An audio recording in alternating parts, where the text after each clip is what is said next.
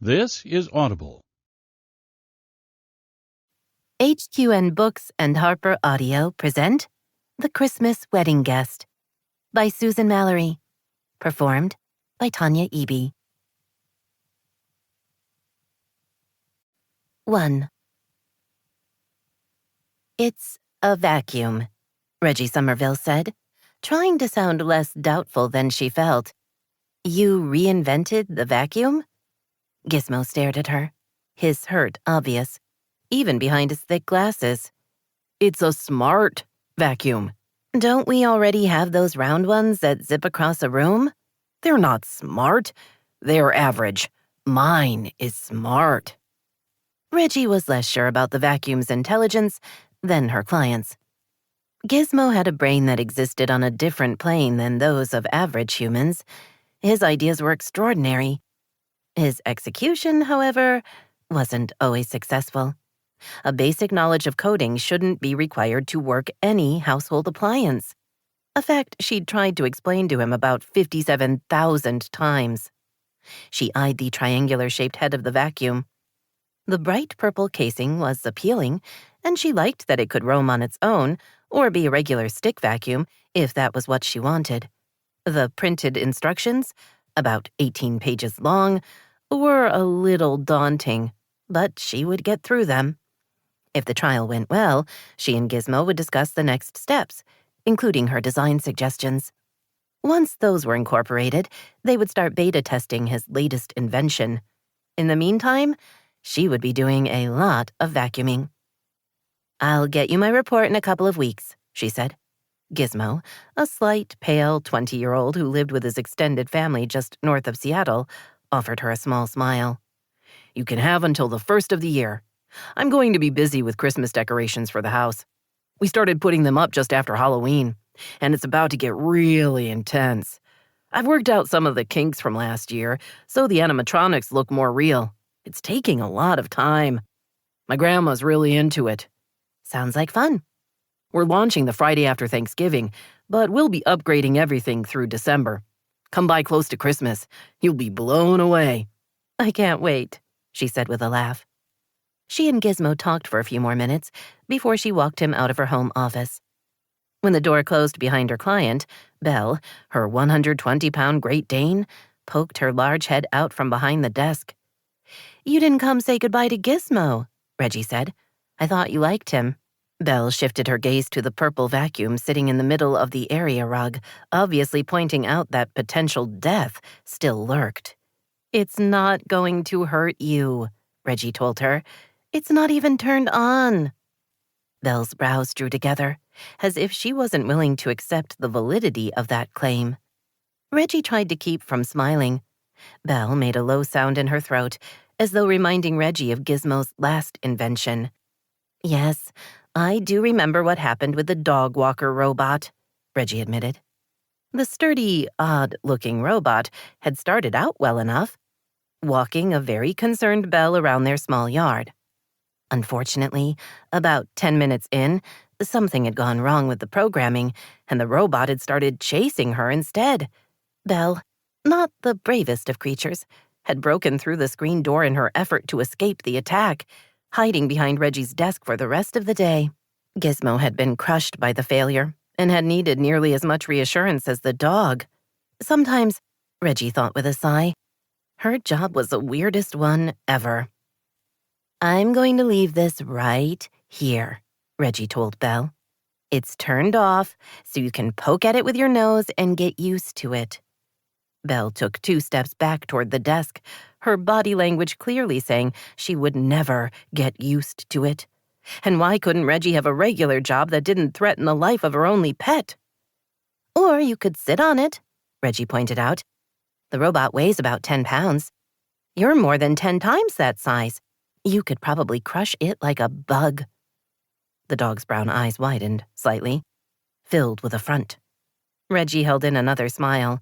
I'm not commenting on your weight. You're very beautiful and way skinnier than me. She settled on the sofa and patted the space next to her. Belle loped all of 3 strides before jumping up and leaning heavily against Reggie. The soft, rose-colored sweater Belle wore to protect herself from the damp cold of mid-November looked good on her dark gray fur. Reggie put an arm around her dog and pulled her phone out of her pocket. A quick glance at the screen told her she'd missed a call. From her mother. She tried to ignore her sudden sense of dread. Not that she didn't love her parents. She did, very much.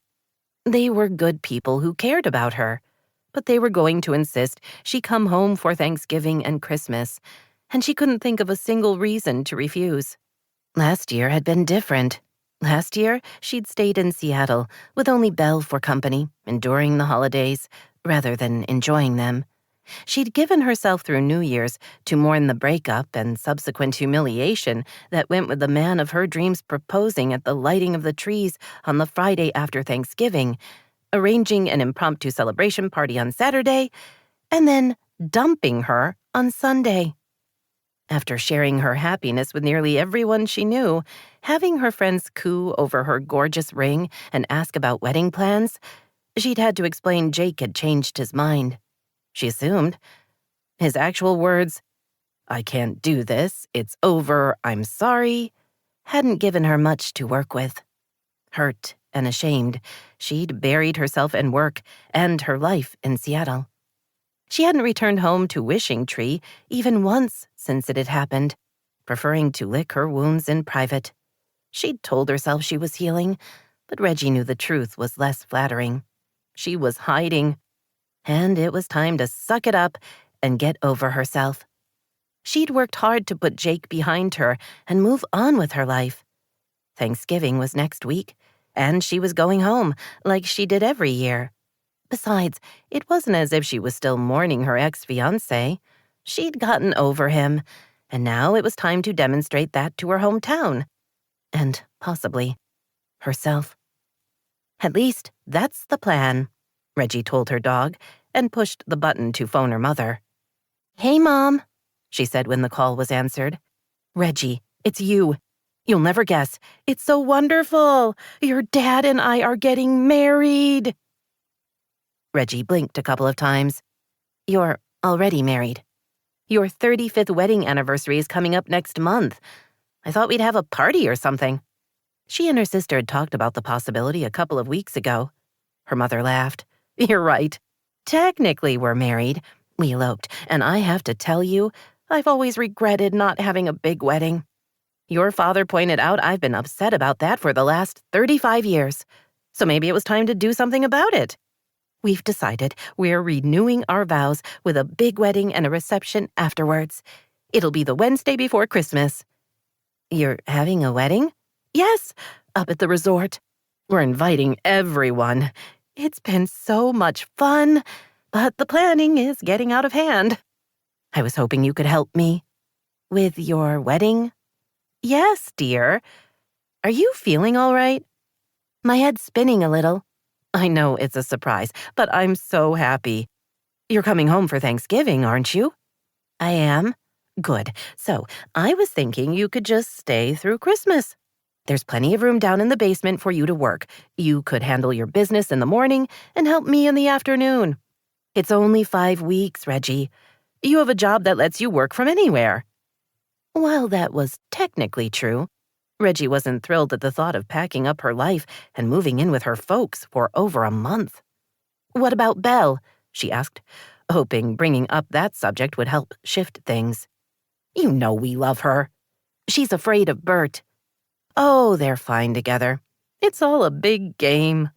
Reggie thought about how Belle quivered with fear every time she saw her father's small dachshund in the room.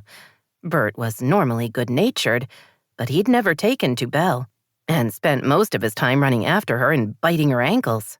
Belle, for her part, tried to keep out of his way, frequently traversing a room by going from tabletop to sofa to chair, often with disastrous results. "I want her to be a flower girl," her mother added. "We'll get her an adorable dress, and she can have a basket of rose petals hanging around her neck." Reggie rubbed her dog's back. "She'd look good as a flower girl. See? Say you'll come home and help me with my wedding, Reggie. I need you." Dena's busy with school, and she's developed terrible morning sickness. I have no idea where she got it from. I was fine with both my pregnancies, but she's wiped out. You've been gone too long. It's time to come home. Almost the exact words Reggie had told herself, minus the wedding guilt. Mom, she began, then held in a sigh. Why fight the inevitable? Once she was home, she would be happy she'd done the right thing. Plus, it was wishing tree at Christmas. Nowhere else in the world came close to that little slice of magic. Sure, I'll be there. Belle and I will drive over the day after tomorrow. I'm so happy, her mother squealed. Thank you. We're going to have fun, you'll see. We haven't had the first snowfall yet. Maybe you'll be home for that, and you can go to the big town party. All right, now that I know you'll be home for the holidays, I have yet another favor to ask you. Reggie wasn't sure if she should laugh or moan. What did you do? Nothing. Really? It has to be something, or we wouldn't be talking about it. Yes, good point. Dena's class is going to do a knitting project for their holiday charity. Normally, I'd be happy to manage it for her, but this year, with the wedding and all, I just don't have time. I was hoping you could do it for me. Reggie closed her eyes. Mom, she began, then stopped, knowing she was going to say yes in the end, so why fight it? Every year, students at the local elementary school came up with several charity projects to do in December. Since Dena, Reggie's older sister, had started teaching there, the family had also gotten involved. For the past couple of years, Reggie's mom had been in charge of that project, organizing supplies and students, paving the way for their good deed. This is why I've avoided coming home, Reggie said weakly. No, it's not. You avoided coming home because Jake Crane was too stupid to realize what he had with you. I hope he spends the rest of his life regretting his decision and fighting a very painful rash. Go, Mom. Her mother laughed. I can be supportive. You always are. Reggie smiled. Fine. I'll be the knitting queen. Wonderful. I'll email you the information you'll need to get up to speed. You're going to have a great time with the kids. In the meantime, be thinking about wedding favors. Something we'll make ourselves, so it will be really special. I was playing with the idea of painted coasters. Or we could make soap. I've always wanted to learn how to do that. We could go botanical or floral. They were going to make soap? You know you can buy really cute little soaps, Mom. They sell them online. I'm not buying the favors. I want this to be a project for us to do together. Anyway, I'll see you soon. Let me know when you leave Seattle so I can start worrying when you're not here on time.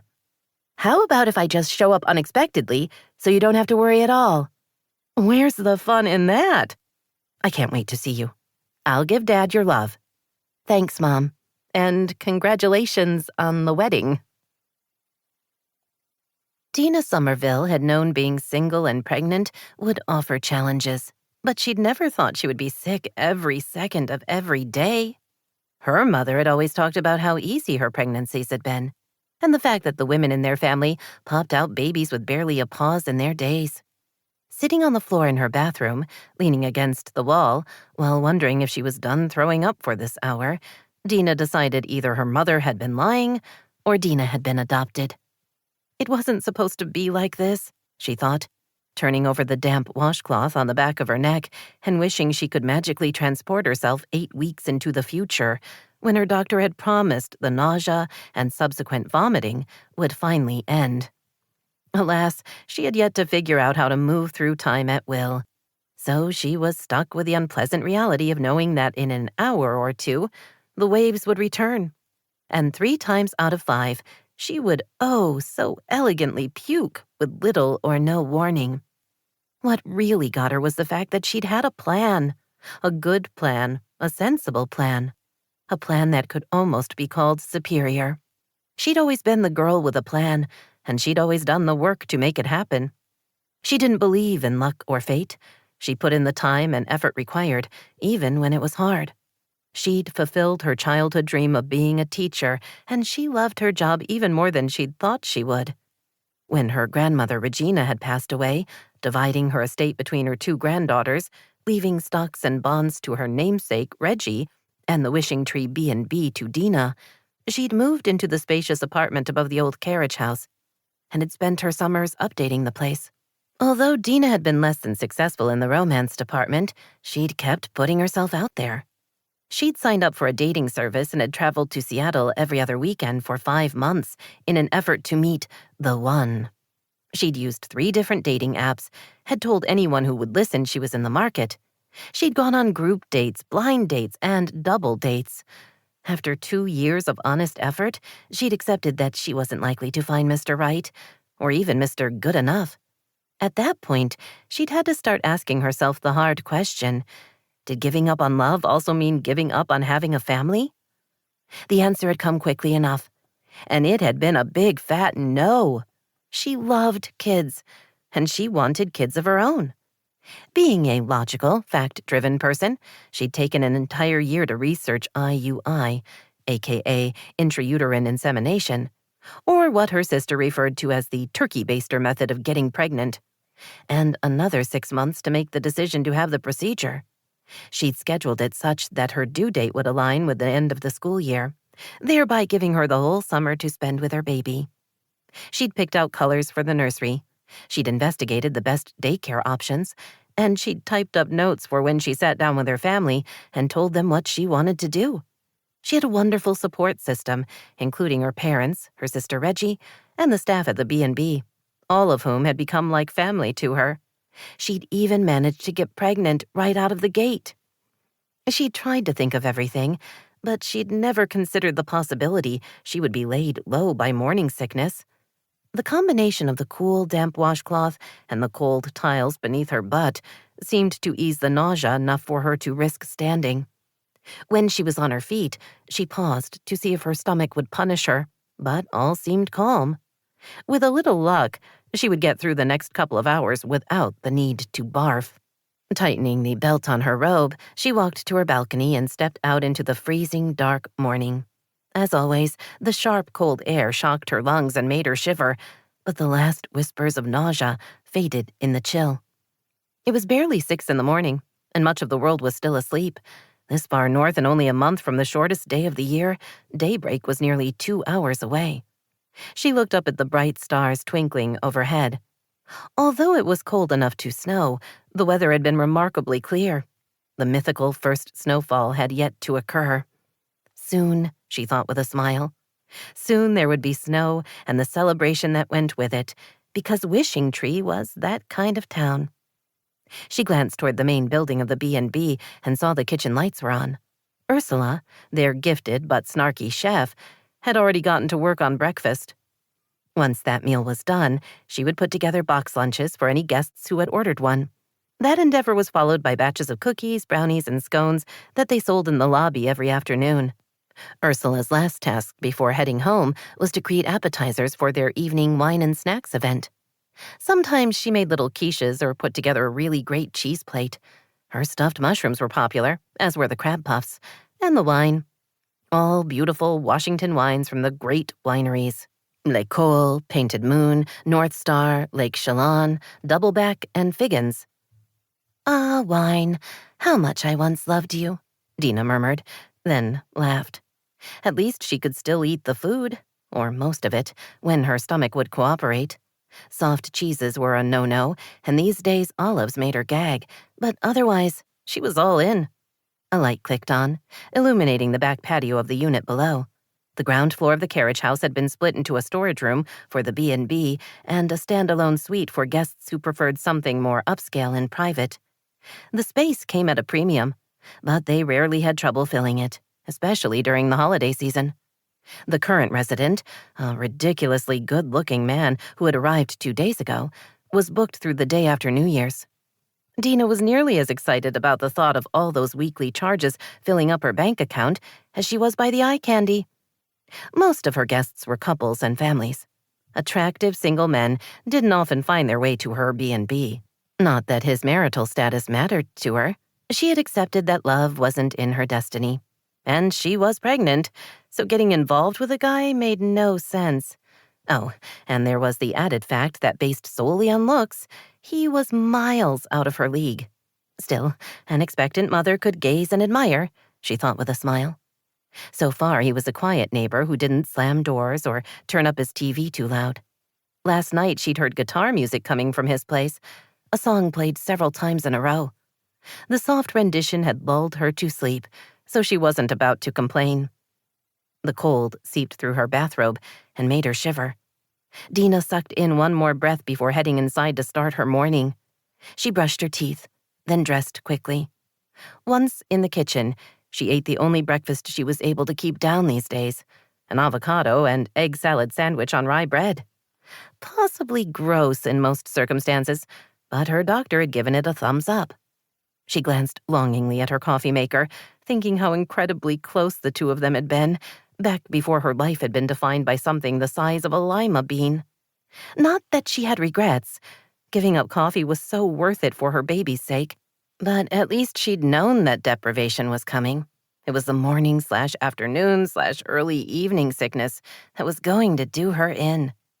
But for now, her tummy was quiet. So she filled her water bottle, retrieved her lunch from the refrigerator, and headed downstairs to her car. If she could get a little cooperation from her body, she was going to have a good day. Mostly because every day she was teaching was a good day. Plus, there were so many things to look forward to. On Friday, she would be announcing the charity project chosen for the third grade class. Then, next Monday, they would have their monthly career day presentation. If she remembered correctly, they were hosting a plumber, a veterinarian, and a Christmas tree farmer. So many possibilities, she thought as she walked to her car. She was, in every way possible, the luckiest person on the planet, and she had the life to prove it. 2. Reggie bent at the knees and hoisted the 50-pound bag of dog food over her shoulder. One of the reasons she'd decided to get a dog a couple of years ago had been to make herself get out of the house to go on walks. Working at home made it easy to get too sedentary. But she hadn't counted on having to incorporate an upper body strengthening routine into her life, simply to handle the bags of dry food she bought for her roommate. On the bright side, now she could easily lift 50 pounds and toss it into the back of her SUV next to the box of presents she'd packed. Belle stood on the porch, watching anxiously.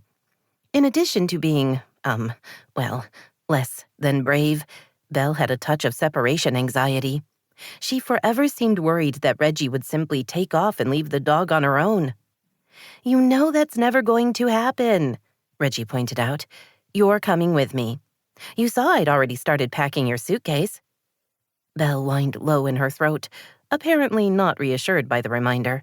Reggie stacked a second bag of dog food on top of the first, then added 3 cases of canned food. She returned to the house to double-check everything was locked up and the furnace turned down to 60. One suitcase was already by the door. She went through the second one on the sofa, double-checking that there were plenty of sweaters, coats, and flannel onesies for Belle. She added a few of her dog's favorite toys and several bags of Greenies treats. Belle licked her lips when she saw the familiar bags. "Yeah, not until we get to Wishing Tree," Reggie said. "Okay, I think that's everything." She closed the suitcase before pulling Belle's pink collar out of her jeans back pocket. "All right, pretty girl, let's get this on you." Belle sat patiently while Reggie fastened it into place. Once that was done, Reggie carried out the suitcases before returning for her coat, her handbag, and her dog. She got Belle settled in the back, confirmed the car reindeer antlers were secured, then got in behind the wheel and started the engine. "We'll stop for burgers on the way," she told Belle. "At that place you like." Belle wagged her tail as she looked out the window. Belle was very much a girl who enjoyed a burger. Reggie drove north out of Seattle. She would take Highway 2 most of the way, before turning off for the smaller highway to Wishing Tree. The town was about 20 miles south of the Canadian border and about 150 miles east of Seattle. She'd already checked the state's Department of Transportation website and knew she would have a relatively easy drive with bare and dry roads the whole way. Thinking about the lack of snow was a nice distraction, but eventually she found herself admitting that she was both happy to be going home and a little apprehensive. Maybe a year was enough time for everyone to forget what had happened to her, she thought. At least Jake wasn't living in Wishing Tree anymore. Paisley, her best friend and source for all the local news, had let her know that Jake had been promoted to manager of one of his family's properties in Colorado after his stint as assistant manager of the resort just outside of Wishing Tree. The promotion had happened right after the first of the year. Although Paisley was often the go-to person for any interesting gossip, in this case, she had insider knowledge. Not only was she firmly on Team Reggie when it came to the breakup, she was also the events manager at the resort. "I'll be fine," Reggie told herself out loud before turning on the radio. She knew she was over Jake, but she had to admit she was glad she wouldn't be running into him. The conversation would be awkward, and she also didn't want anyone thinking she was still missing him. An hour later, she was willing to admit that anticipation at the thought of going home was outweighing trepidation. She'd been silly to stay gone for so long, she thought. She was too strong to let a man come between her and returning to Wishing Tree. Her cell phone rang. Reggie pushed a button on her steering wheel to activate the hands-free function. "Hello? Hey, you. How's the drive?" Reggie smiled as she recognized her sister's voice. "It's easy. Belle saw a deer and tried to jump out the window, but I convinced her to stay inside." "Your windows are open?" Dena asked, sounding surprised. "It's like 28 degrees here." "No, the window's closed. Belle doesn't worry about things like windows and walls getting in her way. You know that." "That's my favorite dog niece. Is her suitcase bigger than yours?" "Kind of, but that's because she's more fabulous than me." "How are you feeling? Still barfing everywhere?" Dena sucked in a sharp breath. "I try to not barf everywhere, as you put it. But yes, I'm still sick." "Mom said her pregnancies were easy. I'm sorry yours isn't the same." "Me too. But hopefully in a few weeks, the all-day morning sickness will start to ease. I'm also tired a lot. I nearly fell asleep in class yesterday. That's supposed to pass too." "There's a lot of passing in pregnancy," Reggie teased. "I didn't know that." "Me either, but hey, we're learning together." "I'm excited about the knitting project." Reggie watched a truck come up close behind and then zoom around her. As she was going exactly 4 miles over the speed limit, she waved at the guy and wondered if she would see him getting a ticket a few miles up the highway. "Are you sure you want to take it on?" Dena asked, sounding concerned. "It's a lot of work. I could—" "No, you couldn't," Reggie said, interrupting her sister. "Dena, you teach full-time, you manage the B&B, and you're pregnant. Don't you think that's enough? I've read over the material Mom sent, and I'm happy to step in while she's busy with planning her wedding. Besides, it'll be fun, and my good deed for the holidays. I've been practicing with the circular loom I bought. The kids are going to have a great time. Thanks for helping my class." "Not a problem." "Some of the parents will be joining the sessions," Dena said, her voice slightly tense. "We'll talk about that when you get here. The more people who help, the more hats and scarves will get done. I think the parents joining in is a good thing." "We'll talk later," Dena repeated. "Sure. Just don't tell Mom I already left. I don't want her worrying about me on the drive." "What? Our mother worry?" Dena laughed. "When has that ever happened? By the way, she can't decide if she wants us to be bridesmaids." Reggie winced. It's her wedding and she gets to say what happens, but I'm a big fat no on the topic. "Me too. I'd be worried about the whole throwing up thing." Reggie grinned. "That would change the mood of the happy event." "Yes, and none of us want that to happen. Are you really okay about coming home?" The change in topic was unexpected enough that it took her a beat to catch up. "It's past time. I love being home for the holidays. I'm not going to let what happened a year ago keep me from spending time with my family." "That's a good attitude. How much of it is fake?" "About 40%. "That's still pretty good." Her sister's voice turned teasing. "Want me to ask around, see if I can find some nice guy looking for love? Dean's still single, and he's yummy looking." "Thanks, but no. Dating my ex's best friend would be weird." "Oh, right. Sorry. Not a good suggestion." Reggie laughed. "It's okay. Even if I ignored the BFFs with Jake thing, I've dated nice guys nearly all my life. I want to try someone a little bad. In part for variety, and in part because when he breaks my heart, it won't be such a surprise. Maybe it would work out and you'd live happily ever after. Uh-huh, because that happens every day. Reggie saw flashing lights up ahead and moved to the far lane as she passed the speeding truck, now pulled over by the highway patrol. Karma, she thought with a smile. How could anyone not believe? I'll see you soon, Reggie said. Yes, you will. I love you, Belle. Belle woofed at the sound of her name. Make your mom stop for burgers, Dena added. Reggie smiled. It's already the plan. Love you, sis. Love you too. Toby Newkirk considered himself a fairly together guy. He had a successful business that employed over 2,000 people across the western United States. He had an 8-year-old son who was happy and smart and had plenty of friends. He had a nice home, and he took care of his grandmother.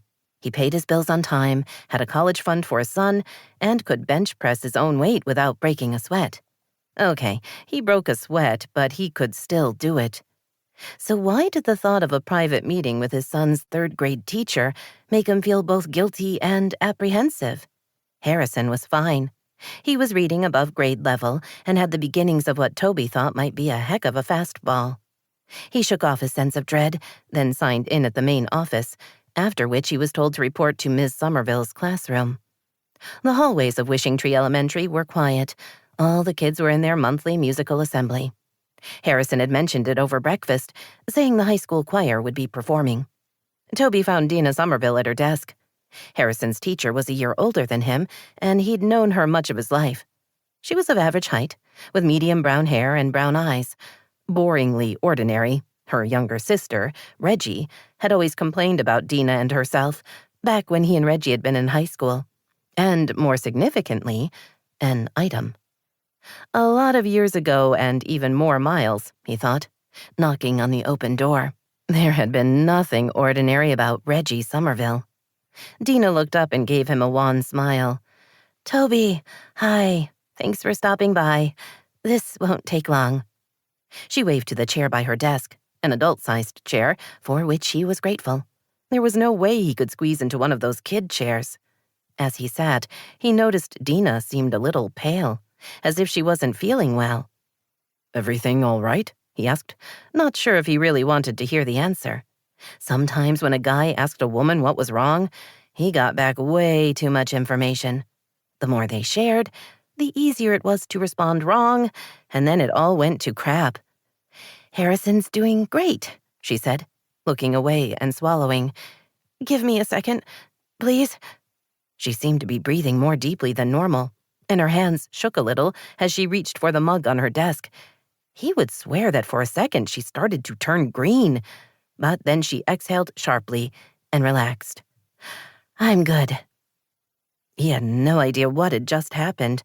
All he knew for sure was he wanted to be far, far away, the instinctive male need to bolt when something female-based and uncomfortable happened. Instead of running, a response that was both wrong and cowardly, he stayed where he was and waited. Dena gave him a relaxed smile. I wanted to let you know that Harrison's idea was chosen for our holiday project. I'll tell the students on Friday. All the third graders will be using circular looms to knit scarves and hats for children in need. We'll start work the Monday after Thanksgiving, and we have 3 weeks to get them done and delivered. That's not a lot of time. I know, a problem we face every year.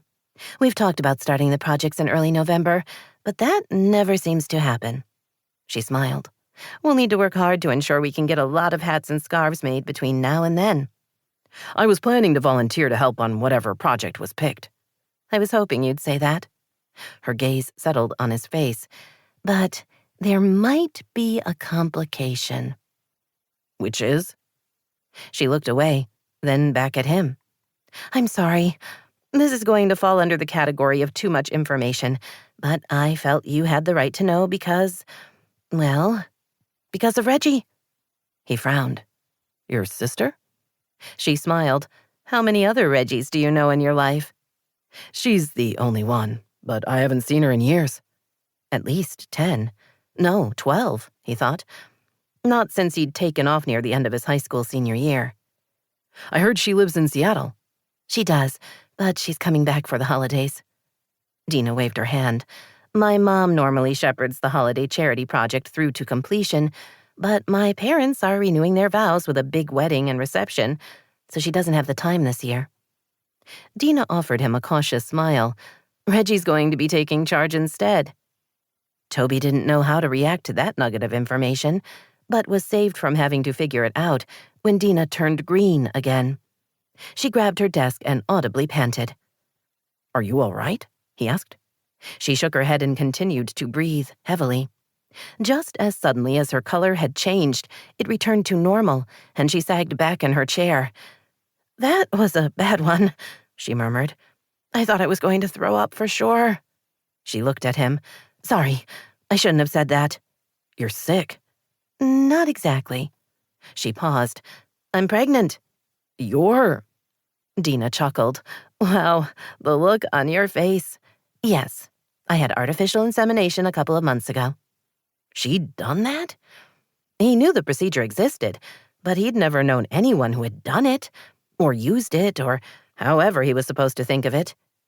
And now you're sick? According to my doctor, the nausea will pass in a few weeks. Until then, I'm scaring a lot of people. Me included. Sorry, she smiled at him.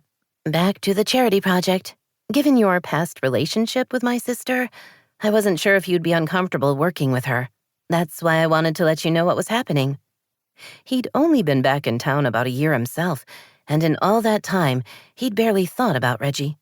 He heard a few things, like where she lived and the fact that just when he and Harrison had moved here, she and Jake Crane had gotten engaged and broken up, all in the space of a weekend. Dena, that was a long time ago. I doubt Reggie even remembers who I am.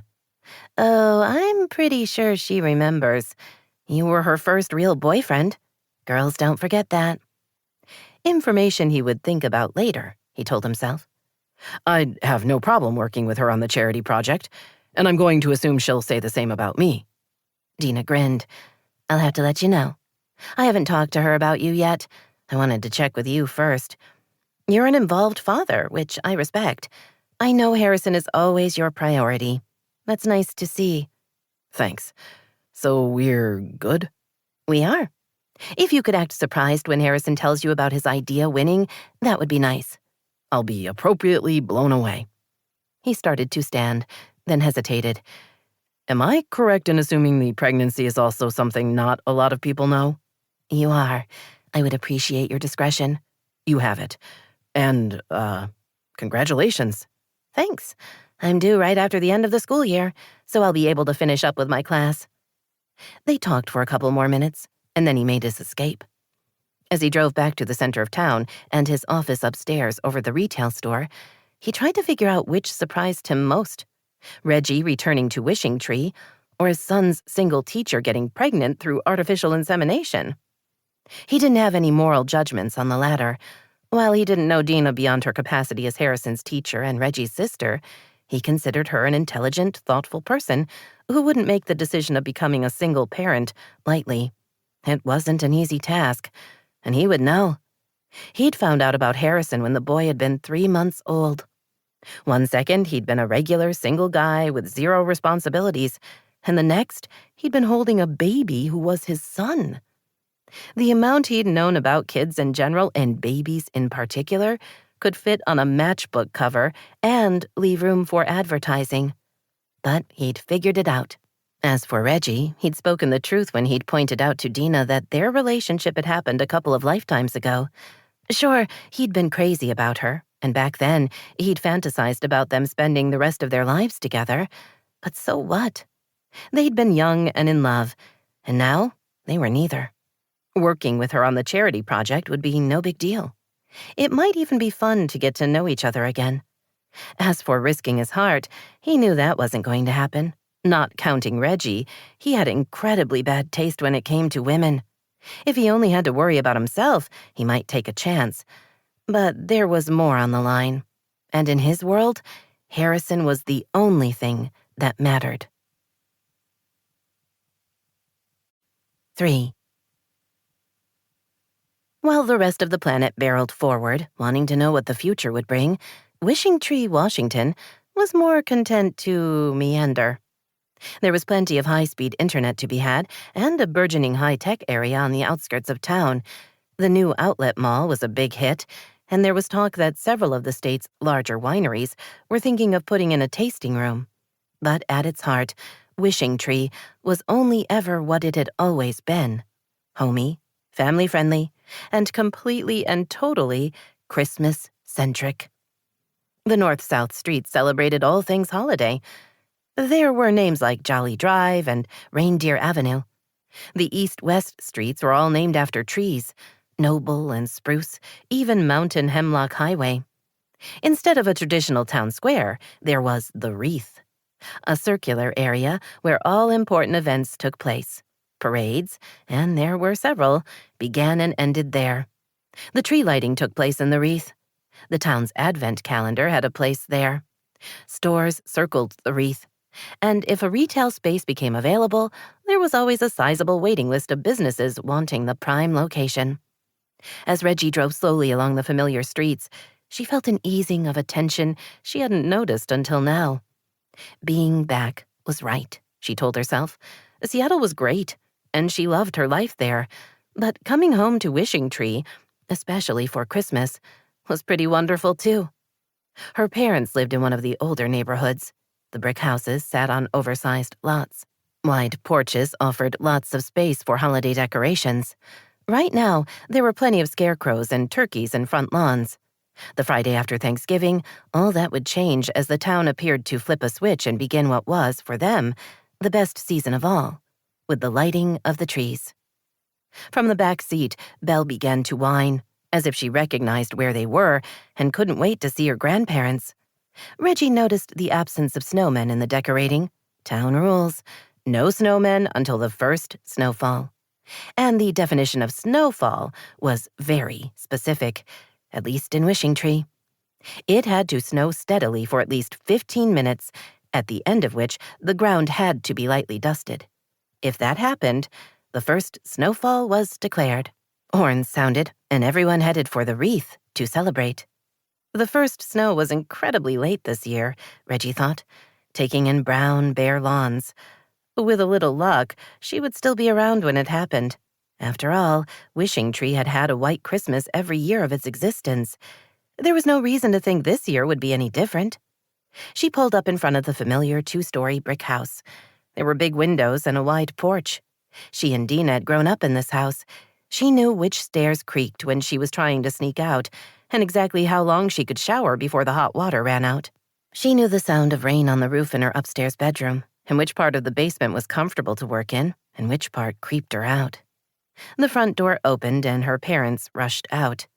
Belle nearly went through the window in her eagerness to get outside and greet them.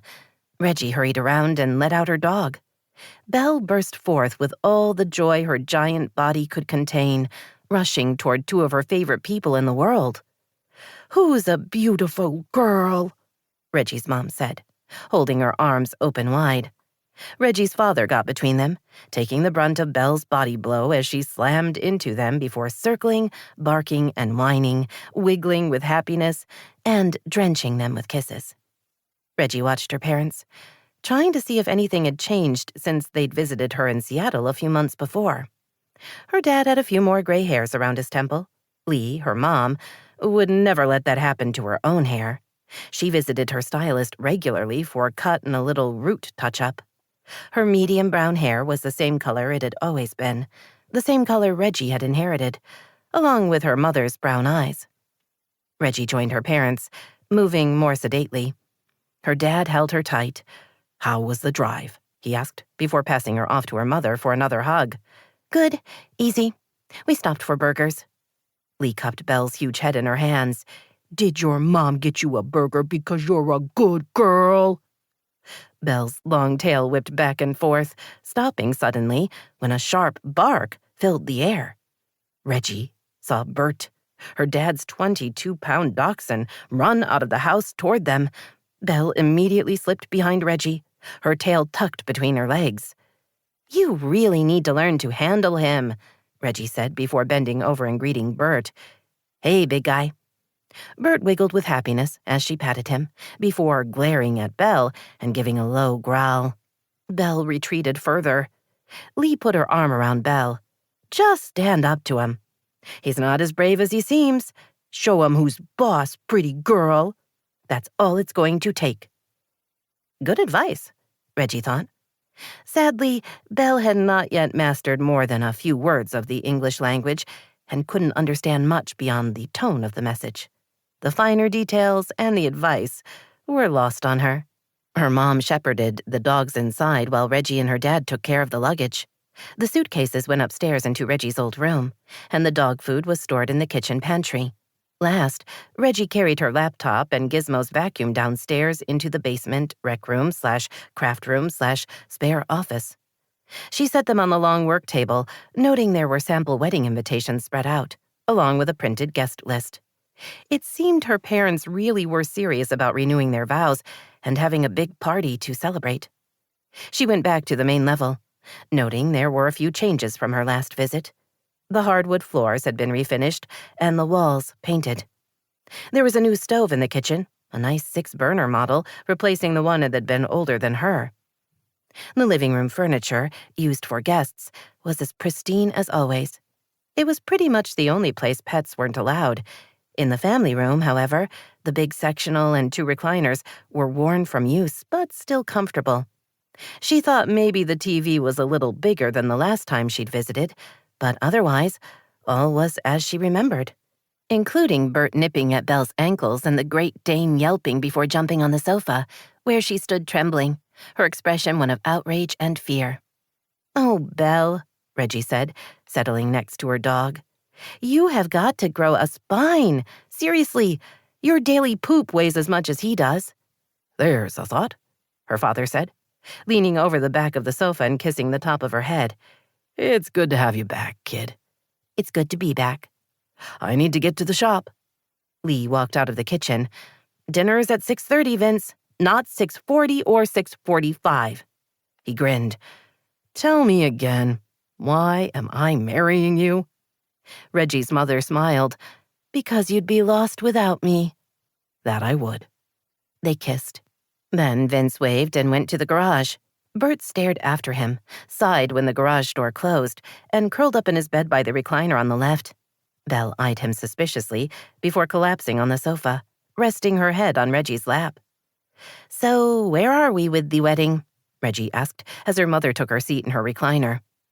"Sometimes I think I'm organized, and other times, I'm not sure. Dena and I were discussing the bridesmaid issue yesterday. She mentioned that. Mom, it's totally up to you. If you want us to be bridesmaids, then we're in. If you don't, we're fine with that. Thank you. I'm leaning toward no. It's not as if this is a real wedding." Reggie nodded, trying not to show her glee. "But you still want Belle to be your flower girl?" "Of course. You'll need to make her a dress. Something pretty with lots of lace, and maybe a train." "A train might scare her, Mom. She could think she was being chased." "All right, then just a pretty dress in either red or green." Reggie stroked Belle's face. "We'll put you in red because that looks good on you, doesn't it?" Belle slapped her tail against the sofa. "Do you want to have a wedding shower?" Reggie asked. "No, I'm too old. And no gifts." "People might want to bring something." Lee waved her hands. "Have them donate to the town benevolent fund in our name. It's not like your father and I need anything. We're fine with what we have. We just want a big party. And a wedding." Her mother smiled. "Yes, and a wedding." Reggie went upstairs to unpack. Belle followed, glancing around anxiously, as if expecting Bert to burst out from around a corner and attack her. "You're fine. He zonked out by the recliner," Reggie pointed out. Belle's worried expression didn't relax. Reggie led the way to her old bedroom. It had been updated the summer she'd come back from her first year of college. The pale blue walls were restful, and she'd packed up her high school memorabilia, leaving the shelves and surfaces mostly empty. Belle walked over to the huge bolstered dog bed in the corner and sniffed. "He hasn't been on there," Reggie told her. "Mom keeps the door closed." Belle didn't look convinced and sniffed every inch before finally settling down. Reggie unpacked Belle's things first. She stacked her dog's coats, booties, and scarves on the landing by the stairs and put her pajamas in a drawer in the larger dresser. She'd just put her own suitcase on the bed when she heard footsteps on the stairs and a familiar voice calling, "You made it." Belle leaped to her feet and hurried out to greet Dena. Her tail whacked Reggie in the thigh, causing her to jump and cry out. "That's going to leave a bruise," she muttered, following her dog to greet her sister. They hugged. Reggie looked at Dena's pale face. "How are you feeling?" "Less barfy this second, which is always nice." "You don't look pregnant." "Not yet," Dena said, heading into Reggie's room and collapsing in the chair by the small desk. "I was going to keep the whole thing a secret until I was 3 or 4 months along, but with me throwing up, I've had to tell people I'm pregnant, not sick. I hate it when my plans get messed up." "You can't plan for a baby." Dena grinned. "You can if you try hard enough. So, you're back. How does it feel?" "It's too soon to tell, but mostly good. I've decided I was being ridiculous thinking people would care about my personal life. It's been a year, and Jake's gone, and no one's going to say anything." Dena glanced away, then back at her. "What?" Reggie demanded as she opened her suitcase and picked up a stack of bikini panties. "You're right about Jake. No one's going to care. But the thing is, I'm not sure they won't still be chit-chatting about you." Reggie slid the underwear into the drawer. "What are you talking about?" "I didn't want to mention this before, when you were dealing with the breakup, but Toby moved back to town about the time you and Jake ended things." Reggie's first thought was they hadn't ended things. Jake had dumped her with zero explanation. But as her sister's words sank in, she realized that wasn't exactly the point. "Toby as in Toby?" she asked, sitting on the bed. "The Toby I dated in high school?" "That would be him." "Yes." Toby. She hadn't thought of him in forever. He'd been her first love, her first boyfriend, her first everything.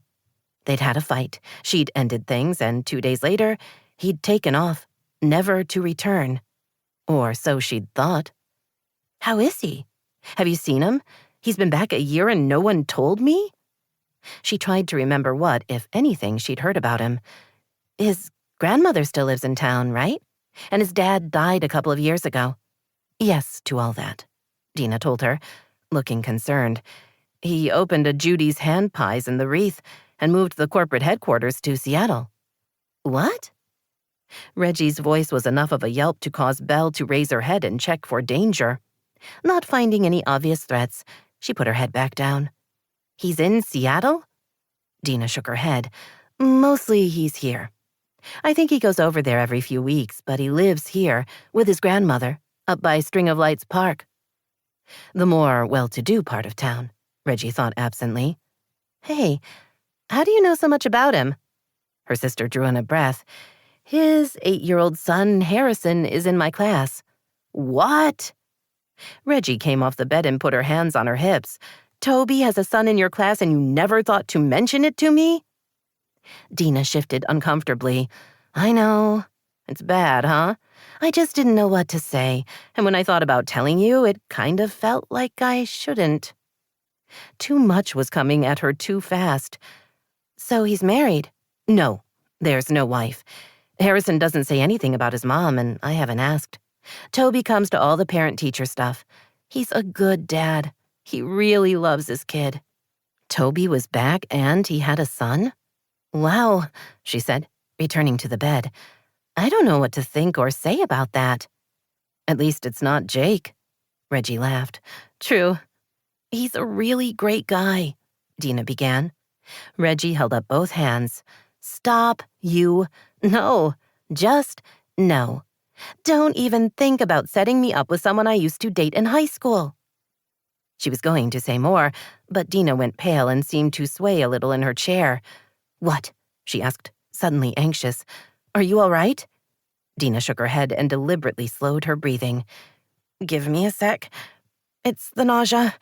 Hopefully it'll pass." "There's a trash can right there," Reggie said helpfully. Dena managed a slight smile. Thank you. So thoughtful. I try. She continued breathing deeply for a few seconds, then relaxed. Okay, I'm better.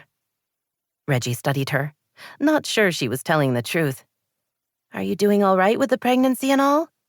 Dena's mouth twisted. If you're asking if I'm having second thoughts, then no. But I will admit being pregnant is harder than I anticipated. I thought I'd come up with the perfect plan. You know what they say about God and having plans? They make him laugh. I've always thought God would be happy about my planning. It means less work for him. Reggie laughed. Okay, good point. How can I help? There's nothing much to do while I gestate. Oh, but I do appreciate you taking over the charity knitting project for Mom. If you hadn't agreed, I would have had to. Holy crap! Reggie sprang to her feet. Harrison's in your class. I'm going to be working with Toby's son. Dena cleared her throat. Yes, well, more than that. Toby's one of the parents who is, helping out. No, Reggie thought firmly. Not happening. Why not? According to you, he's just some guy you used to go out with. Don't use my own words against me, please. Dena grinned. Where's the fun in that? Her smile faded, and her tone grew cajoling. Come on, you'll be making hats, and they're for homeless children, by the way. Children who don't get enough to eat and are cold. Don't try guilting me into not wanting to throw a little hissy fit here. Reggie took several sweaters out of the suitcase and crossed to the closet, where she put them on a shelf. When she turned back to her sister, she said, I'll work with Toby. I'm sure it will be fine. What's the big deal? We're both grown-ups. I barely remember what he looks like. Dena gave a slightly wicked laugh. Oh, you'll recognize him. And for the record, he looks good. It's Christmas trees, Micah Ruiz said, staring out at the rolling hills covered with trees. Hundreds of trees. No, he corrected. Thousands. Tens of thousands.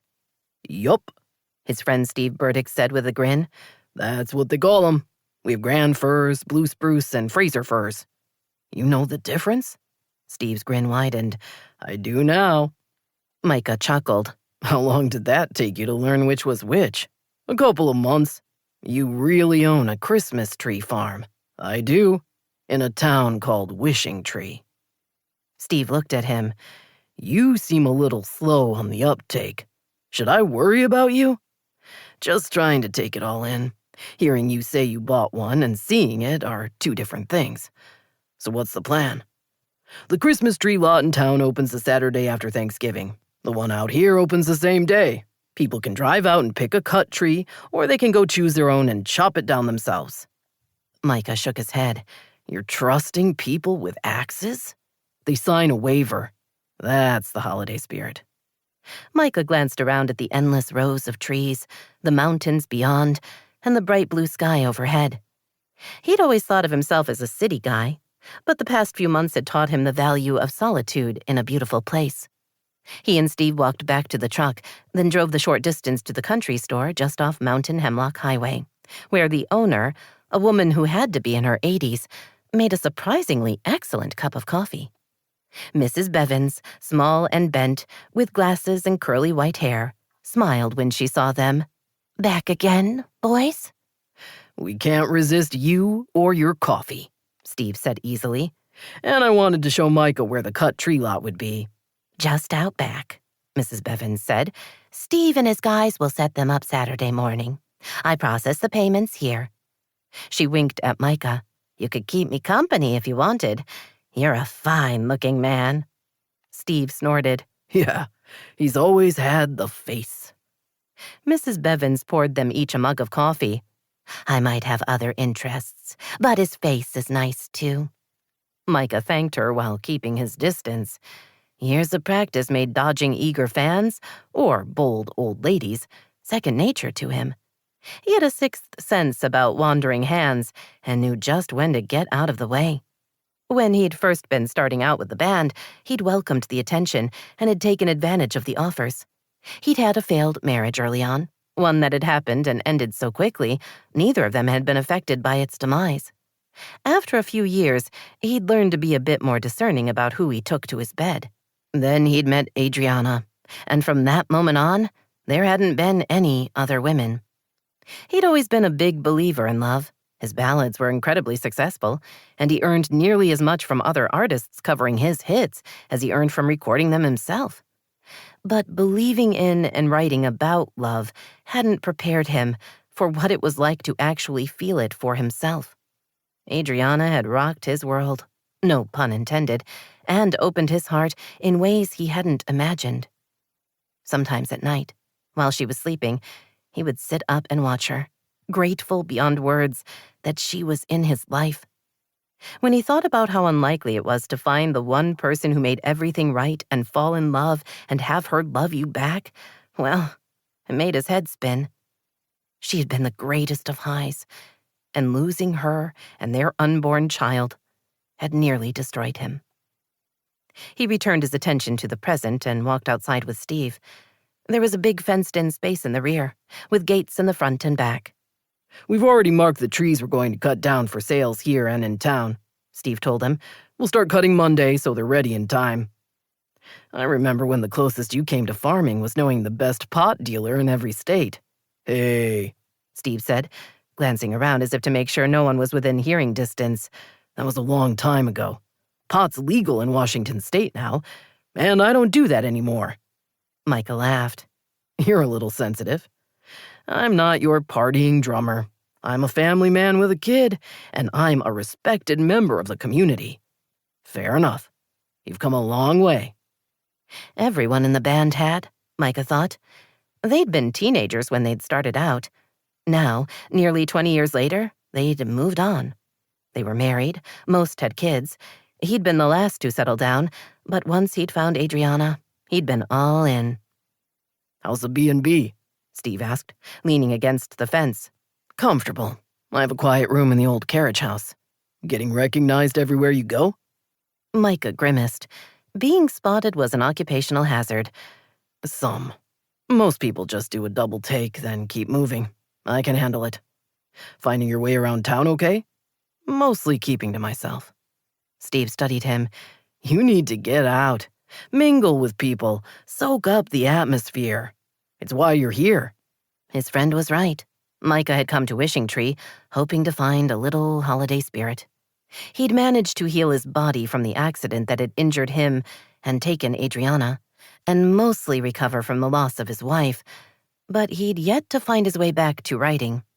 In the past year, he hadn't so much as come up with a refrain, let alone an entire song. He'd tried writing alone and with a writing partner, but neither had produced anything. He'd always done well with holiday-themed music and hoped hanging out in a place known for celebrating the season would help him jumpstart his creativity. It had to work, he thought fiercely. He was done performing. He was nearly 40 and more than ready to let the kids have all the fun on stage. But writing, composing, that was different. That fed his soul, and his inability to create left him feeling frustrated and worthless. "In the meantime, I need a favor," Steve said. Micah looked at him. "Sure, name it." "Monday is career day in Noah's class, and I'm supposed to be there. There's no way I can get the tree lots up and running and show up for that. I talked to Noah, and he's fine with having you instead." Noah was Steve's 8-year-old son. While Micah would gladly rush into a burning building to save the kid, he was less sure about speaking at career day. "What am I supposed to say to them?" Micah asked, sounding doubtful. "Nothing about being a rock star is wholesome. Talk about songwriting, how you came up with Moonlight for Christmas. Play a couple of your greatest hits. The presentation is maybe 15 minutes. You can wing it." Micah wanted to say no. He hadn't been in front of a crowd for nearly 4 years, not since he'd married Adriana. The closest he'd come to sharing was at the grief group he'd joined after he'd lost her last year. But Steve and the rest of the band had been there for him in the almost 6 months it had taken him to recover physically from the accident. Since leaving the physical rehab facility, he'd been hanging out with one or the other of them, avoiding his home back in Malibu, restlessly searching for a way to return to songwriting, and figure out how to be happy again, assuming that was possible.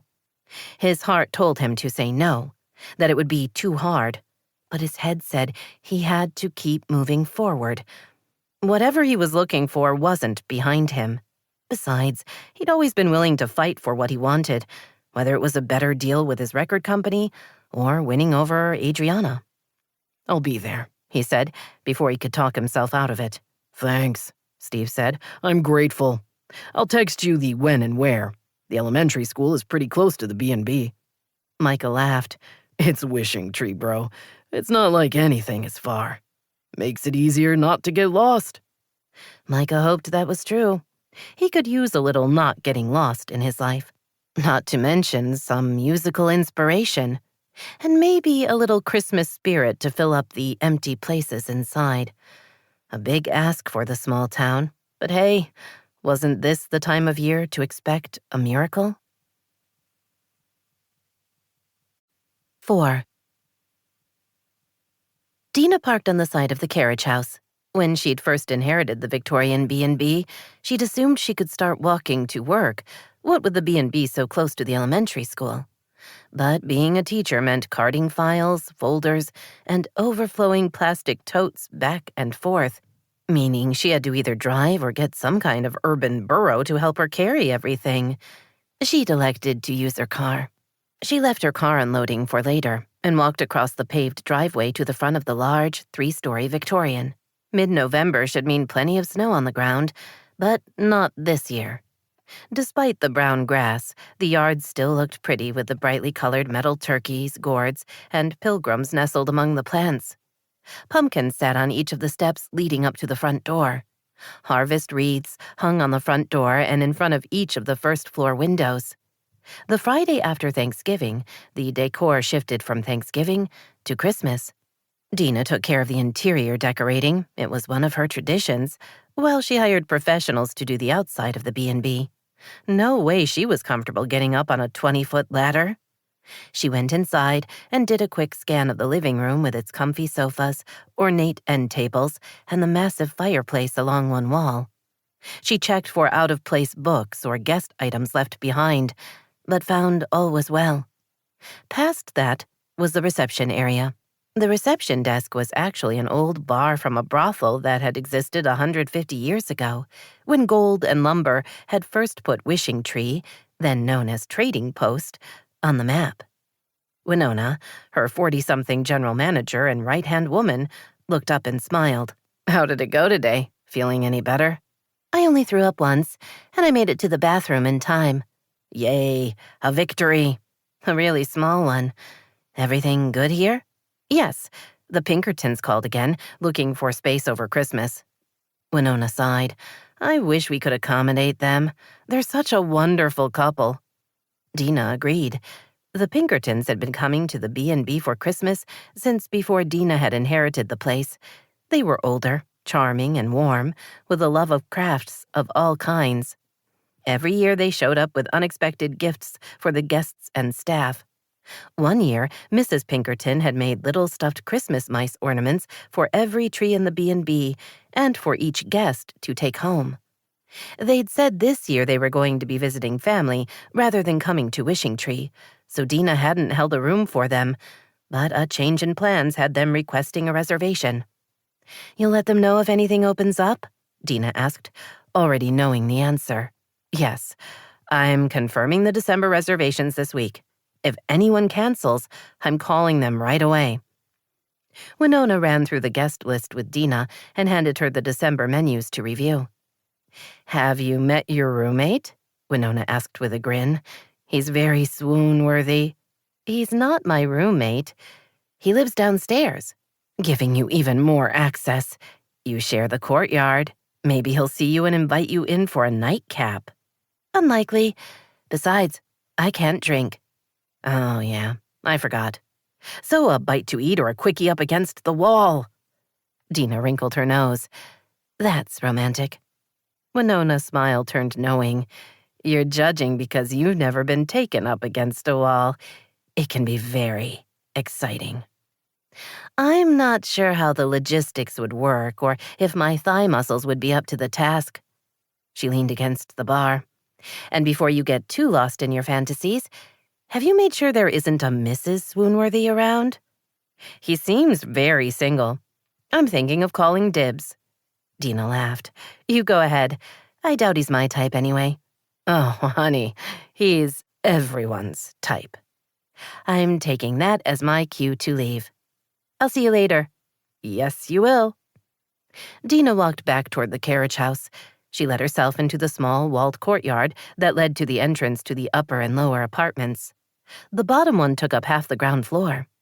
Her upstairs apartment covered the downstairs unit and the storage area, giving her 2 spacious bedrooms, 2 bathrooms, and a small study. The corner kitchen had lots of light, and there was even a small fireplace in her living room. She'd just fished her key out of her handbag when she heard a low male voice say, "Hello, I think we're neighbors." Dena turned and saw the mystery guest standing just inside his open front door. He was, as she and Winona had discussed, completely and totally swoon-worthy. About 6'2" or 3", with dark hair and piercing blue eyes. His jaw was square, his shoulders broad. He was lean and strong at the same time, and his smile was whatever was better than perfect. Hi," she said, wondering how exactly one did it up against a wall. It sounded uncomfortable to her, but if the man in front of her was doing the asking, she was willing to risk the... She had to get a grip. She pulled her mind back to the present moment and walked toward him, hand outstretched. "I'm Dena Somerville. Welcome to the Wishing Tree B&B. "Micah Ruiz." They shook hands. As she felt the heat of his skin against hers, she was fairly sure she experienced a jolt all the way up to her elbow, a kind of tingly, zippy buzz that made her want to step a little closer to find out if he smelled as good as he looked. Horrified by her wayward thoughts, she deliberately pulled her hand free and took a half step back. "Is your room all right?" she asked, striving for what she hoped was a welcoming yet professional tone. "Do you need extra towels or anything?" His dark eyebrows drew together just enough to make him look delightfully quizzical, yet thoughtful and incredibly handsome. "Why would you ask that?" "What? Oh," she laughed. "Sorry, I'm the owner." "So you have access to the good stuff." She glanced over her shoulder and lowered her voice.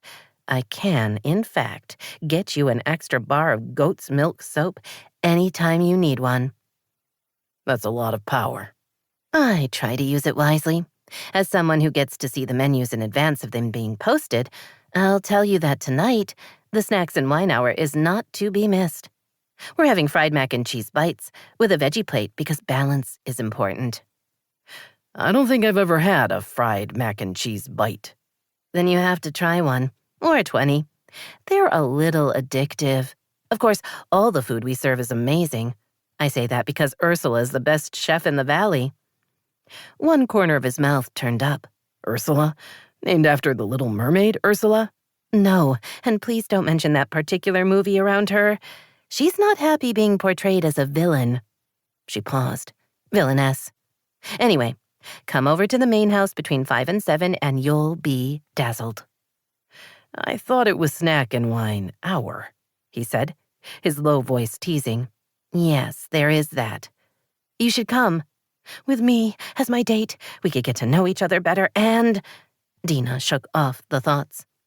Later, she would read one of her pregnancy books and find out if there was a mental component to the gestating process. She gave Micah a quick wave before retreating. Once she was safely upstairs and in her apartment, she set down her handbag on the entry table and wondered why Micah hadn't been one of the guys to show up on her dating app. Back when she'd been doing the dating thing, she would have said yes to him in a heartbeat. Of course, she was merely ordinary, and had he seen her picture as a possibility, he would have no doubt passed her by. Alas. She lightly pressed her hand to her belly. "Not to worry," she told her lima bean. "No dating for me. You're all I need in my life, and I say that with love rather than to pressure you." Toby carefully used the hook to bring the yarn up and around on the circular loom he'd bought at a local craft store. The charity project was starting in a little over a week, and he wanted to be proficient enough to help teach the kids what to do. One of the advantages to being the CEO of his own company, he thought humorously, was that he could work on crafts in the middle of the afternoon if he wanted to. Satisfied with the 3 rows he'd completed, he stored the loom in a desk drawer. He would take it home with him tonight to work on over the weekend. Harrison had said he wanted to practice as well, and even get a start on making a hat or 2. His son wanted this to be the best charity project the 3rd grade class had ever done. His son had a big heart, Toby thought, moving his mouse to wake his computer. He was a sweet, caring boy with an easygoing nature. Given the family genetics, Toby knew he'd gotten lucky in that respect. Things could have been a lot different. He looked at the spreadsheet in front of him, but instead of reviewing the numbers, he found himself thinking about the past. Probably because of what Dena had said about Reggie coming back. He hadn't thought about her much in years. But in the past couple of days, she'd been on his mind, along with a lot of things he'd done his best to forget. Toby's father had been a mean drunk, and not much more pleasant when he was sober. Toby had been a troubled teenager, only relaxed and comfortable on the football field. Academics had never interested him, and he'd rarely found a rule he was willing to follow. If he'd grown up in a town big enough to have a tough crowd, he would have run with them. But in Wishing Tree, there hadn't been any really bad kids. Still, he'd had a reputation. One that Reggie Somerville had ignored, he thought, remembering how she'd shocked the hell out of him the spring day she'd walked up to him as he stood by his locker. She'd had on her cheerleader uniform, with its short skirt and tight sweater. Back then, she'd worn her brown hair in a high ponytail that had bounced with every step. A sophomore to his junior, she'd looked him right in the eye before saying, "You should ask me out sometime." That was it. A single sentence that had rocked his world and muddled his brain. He'd been unable to speak or move. He'd just stared at her until she'd given him a smile and turned and walked away, her skirt swinging and ponytail bouncing. Later that afternoon, he'd finished PE about the time she'd finished her cheerleader workout. As if pulled by gravity, they'd met by the waist-high chain-link fence that divided the field. He'd tried to act cool and was sure he'd failed. Still, he'd managed to ask her out for Saturday night. "I'd like that," she'd told him. "Your parents going to approve?" She'd cocked her head, as if considering her answer. "Probably not, but they won't say I can't date you, and they'll tell me to be careful." She started to turn away, only to face him again. "You're going to come to the door to pick me up, and then you'll come inside and meet my dad." The smile returned. "He sounds a lot meaner than he is. Just be respectful. Tell him you won't drink or speed and that you'll have me back 5 minutes before my curfew." "That's a lot of rules. I'm not a guy who plays by the rules." The smile had never wavered. "You're not as tough as you think, Toby Newkirk. You pretend not to do what's expected because you're bad, but the truth is, you're waiting to find someone who cares enough to make you do the right thing. That would be me." She'd walked away then, just like she had earlier that day. He'd shown up when she'd said he would, had suffered through a 15-minute interrogation from her father, and had brought her safely home 10 minutes before curfew. And that had been it. For the next year, he and Reggie had been a couple. Attraction had grown into genuine love, and through most of his senior year, she'd been the one he turned to when things got so bad at home, he had to worry about hiding the bruises. It had all come to an end the week after their senior prom, he thought now, knowing time had blunted the pain of the last time they'd spoken, but not his regret for his part in it. He'd hurt her, and in her mind he'd betrayed her. That it hadn't been on purpose hadn't mattered, not to her. He supposed now it was just old news to her, but not back then. He remembered her tears as she told him it was over. 2 days later, his father had surprised him in his sleep, coming at him with a baseball bat. Toby had managed to get in a couple of blows, enough to disorient the old man and allow Toby to escape. Faced with the reality that if he stuck around much longer, his father would kill him, he'd taken off with the idea that he would never come back. He'd been angry, hurt physically and emotionally, and brave in the stupid way of 18-year-olds who think they know everything. Nearly 12 years later, here he was, back where he'd started, older, wiser, and a whole lot clearer on what was important. He glanced at the clock, then stood and stretched. Harrison was due to stop by the store on his way home, and Toby would take a few minutes to greet him, as he always did. The corporate offices of Judy's Hand Pies, Inc. were located just outside of Seattle. Toby drove over every 3 or 4 weeks to meet with his senior staff. The rest of the time, he worked remotely from Wishing Tree. His second-floor office was plenty big, and he liked being in the middle of town. Downstairs was the Wishing Tree branch of Judy's Hand Pies, complete with a small test kitchen and, in the summer, an outdoor eating area. He made his way to the main floor and entered through the kitchen. Shay Harper was busy helping a customer. "Hello, Mrs. LaBella," Toby said when he caught sight of his former chemistry teacher. "How are you feeling today?" "Excellent as always, Toby. My daughter is bringing her family over for the weekend, and I want plenty of hand pies for them to snack on." Mrs. LaBella had never been a fan of his in high school. She'd rightly assumed he could do well in her class, if only he applied himself. He'd resisted anything that resembled studying and had only passed because Reggie had been disappointed by his string of D grades. Just to make her happy, he'd worked enough to get C's in all his classes, except for advanced algebra, where he'd accidentally gotten a B. One of the disadvantages of small-town living was knowing practically everyone by name. When he'd first returned, Mrs. LaBella had offered little beyond a stern greeting and a sniff. But over time, he'd won her over. Well, he hadn't. Harrison had. His former chemistry teacher took her box of pies and left. Shay waited until the door closed behind her before saying, "I don't get it. The seasonal turkey hand pies do really well, but it's turkey, stuffing, and vegetables, which is exactly what we'll all be eating next week. Why are people buying them when they'll have the same meal in a few days?" He reached for one of the pies himself. "Anticipation. It helps set the mood for the holiday. We'll sell them through Sunday, then pull them from the menu until 2 weeks before Christmas." Retail is weird. Retail is about managing inventory and fulfilling wants. Shay, his newest hire and a recent resident of the town, grinned. "Are they going to be covering that in my marketing class next semester?" They are, but they'll call it something different. He split the pie and handed her half. As she took it, her engagement ring caught the light. Shay hadn't just moved to town. She'd also found love with Lawson Easley, a returning soldier. Shay nibbled on the hand pie. "It's really good, but I still don't get why people want to eat turkey and stuffing a week before Thanksgiving." And yet they do. "Based on your anticipation logic, then why not a hot dog hand pie right before Memorial Day?" He chuckled. "We've tried, but we can't get the flavors right." "You're probably using the wrong relish." "Maybe." The door to the store opened and Harrison burst in, his great-grandmother at his heels.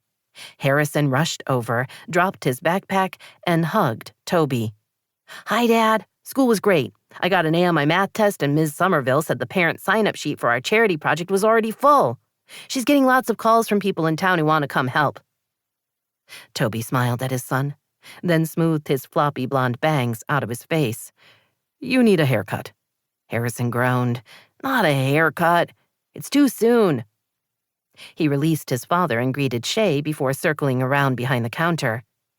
"May I have a hand pie, please?" "Sure," Toby told him. "Let Shay get it." "He's so polite," Grandma Judy said with a laugh. "You were never that polite." "I was too busy getting into trouble." He spoke easily, even as he studied his grandmother. He'd never planned to return to Wishing Tree, but after his father's death, Judy had aged seemingly overnight. He'd worried about her living alone and knew asking her to leave her hometown would be too hard on her, so he'd joined her here. It had taken 6 months to relocate the corporate headquarters from Austin to Seattle. He'd bought a big house out by String of Lights Park, choosing one on a quiet cul-de-sac.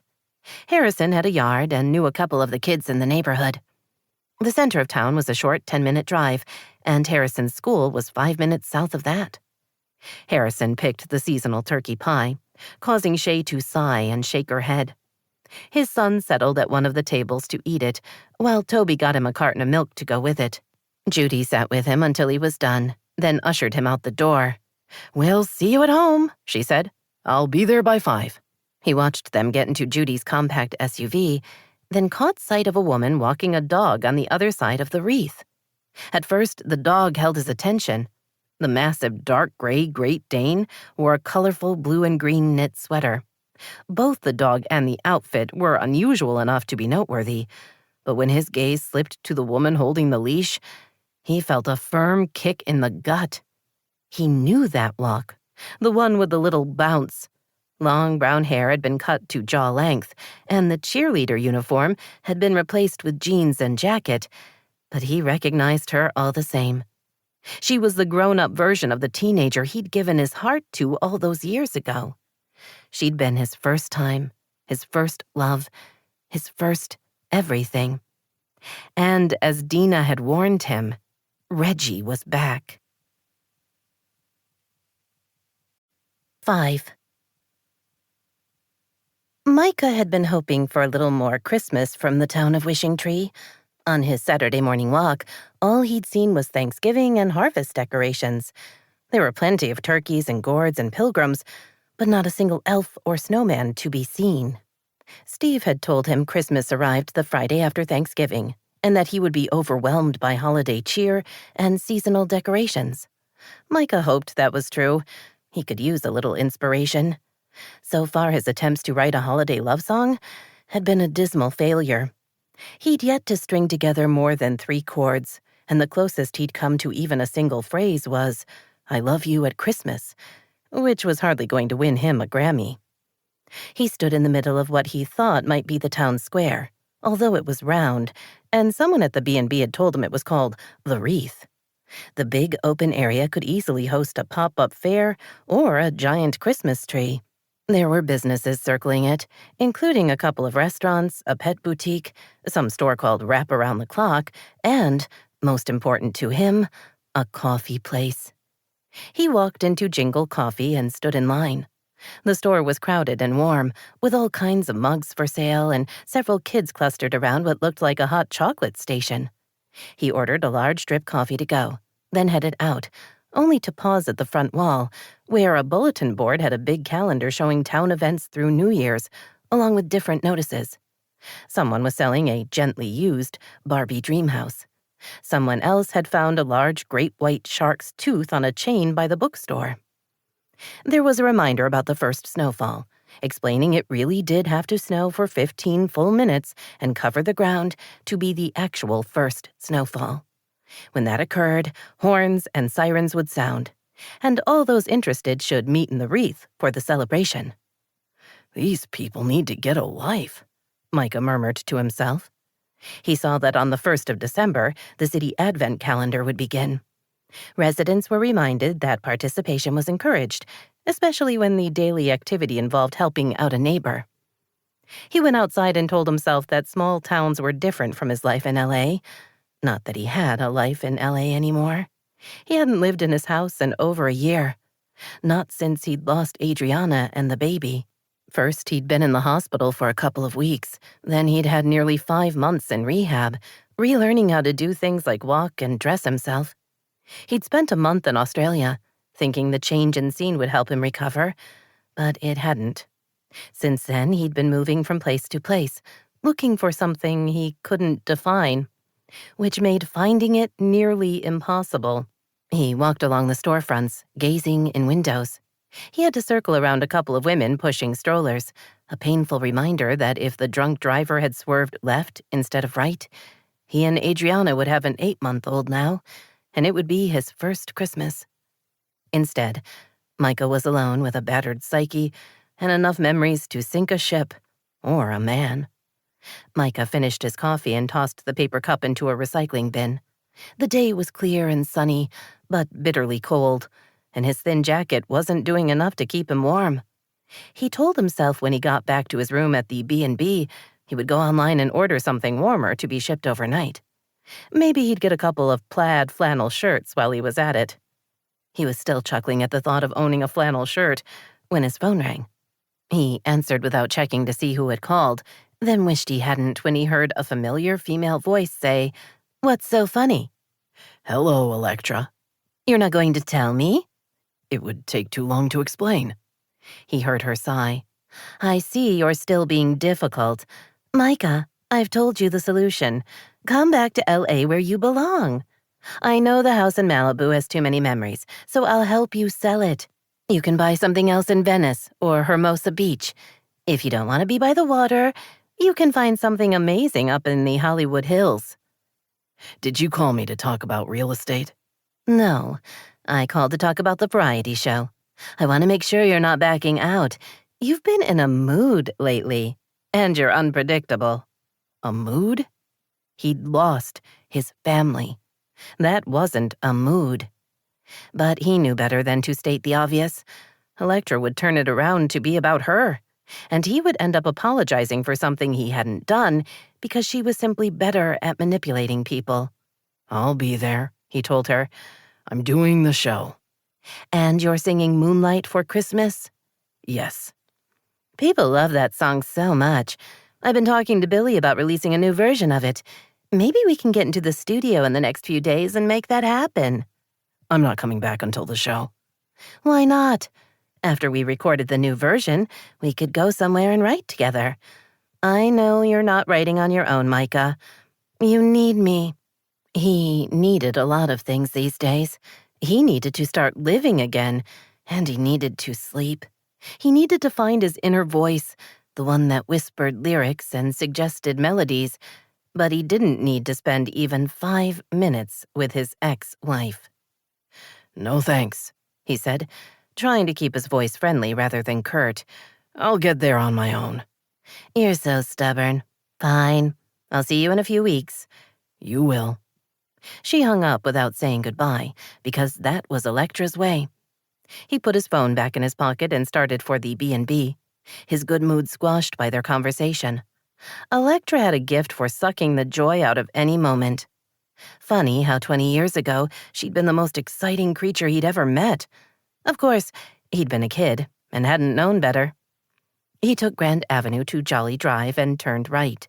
The B&B stood in a row with other Victorian houses, although the B&B was by far the biggest. At the last second, he went into the main building, thinking he might get another cup of coffee and see if there were any scones left from breakfast. As he stepped inside the common living room, he was hit by welcome heat, the scent of a wood-burning fireplace, and the sound of Dolly Parton singing "With Bells On." His upstairs neighbor, Dena, he thought she'd said, was on a stepladder, reaching up to dust the big mirror above the fireplace. She wore her long brown hair in a braid that came halfway down her back. She had a Washington State Cougars sweatshirt on over jeans. When she saw him in the mirror, she moved down the 2 steps before hurrying to the wall and pushing a couple of buttons. Dolly instantly went silent. "Sorry," she said with a grin. "I checked to make sure all the guests were gone before cranking up the sound system. Not everyone appreciates my taste in music." Dolly Parton is iconic. She is, but you'd be surprised the number of people who don't like country music, especially the old stuff. They think it's too twangy. But you like it? I do. A fact that humiliated my baby sister, so there's an advantage. Did you walk around town? Yes, it's a bustling place. She had freckles, he thought in surprise, and large eyes. She wasn't wearing any makeup or jewelry and obviously hadn't dressed to impress. I'm not sure bustling could ever be used to describe Wishing Tree, but people do enjoy getting out on a Saturday morning. She paused. You look cold. Can I get you some coffee? We have scones as well. That's what I came looking for. Oh, good. The smile returned. Maybe I'll take a break from my chores. The scones were awfully good this morning. He followed her into the large dining room. About a dozen tables were scattered around, some seating 2, others seating 6 or 8. The room had big windows, several sideboards and hutches, and wainscoting painted creamy white. Dena stepped into the kitchen and washed her hands, then returned with a plate of scones. She set them on one of the larger tables before walking over to a carafe and pouring him a mug of coffee. How do you take it? She asked. Black is fine. She put that down, filled a second mug with hot water, and added a tea bag, then took one of the chairs. Micah did the same, sitting at an angle to her. She seemed far more intent on his cup of coffee than him, he noted. Confusing, but okay. He had the thought that she had no idea who he was, something that happened occasionally. "Ursula makes a superior cup of coffee," she said, sounding wistful. You don't drink coffee? "I'm cutting back," she offered a smile. "But I can have scones, so all is not lost. Plus, I must have burned off at least one scone's worth of calories with all my dusting." She broke the blueberry scone in half on her plate. "The cleaning staff comes through the public areas every day, but I try to do a deep dusting every weekend to help out. It gives me time to think, and if no one is around, I get to listen to music." Like Dolly Parton and anything with twang. She laughed. "That's right. It's very restful after my day job." He took a bite of the scone. Wait, you said you own this place. You have another job as well? Uh-huh. I'm a teacher. I inherited the B&B from my grandmother Regina a few years ago. Winona, my general manager, handles the day-to-day running of things. I pitch in when I can and get a few perks like knowing the menus in advance. You're busy. I couldn't just sit around and do nothing with my day. As he picked up his coffee, he realized that sitting around and doing nothing pretty much described his life these days. He wasn't writing, he wasn't performing, and he didn't have a weekend job just to help out. Being around Dena was leaving him feeling a little useless. "So you know what the snack is tonight," he said, his voice teasing. "I do. It's mini pizzas, which don't sound amazing, but they are. Ursula makes a killer pizza dough, and the sauce is homemade. There will be a selection of different flavors. Plain, pepperoni, mushroom." She swallowed, then laughed. "Just thinking about them is making my mouth water. You have to come tonight and taste them." "How do you know I'm not here every night?" "Because I usually am, and I haven't seen you. Plus, I get a report of who shows up and who doesn't." You keep track of your guests. "I want to make sure they're having a good time. We send every guest a survey, asking what they enjoyed and what they didn't. If the snacks and wine hour isn't their thing, that's fine. But if they don't like the food, the atmosphere, or the music selection, then I need to know that so we can make some changes." She sounded earnest as she spoke, as if she meant what she was saying. Most people did, he reminded himself. They wanted to do a good job and make other people happy. He knew he liked hearing that one of his songs had touched someone deeply or been played at their wedding. He liked that his music was significant in people's lives. "You're a good innkeeper," he said lightly. "I hope so. I'm still learning. Winona has been here nearly a decade, so I depend on her a lot. So, yes on snacks and wine tonight. We are serving a saucy Cabernet from Painted Moon Winery. All the wines we serve are from Washington State." "Buy local," he said lightly. "All right. I will see you at 5. She shook her head. "I won't be here. I wish I was going to be able to make it, but my sister Reggie is back for the holidays, and I'm going out with her and some friends. A girls' night kind of thing at Holiday Spirits. It's in the Wreath." Is having your sister home a good thing or a bad thing? Her smile nearly blinded him. "It's very good. We're super close, and she's been avoiding town for about a year now. She had a bad breakup last Thanksgiving. The guy she'd been dating proposed on Friday. They had a party to celebrate on Saturday, and then he dumped her on Sunday.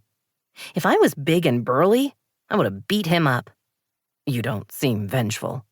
"I'm usually not, but this was a special circumstance." I'm sure the judge and jury would have viewed it that way too. She laughed. "I know it's wrong to hurt someone, but he made me so mad. Who does that? If you ask me." She stopped talking mid-sentence and looked at him. "Sorry, I've been going on, and you've been very polite to listen to me. I'm going to leave you now to enjoy your morning while I get back to my dusting." And Dolly, he teased. "Yes, and Dolly." Dena rose and collected their empty plates, along with her mug, and took them to the kitchen. Micah stayed where he was for a few more minutes, smiling when the music resumed. When the song ended, he went out a side door and walked over to the carriage house and his one-bedroom suite. Once inside, he got out his guitar and a pad of paper, then sat on the sofa and waited for inspiration. 2 hours later, he'd crossed out as many lines as he'd written and couldn't come up with even the beginning of a melody. He'd hoped Wishing Tree would help with his creativity, But so far, there wasn't any magic to be found. If it wasn't here, he wondered if it was anywhere. And if it wasn't, the problem wasn't the magic. It was him. Reggie shivered in the cold night air. This time of year, sunset was barely after 4, so by 7, the temperature had seriously dropped. She wore a scarf, gloves, and a hat, but she was still freezing by the time she and her sister arrived at the wreath. "How can it be this cold and not snow?" Dena asked with a laugh, as she tugged open the door of Holiday Spirits. "It's just plain wrong." "Maybe, but the stars kind of make up for it. The sky is amazing." The building was long and narrow, with a jukebox at one end. Booths lined one wall, and the 20-foot bar lined the other. The decor was wood-centric, and the drink menu eclectic. They'd serve beer or a glass of wine, but not graciously. Holiday Spirits was all about the hard liquor. The specials were listed on blackboards. Every imaginable kind of liquor was represented on the mirrored shelves. Most of the time, the snacks were minimal at best, but every few months there was a cocktail tasting menu with 5 courses and a different drink for each course. Reservations and a designated driver were both required. Reggie smiled. She'd always loved this place, with its attitude and fancy drinks. As a teenager, she'd dreamed about being old enough to come here. She'd had her first, legal drink here the day she'd turned 21. She'd been on plenty of dates that had ended here, but mostly Holiday Spirits was where she hung out with her friends. She spotted Paisley by one of the booths, waving frantically. "There," Reggie said. Paisley met them halfway and hugged Dena, then Reggie. "You're back. How's Belle?" "Pouting. She was upset I was leaving, so Mom's letting her have the recliner while I'm gone." With a blanket covering her, Reggie thought, grinning at the memory of her dog getting comfy for the evening. "I'm so happy to see you. Stop leaving. It makes me sad." Reggie laughed. "I live in Seattle." "Yes, well, I've never approved of that, have I?" Paisley, a beautiful, leggy blonde, with plenty of smarts and enough sarcasm to be interesting, turned to Dena. "How are you feeling? I think we should seat you on the outside, in case you have to run off and, Barf?" Reggie asked cheerfully.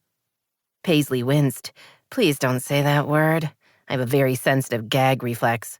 Reggie hung her and her sister's coats on the hooks outside the booth, then realized another woman was already seated there. A petite redhead with a tentative smile. "Hi," Reggie said, holding out her hand. "I don't think we've met. I'm Reggie. Shay." Paisley, Reggie, and Dena slid into the booth. "I've told you about Shay," Paisley said. "She moved here over the summer and got engaged to Lawson Easley." Shay held up her left hand. "It appears to be legal." "Congratulations," Reggie said. "Both Paisley and my sister have said nice things about you." "Thanks for letting me hang out with you," Shay told her. "You're always welcome," Dena said, then wrinkled her nose. "I tried to get Cameron to join us, but she didn't want to leave the twins." Howard Troll, the owner, walked over to their table. "What'll it be, ladies?" "A coquito for me," Paisley said. Reggie grimaced. "Too much coconut." "Howard, I've been dreaming about a Santa's sleigh for weeks." "What's that?" Shay asked. "The drinks here are all so exotic." Dena sighed. "A Santa's sleigh is brandy, amaretto, eggnog, and ice cream." "Practically a meal," Reggie said with a laugh. "Try one, Shay. If you don't like it, I'll drink yours." Shay smiled. "Sounds delicious." Howard looked at Dena, who shrugged apologetically. Virgin strawberry daiquiri, please." "Virgin?" Howard sounded outraged. "I'm pregnant." Howard, closer to 60 than 50, stared at her. "You're not married." "Yes, I know." He clicked his tongue. "You kids today. Virgin it is."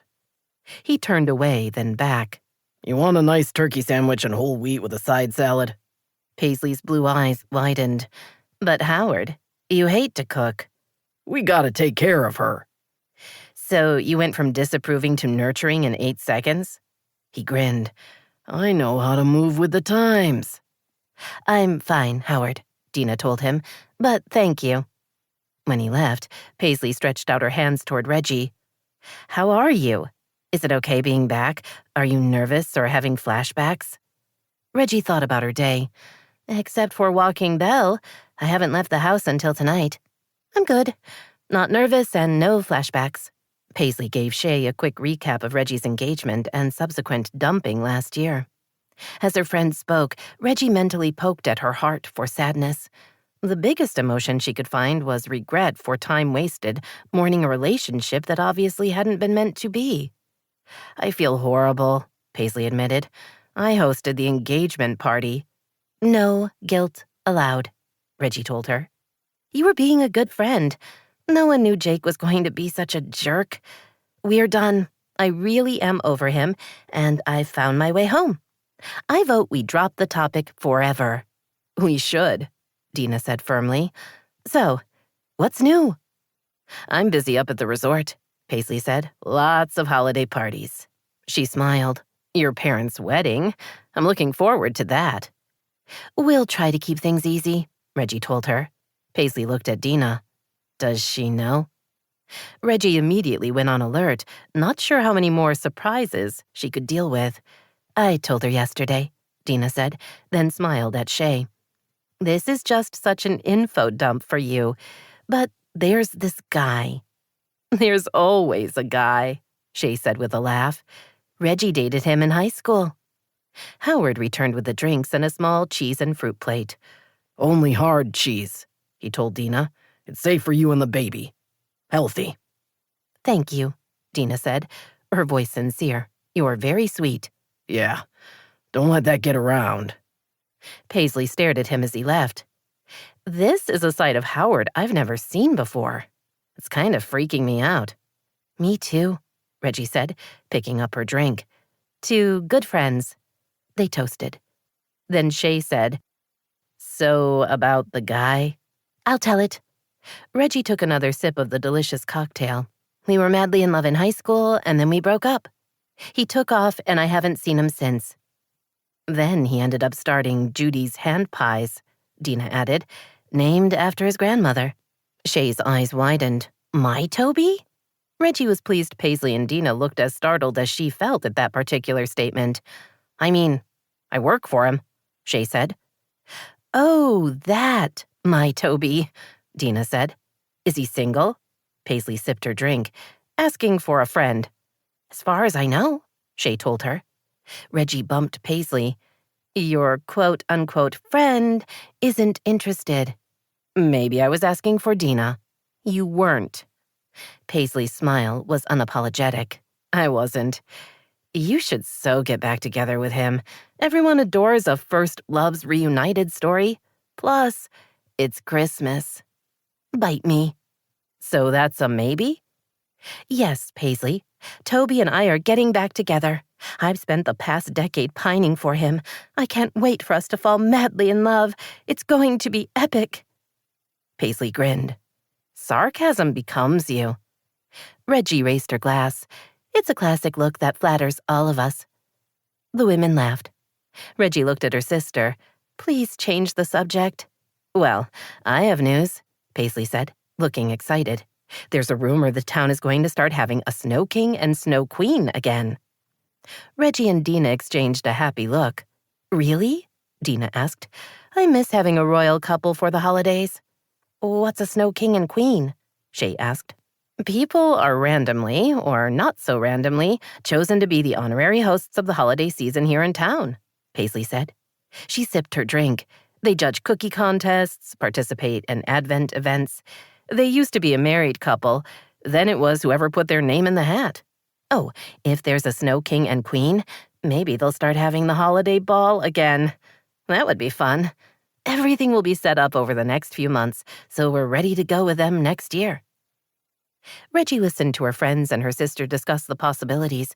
Despite the fun of having a Snow King and Queen, she found her mind drifting back to Toby and the fact that he'd moved back to Wishing Tree.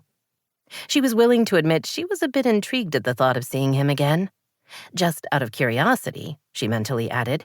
Yes, they'd been an item, and yes, he'd broken her heart, but so what? She'd moved on and gotten over him. She had absolutely zero interest in the man romantically. Zip, nada, none. Mostly she wanted to see how he'd changed from the teenager she'd been so desperately in love with. She'd been crazy about him for months back then. She'd thought he'd been interested in her, but he'd never bothered to ask her out. Finally, she'd decided the best way to get his attention was to challenge him. She'd been shocked and thrilled when the tactic had worked. She'd figured out fairly quickly that Toby wasn't the kind of guy who played games with other people's emotions. He'd always been straightforward with her, saying what he meant, doing what he promised, which made what he'd done after she'd given him her virginity so unforgivable. She returned her attention to the present. He was old news, she told herself. A curiosity. Nothing more. 6.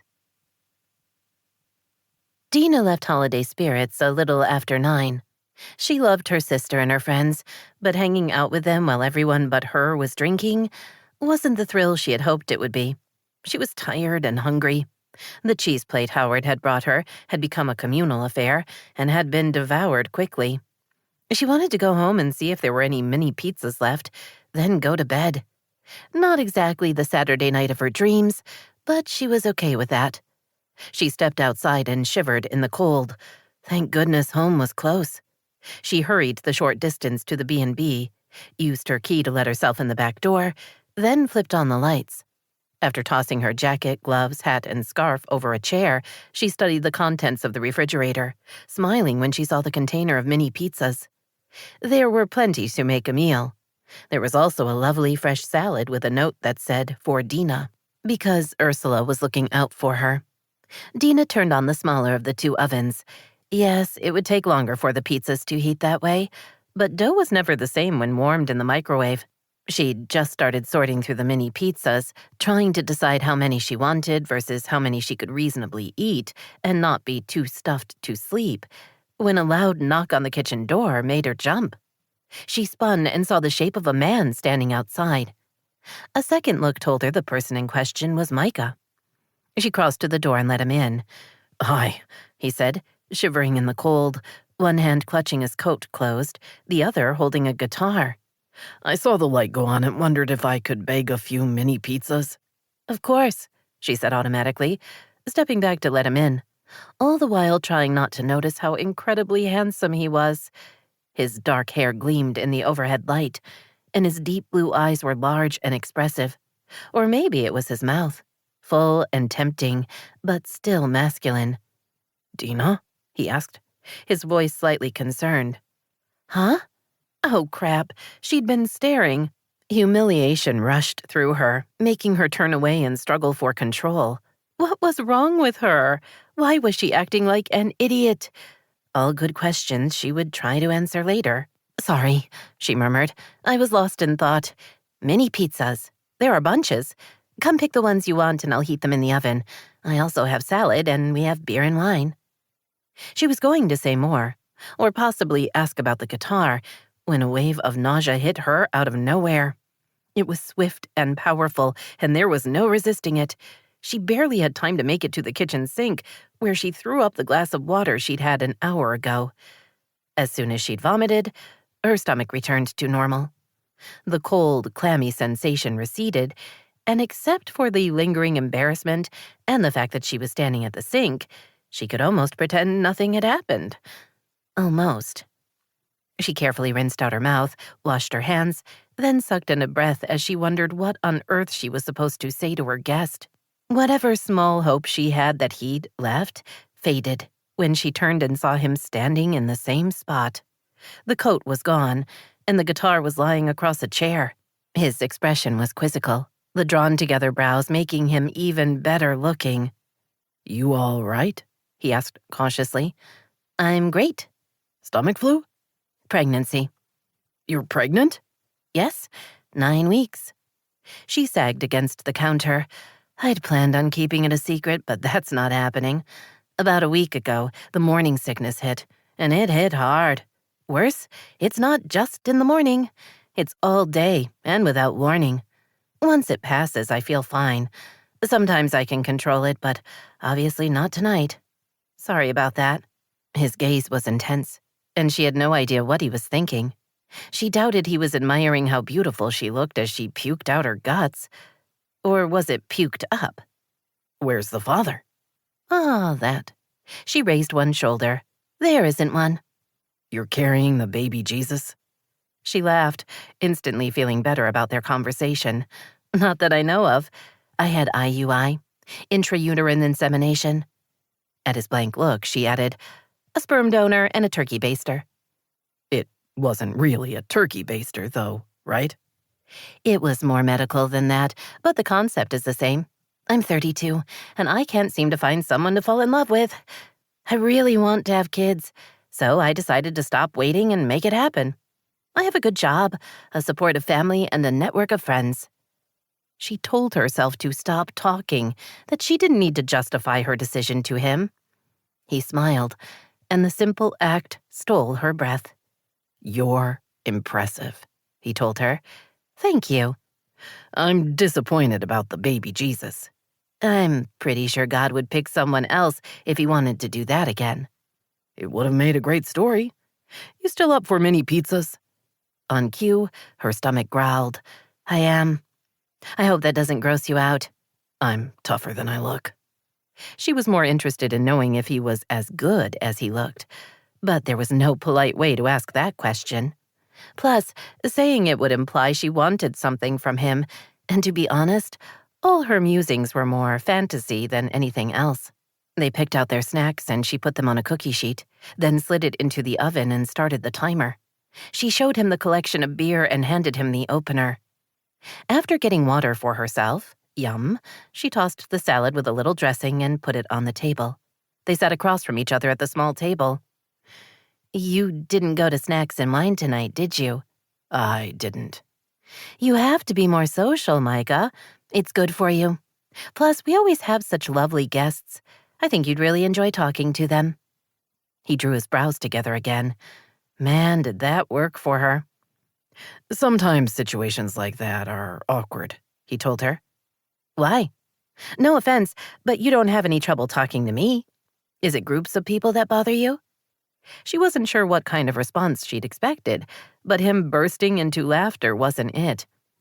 She couldn't tell if he was laughing with her or at her, except she wasn't laughing at all and couldn't figure out what was so funny. Sorry, he said, clearing his throat. You don't know who I am, which makes me wonder why I assumed everyone else would. He wasn't making much sense, although she realized the bigger problem was that he obviously was someone important, and she had no idea who. She searched her memory for a flicker of recognition, but there wasn't any. So he probably wasn't an actor. Then who? Royalty? A porn star? Male model? I'm a singer-songwriter, he told her. Until a few years ago, I was lead singer for Daryl John James. It's a rock band. I know who they are, she said. She did. Sort of. She'd heard of them. Kind of. You're lying, he said with a grin. You couldn't name one of our songs, which is okay. There's not enough twang for you. I do like country music, she admitted. Sorry. Don't apologize. Everyone has different tastes. Yes, well, so the guitar isn't to help you pick up women? The laughter returned.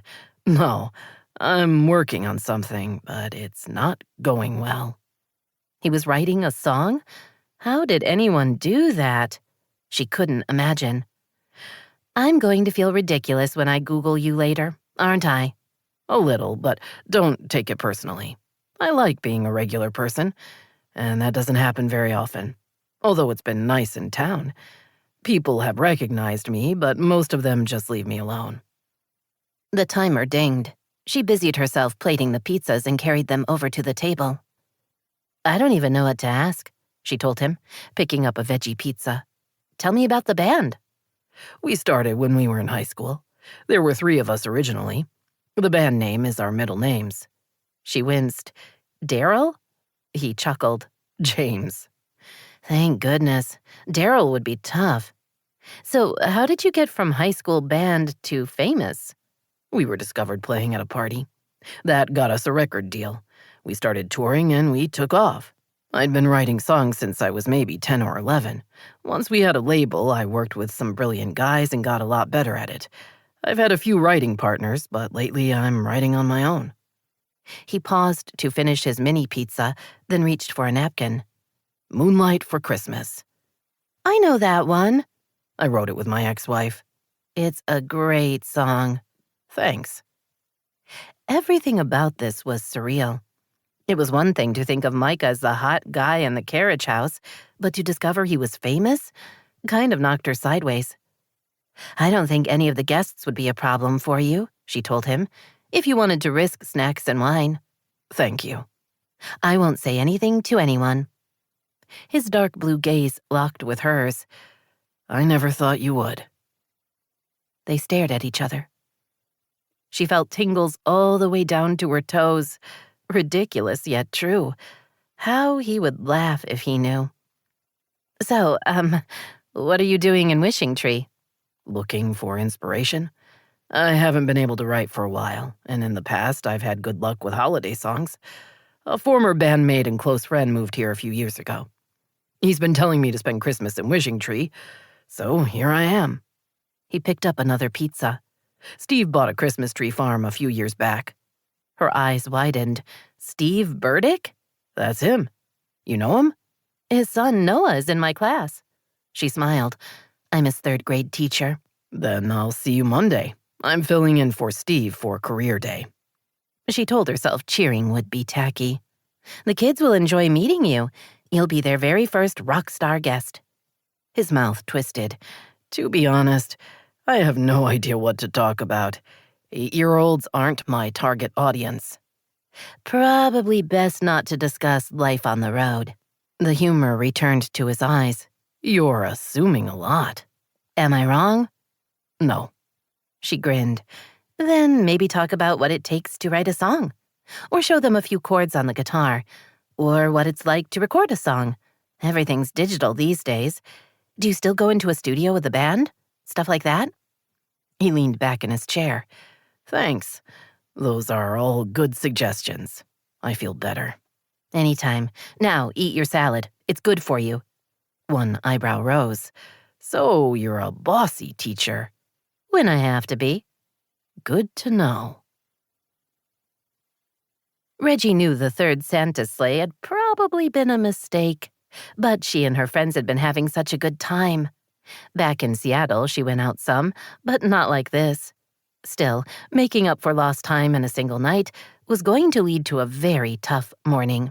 She would have to remember to hydrate and take something for the inevitable headache. You're a bad influence, she told Paisley as they approached Reggie's house. Only sometimes, Paisley said, hugging her. I'm so glad you're back. I've missed you. Calls and texts aren't the same. I agree. I'll talk to you tomorrow. Oh, and text me when you get home so I know you're okay. Paisley laughed. What on earth would happen to me? But you will text? I will. Love you. Love you too. Reggie started for the front door. Oh, and I'm really glad you and Toby are back together, Paisley yelled from the corner. Reggie waved her off and walked into the house. She was going to take a lot of Toby grief from her friend. She could already feel it. She would have to. How was your evening? The voice came from the shadows of the living room. Reggie jumped, managing to hold in her strangled scream. Mom, you scared me. It's nearly 10:30.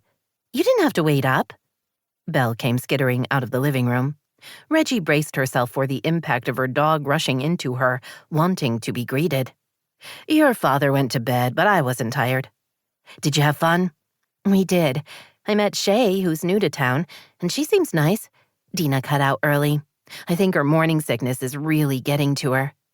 Reggie took off her coat, scarf, and gloves. I couldn't help hearing what Paisley said. About Toby. Oh no, that was how rumors got started. It was a joke, Mom. We talked about the fact that Toby's back in town and that we used to date. She was teasing. It wasn't anything more. Her mother studied her. Are you sure? Reggie made an X over her chest. Yes, I haven't seen him since high school. Paisley was just being funny and later I planned to kill her. Her mother smiled. That seems a little extreme. All right, darling. Have a good night. Thanks, Mom. Reggie walked through the house to let Belle out for a late-night potty break. The Great Dane shot Reggie a look of incredulity, then reluctantly headed for the chilly backyard. She was back in seconds, shivering and acting offended. "The temperature is not my fault," Reggie pointed out. Belle turned her back to show her displeasure. "Maybe you'd like to sleep downstairs tonight, not with me," Reggie grumbled, not really meaning the threat. Belle ignored her and headed for the stairs. Reggie followed, petting her dog as she went. "There was a really nice chihuahua at the shelter. Maybe I should have taken him home instead. They eat a lot less, and you can probably pick up their poop with a tissue." Belle shot her the "I can't hear you" look before walking into the bedroom and going to her big fluffy bed. Reggie followed her and knelt on the floor. "You're right. I'm sorry. I won't speak of it again. You're my favorite, and I love you very much." Belle nuzzled her cheek. Sad but true, Reggie thought. Belle was her most successful relationship. At least her doggy companion never hogged the remote. After spending most of the day translating Gizmo's technical instructions into something the average person could understand, Reggie was ready for a break.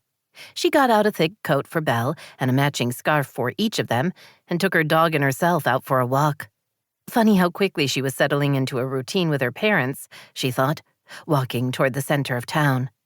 While she didn't want to make the living arrangements permanent, she was glad she'd agreed to return for the holidays. She greeted people they passed. Most steered clear of the giant dog, which was fine with Belle. She was afraid of strangers, and squirrels, vacuums, aerosols, fire trucks, and, of course, Bert. So far, there was an uneasy canine truce. Bert had only gone after Belle twice, and she was almost relaxed as she walked through the house. Reggie suspected the little dachshund was lying in wait, ready to attack when least expected. She inhaled the cold, crisp air. The skies were still gloriously blue, not a cloud to be seen. The Thanksgiving decorations stood proudly at nearly every house, not a snowman or a hint of Christmas anywhere. "This is a weird little town," Reggie murmured. Belle seemed to nod in agreement. They reached the wreath and began to walk the outside circle, a path in front of all the stores. Snowdrop's florist had beautiful harvest arrangements in the window. The Nothing to Do with Christmas store had a lovely display of beach-themed gift items. They passed Joy's Diner, Jingle Coffee, Poor Man Bank, and You'll Read Books, her steps slowing with every store, until Belle finally turned and looked at her. "I know," Reggie whispered. "I can't help it. I'm scared." An emotion Belle could get behind. Still, the Great Dane tugged on the leash as if saying she had to get over it. "Like you do that." But standing in the wreath with her dog staring at her wasn't a good look. She sucked in a breath for courage, then started walking again, right up to Judy's hand pies. She paused in front of the store. There were dozens of pies on display in the window, some sweet, some savory. The smell of freshly baked pies had her mouth watering and Belle nudging at the door. "We can't," Reggie told her. "No dogs allowed." Belle's head dropped. Reggie studied the store, with its bright awning and inviting window display. She knew a little about the company. She'd read a couple of articles once she'd learned Toby was the owner. He'd started selling hand pies out of the back of his truck, and it graduated to food trucks and then stores. She remembered when his grandmother would sell the pies in town. Having them for dinner had always been a treat at Reggie's house. The front door pushed open, and Shay waved at her. "Hi, good to see you again." "Hi, Shay. It's my first time by the store. If the visual doesn't draw you in, the smells will." Shay laughed. "That's what we're counting on." She shivered. "It's freezing. Come on inside." Reggie motioned to Belle. "Thanks, but I can't leave her out here." "Bring her in. I'll pretend not to notice." Shay approached Belle. "Hi, beautiful girl. What's your name?" "This is Belle." Belle sniffed the offered hand, then looked at Reggie for confirmation. "It's okay. We like Shay." Belle inched forward and allowed herself to be petted, and then they went inside. The scents were even more delicious in the store. Reggie liked the high ceiling and the seating area off to the side. There were pies, sodas, milk, and water, along with to-go boxes in all sizes. "Saturday was fun," Shay said as she washed her hands at a small sink. "Thanks for including me. I'm glad we got to meet. You've been here since the summer, right? So this is your first Christmas?" "It is. I'm looking forward to experiencing all the traditions." She dried her hands. "Now, what can I get you?" Reggie eyed the selection. "A mushroom pie for me and a seasonal turkey for Belle." "It has cranberries in it. Is that all right?" Reggie smiled. Dogs can eat cranberries, and Belle is a big fan. Shay got them each a pie. Belle gulped hers in a single bite, then licked her lips as if asking for more. "You'll spoil your dinner," Reggie told her, holding on to her own pie. She took a bite, then tried to catch a piece of crust as it crumbled. Belle darted forward and snatched it before it hit the ground. Shay laughed. "They're messy but delicious." "Yes to both," Reggie said, grabbing a couple of napkins just as the front door opened and a boy rushed in. Reggie would guess he was 8 or 9, with pale blonde hair and brown eyes. Neither were remarkable, nor was the boy, but there was something familiar about him. Something that made her body tense and her fight-or-flight response kick in. Even as adrenaline poured through her and she thought about bolting, a man stepped into the store. No, not just a man. Toby Newkirk. They stared at each other. Reggie had no idea what he was thinking, but she battled a rush of emotions. Guilt, curiosity, concern, anticipation. They swirled together and sat uneasily with the pie. Even as she realized she couldn't speak, she knew she had to explain her presence, and hey, maybe why there was a giant dog splitting her attention between the last of Reggie's pie and Toby's son. "Hello, Reggie," Toby said, his voice casual, as if he wasn't the least bit surprised by her presence. "Toby?" She did her best to smile. Not sure if she succeeded, she turned to his son. "Hi, I'm Reggie, and this is Belle. I'm Harrison. I've never heard of a girl named Reggie. I'm named after my grandmother, Regina." She wrinkled her nose. "Reggie seemed like a better choice. Belle, can you say hello?" Belle looked from Harrison to Toby and back. She took a tentative step toward the boy and sniffed twice before resting her massive head on his shoulder and sighing heavily. Harrison laughed as he wrapped both arms around her and hugged her tight. "She doesn't usually warm up to people she doesn't know," Reggie said with a grin. "She likes you." "What kind of dog is she?" "A Great Dane. She weighs 120 pounds. Harrison's eyes widened. "That's a lot." "It is." Reggie glanced at Toby. "We were on a walk and Shay invited us in. The store is nice." "Thank you."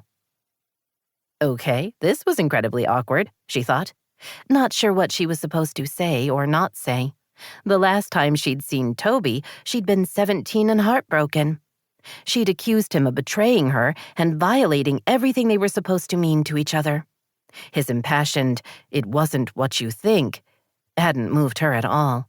And she'd broken up with him, turning her back on him and walking away. She'd cried for 3 days, waiting for him to show up and try to convince her she was wrong, but he never had.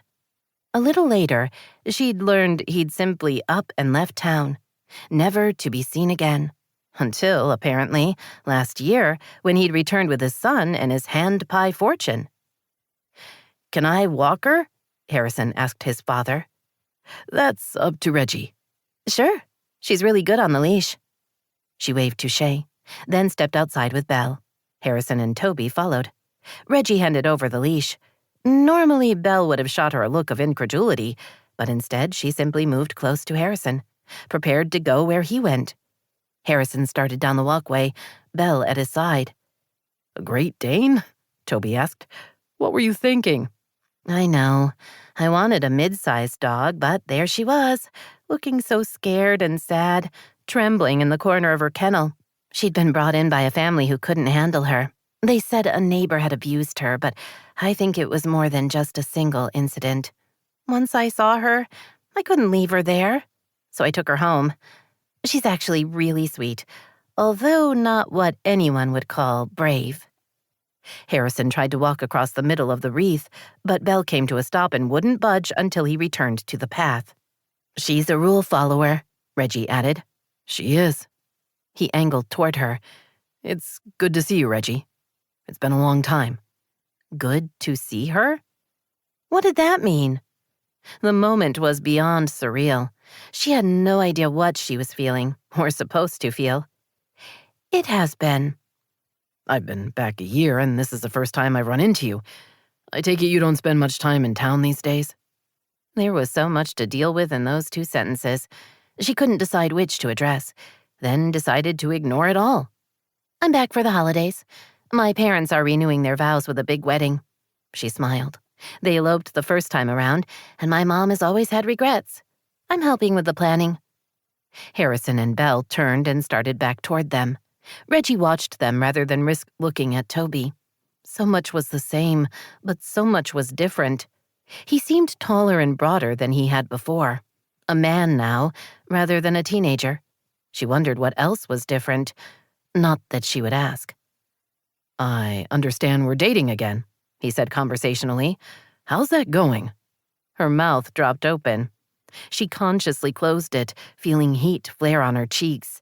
"You didn't just say that." He flashed her a smile that made her knees get a little wiggly. "I heard it from 2 sources. One of them was my grandmother. Rumors are flying all over." She covered her face with both hands. "No, this isn't happening." She forced herself to look at him.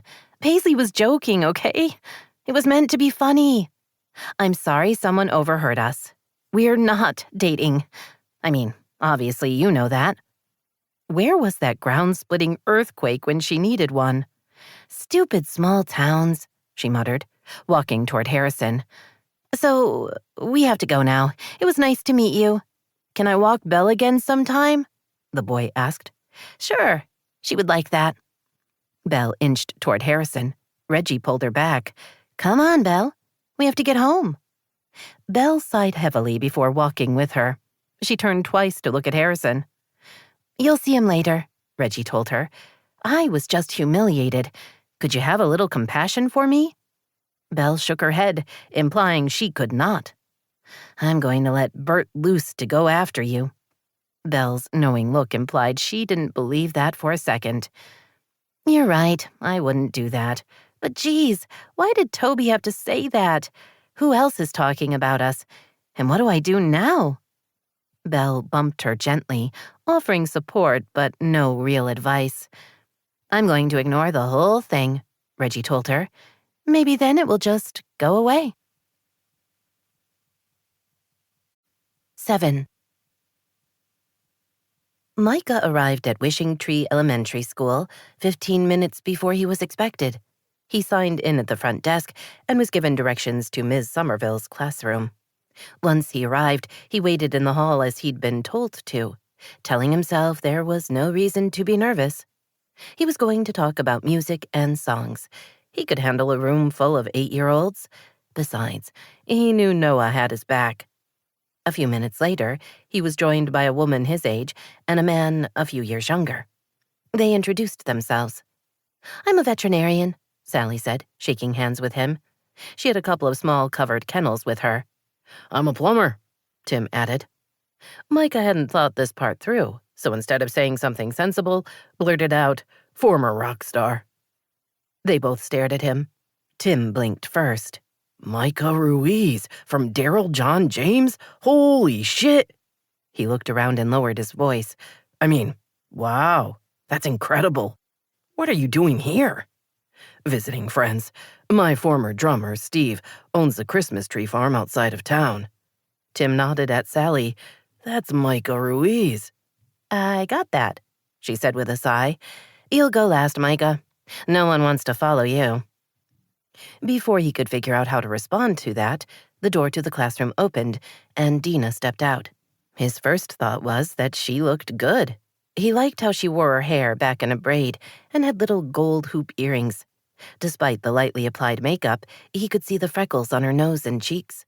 She wore a long-sleeved t-shirt with a colorful turkey embroidered on the front and a long brown skirt. Teacher clothes, but still appealing. "Hi, everyone," she said with a smile. "Thanks so much for coming to our monthly career day. You've introduced yourselves?" "Oh, we know who he is," Sally muttered. Micah Ruiz, Tim said, his tone reverent. "A fan, I see." Dena smiled. "Okay, so who wants to go first?" "I will," Sally said, walking into the classroom. Then Tim, then me, Micah told Dena. Dena glanced toward Sally. "Do I sense tension?" I think she wanted to be the star of the day. "And she's upset because you're famous?" Only in her mind.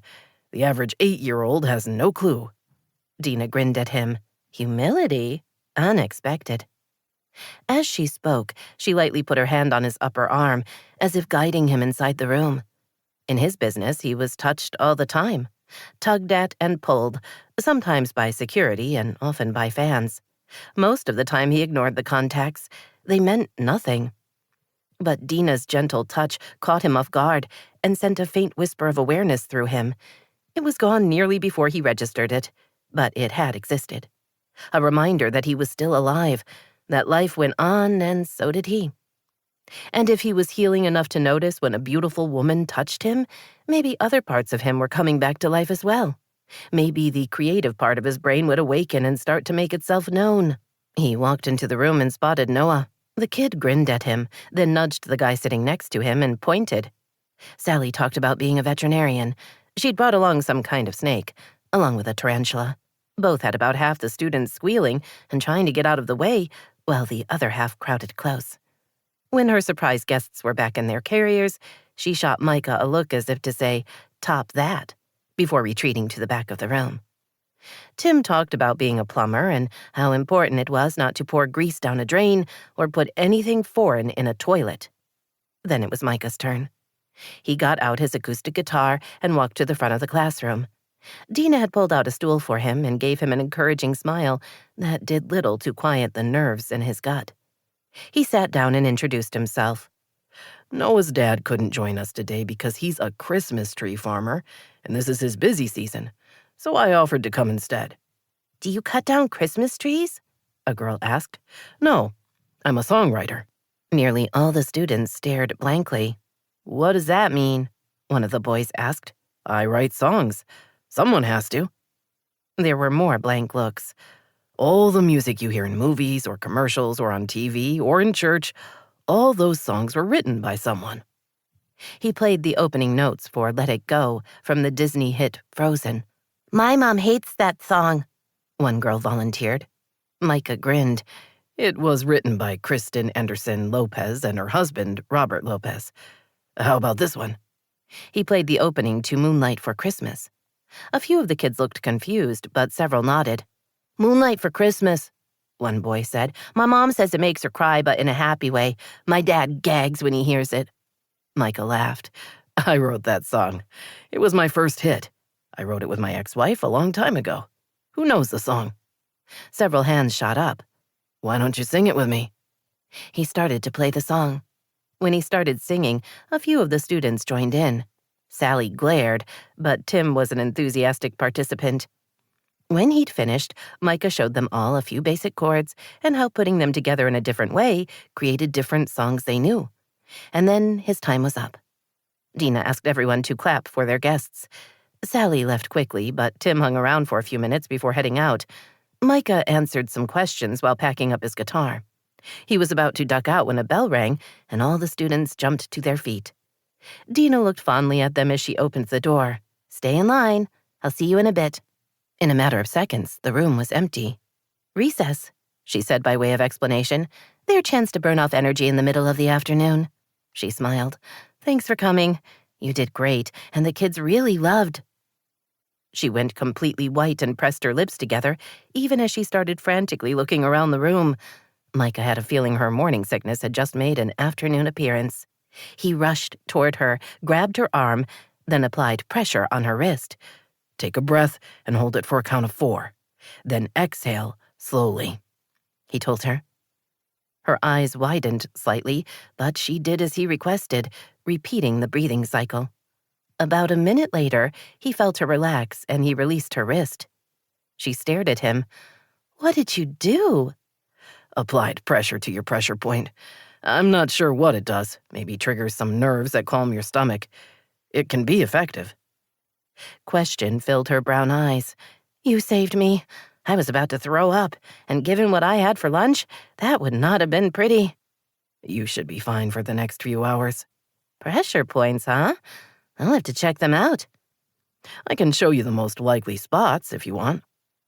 An offer he meant in the spirit of one human helping another, he thought, noting how she took what he would guess was an involuntary step back. Thank you. I would appreciate any help with my morning sickness.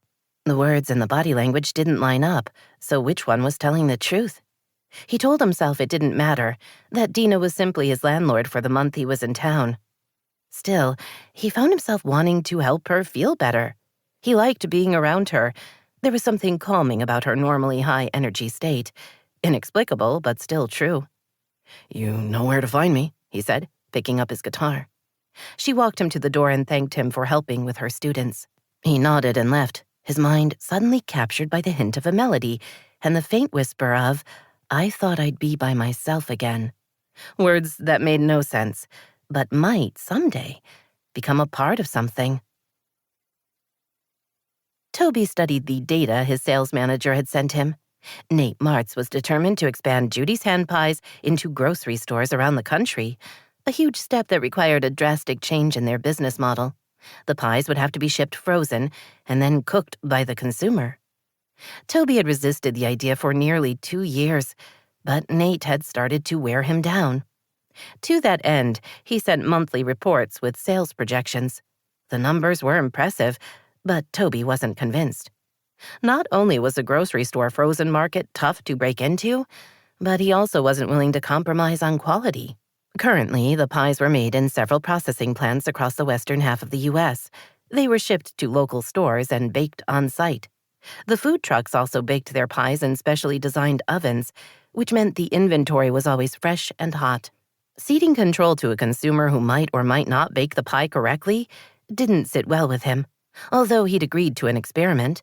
Currently, there were several hundred pies sitting in a freezer in Seattle. Every few weeks, a couple of dozen were baked and eaten by volunteers to determine if they still tasted as fresh. His cell phone buzzed. He glanced at the screen and saw he had a message from Shay. Mrs. Somerville is here and would like to speak with you. Toby grinned. Mrs. Somerville? Shay was mistaken. The only one of the Somerville women who would stop by to see him was Reggie. He'd enjoyed running into her yesterday, even if they hadn't had much of a chance to catch up. Her bolting had been his fault. He couldn't help but tease her about the rumors he'd heard of them dating. He didn't know how the talk had started, but Wishing Tree was the kind of place where people loved to share gossip. No doubt, much like every other small town. Sunday, while he was in the park playing catch with Toby, 2 older women had asked him about his relationship with Reggie.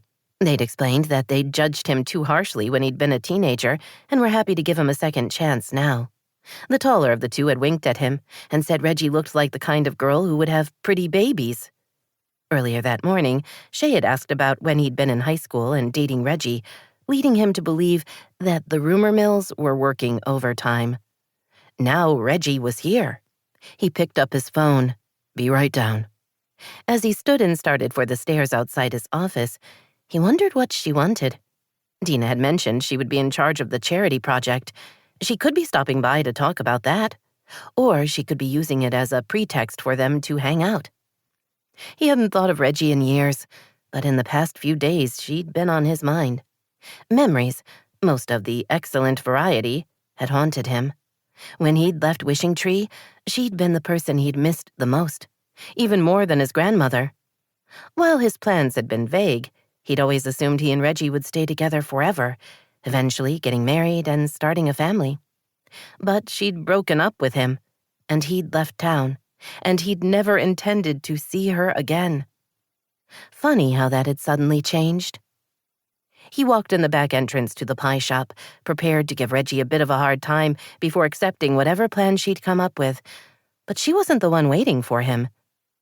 Mrs. Somerville, Reggie's mother, stood by the pie case and smiled when she saw him. Hello, Toby. Mrs. Somerville. She waved her hand. Lee, please. Thanks for taking a minute to speak with me. I'm sure you're busy running your empire. I know what Vince is like when he has to deal with the business side of things instead of working with the guys on the cars. It's consuming. She nudged several grocery bags sitting on the floor next to her. Chips and a pineapple stuck out of one of them. I was doing my Thanksgiving dinner shopping when it occurred to me that it would be nice to have friends around the table. Usually it's just Vince and me and our girls, but I was wondering if this year you'd like to join us. With Harrison and your grandmother, of course. Toby felt like a cartoon character. He wanted to hit the side of his head to see if anything was lodged in his ears. Reggie's mom was inviting him and his family over for Thanksgiving? Sure, he knew them well enough to say hello, and she and her husband had been pleasant enough when he'd been dating Reggie, after the initial grilling. She was a regular customer in the store, and they lived in the same town, but Thanksgiving dinner was a whole different level. Unless the invitation hadn't come from her. Was this Reggie's way of spending time with him without making a big deal of things? Had she sent her mother rather than come herself? That had to be it. And to be honest, he was more than a little interested in spending some time with Reggie. He didn't know much about her life now. He knew she lived in Seattle and had some kind of design business, but nothing other than that. I'll need to check with my grandmother, he said. If she's up to attending, then we'd be happy to join you. Thank you for asking. My pleasure, Lee said with a smile. She handed over a piece of paper. That's my cell, and also Reggie's. Just let me know what you decide. We eat about 3. She laughed. A ridiculous time, according to my husband, but it's tradition. I hope we'll see you Thursday. With that, she picked up her bags of groceries and headed out. Toby held the door for her, then closed it. Shay stared at him quizzically. Was that as weird as I think it was? She asked. Yup. You don't really know her or her family. I mean, you used to date Reggie, but that was in high school. Or am I missing something? You're not. But you're going. That's up to my grandmother. Okay, then. Lawson was right. This is the oddest little town ever. You going back to work? Toby glanced at the clock. I think I'll take a break and swing by the house. Shay grinned. To ask your grandmother if she wants to join you with your ex-girlfriend for Thanksgiving? Something like that. When Toby and Harrison had first moved to Wishing Tree, they'd lived in the house where Toby had grown up.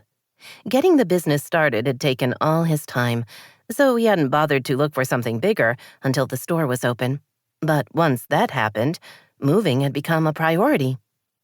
Judy had protested that she would be fine on her own, but Toby had insisted she move with them. She was getting older, and he wanted her to be around people. Plus, she was family. He'd found a great house just north of the central part of town. There was a huge ensuite bedroom downstairs, perfect for Judy. She had access to the family room and kitchen without having to navigate the stairs. He and Harrison had taken over the second floor, using the bonus space as a media room. Their bedrooms weren't above Judy's, so her space was quiet. An intercom allowed her to call them downstairs whenever she needed them. He drove home and walked inside. His grandmother was in her favorite chair in the family room, reading a book. While she used the tablet he bought her for things like Facebook and email, she preferred to read the old-fashioned way. She looked up when he entered. "You're home early?" "I'm going back to the office. I just wanted to talk to you first." He sat on the sofa. Nearly all the furniture in the house was new. Judy had kept a few antiques she'd had since she was a young woman, but otherwise, they'd started over. The big sectional was deep and wide, with overstuffed cushions and plenty of pillows. "Lee Somerville came to see me today," he began. "Reggie's mother? I know who she is, of course, but we've never traveled in the same circles." Judy smiled. "It's a generational thing." "She's inviting us to Thanksgiving." Judy's smile broadened. "Is she?" "Yes." "With Reggie." "I'm guessing she'll be there." She put down her book. "I always liked Reggie. She was a sensible girl who knew what she wanted. I wish you hadn't blown it with her." He winced. "Hey, you don't know what happened." "I know it was your fault. You told me yourself when you were packing to go. You said you'd ruined everything and there was no reason to stay." A time he didn't want to recall. "You know I didn't leave because of her." His grandmother seemed to shrink a little, as if the memories of that time were too painful to be remembered. "Yes, I know."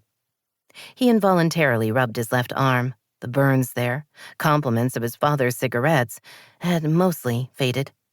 He had scars from beatings with a belt and what he would guess were interesting x-rays showing multiple broken arms.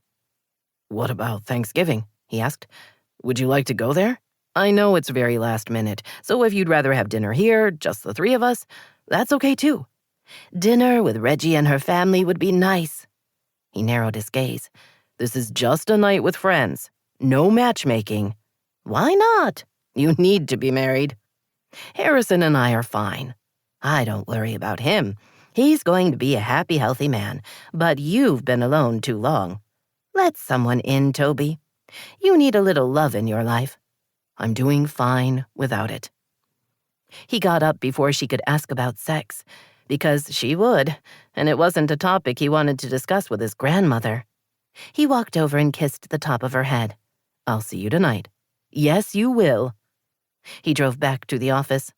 As he waited at one of the 5 lights in town, he found himself wondering why he was suddenly so interested in Reggie. From the second he'd seen her walking her dog, he hadn't been able to get her out of his mind.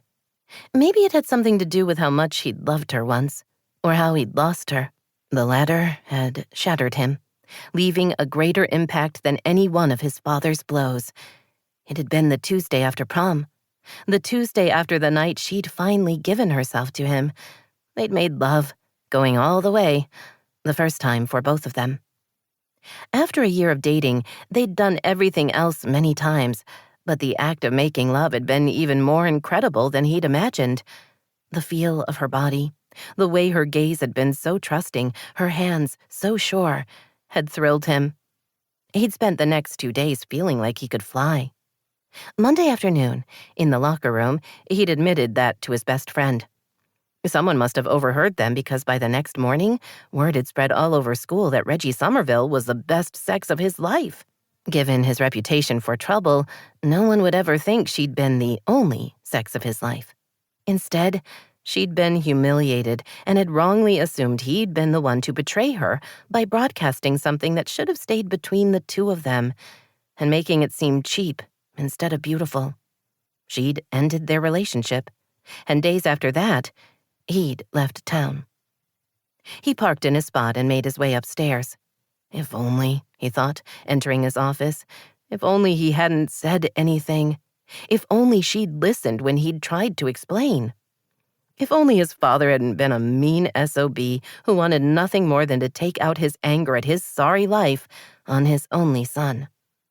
But it had all happened, and there was no going back. He picked up the paper with Reggie's number on it and smiled. Maybe the past couldn't be undone, but there was always the present and the future. It seemed to him that Reggie had gone out of her way to make both a little more interesting. 8. Dena told herself she was just being neighborly. A half hour into snacks and wine, she realized Micah wasn't going to show up, which meant he was missing out on all the yummy bruschetta goodness. As the owner and therefore hostess of the event, it made sense to ensure all her guests were happy. To that end, she went into the kitchen, put several bruschettas on a plate, grabbed a beer from the beverage refrigerator, and hurried across to the walled courtyard by the carriage house. She knocked once and took a step back, more for his safety than because she was being polite. She had a bad feeling that there was a 50-50 chance she would want to throw herself at him the second he opened the door. Not only was the man 15 kinds of gorgeous, but she was still reliving the tingles from when he'd touched her. The fact that she'd felt tingles while fighting nausea was a testament to how powerful his... The door opened. Micah grinned when he saw her, sending heat and more tingles all through her body. "Dena, hi." He glanced at the plate she held. "If I won't go to the appetizers, you'll bring them to me? I'm not sure that's the lesson you want me to learn, but I'm not going to turn them down." He stepped back, an obvious invitation. She told herself to act normal and not simper or preen. Good advice considering she was bad at both. She walked into the downstairs suite, heading directly for the small table and chairs in the corner. When she'd set down the plate, she pulled the bottle of beer out of her jacket's front pocket. The smile returned. I thought the event was snacks and wine, he teased. It is, but you wanted a beer before, so I assumed that was your preference. I can go get you a glass of wine if you'd rather. A beer is great, thanks. Want to join me? Oh, could she? Dena reminded herself of the pledge to pretend normalcy and shrugged out of her coat. Thank you. That's very nice of you. He crossed to the kitchenette and pulled out a mug. The owner of this establishment thoughtfully provided me with a tea selection. Want something herbal? Yes, please. While he heated water in the microwave and opened his beer, she took a seat at the table. A quick glance at the living area showed her that Micah was relatively tidy and that he'd brought more than one guitar with him. She could see at least 3 cases propped up against the wall. He carried over her mug, along with a small plate for the tea bag. When he was seated, she said, "Thanks again for helping out in class. The kids loved your presentation. They're going to be talking about it for days." I was happy to help. It was fun for me, too. I wish we still taught music, other than the monthly assembly. It's such an important part of learning. But we just don't have the budget. How did you learn to play? I taught myself. I was always interested in learning, and I picked it up fairly easily. Once I decided I wanted to get serious about starting a band, I did odd jobs to pay for lessons. You were determined. I was. She looked at him and found him studying her. The sensation of having his full attention was unnerving. They were sitting relatively close together. She could easily stretch out her hands, and then they would be touching. Of course, then he would recoil in horror, and she would be humiliated. But right up to that point, the fantasy was pretty fun. "How did you learn about pressure points as a remedy for morning sickness?" she asked, more to distract herself than because she wanted the information. Micah frowned. Why would you ask that? Wasn't I supposed to? But you know about... He leaned toward her. You didn't Google me? No. Should I have? I've been busy with school and the B&B. Dena did her best not to feel foolish. She wasn't a Google someone kind of person. Did he really expect that she would... I'm sorry, Micah said, his tone sheepish. I just assumed. Most people do. They stared at each other, as if unsure who should say what. She moved the plate of bruschettas toward him. They're really good. He laughed then, breaking the tension. You're a food pusher. I am. I inherited the trait from my mother. I can't help it. He took a piece and bit into it. Delicious. She grabbed one for herself. While she couldn't eat the blue cheese and fig toppings, there was also a fresh tomato and basil mixture, and one with sharp cheddar and pear. When he'd finished his, Micah wiped his fingers on a napkin and picked up his beer. I was married, he said, his voice quiet, his eyes filled with what she could only describe as sadness. Adriana was 5 months pregnant when we were T-boned by a drunk driver. She and the baby were killed instantly. I was badly injured. In her first trimester, she had bad morning sickness. I learned about pressure points to help her. Dena tried to take in what he told her. The stark words painted an uncomfortable visual, filling her with emotions she couldn't name beyond sadness and grief at the unbelievable loss. I'm sorry. How long ago did this happen? Just over a year. I spent last Christmas getting transferred from the hospital to a rehab facility, which made what I was going through worse. She felt her eyes begin to burn, a sure sign that tears were not far behind. She did her best to blink them back.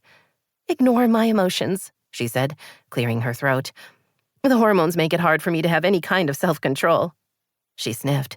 So, in a way, this is your first Christmas alone. Yes. I'm glad you're in Wishing Tree.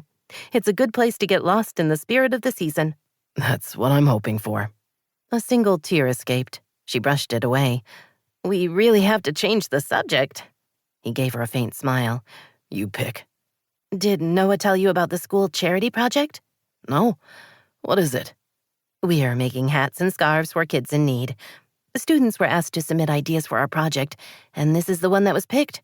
Harrison, a friend of Noah's, suggested it. We're using circular looms to knit the hats and scarves. She reached for another piece of bruschetta. My mom usually takes charge of things like that, But she's busy right now, so my sister Reggie is going to be running the work sessions. Reggie's back in town through New Year's. My parents are renewing their vows, and she's helping with that too. Reggie is going to be busy. Yes, she is. He seemed more relaxed, she thought, watching him eat and sip his beer. He was just so handsome, but not in an off-putting way. There was an ease about him. She supposed he was a man comfortable in his own skin. It was hard for her to imagine he was famous. You really wrote Moonlight for Christmas? I did. With your ex-wife? Wasn't that awkward? He chuckled. We were married at the time. Electra and I. Electra? Seriously? Dena couldn't help grinning. Not her real name. Astonishing. It is. We met when she auditioned to be a backup singer for our first tour. Daryl John James was still a new band. Not sure if we were going to make it. She and I discovered we both liked to write songs. If she's your ex-wife, you discovered other things as well. His eyebrows rose. Ms. Somerville, you shock me. I doubt that. Was that your first hit? It was. Things just took off from there.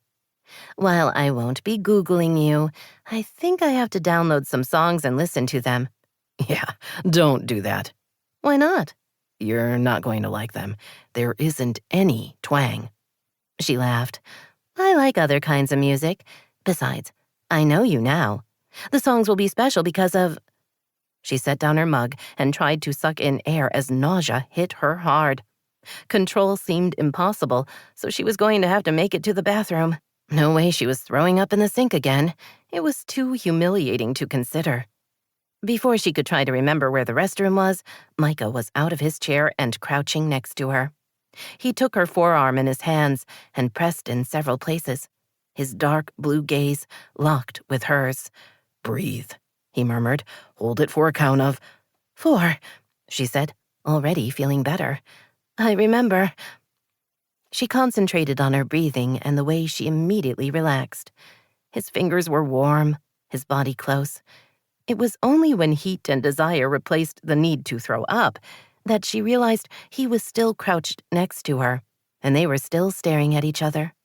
Which meant he probably knew she was far less interested in any medicinal touching and way more into anything else he wanted to do. Humiliation crashed through her. She pulled back and tried to smile. All better, she said brightly, aware she probably sounded like an idiot. You have the touch. She paused, hoping he didn't misunderstand. I meant, well, just you're very good at what you do. Ah, worse. He moved back to his chair. Are you all right? Fine, great. Thank you for your help. I'm going to have to study up on how you do that so I can take care of myself. She held in a moan. Really? Had she just said that? With the nausea? One corner of his mouth turned up. Yes, I got that. Great, fine, excellent. I'll be going. You enjoy those bruschettas. She stood, grabbed her coat, and made her escape. Once she was safely in her own apartment, she curled up on the sofa and vowed that she would do better the next time she saw Micah.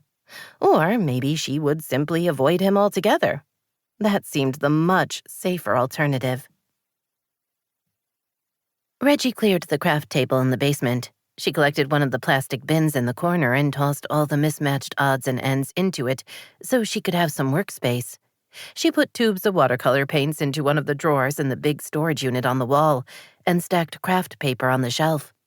Once she had empty desk space, she laid out the wedding invitation designs her mother had picked out. While the invitations would be sent via email, Reggie found making decisions easier if she could see the designs in print rather than on a screen. She'd narrowed her favorites down to 3 when she heard a crash from upstairs. Seconds later, Belle came tearing down the stairs, Bert right behind her, barking and nipping at her heels. Belle jumped onto the sofa, looking scared and frantic. "Bert," Reggie scolded, "leave her alone." Bert was unimpressed with her admonition and continued to growl. Belle whimpered. "I wish you'd stand up to him," Reggie said with a sigh. "It's the only way to make it stop." Belle's hurt look made it clear the Great Dane thought Reggie should do a much better job of protecting her delicate self. She returned her attention back to the invitations, all Christmas-themed. Not a surprise, given the season. She narrowed her selection down to one, then went in search of her mother. At the top of the stairs, she called for Belle, who made a frantic dash for the stairs, taking them two at a time, leaving Bert yapping in the basement. She found her mother in the family room, sorting through a large plastic bin of Christmas decorations. Reggie feigned shock and disapproval. "Mom, we haven't had Thanksgiving yet. What are you doing?" Her mother smiled. "Yes, this is me, violating the wishing tree code. Technically, I'm not decorating. I'm sorting." She held up a Santa troll. "He's looking shabby. Is it time to move him on to his reward?" "Never. Mom, we have to have a Santa troll." Her mother frowned. "He really does need a bit of a spruce. I'll take him downstairs and see what I can do. Did you pick an invitation?" "I've sorted them in the order I like them, but these are your invitations. You have the final say." Reggie sat next to her mom on the sofa. Belle jumped up next to her, leaning heavily against Reggie and eyeing the stairs, as if waiting for Bert to appear. Reggie spread out the invitations, then tapped the one she liked best. "It's beautiful, it's easy to read, and it's very much your style." Her mother picked up the sheet of paper, reading the text before studying the design. "I like it too," she said. "Let's do this one." That was easy. Too easy, Reggie thought. Usually, her mother liked to change her mind at least twice before coming to a decision. "I like it, and we have to get them emailed to everyone. I sent a save-the-date card last month, but the invitations need to go out." "All right, this one it is." Her mother had already given her the email address file of all the guests, so sending out the invitations wouldn't take long. A good thing, because at some point she had to get working on her project for Gizmo, not to mention the other work she'd brought with her. "I've decided on the wedding favor." Reggie wrapped her arm around Belle and braced herself for the announcement. "The soap?" she asked cautiously, thinking that would be a long process, considering none of them actually knew how to make soap. "No. I want to give away Christmas cactus. I've ordered little custom pots that are just so sweet, along with several flats of Christmas cactus.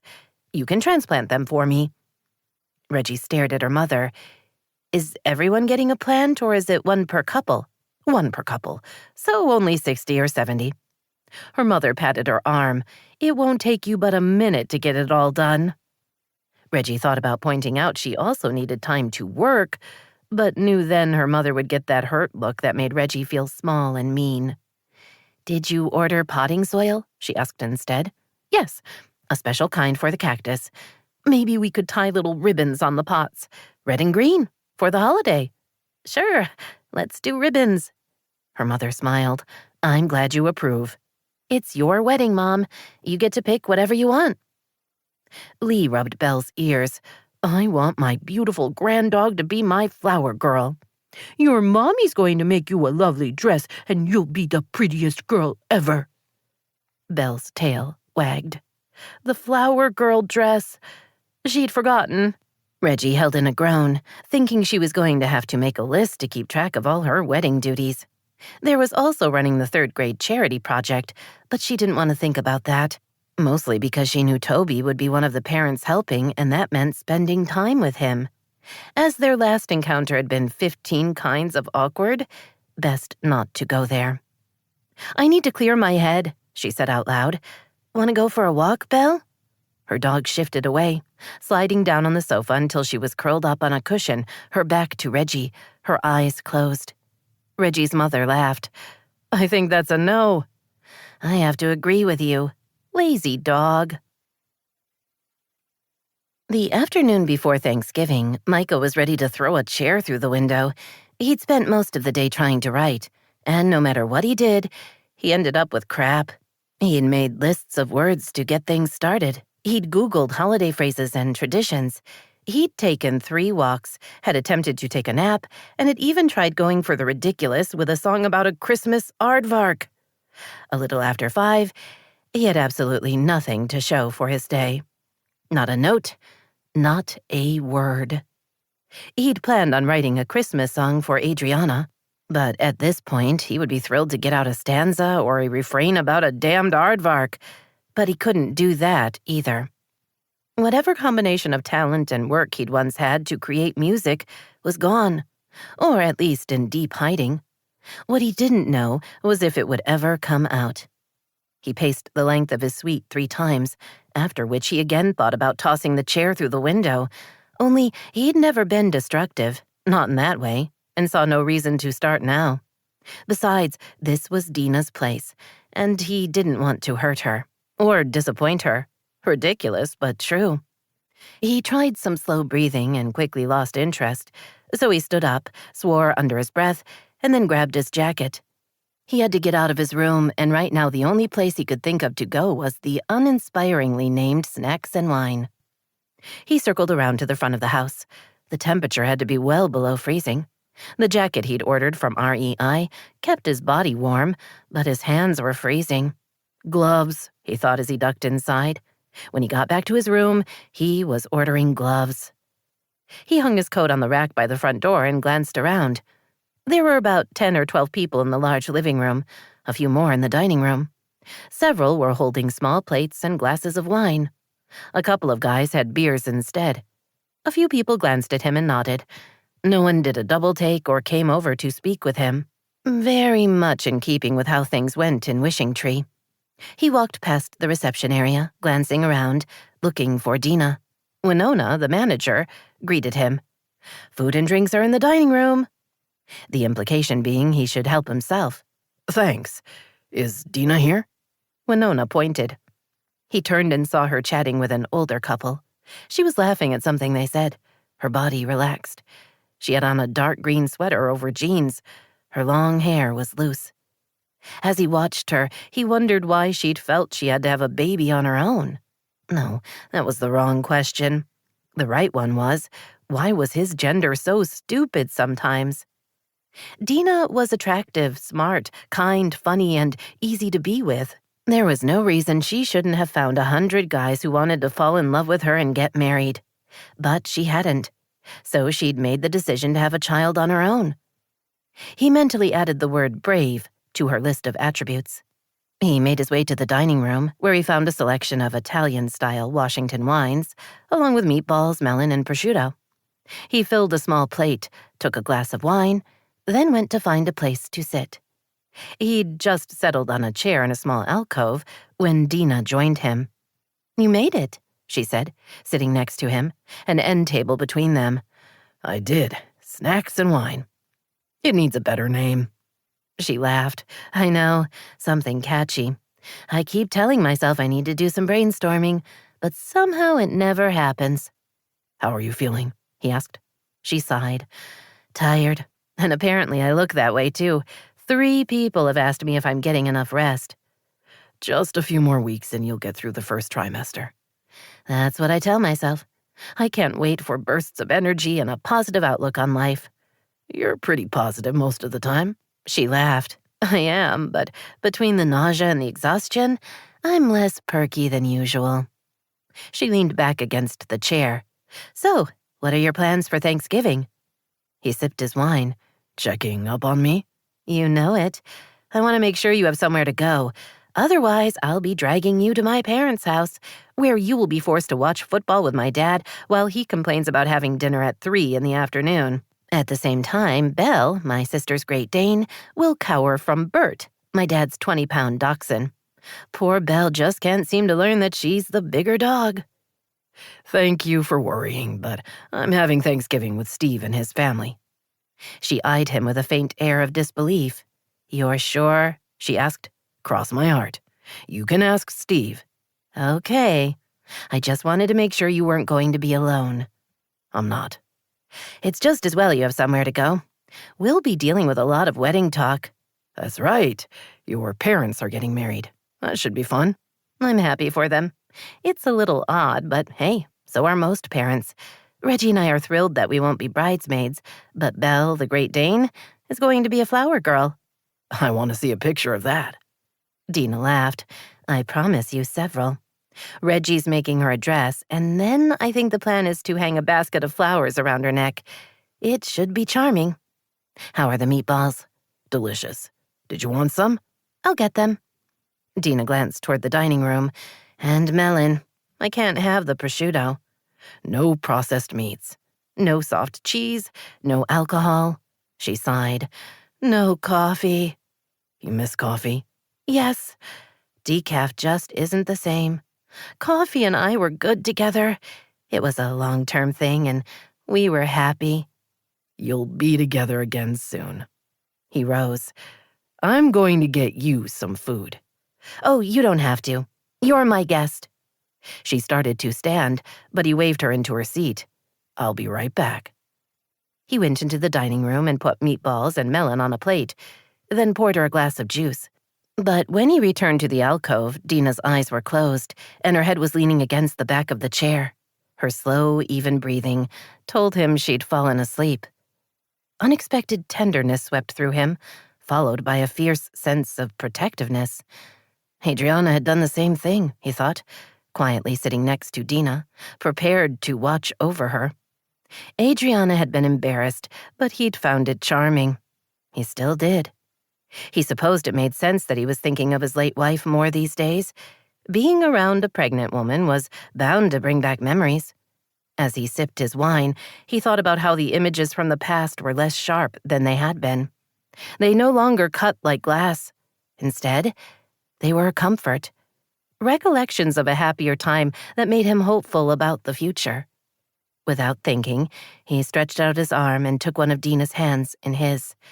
She didn't waken, instead shifting toward him and lacing her fingers with his.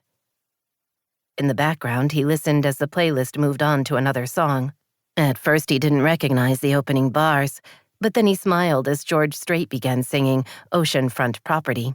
The man had a great voice, he thought with a grin, and just enough twang to keep Dena happy.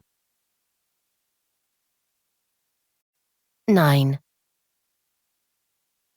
You should join us, Reggie said, stretched out on the bed, Belle by her side. She shifted her phone to the other ear. If I skipped Thanksgiving, my mother would hunt me down and kill me, Paisley said cheerfully. As it is, I'm only staying for the day, and you know that makes her crazy. She does like time with her favorite daughter. I wish. I'm her only daughter. Okay, have a happy Thanksgiving. Let's plan something for the weekend. I have a couple of daytime events at the resort, but we can party into the night. Reggie laughed.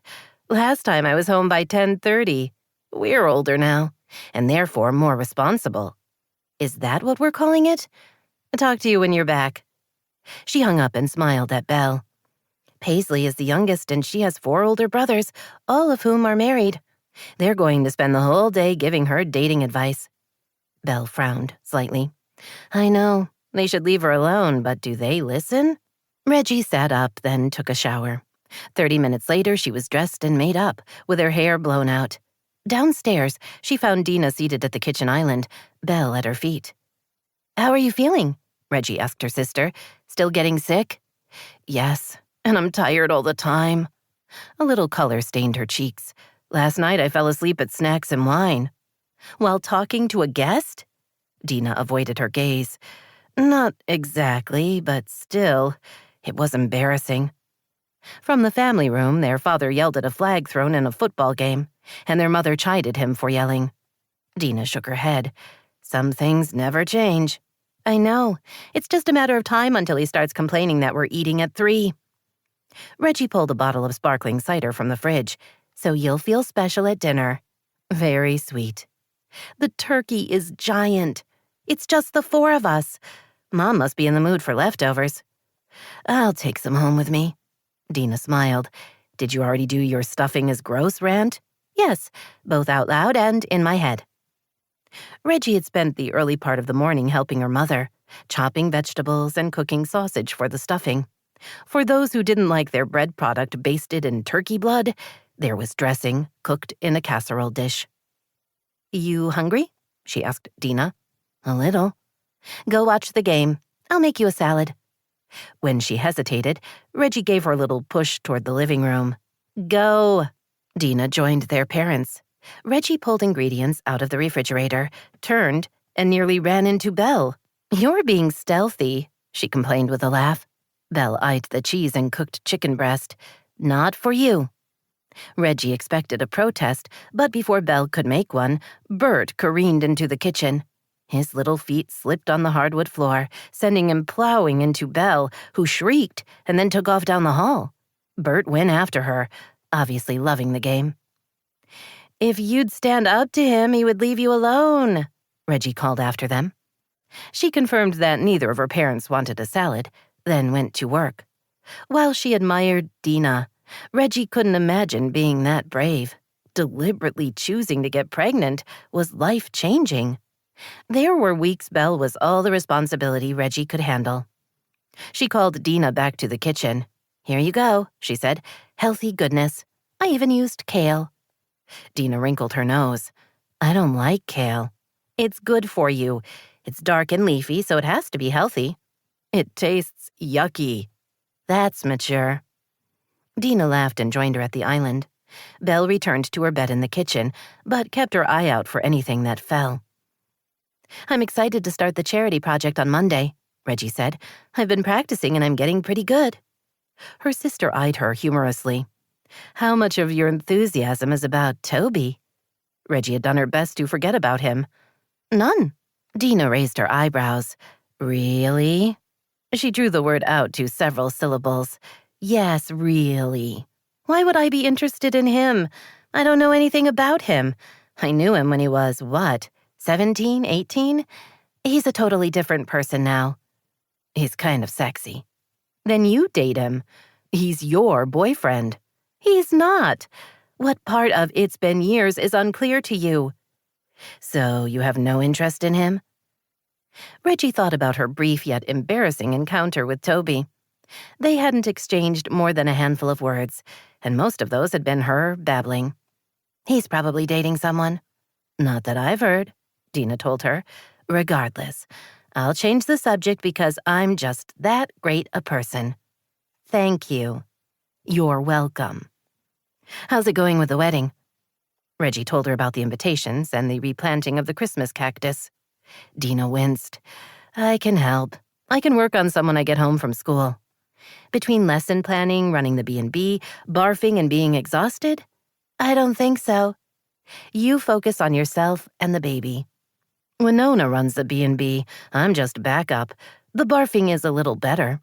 I've been using some pressure techniques, and they seem to help." "How'd you learn about those? I've never heard of them." Dena looked at her salad. "One of the guests at the B&B." Reggie studied her sister. There was something in her posture, something that made Reggie ask, "What aren't you telling me?" Dena's eyes widened. "Nothing." "Why?" "You're hiding something." "You're imagining things. You just listed everything going on in my life. When would I have time to hide anything?" Reggie wanted to keep pushing, but their mother walked into the kitchen and the moment was lost. "When you're done with your salads, could you start setting the table?" Lee said. "I want to use the good china and the nice glasses. Oh, and add 3 place settings." Reggie looked at Dena, who shrugged. "We're having company?" Reggie asked. "Just a couple friends. Nothing special." "Who?" Dena asked. Their mother smiled. "You'll see." Knowing pursuing the topic wouldn't help, Reggie carried their empty plates over to the sink, then followed Dena into the dining room. They made quick work of picking out linens and putting an old-fashioned candelabra on the buffet. Dena touched the tall, white, tapered candles. "We probably shouldn't light these. If Bert goes after Belle, she could easily bump into the buffet and poof, there goes our happy Thanksgiving." "A house fire isn't what any of us longs for." While Dena took the good china out of the hutch, Reggie collected the flatware. She found a half-finished cross-stitch project in with the serving pieces and laughed. Dena grinned.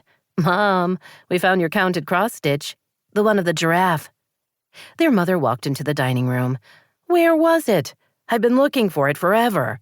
"Hutch drawer." Lee took it and waved it. "I'm putting this in the basket by my recliner. If I forget, please remind me." Belle wandered into the dining room, looking more worried than usual. "What is it, little girl?" Reggie asked. "Do you want to go out?" She led Belle to the back door and opened it. The dog stood there, sniffing the cold air, visibly shivering. Reggie closed the door, then grabbed one of Belle's jackets. Once she was bundled up, the dog reluctantly went into the backyard and finished her business before darting back inside. "I know," Reggie told her, unfastening the coat. "It's much colder here than in Seattle. Sorry."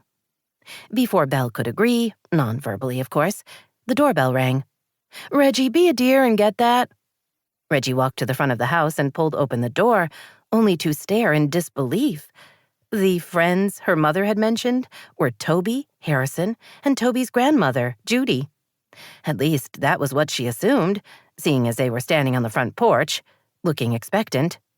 "Ah, hi," Reggie managed weakly, all the while wondering what on earth her mother had been thinking. "Happy Thanksgiving." Toby's semi-smug feeling that came from knowing Reggie had arranged the Thanksgiving invitation evaporated. Based on her shocked expression, she'd known nothing about them joining her family for dinner. "Come in," she said, stepping back. "You must be freezing." Everyone trooped inside. Dena appeared and helped with coats, while Belle danced around Harrison, delighted he'd shown up in her house. Toby handed Reggie a covered dish. My grandmother made these. "Lefse," Judy added. "They're a family tradition." It's a Norwegian flatbread, he added. Reggie looked at him as if he was an idiot. "I've had it. At your house." When they'd been dating, he thought, surprised she remembered. She smiled at Judy. "Thank you for this. My family's in for a treat." Reggie's parents appeared and ushered everyone into the family room. Vince turned off the game and put on music, and Harrison dropped to the floor to play with Belle. Toby saw Reggie duck into the kitchen with the lefse and followed her. You were surprised, he said, causing her to spin to face him. "Yes. My mother said friends were coming over but didn't say who. I assumed it was one of her ladies who lunch group or somebody who works for Dad at the auto shop. I wasn't expecting you." So, not a good surprise. "I didn't say that." You don't sound delighted. "Delighted? Really? Like I should squeal?" He leaned against the counter and raised an eyebrow. You squeal when you're delighted? That's kind of unfortunate. "Oh, please. I don't squeal." She took a step toward him. At the risk of once again not sounding delighted, she made air quotes. "How did this happen?" Her hair curved just beneath her jaw and emphasized her large brown eyes. She had on dark jeans and a sweater that was yellow, red, and orange, all the colors of fall. She looked good. Different than she had in high school, but still good. The invitation? He asked. "Yes." Your mother came by the store and asked if we'd like to come over for dinner. "My mother? That's confusing. I didn't know." I got that. "Why did you say yes?" An interesting question, he thought, not sure how to answer. It's been just the three of us. We agreed joining a family would be a fun change. She didn't look convinced, but then shrugged as if accepting the explanation. "It's always nice to have more people around the table," she said. "Thank you for coming." He smiled. "Anytime." Her lips twitched. "I can't imagine what you thought when my mother walked in and invited you to Thanksgiving dinner." Yes, you can. She sighed. "Yes, I can." "You thought it was me doing the asking." It wasn't. "No." Awkward, he said in a high-pitched sing-song voice. She laughed. "Yes, but I'm okay with it if you are." I am. And we really are looking forward to dinner. Their eyes locked, and he felt a flicker of attraction low in his gut. Want to talk about your dog? He asked, more to distract himself than to learn about Belle. Reggie smiled. "We already have. She's a rescue." He nodded at the coat rack by the kitchen door. I meant her wardrobe. I've seen her around town. She has quite the fashion collection. Where do you buy clothes for a dog her size? He frowned. Or any dog. There are plenty of pet boutiques, including one across from your store in the Wreath. Dog clothes are a thing. I thought they sold dog food. I hope you're kidding me about the clothes. I'm not. But Belle's size makes her difficult to fit, so I make most of her clothes. She complains when I put them on, but I know she appreciates me keeping her warm. She complains? How? It's mostly on the inside, but I'm good at reading her mind. You're good at assuming what she's thinking, he corrected her. In truth, you have no idea. She grinned. You're wrong. I work with inventors, helping them get their products ready for market. Right now, I'm dealing with an automatic vacuum that terrifies her. When she looks at it, I know exactly what she's thinking. She's a big girl. Why doesn't she just destroy it? We've had that exact conversation, and Belle has no idea how powerful she is. I'm trying to self-actualize her, but it's slow going. He smiled at her. I would imagine. Reggie looked at him. You know I'm helping Dena with the charity project, right? She mentioned you would be in charge. I'll try to be a benevolent dictator. Probably a good plan. 8-year-olds are often ready for an uprising. We can't have that, she said lightly. There's too much work to be done, and it's for a good cause. I've been practicing my loom knitting. I think the kids will enjoy it, and the loom will be easier for them than regular knitting. You knit? Where do you think Belle gets her sweaters? Impressive. Reggie's mother breezed into the kitchen. There you two are. Come join us. We're trying to remember when you two started dating. Your father says you weren't allowed to date when you were a sophomore, but I told him you were. Which is it, Reggie? Mom, we're not going to talk about that. Lee smiled at them both. Too late. Besides, isn't it better to get all this awkward talk out of the way so we can enjoy our dinner in peace? Toby glanced longingly toward the back door. Reggie intercepted the look and shook her head. No way. If I have to endure it, then you do too. We'll come up with an alternative topic to distract them. Good luck with that, he said, his voice teasing. You need a more positive attitude. I'll leave that to you. Dena paused in the courtyard by the carriage house. She was full and a little sleepy. The day had been a good one. She enjoyed her family's company, and having Toby, Harrison, and Judy join them had made for an interesting meal. It was barely 7, but felt later, and the night air was freezing. Still, she hesitated, not sure if she should knock on Micah's door or not. The decision was taken out of her hands when the door in question swung open and Micah stepped out into the night. You lost? He asked lightly. She laughed and waved the bag in her hand. I brought you leftovers. It seemed like a good idea at the time, but then I started second-guessing myself. Don't ever do that. He stepped back in obvious invitation. She went inside. He took the bag and studied the contents. There's a lot of food here, he said. Turkey, both stuffing and dressing. My family is both for reasons we don't need to get into. Green beans and 3 slices of pie. He looked at her. I really did have dinner with Steve and his family. I believe you. Then why the food? I'm a nurturer. I can't help myself. He motioned to the sofa. Have a seat. She hung her coat, then settled in a corner of the couch. Part of her hoped he would sit right next to her, draping his arm across her shoulders before whispering that he couldn't stop thinking about her, and then pressing his mouth to... Can I get you anything? He asked. Huh? Oh, no, I'm good. So, did you have fun today? I did. I like Marty, Steve's wife. A couple of the guys who work for him joined us. Dinner was at 2, which is a strange time, but traditional. We ate at 3. His expression turned concerned.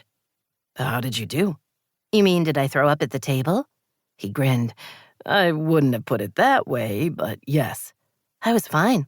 I got queasy a couple of times, but there was no actual regurgitation. Progress. I wish, but I think it's too early for my hormones to be calming down. Soon, though. She looked at him, telling herself not to get lost in his blue eyes. He was a guest and possibly a friend.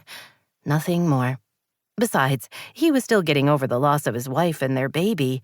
He was looking to recover, not get involved with a very ordinary, pregnant woman. Was the day difficult? She asked. Parts of it. Adriana wasn't one for traditions, so we usually traveled on the holidays. I've heard people do that. I can't imagine not being in Wishing Tree for Thanksgiving and Christmas. It's what I've done my whole life. She paused, thinking she could not sound more boring. Except for when I went to college. I haven't lived anywhere else. You're a small-town girl. Great, because that was a thrilling description. I am. Is that why there's no guy? I don't know. Maybe. I had a serious boyfriend in high school and again in college, but neither was the one. You believe in the one? I believe in falling in love. I want to give my heart to someone and have him do the same with me. I want to know we're going to spend the rest of our lives together, no matter what. People get divorced. Sometimes people make a mistake, but sometimes they let go too quickly. I'd want to try harder. You're an idealist. She wasn't sure if he thought that was good or bad. My parents have been married nearly 35 years. I remember. They're renewing their vows. Exactly. They're still crazy in love. Just being around them makes me happy. I wanted that for my kids. But after college, I never found anyone. I dated a couple of guys, but the relationships never went anywhere. His gaze was steady. You mentioned that you were tired of waiting for the one. I still hope to meet him, but whether or not I do, I want children. So I decided to get pregnant. Using a turkey baster. She laughed. Yes. That's a bold move. It takes courage. People have said that to me, but I don't see it that way.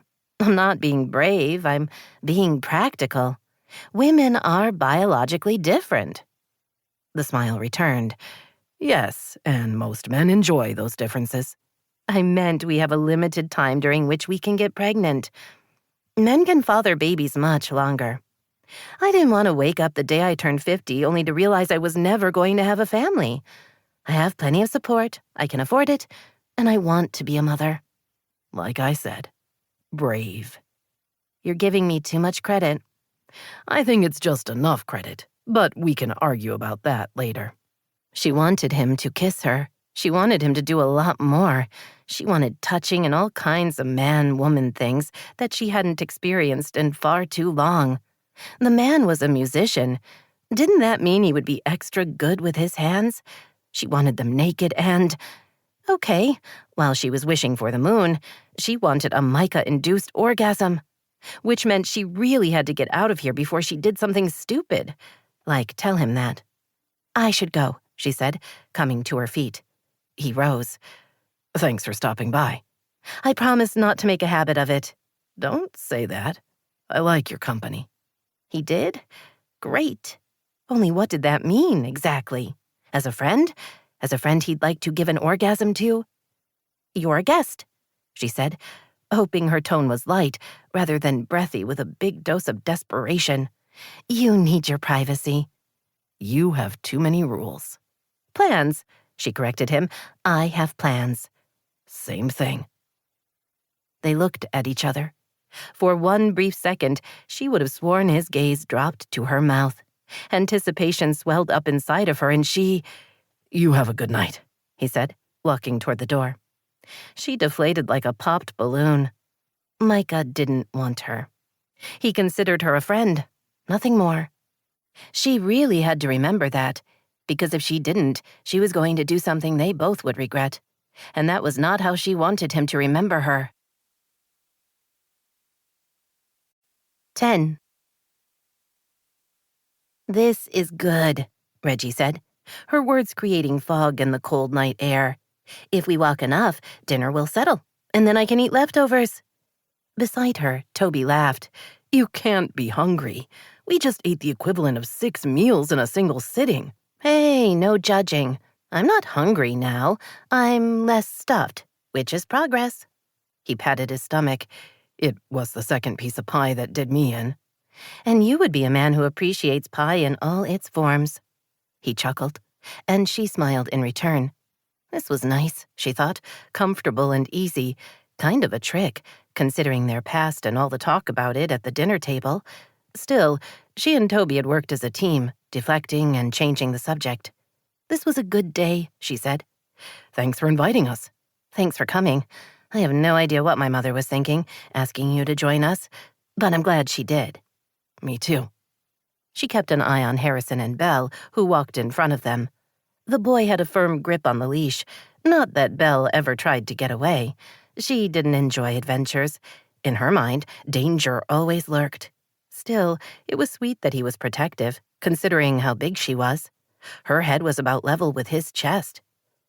She really likes your son, Reggie said, watching the Great Dane step a little closer to Harrison. She's a surprisingly sweet girl. She was polite at the table, unlike Bert. He's a beggar, but he mostly stays by my dad, so it's less of a problem for the rest of us. They arrived at the dog park. It was nearly 8 and bitingly cold, so no one else was there.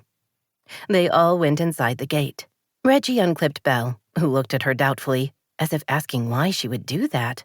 "Come on, Belle," Harrison said, running across the park. Belle loped after him, her long strides allowing her to catch up easily. "She'll keep an eye on him," Reggie said.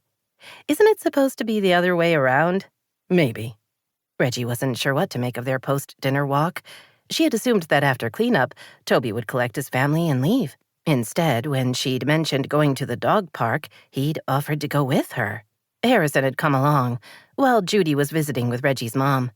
Now, in the cold night, with the stars twinkling above them, she wondered why he'd wanted to prolong the evening. Not that it mattered. He was good company. "How does it feel to be back in Wishing Tree?" she asked. He looked at her. "It's been over a year, so it doesn't feel new anymore. This was home before and is home now." He flashed her a smile. "It is kind of nice to return as a success." She laughed. "I'll bet. You used to be such a bad boy.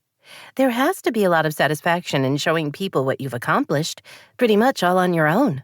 "I wasn't that bad." "Maybe not for a big city, but for Wishing Tree?" She grinned. "My parents were very nervous." "I won them over." "You did, and they were grateful that you didn't start a trend. You were my one and only bad boy." He leaned against the fence. "Why did you want to go out with me?" "Is that a serious question?" "Yes." She thought about how he'd been back then, so good-looking, with an irresistible swagger. All the girls had wanted to go out with him, but he hadn't been the type to date much. Still, when she'd caught him watching her, she'd decided to pursue things. "You were irresistible," she admitted. "You had to know that." "I was pretty hot," he said with a grin. He still was. Not that she would be mentioning that. "We were both young," she said instead. "Funny how things turn out. I never would have thought you'd come back." "Judy's getting on in years. I couldn't ask her to move somewhere else. She's lived here her whole life." Which spoke well of him, she thought. He checked on Harrison and Belle, then turned back to her. "Jake, really? My nemesis?" "Oh, please. You were rivals on the football team. You both wanted to be captain. That hardly makes him your nemesis. So don't put that on me." "Fair enough. So, Jake?" She laughed. "You're not going to let it go, are you?" "You never had a thing for him in high school. You were into bad boys." "No, I was into you. And you're right, I barely noticed him back then." Once she'd given her heart to Toby, she hadn't been interested in anyone else. Our relationship was unexpected. He'd moved here to be assistant manager up at the resort. I was home, visiting my folks. We ran into each other, literally. I was coming out of Jingle Coffee and he was going in. My drink and Danish went flying, and we started talking. And then we went out." "You were going to marry him." She wasn't surprised he'd heard about that.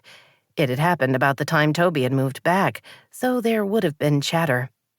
"He proposed on a Friday, we had a party to celebrate on Saturday, and he dumped me on Sunday," she said, careful to keep her tone light. It had been nearly a year, and... She paused. "Oh, wow. It was a year ago this weekend." "He proposed the Friday after Thanksgiving?" "He did, at the lighting of the trees." "Way to make it memorable." "I don't think the day really mattered after the other stuff." He looked at her. "Are you over him?" "Yes, and that happened more quickly than it should have. It makes me think I didn't love him as much as I thought I did. Sad but true. I wish him well, wherever he is." "I'm sorry." "Don't be." "It seems kind of crappy to propose and then break up all in the same weekend." "Yes, it does. He never said why. He just showed up at my parents' house on Sunday and said he was sorry and he couldn't be with me anymore. I was hurt and confused, but there was no talking. There was nothing. He just left. I drove back to Seattle with my heart broken." She glanced at Toby. "And that is the sad story of my Jake relationship." "You should stick to bad boys." She smiled. "You might be right about that." Toby waved to Harrison, but his son was already busy showing his friends the 50-cent piece he'd found on the sidewalk on their quick walk to the birthday party. For kids who had grown up in the digital world and saw their parents pay for most things with a credit card, an unusual coin was noteworthy. The birthday party, complete with lunch and games, would go until 3:30. Brave parents, Toby thought. The most he'd been able to pull together was a party at the Wonderful Life Cinema, where they offered hot dogs and popcorn, along with priority seating on a Saturday afternoon movie. Harrison had been happy hanging out with his friends, and the kids had all seemed to have a good time. Toby wondered if he should try to do more this year. The hard part was, he wasn't creative. Not in that way. He was more business-oriented. He didn't decorate or do crafts, or know what color went with what other color. He walked the short distance back to his house. There were 2 large vans parked in front, and a couple of guys up on ladders, stringing lights. Inside, several people were putting up large Christmas trees, one in the downstairs family room and one in the dining room. A woman stood on the stairs, looping garland around the banister. He stepped around open bins filled with lights and silver and red ornaments. He wove his way through the chaos and ducked into his grandmother's room. Judy stood by her desk, going through the plastic tote he'd brought in for her. She smiled when she saw him. "They're making a bit of a mess out there," she said. "They'll clean up before they leave. Is there too much noise? Is this bothering you?" She made a clucking sound with her tongue. "Toby, I'm old, but I'm not infirm. They're fine. I just wish you'd let me decorate the house. They're putting up a 15-foot tree in the family room. I don't think either of us could have handled that. In a week or so, Harrison and I will go get a real tree for the upstairs media room, and the 3 of us will decorate that one together." She held up a string of old-fashioned bubble lights, filled with a fluid that bubbled when the lights heated up. "You think those still work?" he asked. "I hope so. If not, we'll get new ones." "You don't have to keep doing that," she said, her tone a little rueful. "What? You're always buying me things. I have plenty. I don't need new lights." He moved close and hugged her, trying not to notice how fragile she felt in his arms. He kissed the top of her head. "You're not the boss of me." She laughed. "I used to be." She stepped back and went to her closet, where she pulled a few boxes off a shelf. "I want you to look at what I bought Harrison. If you think he'll like the gifts, I'll drop them off at Wrap Around the Clock later." He glanced through the boxes. There was a baseball board game and a joke book. The last box contained a kit that would teach Harrison how to do simple magic tricks. "All winners," he told her, "and these are plenty. You don't have to get him anything else." She waved away his advice.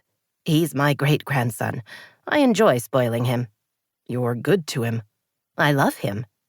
A simple statement filled with meaning. Judy had loved him as well. Growing up, he'd known she was the only one, at least until Reggie, and that had been a very different kind of love. "I know you do," he said. "Want me to drop the gifts off at Wrap Around the Clock for you?" "I can do it. I want to check on Cameron and see how she's doing." Cameron had been a couple of years behind him, so he'd known of her in high school, but hadn't hung out with her or her friends. She'd recently lost her mom and had moved back to Wishing Tree to take over the family business and take care of her much younger twin sisters. "The holidays are going to be tough," he said. "On all of them." Judy eyed him speculatively. "Maybe you should stop by yourself, just to be friendly."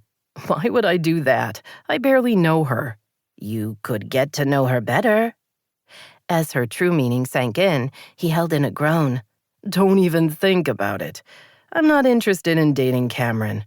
"You can't know that. You just said yourself you barely know her. She's very pretty." "I'm sure she is, but no." The last thing he needed was his grandmother messing with his personal life. Not that he had one, but the principle was the same regardless.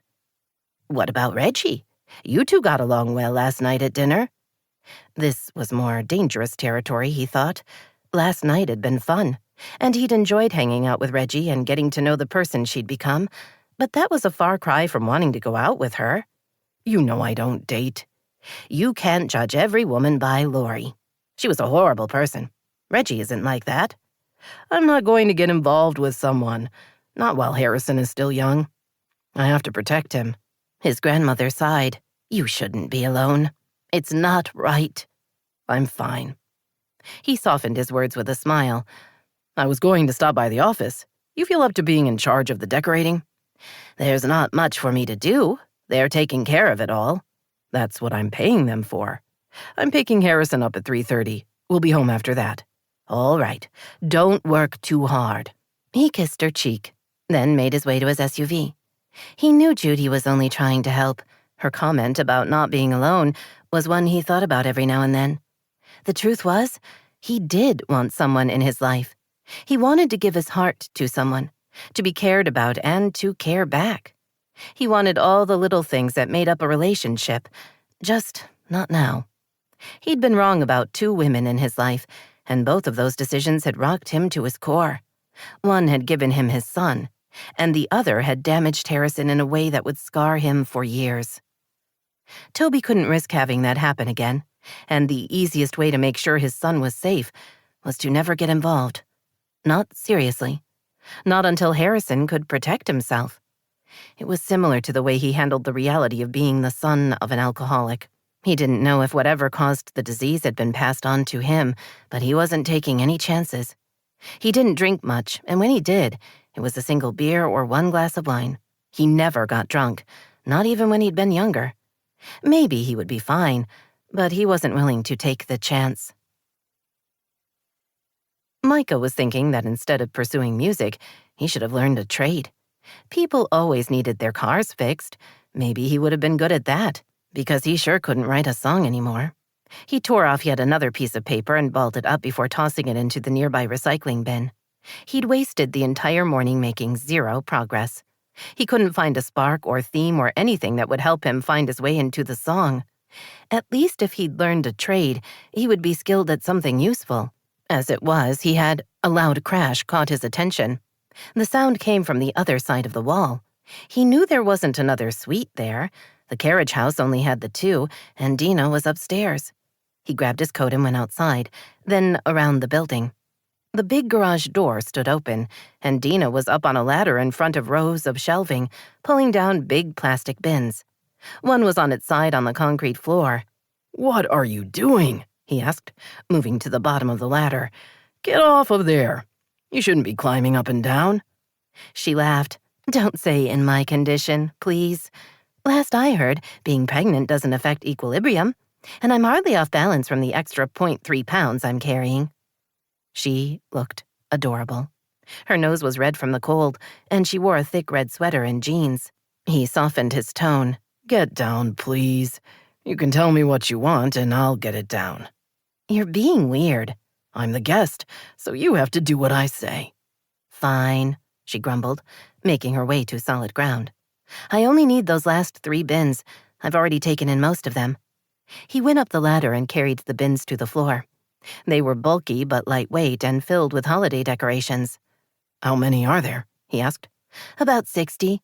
The public spaces are pretty big, so we put up a 6 trees. I had a couple of high school kids come in and help with that this morning, so they're up and decorated. Now I just have the rest of it. You're doing this yourself? I told you. I had help this morning. It's fine. You're pregnant. Have I mentioned it's a lima bean? Because it is. You said you had a support system. She laughed. Yes, for when I have the baby. Micah, you're sweet to worry, but I've been doing the decorating here at the B&B for years. Before I inherited it, I worked here part-time. Even after I was teaching, I took shifts in the summer. It all sounded logical, but he couldn't get past the fact that she was doing all this alone. You've got me now. I'll run these inside. Then you can get off your feet and point to what needs to be done. I don't think so. Remember the guest thing?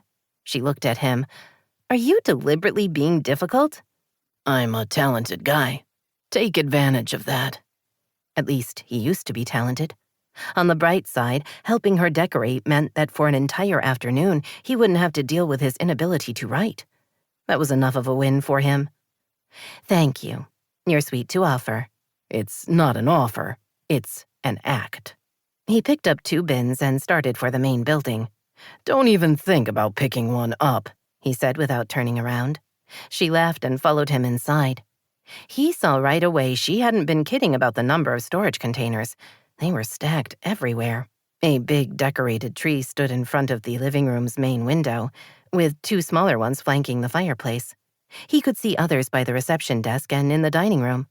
He set down the bins he held, collected 3 empty ones, and went back to the garage. It only took a couple of trips to take the rest inside and bring out the empty ones. Once that was done, Dena showed him the decorating plan. "The bins are color-coded," she said, pointing to several bins with big dots on the side. "Red for the living room, blue for the dining room, green for the reception area, and so on." She opened a red folder.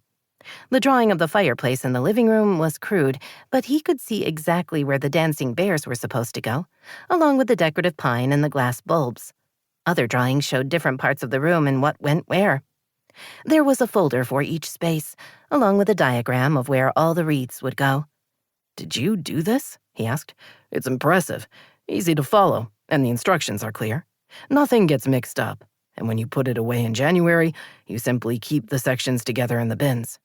She smiled. "Thank you. I worked on this for a couple of years to get it right. Decorating used to take weeks, but now I can do it over the long weekend. I get help on the trees, and I have professionals putting up the outdoor lights first thing in the morning." "I'm glad you're not thinking of tackling those yourself." She laughed. "I know my limitations." "No, you don't. Where do you want me to start?" "We are going to start in the living room." He wanted to push back, saying he would take care of it, but he knew that was ridiculous. She was right about barely being pregnant. Except for her morning sickness, she was strong and healthy. There was no reason she couldn't handle a few Christmas decorations. "The living room it is," he said, his gaze briefly dropping to her mouth before he turned away. Not only could he avoid his lack of talent, he would get to hang out with Dena for the rest of the day. He liked her company, he admitted to himself. He liked her. She had him hang wreaths, showing him how to loop the ribbon around the hooks. He hadn't realized how many windows there were in the big space, and each one had its own wreath. She took care of the fireplace, centering the dancing bears before filling in with the faux bows and large glitter-covered glass bulbs. Little rabbit figures were placed on the coffee table as part of a seasonal forest tableau. Tabletop trees had different themes. There was one decorated in all fish, including 3 happy and grinning goldfish, and one that was devoted to all things Cinderella. There was her coach, glass slippers, and little porcelain Cinderella figurines. "Tell me there's a boy tree somewhere," he said. "There's a cowboy one in the dining room. Does that help?" "Yes. Not that I don't love a woman in a blue dress." He frowned, touching one of the ornaments. "Why is her dress always blue?" "I don't think it is. You should check it out." He winced. "Yeah, I don't really want anything to do with Cinderella in my browsing history." "Afraid people will think you have kinky porn needs?" "I don't do porn of any kind. It's not interesting to me." "I suppose in your position, you can get the real thing anytime you want." "Speculating about my personal life?" he asked. She grinned. "I am. Although no one has mentioned women coming and going from your suite." She tilted her head. "Do you have them drop by one at a time or in groups?" "If there aren't at least 3 or 4, where's the fun?" "How would 4 even work?" He laughed. "Okay, time to shut this conversation down. We're going places that are weird, even for a former rock star. For the record, I was never into groups. I was into volume, but one at a time. And when I reached my late 20s, I got a whole lot more discerning." "Thank you for clarifying," she teased, her brown eyes bright with humor. "My personal life has been far less exciting, but I'm okay with that. I wouldn't be a good groupie." "That's not a bad thing." "I suppose not." They smiled at each other. He liked how comfortable he was with her. Dena was easy to talk to, and she had a positive outlook he enjoyed. Plus, the nurturing. She was a natural-born caretaker. "You must have loved growing up in Wishingtree," he said. "I did." "It's just you and your sister?" "Uh-huh." She paused to scan the living room folder. "I think we're good here." He carried bins with blue dots into the dining room, and they got started there. "How about you?" she asked, placing a display of ice skating penguins into the hutch. "Brothers and sisters?" "Just me. My mom died when I was young, and I don't remember her. My dad was the kind of man who could never settle anywhere. We traveled a lot. He encouraged me to learn to play guitar, telling me I could figure it out." "He didn't play himself?" "No, but he loved that I was enthused. About the time I turned 12, I knew I wanted to be a musician when I grew up. I started writing songs and singing. When I was 15, we settled in a small town outside of LA. That's where I met Steve. I wondered about that. We connected instantly, mostly because we loved music. Steve is a great drummer. We started a band. When my dad wanted to move on, I told him I wanted to stay. He let you? Yeah. Micah remembered the sadness in his father's eyes. He knew he couldn't help me with my dreams, not with us always moving around. I never got the sacrifice he made for me until later. When Adriana had been pregnant and he'd found out he was having a son. At that moment, he'd understood what his father had done for him.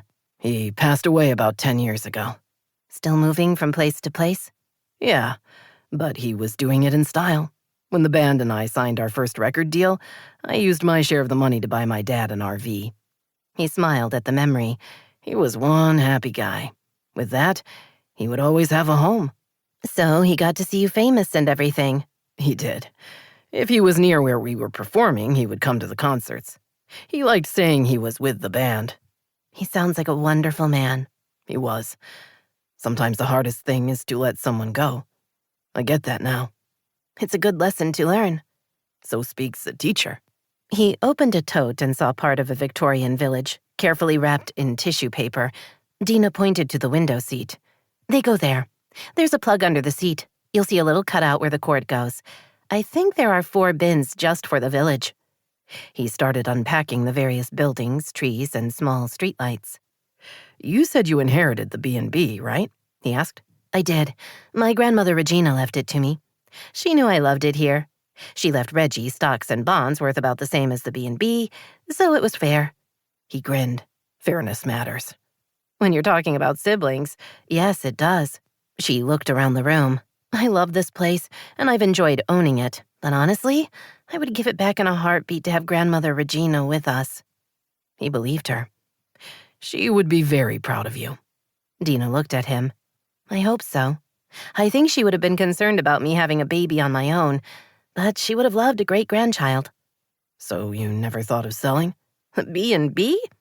Her voice was a yelp. No! Why would I do that? What a terrible thing to say.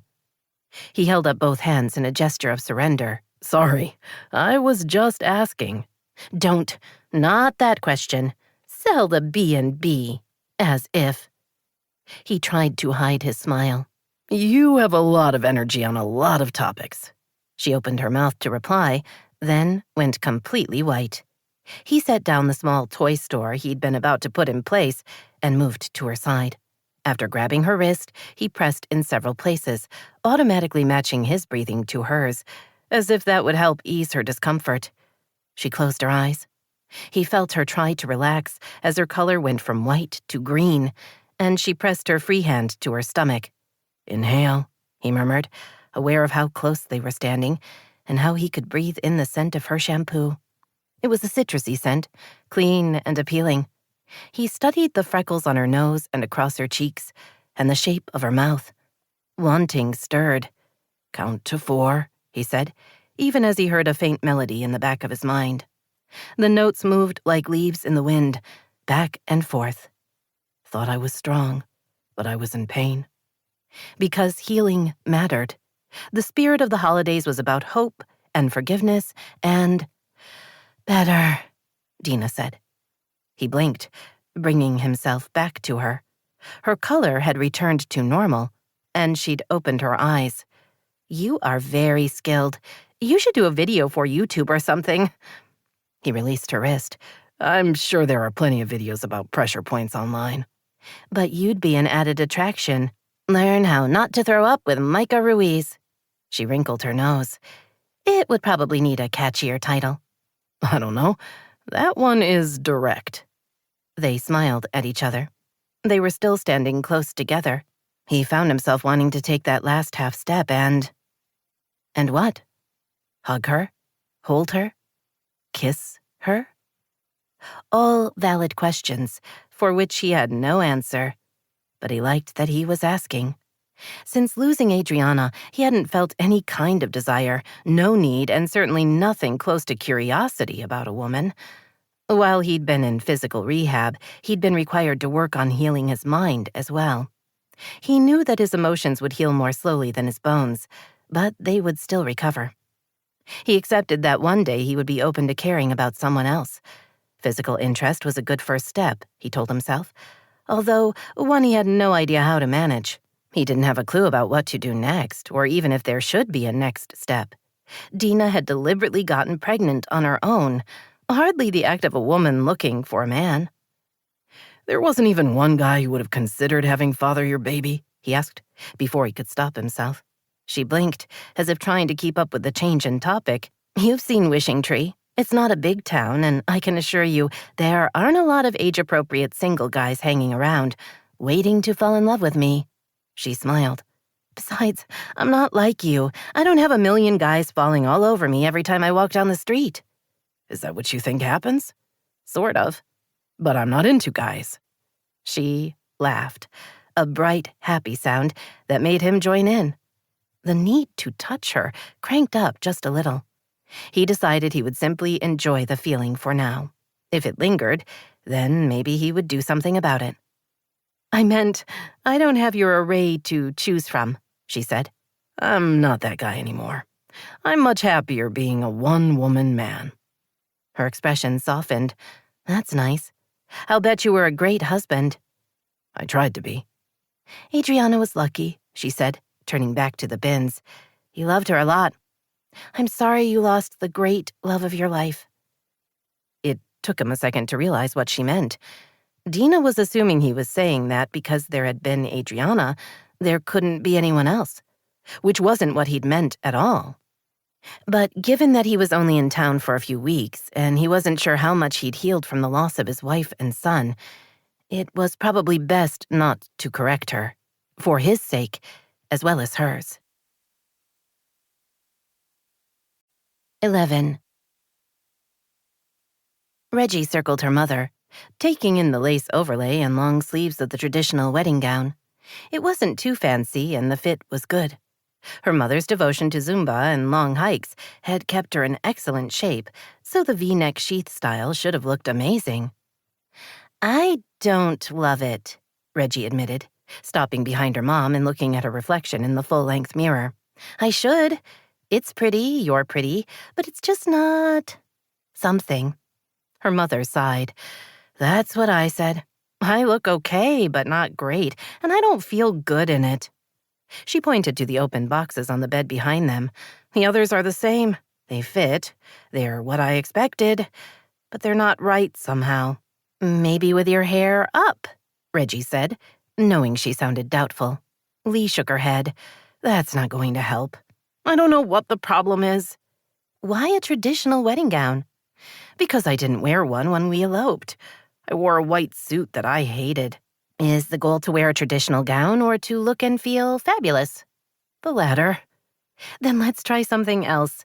Why don't you change back into your regular clothes, and I'll go online and see what I can find that's going to make you happy. Like what? I don't know. I'm going to look at party dresses on the Nordstrom website. Okay, but remember, I'm not 25 anymore. Reggie feigned shock. You're not? Ha ha. Fine, go look. I'll meet you in the kitchen in 10 minutes. Reggie started out of the room. Belle got up off the bed and followed her. As they walked into the hallway, Bert appeared from nowhere and darted toward Belle.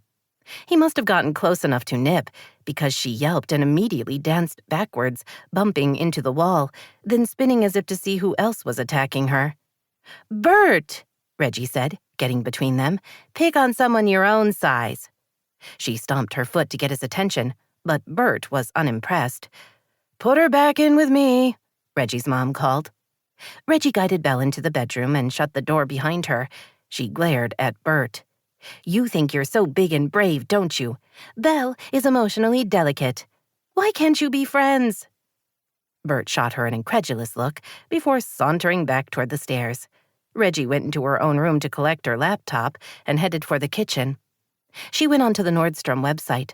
A quick search showed her that maybe party dresses weren't what her mother was looking for. They were all cute, and there were several Reggie would have liked to put in her own closet, but nothing really appropriate for a woman approaching 60. She tried Mother of the Bride dresses next. Bingo, she said, scrolling through the collection. When her mother walked in, Belle at her heels, Reggie patted the seat next to her. I think I found a few really great options, Mom. The wedding colors are basically red and green to take advantage of the holiday decorations in place. You'll want your dress to stand out. Her mother wrinkled her nose. Not black. I thought about that, and while I love a black dress, not for the wedding. I agree.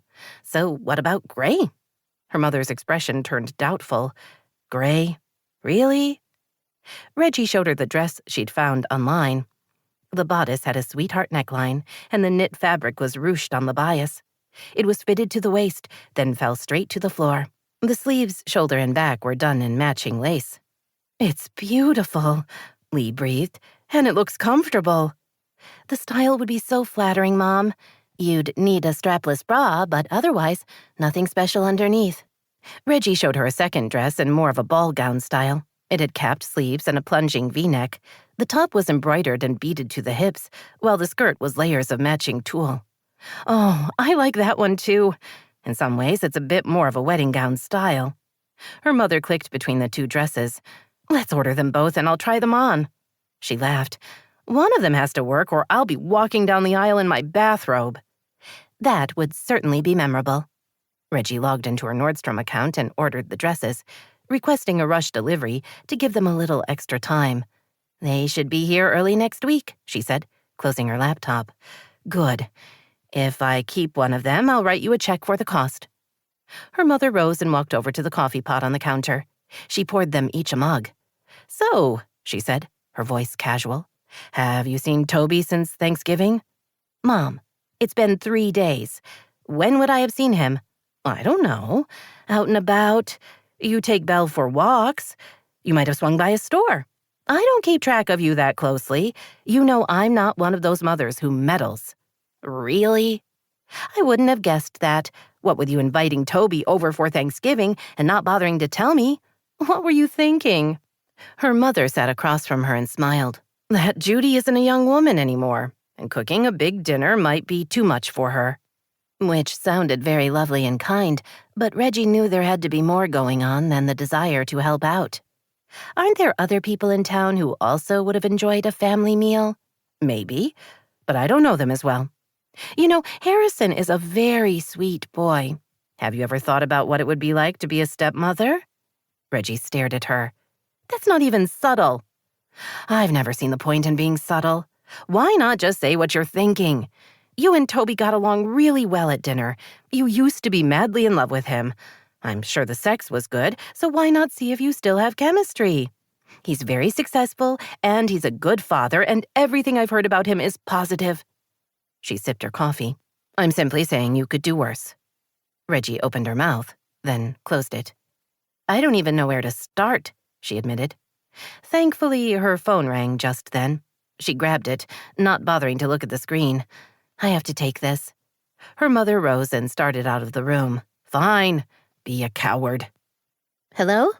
Hey, you. What's going on? Reggie recognized her sister's voice. Your mother is making me insane. She wants me to start dating Toby. First of all, she's your mother, too. Right now, I prefer to think of her as just yours. Dena laughed. Second, dating Toby isn't the worst idea ever.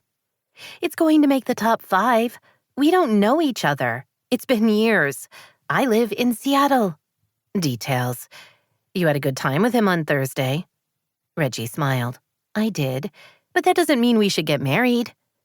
I thought Mom wanted you to date him. She asked if I'd ever thought about being a stepmother. That is a leap. Tell me about it.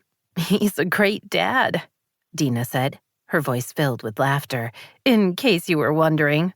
Don't you start too. All right. I really called to talk about what we're doing for Mom and Dad for the wedding. I've spent the last 2 hours on Pinterest getting ideas. There are a lot of different options, but I think the slideshow is the best one. We can set it up on a loop and have it play during the entire reception. Reggie nodded. She and Dena had been talking about doing something special for their parents. Their brainstorming had produced a handful of ideas, but the one she kept coming back to was the slideshow. I agree, she said. I'll go through the pictures I already have on my computer and then start uploading more today. The albums are still in the craft room, aren't they? Last time I checked.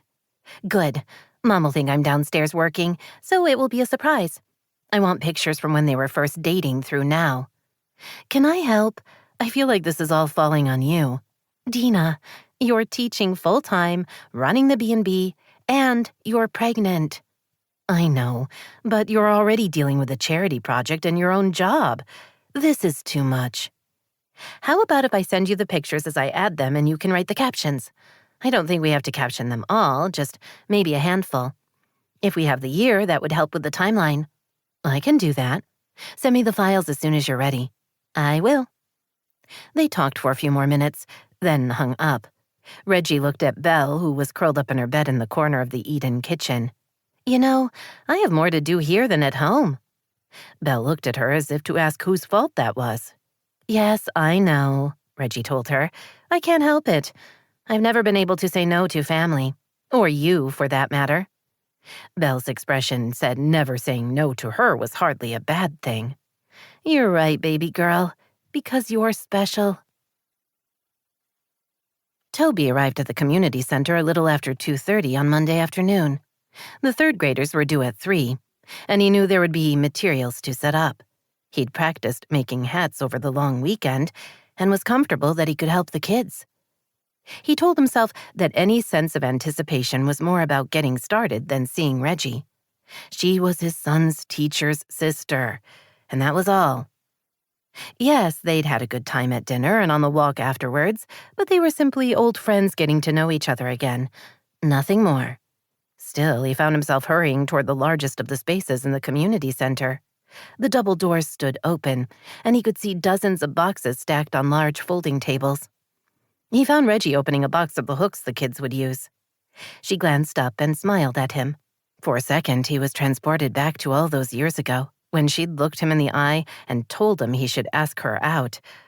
Her smile had been just as disorienting. "You're here," she said. "Thanks for coming early. I didn't totally grasp how much setup there would be until about an hour ago." "You should have called me. I could have come then." "I'm nearly done." Belle ambled over to greet Toby. "Very festive," he said, nodding at the red and green sweater. "She loves the holidays."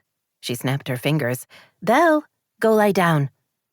The Great Dane sighed heavily before making her way back to a large bed in the corner. "Want to get started opening those boxes of yarn? I figured the kids can pick colors." She paused. 40 kids plus the parents? How about unpacking about 100 skeins of yarn in different colors? We can store the rest in the locked storage room, so it's always close by. She tossed him a pocket knife and went back to counting out hooks. He made quick work of opening the boxes, then set out skeins of yarn in a rainbow of colors. Once he had enough, he collected the keys for the storage room and put away the extra yarn. By the time that was done, Reggie had set up her computer and pulled down the big screen at the front of the room. Right on time, about 40 third graders trooped in the door, followed by a half-dozen volunteer parents. Reggie greeted them and introduced Belle. "She's very delicate emotionally," she said, "so you have to be careful or you'll scare her." Several of the kids, not to mention parents, looked doubtful. "I'm not kidding. Just because she's big doesn't mean she's brave.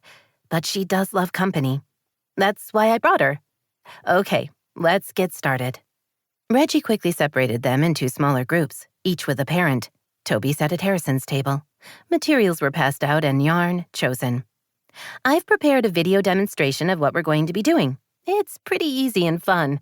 We're going to be meeting today, tomorrow, and Thursday." She smiled.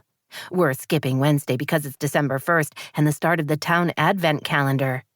"We have to be there for that," one boy said. "I know, right? So let's make some hats." Reggie started the video on her computer and walked everyone through casting on. Once that was done, they went to work on the brim. Reggie circled through the tables, answering questions and fixing mistakes. She was patient and friendly, putting the kids at ease. He liked how she didn't rush anyone. Every now and then she glanced at him and smiled, something he wouldn't have noticed if he hadn't been looking in the first place. He told himself to pay attention to his knitting and managed to make good progress on his hat. As he worked, he saw Belle get up and drag her bed a few feet before lying down again. It took him a few minutes to realize their destination. "You have a fan," he told his son, who glanced at Belle and grinned. Harrison patted his thigh, and Belle dragged her bed the rest of the way before settling close enough to be within petting distance. Once the brim was finished, Reggie explained how to work on the body of the hat. Toby got up and checked in with the students at his table to make sure everyone got how to make the transition. After a few minutes, Reggie put on Christmas music. At the end of their hour-and-a-half session, Reggie handed out paper bags for the half-finished projects. The kids wrote their names on the bags so they could start back up tomorrow. By 5, everyone had left. Reggie shut down her laptop and turned off the portable speaker she'd brought. That was great.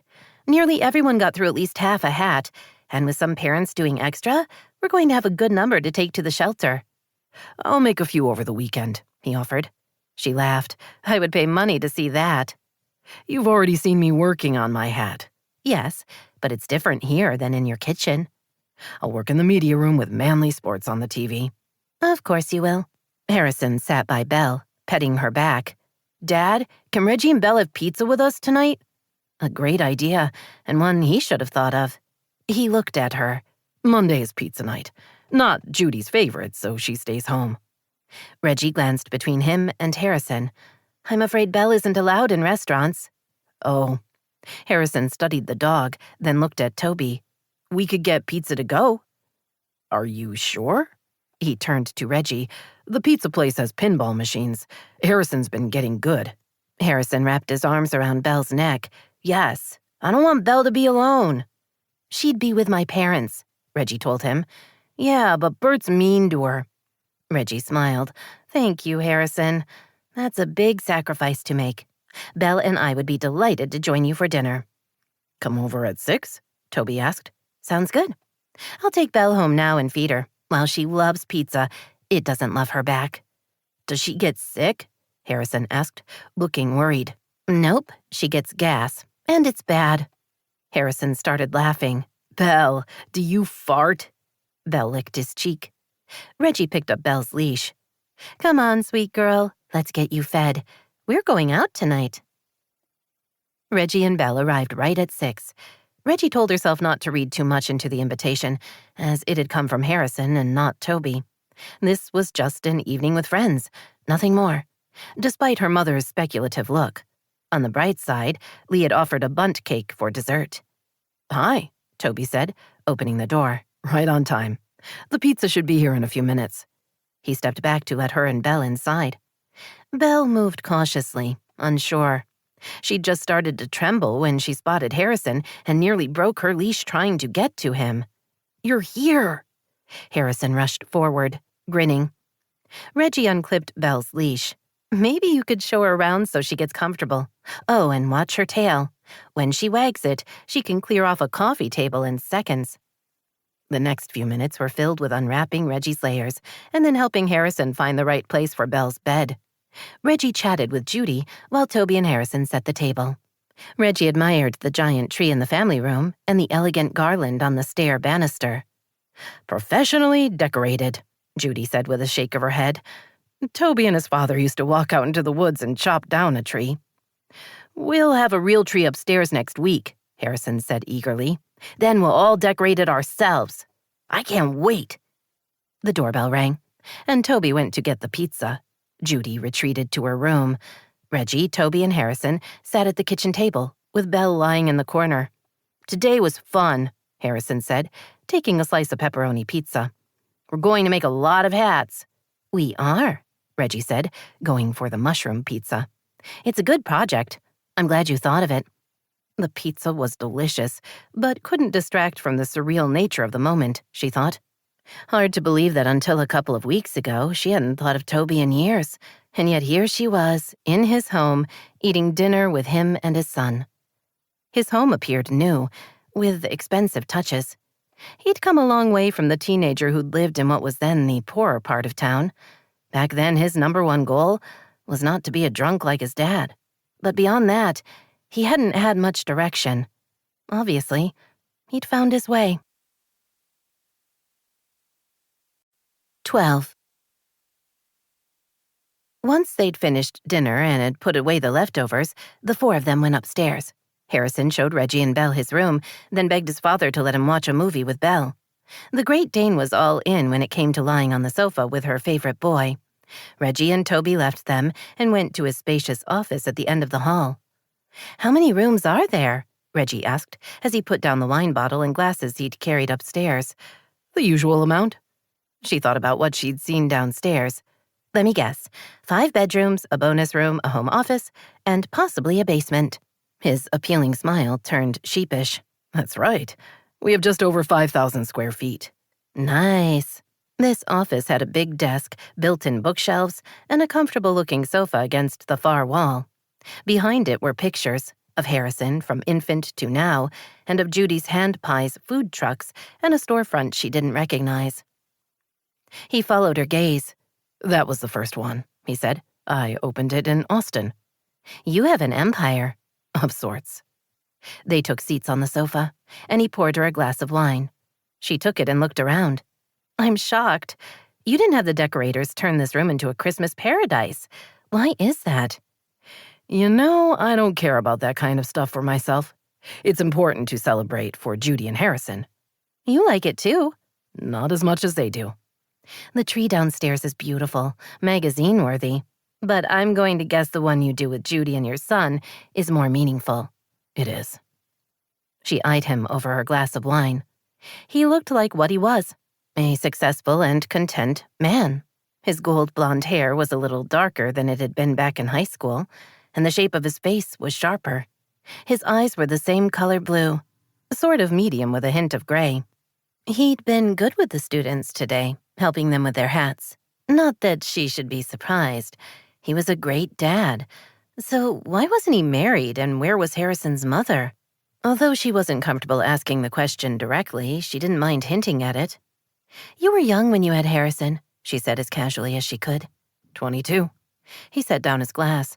When I left here my senior year of high school, I just wanted to get away. I ended up in Texas. I figured it was big and there were plenty of spaces to get lost. Your goal was to get lost? I was all of 18. I might have been a bit dramatic in my thinking. How did you support yourself? I worked construction. I would hang out at sites, and if someone didn't show up, I filled in. He smiled. Not with the big equipment. They didn't let me do that, but there's always plenty of grunt work that doesn't require training. I became a regular, and the money was decent. I started in Lubbock, then went to Dallas. While I was there, I met a girl. Just one? She asked, careful to keep her voice light and teasing.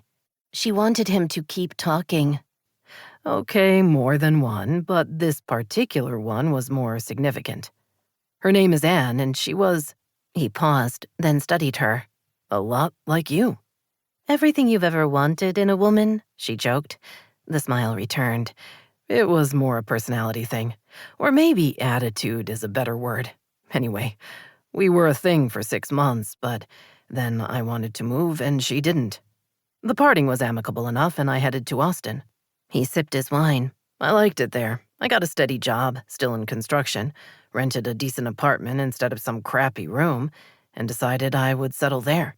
Interesting, considering he was now back in Wishing Tree. And? About 10 months later, I got a text from Anne. She wanted to see me. He shook his head. I assumed she couldn't live without me and wanted to talk about moving to Austin so we could get back together. He glanced at Reggie.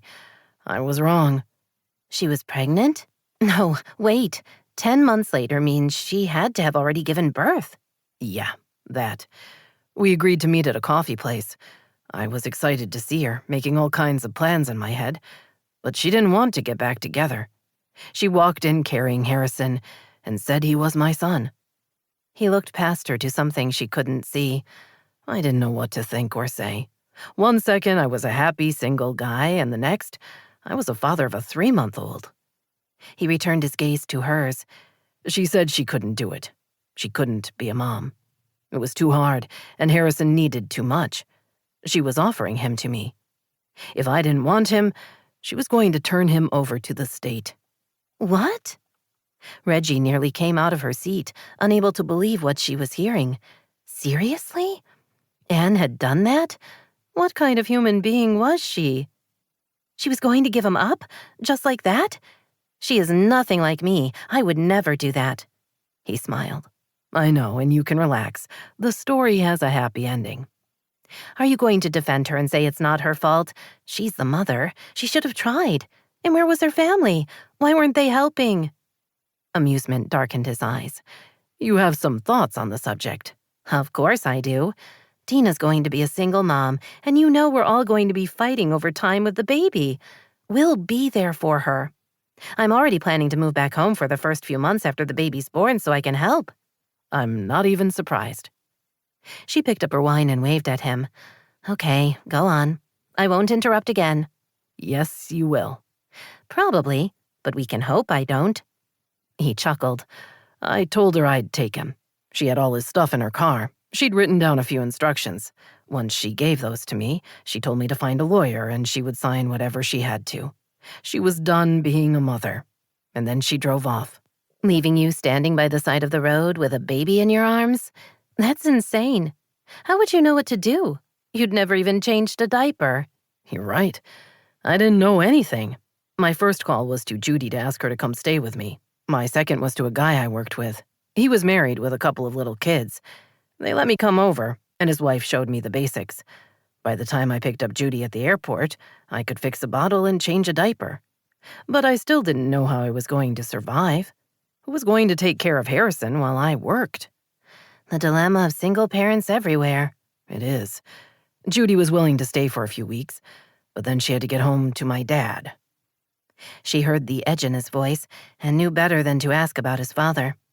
She wanted to hear more about his early years with Harrison, and talking about Toby's father would send them spiraling to a place neither of them wanted to go. She still couldn't believe how Anne had acted. If she hadn't wanted the kid, why have the child in the first place? Or if she wasn't willing to have an abortion, then arrange for an adoption from birth. There were thousands of wonderful couples eager to adopt a baby. But to keep him and then change her mind? That wasn't right. We brainstormed ways for me to make money from home, he said. It's harder than you'd think. None of the ideas worked for me. I didn't have any work-from-home skills that I could use, and trying to work as a handyman didn't solve the daycare situation. Then she suggested selling hand pies. His mouth twisted. There were plenty of times when I was a kid that the money from those was all we had. Remember how she would sell to friends and neighbors?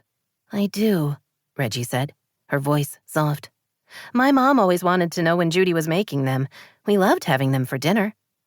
I took a couple of days off work. We baked all weekend, made as many as we could. Then Monday, I sold them at the construction site. They were gone in minutes. Tuesday, I brought in even more and took them to another construction site. The same thing happened.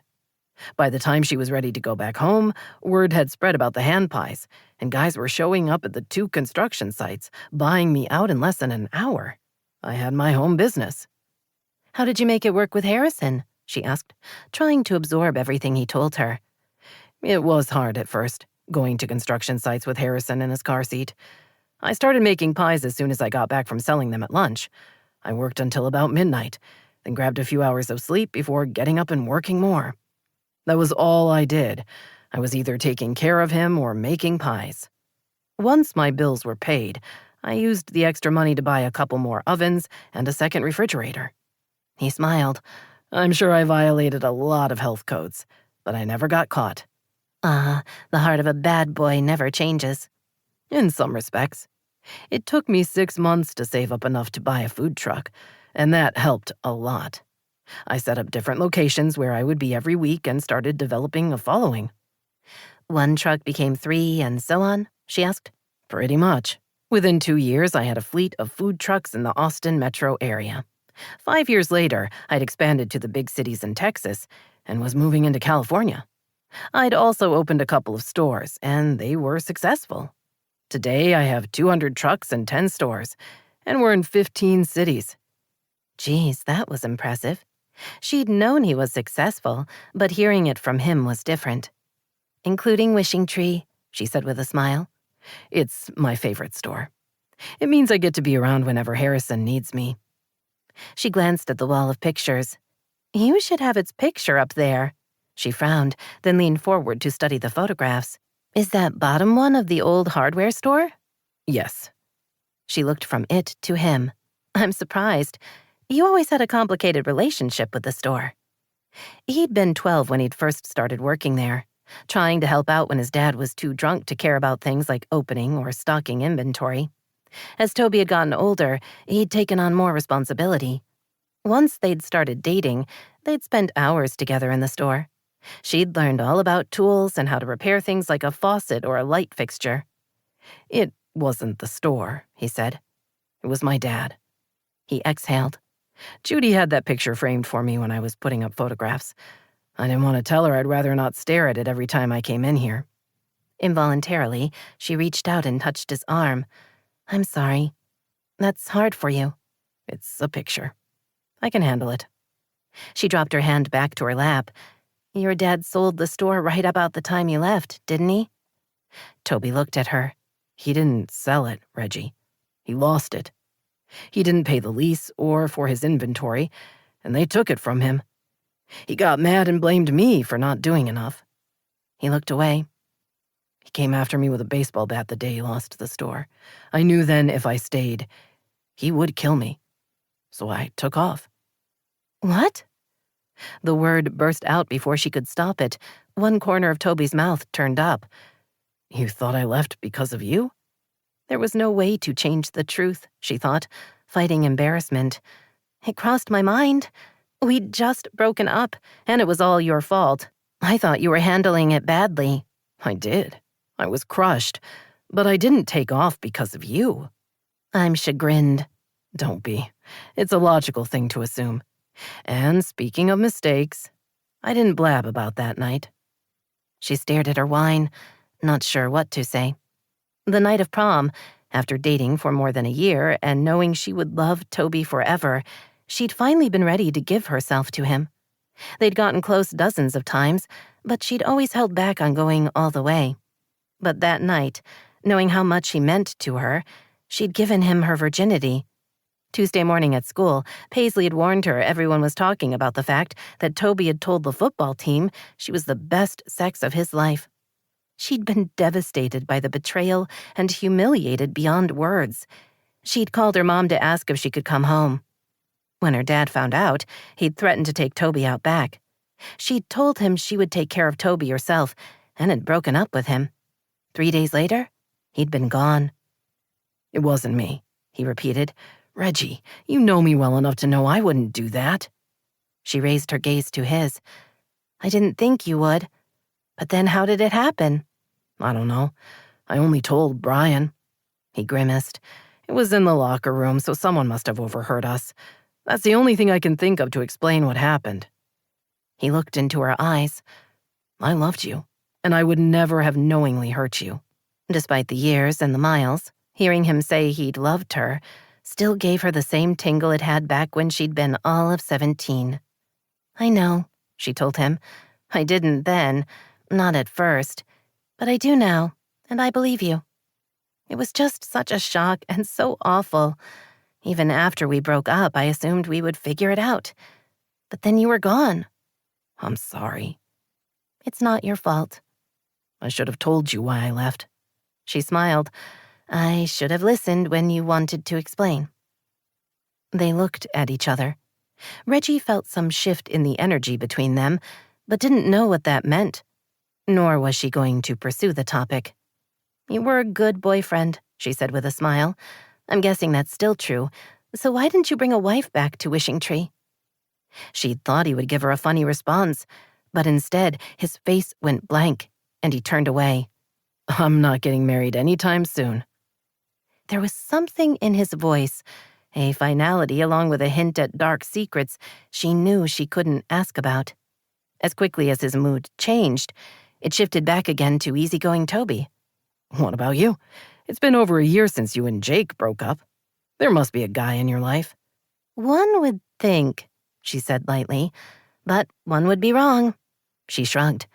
"It took me a while to get over him, and since then I've gone out some, but just casually.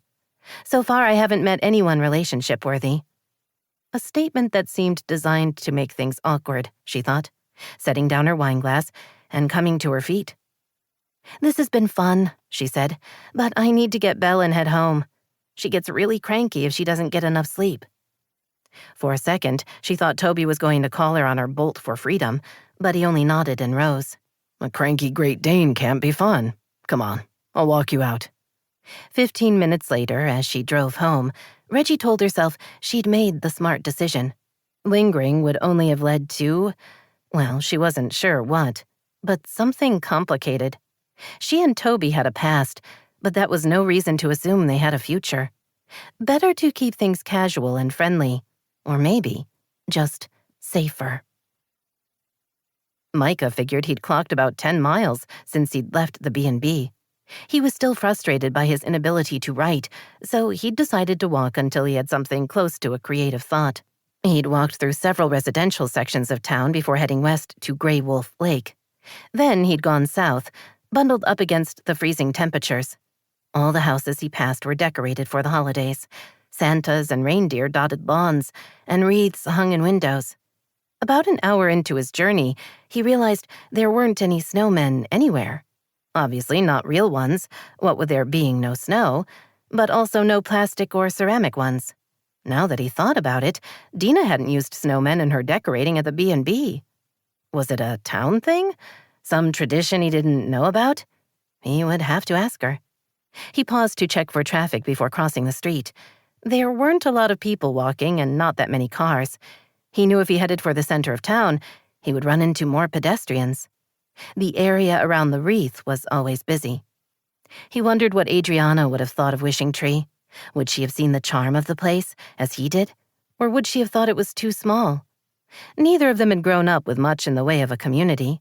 The longest he'd lived anywhere had been when he'd stayed with Steve in high school. He and Adriana had bought the house in Malibu, the one he rarely went back to. Not so much because of any memories, but more because he didn't see the point of returning. It had never been a home for either of them. He supposed if she hadn't been killed, everything would have been different. That house would have been where they'd brought their baby. They would have made memories there. As it was, he knew he should sell the place, and he would, just as soon as he figured out where he was going to settle. He continued south on Celebration Pass, then turned left on Virginia Street. About a dozen kids came running toward him, passing him with an eagerness that told him it must be just after 3 and school had let out. His step quickened as he hurried up the front stairs and into the main building. This hadn't been his destination, but now that he was here, it seemed rude not to stop by and say hello. He checked in at the front office and asked if he could go by Dena's classroom. The receptionist recognized him from his last visit and waved him down the hall. "She's still here," the woman said with a smile. Micah walked toward the classroom. A couple of older students were in the hallway, talking intently. He saw the door standing open and walked inside, only to find Dena speaking with what he would guess was one of the parents. Both women turned when he entered. He came to a stop. Sorry, I didn't mean to interrupt. I'll wait in the hall. Dena smiled at him, but before she could speak, the other woman, a pretty redhead in her early 30s, gaped at him. "OMG, you're Micah Ruiz. No, you can't be." She turned to Dena. "Is he? OMG, is it really you?" Dena laughed. "It's really him. Micah, this is Lindsay, one of my classroom moms." Lindsay still looked wide-eyed. "I love you. I love your music. This is incredible. How are you here? What's going on?" She looked at Dena. "You know him?" We go way back, Micah teased. As for how I got here, I flew. Not me personally, of course. "I'm shaking," Lindsay admitted, holding up a trembling hand. "Can we take a picture, please? This is incredible." Micah moved close. Sure, let's take a couple. He handed the phone to Dena, who looked slightly chagrined as she snapped several photos. Lindsay checked them out before nodding. "These are great. Thank you so much. I'm having a day. I stopped by to tell Dena that I can't finish my class mom duties this month. My husband's in the army and he's stationed in Germany. My parents surprised me with airline tickets for me and the kids to join him, and we're leaving in 3 days. Then I met you." Tears filled her eyes. "It's just I miss him so much, and he's a big fan, too." Micah sensed her emotions were spiraling out of control. Your children are going to be excited to see their father, he said, trying to distract her from focusing on him. They'll remember the trip a lot longer than any toy. Is it a direct flight? What? Oh, we fly to Frankfurt, then go from there. They're so excited to see him. I am too. Then you need to go home and start getting ready, Dena told her. Lindsay, don't worry about anything here. I'll get someone to fill in for you. As for Martina's schoolwork, I'll have her assignments pulled together before you leave. She's such a bright girl and always motivated. Don't worry about her missing out. She'll catch up easily. Besides, this is a trip of a lifetime. She's going to get so much out of it. I know, right? Lindsay collected her bag. Thanks for understanding. She looked at Micah and waved her phone. Thanks for the pictures. Anytime. When she'd left, Dena sat on the corner of her desk. To quote Lindsay, OMG. She went crazy. Aw, that was nothing. She was polite, she spoke in complete sentences, and she didn't ask me to sign any part of her body or offer to have sex with me. That happens? It does. He sighed regretfully. You've never once fawned over me. I'll admit I'm disappointed. Something flashed in her eyes, then was gone. I've never been the fawning type, but I can try to make the effort. No, if it's not genuine, it doesn't count. He slumped his shoulders. I'll get over the pain. She laughed. I'm happy to hear that. I would hate to be responsible for breaking the spirit of a famous rock star. He straightened. Thanks for distracting her by gently asking her to leave. I didn't ask her to leave, Dena said. I just pointed out she was busy. And now that I know how difficult things can get, I'm glad I did. What does a classroom mom do? Sometimes it's a dad, she said. He or she comes in for a couple of hours every week for the month, usually with a snack, and does something with the students. It can be a craft or activity. Sometimes the parents just read to them. She moved behind her desk and sat down. The purpose is to give the teacher a little time to get caught up on paperwork or whatever it is we're behind on that day. Could I do it? She stared at him. Why would you want to? You need help. I'm available. I like kids. Micah, that's sweet, but you don't want to take this on. The snack alone is complicated. It has to be kid-friendly, but no nuts and not all sugar-based. And it's 2 hours. That's a long time with 15 8-year-olds staring at you. He shrugged. It's just for December, right? And school gets out for the holidays, so it's what, 3 times? I can handle it. But people are going to be busy, he added, determined to convince her. Being the classroom dad would give him something to look forward to and would be a distraction. Right now, given his complete lack of talent, he needed to be distracted. You won't be able to find someone on short notice, so here I am, volunteering. You should say yes. You're trying to write a song. Yeah, well, that's not going well. Besides, I liked career day. I guess you could play music. They'd like that. He wanted to ask if she would as well, but told himself going there could make things weird between them, and he liked how they were right now. Good. Give me the particulars and I'll get started on my lesson plan. Her lips twitched as if she were trying not to smile. It's 2 hours and a snack, Micah. You're not going to need a lesson plan. I like to be prepared. 13. Reggie stood with her mom in the lobby of the resort. Although she hadn't been inside for over a year, she felt as if she knew every inch of the space. When she and Jake had been dating, she'd often met him here after he was done working. They would grab a drink or dinner, then head upstairs to the suite where he lived. She took a breath and tried to figure out if she was feeling any lingering discomfort being back, but there didn't seem to be much beyond the sense that she wasn't really a big hotel wedding kind of person. If she were to get married, and her plan was that one day she would, she was thinking maybe a summer wedding in her parents' backyard, or a beach destination wedding. She heard a familiar voice calling her name and smiled when she saw Paisley approaching. Right on time, Paisley said, hugging them both, then smiling at Lee. How's our lovely bride? I'm excited. This is such a beautiful hotel, and I love all the holiday decorations. We do our best. Paisley led them down the wide hallway toward the ballrooms. There were 10-foot Christmas trees lined up on both sides. When they reached the main ballroom, even larger trees flanked the double doors. "This is it," Paisley said, opening one of the doors and motioning for them to go inside. "Now, don't be concerned about how big and open the ballroom is. We're going to be dividing it for you. 1/3 will be seating for the ceremony, and the rest will be set up with tables and the dance floor." The space was large, with high ceilings. There was a huge fireplace at each end, and beautiful chandeliers hung overhead. Reggie knew there was a great sound system for the DJ to tap into.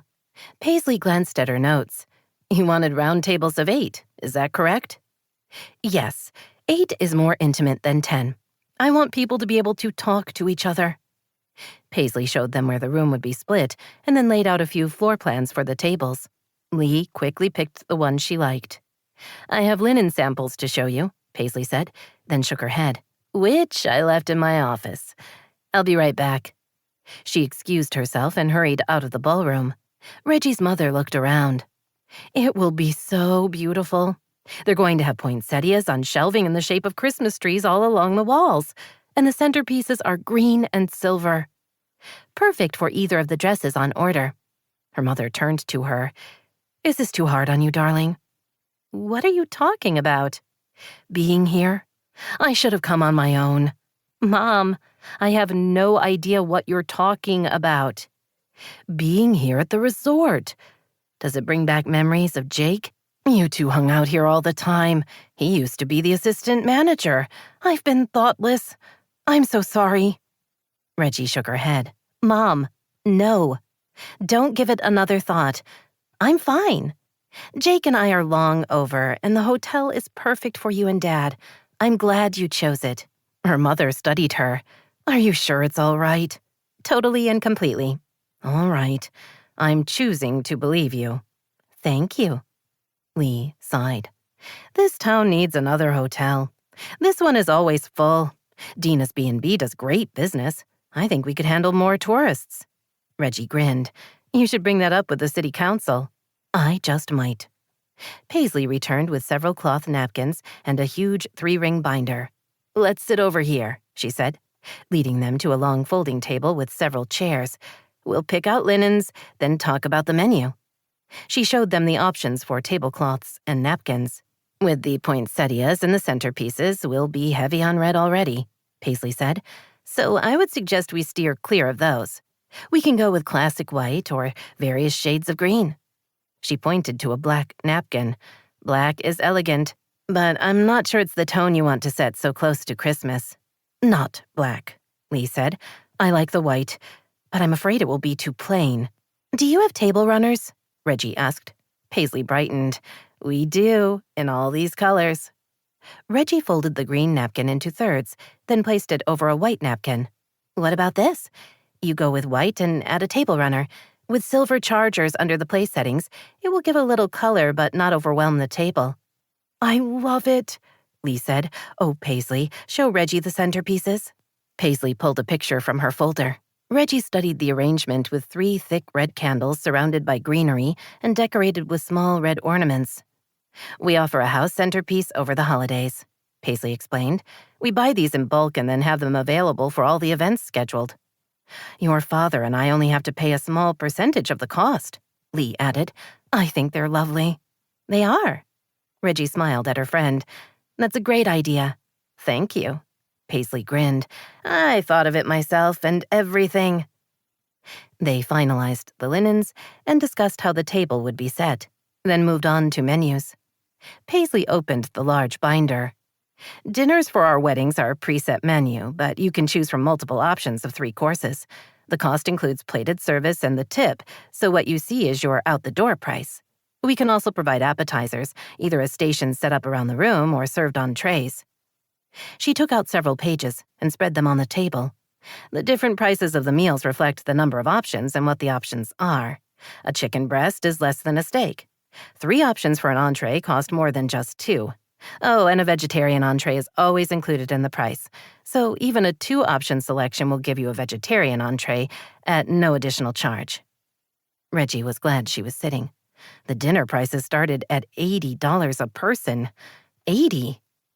"What about the cake?" she asked, grateful she didn't sound too breathless as she spoke. I've already ordered that, Lee said, as she looked through the various menus. I like this one. Reggie glanced over her shoulder and nearly shrieked when she saw the $140 per person price. Mom? She asked, her voice faint. That's the one? Yes. Lee passed it over. What do you think?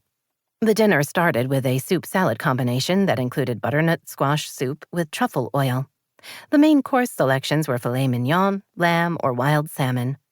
The vegetarian entree was a portobello mushroom stuffed with cornbread and wild mushrooms. Dessert was a trio of a mini chocolate pâte de crème, a chocolate cheesecake lollipop, and a shot of Bailey's Irish cream in a chocolate cup. I think I'd want seconds of everything, Reggie murmured, terrified to do the math of 120 guests at that price per person. Me too, Lee said. We'll do that, plus some appetizers. I think a couple of stations is easier for everyone than having servers walk around. Paisley entered the information on her tablet, then discussed the wine selections. As Reggie didn't know much about wine, she stayed out of that discussion. And for her own peace of mind, she didn't look at the price of the various bottles. An hour later, they were finished. Lee handed over a check to cover the deposit on the food costs and thanked Paisley. And they were on their way. Once in the parking lot, Reggie turned to her mother. Are you sure about this? She asked. It's a lot of money. Shouldn't you and Dad be saving for your retirement or something? Her mother smiled at her. Darling, we're going to come live with you. Didn't we tell you? She laughed. You're a love to worry, but we can afford this. The business does very well, and we've never been extravagant. This is something I've wanted to do for years. Now that it's happening, I'm going to make it as special as I can. If you say so. Don't get me wrong, everything is going to be incredible, but the prices... I looked them up online, so I had an idea what I was getting into, her mother admitted. Otherwise, I would have fainted at the table. I nearly did. Her mother laughed. On the bright side, it's going to be a night to remember. Reggie was sure she was right about that. The wave of nausea came without warning. Dena struggled to press her fingers on her wrist and forearm, but it was too late. She barely made it to the B&B kitchen sink in time to throw up. Ursula, her 40-something chef, wrinkled her nose. Really? He couldn't run to the bathroom? Dena was still busy trying to catch her breath and decide if this was a one-time thing or she was going to barf again. She stayed where she was, breathing and willing herself to be calm. The sensation passed, leaving her only a little shaky. Sorry, she said. I didn't have any warning. This is why I never had children, Ursula grumbled. First you throw up, then they throw up. It's too many fluids for me. Dena laughed. There's more to having a baby than fluids. Yeah, you can't drink and you get hemorrhoids. I remind my friends of that when they try to convince me God's a woman. There's no way God's a woman. Dena quickly rinsed out the sink, then reached for the disinfecting cleanser. Ursula swooped in and grabbed it from her. You can't use that. What if you breathed in the fumes and gave birth to an ostrich? No way, Missy. Wash your hands and take the food out to the dining room. I'll clean the sink. You're very sweet to me. Her chef glared at her. I'm not. Never say that. What are you thinking? I'm crabby and difficult. Now, wash your hands and get out of here. Dena did as she was told. Once her hands were clean, she pulled 2 serving platters from the cupboard and set them on the counter. She removed large baking sheets from the 2 ovens, inhaling the scent of melting cheese, potato, and bacon. Her stomach growled.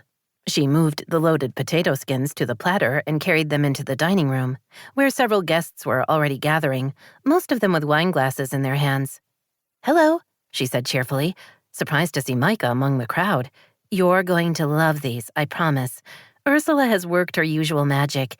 If anyone needs me to change a dinner reservation to later, just let me know. Because we're going to get full? Mr. Bingley asked with a laugh. You're going to be very tempted, she said, as she put down 2 platters. Be sure to try all the sauces. Each one is delicious. She pushed the stacks of plates closer to the food, moving a snow globe with silver glitter and a cardinal to the side to make room, then stepped back. Enjoy, everyone. Her guests all lined up to try the potato skins. Only Micah hung back, walking toward her rather than the food. He looked amazing, she thought, ignoring the hitch in her breathing. Not just his face, but how he held himself, and when he smiled, she wasn't sure if she was going to melt from the inside out or go up in flames. Not exactly appealing visuals, but genuine nonetheless. "Hi," he said, stopping in front of her. "How are you feeling?" I threw up in the prep sink, she admitted with a sigh. Ursula was totally grossed out. "Ursula needs to give you a break." He held out a small box. "I ordered these for you. I'm not sure if they're going to work, but you can try them." She looked down at the small brown box. You bought me a gift? The smile returned. "Don't get too excited. They're bracelets people wear to stop motion sickness. There are instructions inside telling you where to place them. Based on the research I did over the weekend, they help about 70% of women with morning sickness." I don't understand, she whispered. You did research, then ordered these for me? "Sure. You're not feeling well. What else would I do?" Her pesky hormones went into overdrive, making her lower lip tremble and her eyes fill with tears. He was being nice. So nice. And he was so easy to look at, and she just wanted to throw herself at him and have him hold her and kiss her and... Stop! She had to stop or she would humiliate herself.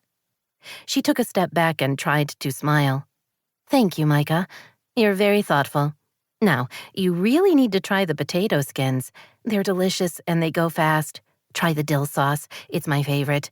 I think you'll really like it. She uses fresh dill because, well, that's what you'd use, right? She knew she was babbling, but didn't know how to stop, so she thanked him again, then turned and bolted. When she was safely upstairs in her apartment, she quickly texted her sister. I need to see you. Please tell me you can get away and meet me somewhere. The reply came almost instantly. Sure. Mom and Dad are out with friends, and I was just about to rummage in the refrigerator for some dinner. Want to meet at Joy's Diner? Perfect. See you there in 10 minutes. You okay? Dena had no idea how to answer the question, so she texted back a quick, I'm fine, before grabbing her coat and gloves, then heading outside for the quick walk to Joy's Diner. She arrived first and was able to grab a booth in the back. Reggie arrived about 2 minutes later, hurrying to join her. Hey, you, her sister said, hugging her before sliding into the booth. What's going on? Are you okay? I'm fine. The baby's fine. It's just... Dena honestly didn't know how to explain her situation without sounding ridiculous, but maybe that was the point. She was ridiculous and should just accept it. Their server appeared at the table to take their order. They agreed to split a chocolate mint milkshake. Dena chose the chicken salad croissant sandwich, substituting a salad for the fries, while Reggie asked for a Reuben with extra fries. Because I know the salad is just for show, her sister said when the server left. You'll start sneaking fries off my plate and then I won't have any. Dena tried to smile. That is a real possibility. Reggie leaned forward. You sound okay and you look good, so that's encouraging. But panic is right here, under the surface. Please tell me what's going on. Dena nodded. Do you know who Micah Ruiz is? Reggie frowned. Sure, he's the lead singer for Daryl John James. I like his music. How would you know about him? You only like country music. Yes, there is that, but this isn't about music so much as the man himself. She drew in a breath and reminded herself that her sister loved her and would never laugh in her face or otherwise hurt her feelings. I have a crush on him, a big one, and it's getting hard to control. Reggie rolled her eyes. We all do. Have you seen him? He's the definition of gorgeous. Those eyes, not like that. I mean in real life. Their server returned with their milkshake already split between 2 smaller glasses. He winked. I gave each of you a little extra whipped cream. Thanks, Reggie said with a laugh. A man who understands women.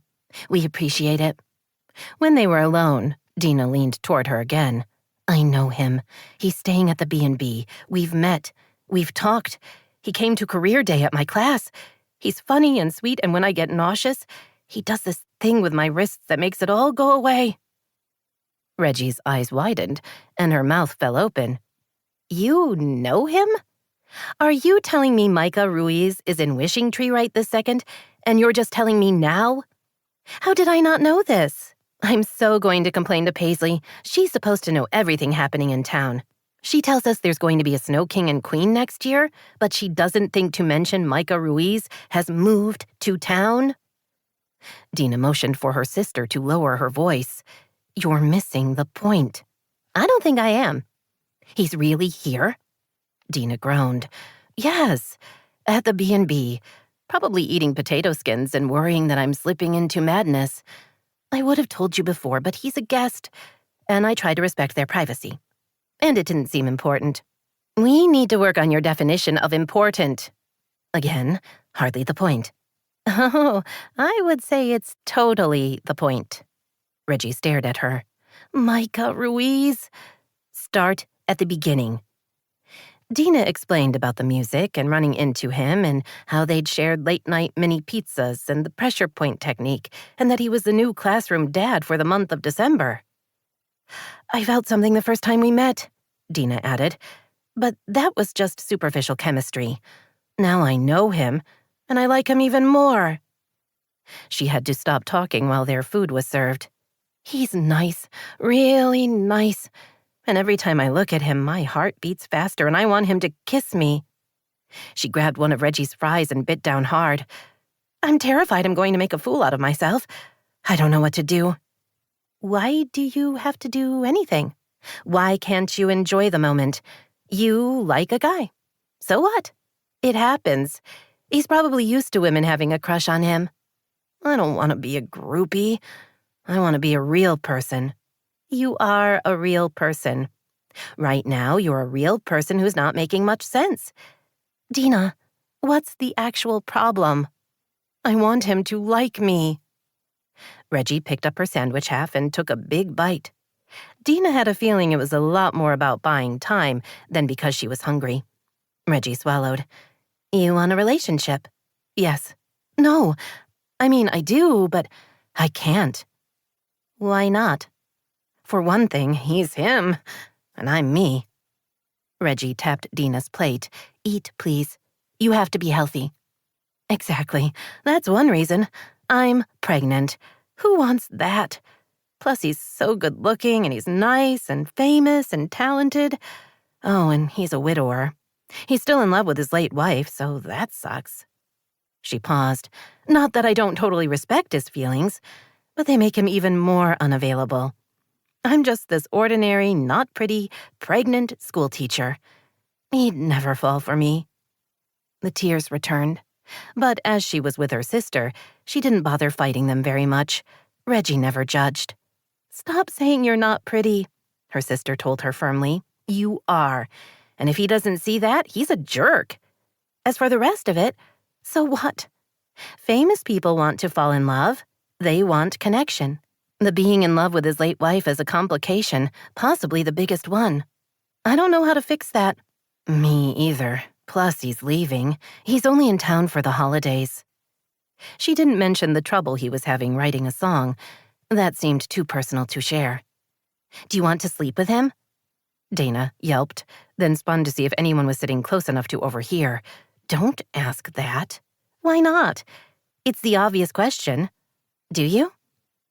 Dena thought about how she felt when Micah took her hand in his, even just to do the pressure point thing. She thought about his smile, his laugh, and how squishy she got inside when she was near him. Yes, she whispered. I know that's bad, but I do. So, find out if he's interested. Oh, please. How do I do that? Send him a survey? Besides, I already know the answer. He's helping me because he's lonely. And his wife was pregnant when she was killed in a car accident, and me being pregnant makes him feel closer to her. Really? She was pregnant? Yes, 5 months. They were having a boy. I really need to keep up with pop culture more. Reggie put down her sandwich and wiped her fingers. Let's recap. You're interested in a famous rock star who was only in town for a short period of time. He's a recent widower whose wife was pregnant when she died. You like him, And while you accept it could never be anything more than a fling, you're interested in the fling, but worried that being normal and pregnant might be off-putting. Is that about right? Dena nodded. Her sister picked up her milkshake. I love you like a sister, kid, but I've got nothing.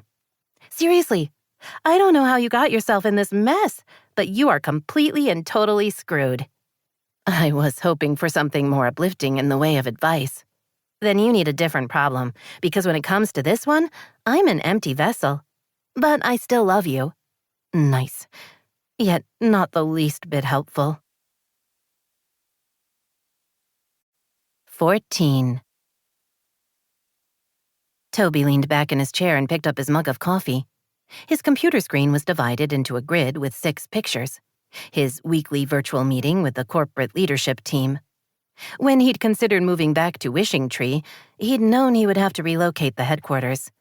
His goal had been to bring as many key employees as possible. There was no way to settle them all in Wishing Tree. While he loved the small-town life, he knew it wasn't for everybody. Seattle had been the obvious solution. The proximity to the water and the mountains made it ideal for those who enjoyed the outdoors, and the urban areas could go toe-to-toe with any major U.S. city. It was less convenient for him to have to go back and forth, but there was only one of him. You can see this from the data, said Finian York, Toby's favorite number cruncher, drawing Toby's attention back to the meeting. The testing shows there's no measurable degradation of appearance regardless of how the pies are prepared. Taste tests show a 97% satisfaction rate when cooked from frozen, and a 95% satisfaction rate when cooked from thawed. Wait, Talia Nagy said.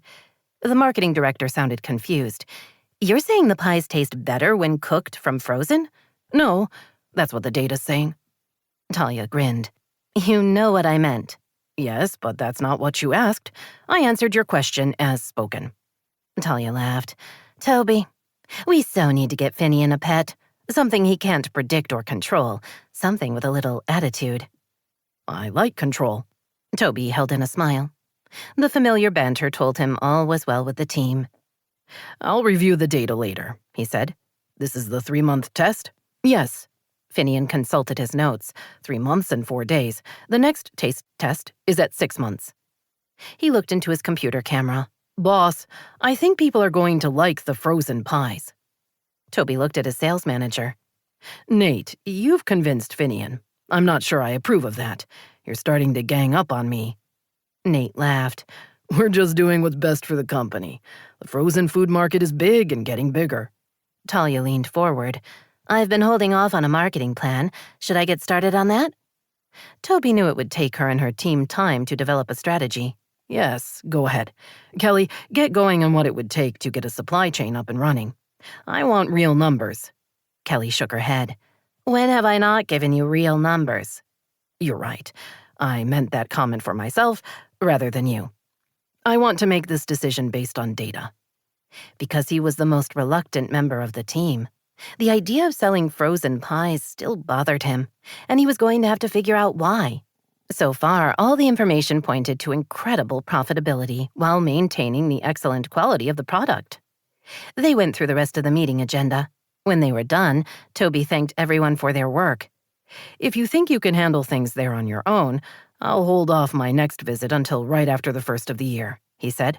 We'll be fine, Nate told him. You enjoy whatever you do over there in Wishing Tree.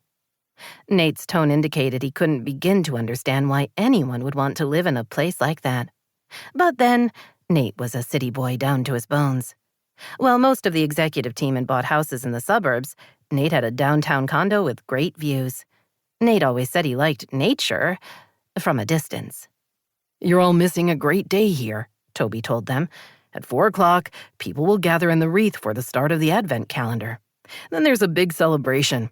The first day is always a fun activity, but later days will be everything from a community-based giving project to caroling or sledding. What kind of community-based project? Kelly asked. Last year, one of the suggestions was a random act of kindness, paying someone's grocery or gas bill. That's nice. She smiled. I like Wishing Tree. She paused. Not that I don't love Seattle, because I do. Toby grinned. Don't worry. I'm not forcing anyone to move here. Everyone have a good week. You too, boss. He disconnected from the video conference and closed the program. He probably should make his way to Seattle for a few days, but he didn't want to be gone during the holidays. Not with everything going on. Plus, now there was the Advent calendar. He smiled, thinking he had a very good life. He and Harrison might have had a rough start together, but they were doing fine now. He turned his chair so he could look out his office window. A huge Christmas tree and 2 smaller trees were already in place at the north end of the wreath, the trees of Christmas past, present, and future. The Advent calendar had been set up at the south end.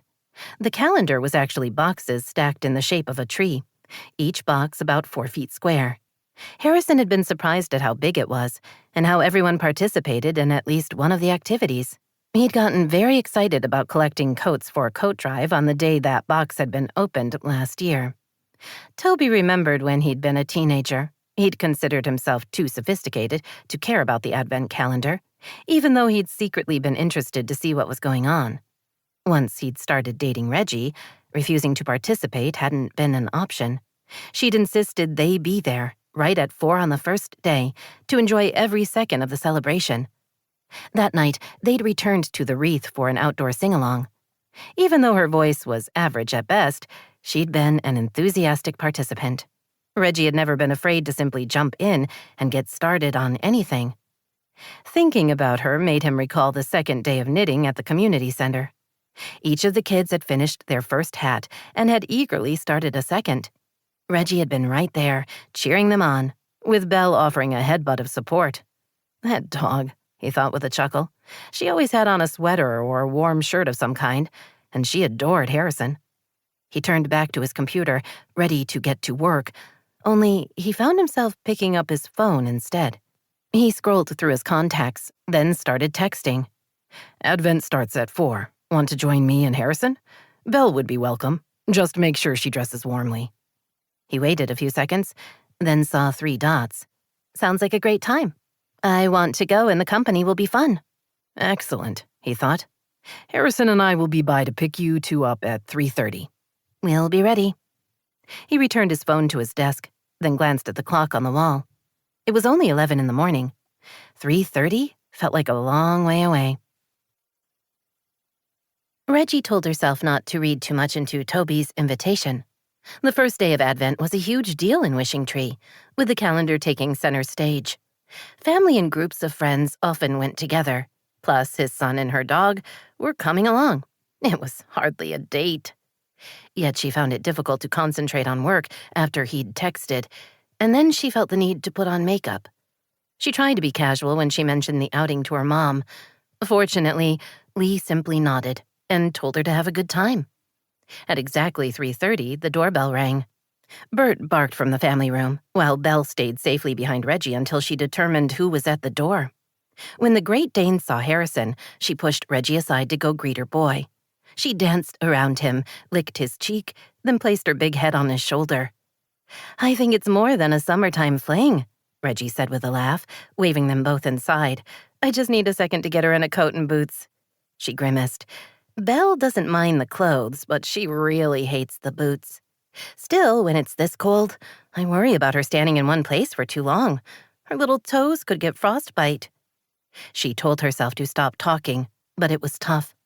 The second she saw Toby, she felt an unexpected surge of nerves. Being nervous always made her babble.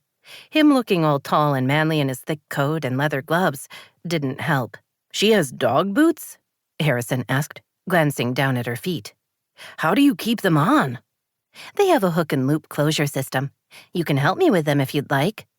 She turned to collect Belle's warmest jacket, along with the booties. Bert came running into the room, his tail wagging.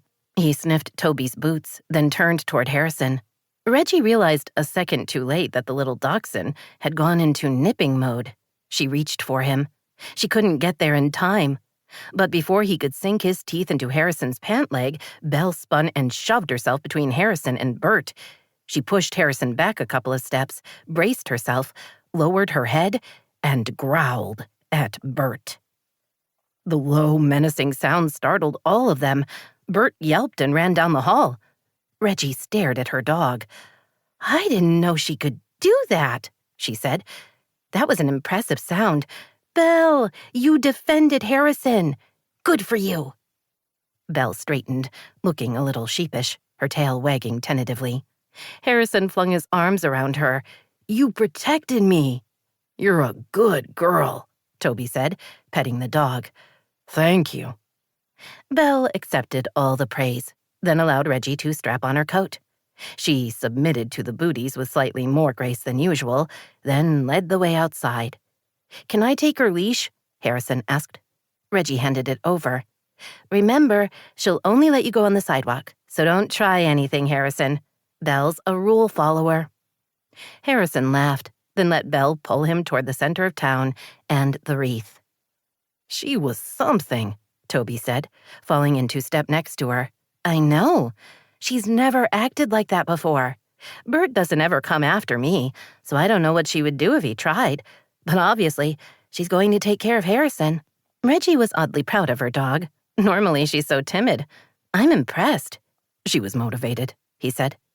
They were joined on the sidewalk by other families making their way to the wreath. "Big crowd this year," Toby said, waving at people he knew. "It is, probably because the weather is so nice." The sun was already sinking in the west, but the sky was clear, and the night promised to be filled with stars. Filled with stars? Reggie held in a groan. She wasn't sure what was wrong with her, but whatever it was, she needed to get over it and fast. While she wanted to believe her strangeness was due to her dog's unexpected bravery, she had a bad feeling that being around Toby was the real cause. Apparently, Dena wasn't the only Somerville sister to have a reaction to a man this holiday season. And speaking of Dena, she looked around, trying to spot her sister, wondering if Dena had managed to invite hunky Micah Ruiz to join her. But she couldn't see her anywhere. "Who are you looking for?" Toby asked, as they joined the crowd entering the wreath. "Dena. I thought she might come with a few of her guests." She saw Paisley and Shay buying hot chocolate at a cart by the huge stack of calendar boxes. Paisley saw her and started to wave her over. Then she spotted Toby, and her expression turned knowing. Reggie knew there would be lots of explaining when next they spoke. Music played from speakers set up around the perimeter. Other vendors sold cookies and more adult beverages than hot chocolate. The old-fashioned streetlights were decorated with garland, and giant ornaments decorated the circle. Harrison and Belle huddled close as more and more people poured into the space, and the big clock, also erected for the season, ticked closer to 4 p.m. At 3:58, "We Wish You a Merry Christmas" started playing. "This is it," she told Harrison, trying not to shiver in the cold. The minute hand moved to 12, and everyone cheered. The first box was opened, and the screen at the east side of the wreath lit up. "Moonlight mini golf in the wreath, 7 p.m. tonight, live music and fun for all." Harrison spun to face his father. Dad, can we?" Toby grinned. "I wouldn't want to miss it." He looked at Reggie. "Want to join us?" She told herself once more not to read too much into the invitation. They were going to be out in public, hanging out with an 8-year-old. Again, not a date. "Sounds like fun," she said. "I'll have to leave Belle at home, and I'll want to put on more layers." "It is chilly," Toby said, "and it will get colder now that the sun's gone down. Say 6:45 by the clock?" "I'll see you there." Toby stood by the clock at 6:45. As he'd predicted, the temperature had dropped, making him grateful for long underwear. He'd dressed Harrison in layers, piling them on until his son had complained he wouldn't be able to move. Toby had pointed out that mini-golf didn't require a whole lot of mobility, and had added a scarf. Everyone was just as warmly dressed, the smallest of the children so bundled they were nearly as round as they were tall. He spotted Reggie walking around the edge of the wreath. She, too, had on layers, including a bright red hat that had ear flaps decorated with fabric horseshoes. Her scarf was the same color, with horses on it. "Very stylish," he teased, as she stopped in front of him. "I like the hat and the scarf." "That's not all," she said with a laugh, as she pulled out a red wallet. "If I'd had a red phone case, I would have changed that out, too." They smiled at each other, their gazes locked. The music and conversations around them seemed to fade away until all he could see and hear was her. He remembered this feeling of getting lost in her, of existing only with her, from when they'd been dating. He'd missed it with the other women he'd gotten involved with, and had assumed it was just because he'd been a kid. Now, feeling the need to move closer, to touch her cheek and press his mouth to hers, he wondered if instead it was a Reggie thing. After a few seconds, she looked away. "Where's, Harrison?" He went off with a few of his friends. I'm meeting him back here at 8:30. I'm not gonna lie. It's tough being dumped. Knowing you're not as exciting as a bunch of 8-year-old boys? Yeah, I used to be the fun dad. He's learning to be independent. Be happy that he's fitting in. I am. But hey, mini golf. They both turned to look at the makeshift course. Most of the players were families with small children and groups of teenagers huddled together. A night this cold was a good excuse to put your arm around a girl, he thought, remembering when he'd been 15 or 16, and girls had been a total mystery. In some ways, he supposed that hadn't changed. Reggie studied the line to start the course. "We could absolutely play, or we could go to Holiday Spirits and get a drink." Toby laughed. Sold. They walked the short distance to the bar and discovered they weren't the only adults to have that idea. The place was busy. He looked around and spotted a small table in the back corner. Over there, he said, pointing. As they walked, he began to peel off layers. Reggie did the same. When they arrived at the table, they hung jackets, scarves, and sweaters over the rack by the wall. She pulled off her horseshoe hat and smoothed her hair. "When did you cut it?" he asked. "My senior year of college." Humor flashed in her eyes. "I couldn't go the rest of my life with a ponytail." "I don't know. I always liked it." Mostly, he'd liked the way it moved. The bounce was sassy, like her. Howard walked up to their table. "I know what you want, Toby. What about you, Reggie? The special tonight is a pomegranate martini. Basically, it's a Cosmo, but with pomegranate juice instead of cranberry juice." "That's for me," she said, smiling at Howard. He nodded and laughed. "What do you always get?" she asked. "A beer." "And he doesn't mind?" Toby wasn't sure how to explain without causing her to lose her easy smile. "He knew my dad, so the first time I came here and said I only drink beer, he didn't push me." As he'd expected, her mouth straightened. "I'm sorry. I didn't mean to bring up a difficult topic." "You didn't. My father was an alcoholic. Everyone knew it. I don't know how much of the disease is genetic and how much of it is just bad luck. Either way, I'm careful." "No hard liquor?" "Nope. One beer or one glass of wine, and that's it for me." He consciously relaxed his posture. "It doesn't bother me to see other people drink, so don't worry about it. It's like oysters. I don't get it, but if you like them, go ahead." "I heard your dad stopped drinking a few years before he died," she said. "I didn't really know him." Something Toby was grateful for, he thought. He'd always kept Reggie away from the house if his father was around. No way he'd wanted her to experience what it was like to be near his old man. "He stopped drinking, but he never stopped being mean." "I'm sorry." "Don't waste energy on it. He was who he was. Once I left, I rarely came back. Harrison and I visited once, right after he'd stopped drinking. It didn't go well." "He wasn't a kid person?" Toby thought about how Harrison, only 4 at the time, had been playing a toy drum. His grandfather had told him to stop making so much noise. Harrison had, for about 2 minutes. Then he'd started up again. Toby's father had backhanded the boy, sending him stumbling into a wall. Only Judy physically putting herself between Toby and his father had kept him from going after the old man. He'd packed up their suitcases and they'd left, never to return. Only Toby had come back for the funeral. "Let's just say he never saw the point in children," he told her lightly, grateful when Howard arrived with their drinks.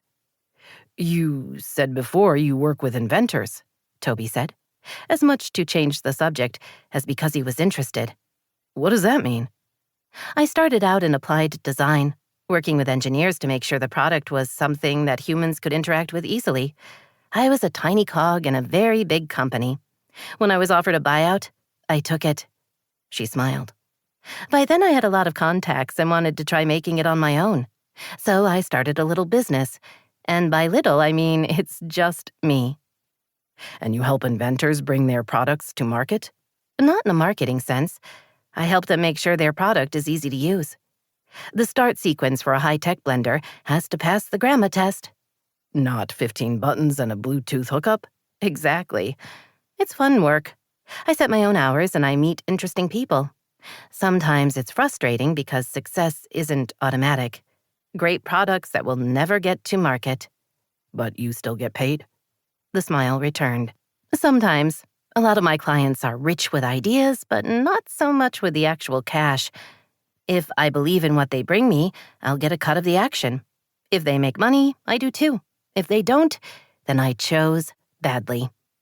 Which sounded easy enough, he thought, but required an incredible business sense and a trust in her gut instincts. What's your success rate? He asked. About 60-40. 60% have done well. Some have done very well. He leaned toward her. You're rich. His tone was both humorous and accusing. I'm not. Her brown eyes sparkled with amusement. I do okay.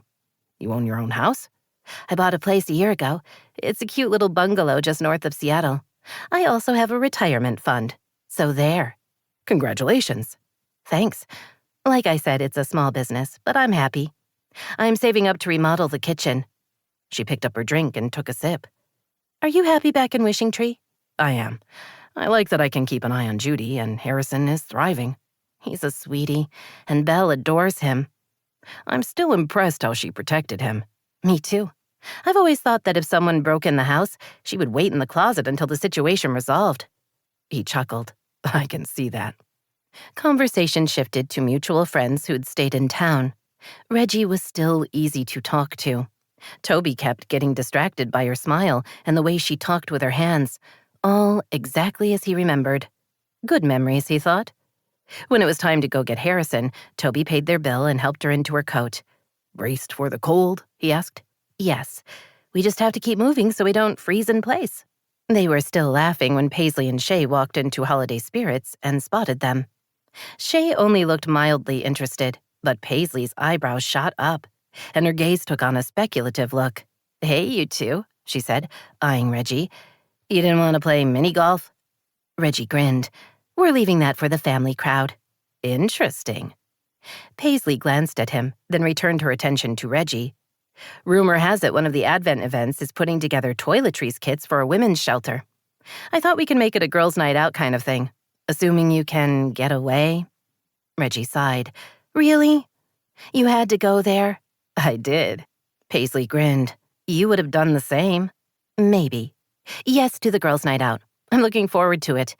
You two have fun. Reggie pulled Toby along by the arm. Sorry about that, she said when they were outside. Paisley is a great friend, but she can be a little intrusive sometimes. It's a small town, Reggie. Someone was going to say something about us hanging out together. She looked at him. You okay with that? What he would be okay with was kissing her. Despite the cold and the potential for becoming inspiration for a lot of gossip, he wanted to pull her close and find out how grown-up Reggie was different from the teenage girl he'd known all those years ago. I'm fine with it, he said, taking her hand. While the kissing was tempting, he wasn't sure it was a good idea. Now, let's go get my son. He'll be freezing and hungry. We can swing by the store and eat a few hand pies. But the store is closed. It is, but I have a key. A man with power. How can I resist? 15. Reggie arrived home frozen to the bone. She let herself in the front door and was immediately greeted by Belle, who demanded a full face rub and lots of reassurance. Hey, where's the wild dog who took on Bert? She asked, unwinding her scarf. She seems to have forgotten her lone moment of bravery. Reggie jumped and turned to see her mother walking in from the family room. You scared me, Reggie said, pressing a hand to her chest. You waited up. It's 9:30. I haven't gone to bed yet. Reggie got her breathing under control and took off a couple more layers, then handed her mother a bag. Hand pies, she said. We stopped by the store and had a snack. Toby sent these home with me for dessert. I'm still hungry, so I could go for one. Want to split them with me? Her mother smiled, trying to distract me from asking about your date. Reggie laughed. Mom, it wasn't a date. I met Toby and Harrison for mini golf. That's hardly romantic. Which was the truth.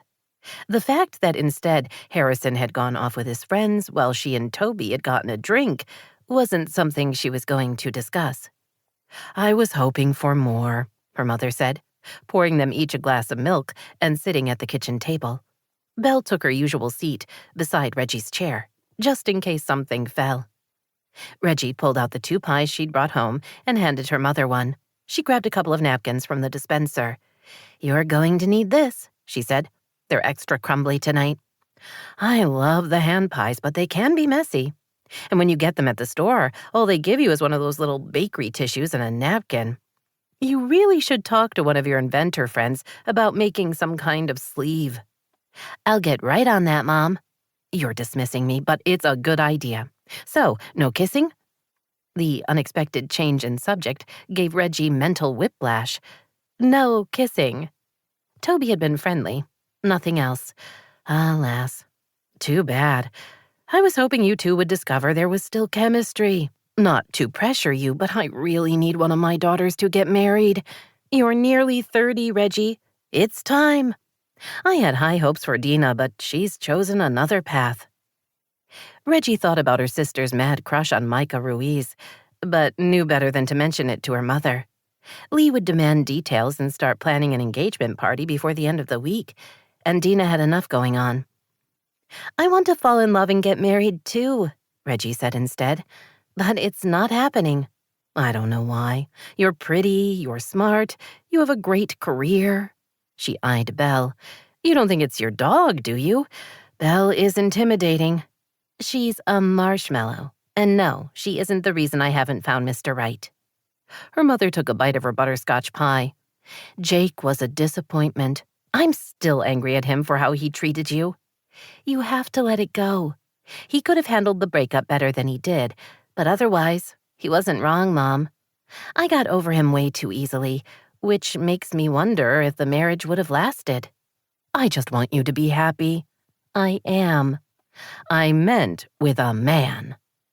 Reggie grinned. Oh, that. Her smile faded. I want that too. I just can't figure out how to make it happen. Micah drove the short distance from the B&B to the Wreath and found parking. Under normal conditions, he would have walked the short distance, but given how much he had to carry, that wasn't practical. He went inside the Christmas feast and saw Mrs. Hines Smith waiting on another customer. She spotted him and waved, indicating she would be right with him. He walked around the store while she finished up. There were aisles of dried pasta from Italy and bottles and cans of olive oil. The next row over had different kinds of hot sauce, including one with white truffle oil, a combination he didn't understand. A cold case offered cheeses from around the world, a bacon sampler and clotted cream, and the frozen food section was an array of ice cream, gelato, and frozen desserts, including soufflés. Mrs. Hines Smith walked over. We have your order ready to go, she told him. They turned out very nicely. The 60-something woman winked at him. We're borrowing the Santa idea for our weekend crowd. I think the parents will be very impressed. I saw the idea online. It wasn't me. Ah, a modest man. They're as rare as hen's teeth. She pulled a bakery box from the cold case and opened the top. Inside were 3 dozen Santas. An upside-down whole strawberry had been cut in half, with a slice of banana placed in the middle. The banana slice was the face, complete with tiny chocolate chip eyes. Cottage cheese created the beard, just below the banana. The second treat was more traditional, Rice Krispies balls in holiday colors. He'd confirmed the dietary restrictions with Dena and had given the information, along with the suggestion for the Santas, to Mrs. Hines Smith. Now all that was left was to hope the kids liked the snack. He carried the treats to his car and drove the short distance to the school. It took a bit of juggling to carry in 2 guitars along with the bakery boxes, but he managed. Then signed in at the front desk and made his way back to Dena's classroom. He stood in the hallway, watching her through the window in the door. She was completely absorbed in what she was doing. He could tell by the way she was standing and how she kept her gaze on her students. Her smile was easy, her command of the moment absolute. He liked how she gave herself over to whatever she was doing, whether teaching or decorating the B&B. Her long brown hair hung in a ponytail down her back, moving with her. The color caught the sunlight. She wasn't wearing much makeup, and her clothes were more practical than fashion-forward, but he liked that too. There was something about her that appealed to him. Maybe how accepting she was, or maybe how much she cared about people, or maybe how she was about the bravest person he knew. She looked up and spotted him. Their eyes locked, and he knew in that second that if there wasn't a door between them and a classroom of third graders watching, he would close the space between them, pull her close, and kiss her until they were both breathless. The image was nearly as startling as the desire that accompanied it. He smiled. After all this time, he was ready to start living again. Had it really taken a schoolteacher from Wishing Tree to bring him back to life? Dena hurried to open the door. "I'm not sure you could carry much more than you are," she said, taking the bakery boxes from him. "You could have asked someone from the office to help." I was fine. She smiled at him. "Thanks for coming. The kids are so excited.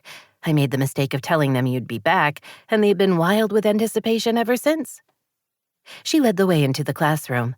The students went quiet and all stared at him. He spotted Noah and winked at him. "You all remember Micah Ruiz from Career Day," she said. "He's going to be our room parent for the month of December. Say hello." "Hello, Mr. Ruiz," they chanted.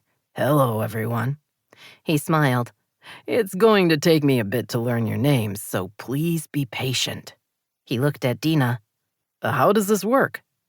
"I usually feed them first. Then we do whatever it is you want us to do."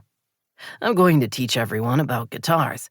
I brought 2 with me. One's acoustic and one's electric. We'll talk about the differences. Then I'll play both of them. He grinned at her. I should probably close the door. While the kids lined up for their snacks, he moved an extra adult-sized chair to the front of the room. He unpacked his equipment and plugged in the amplifier. By the time everyone had taken a paper plate and napkin back to their desk, he was ready to go. He sat in the chair and drew in a breath. The odd sensation in his stomach surprised him until he identified it as nerves. Funny how he could walk onto a stage in front of 15,000 people and not feel anything but anticipation. But in front of a room full of 8-year-olds, he was tense. As Miss Somerville said, I'm Micah Ruiz. You can call me Micah. I was lead singer in a rock band called Daryl John James. I've been playing guitar for a long time. He reached for both guitars. Who knows the difference between these 2? Noah's hand shot up. Micah smiled. Anyone who isn't the son of a famous drummer? A dark-haired girl tentatively raised her hand. "One's acoustic and one's electric?" That's right. He strummed a chord on the acoustic guitar. Acoustic guitars have a different sound. They're physically bigger overall, and the strings are heavier. Some people think they're harder to learn on, but I think they're worth the effort. In the band, we used electric guitars exclusively, but when I write songs, I use an acoustic guitar. He put it down and picked up the electric guitar and strummed. There wasn't any sound. The students laughed. Who knows what's wrong? "You have to plug it in," one boy yelled. You're right, I do. And then turn it on. He touched the strings again, and sound filled the room. Now, who knows what a chord is? He went through the basic parts of a guitar and demonstrated the major and minor chords, first on the acoustic guitar, then on the electric. He played Twinkle, Twinkle, Little Star on both before answering questions. One little girl raised her hand. "I told my mommy you were here for Career Day, and she said she would have died to see you and that you're going to be on TV soon. What's the show?" I'm going to be on a live variety show close to Christmas. "From here?" He smiled. No, I'll fly to Los Angeles. The show is being broadcast from there. "Do you get scared to be on TV?" I've done it lots of times, so it's not scary anymore. Being live is different. If I make a mistake, everyone will know. The students laughed. To be honest, he told them, I was a lot more scared to come here and play for you. "For real?" a boy asked. Sure. I don't know how to be a teacher, but Ms. Somerville said I could do it, and I believed her.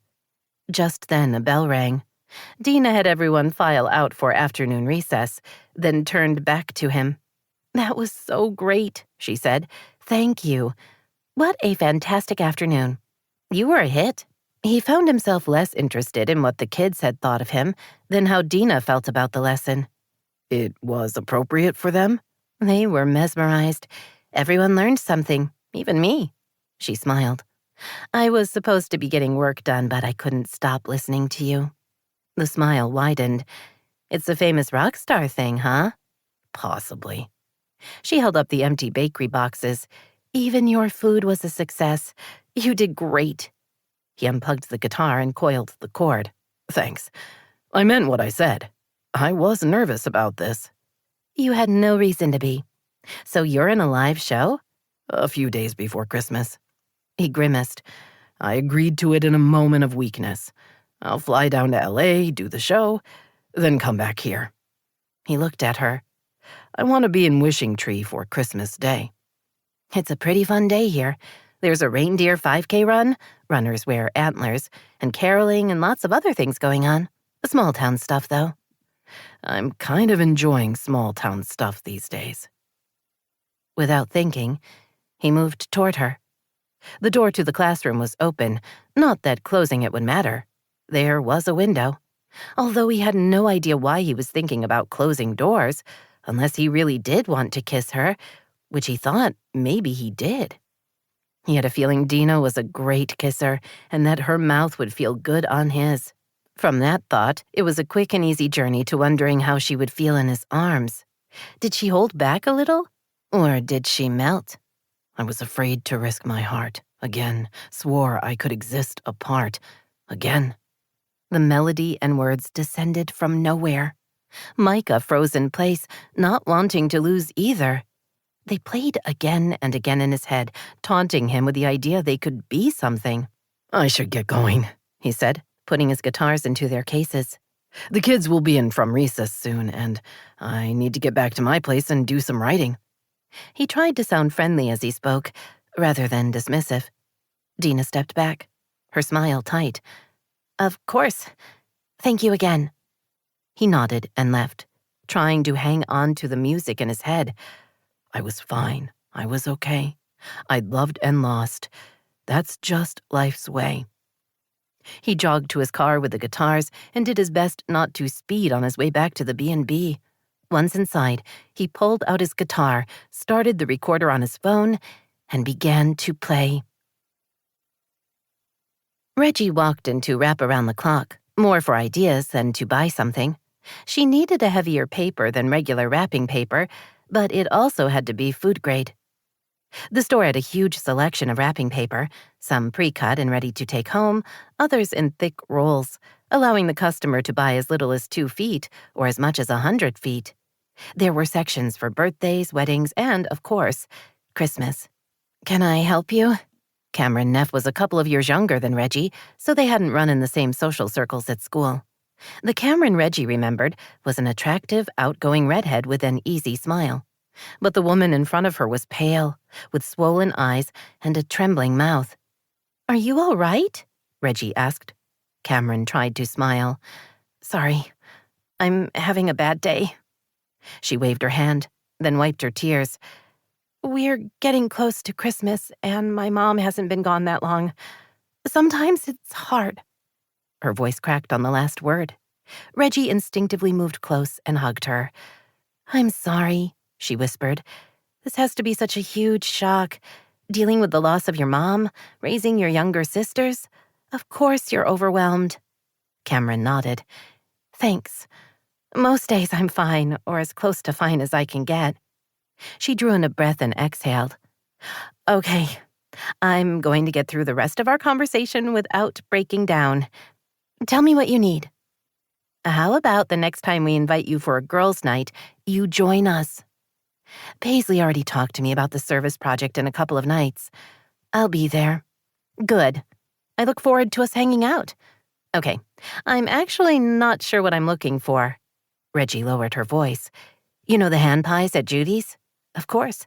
They're our favorite dinner at least twice a week. They're delicious but messy. Even with bakery tissue and a napkin, the filling can get all over. I stained my favorite sweater with berry juice. I've been wondering if there was a way to create a simple pie holder. You know, like the little cardboard boxes French fries come in. Some of the fast food places use something similar for their desserts, but they wouldn't work for Judy's hand pies. The shape is all wrong. I want something inexpensive and food safe. A heavy paper of some kind, folded. I don't know. At this point, I'm just playing. We have a lot of paper choices, Cameron told her. I have no idea if they're food safe. How would you even find out? I'm working on that. In the meantime, I thought I would try different weights of paper and use Play-Doh to simulate the pies. Sounds like fun. Okay, these are the craft papers. Let me show you the heaviest weight we have, and we'll go from there. 16. Reggie swung by the B&B to pick up Dena on her way to the community center. As Paisley had mentioned, the Advent activity for the day was to do something to help a homeless shelter. Paisley had texted that all the supplies had arrived, along with the time they were to meet. Reggie had barely pulled into a parking space when she saw her sister walking out of the main building. I was watching for you, Dena admitted, climbing in the car. I am the fun sister, aren't I? Reggie meant the comment to be teasing and was surprised when Dena didn't laugh. What? She asked. You feeling all right? I'm fine. I have pressure bracelets that seem to be helping with the morning sickness, although I'm still really tired. Reggie started for the community center. Between the knitting project and tonight, she was spending a lot of time there.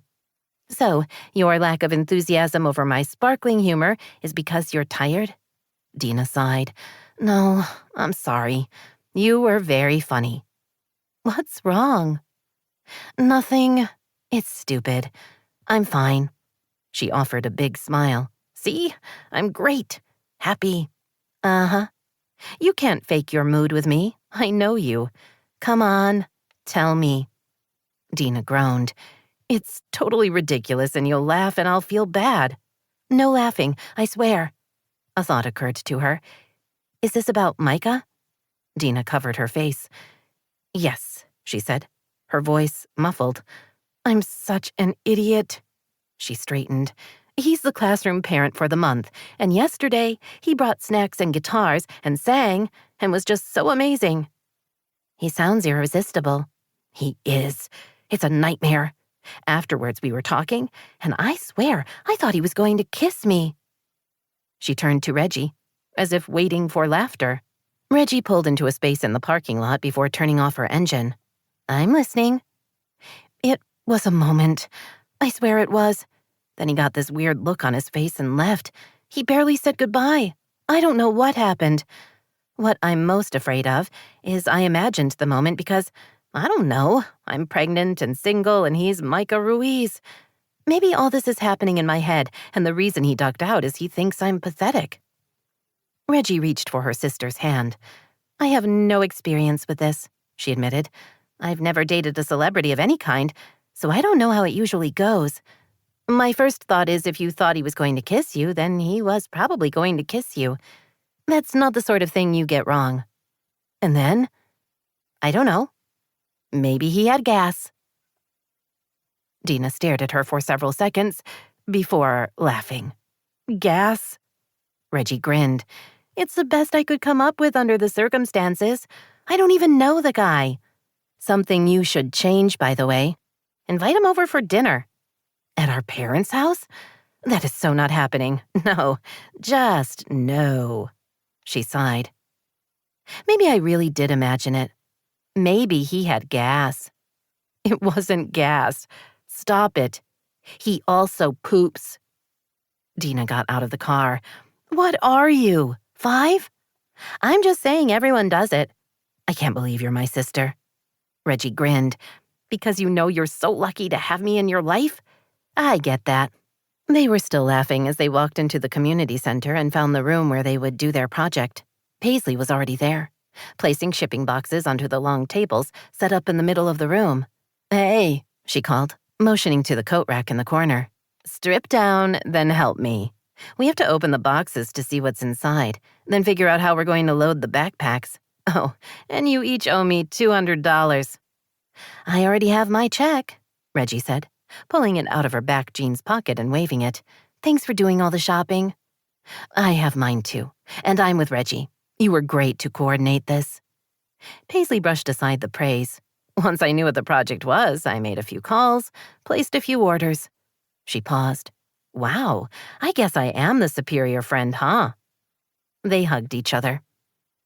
Reggie and Dena helped put the rest of the boxes on the tables, then began to open them.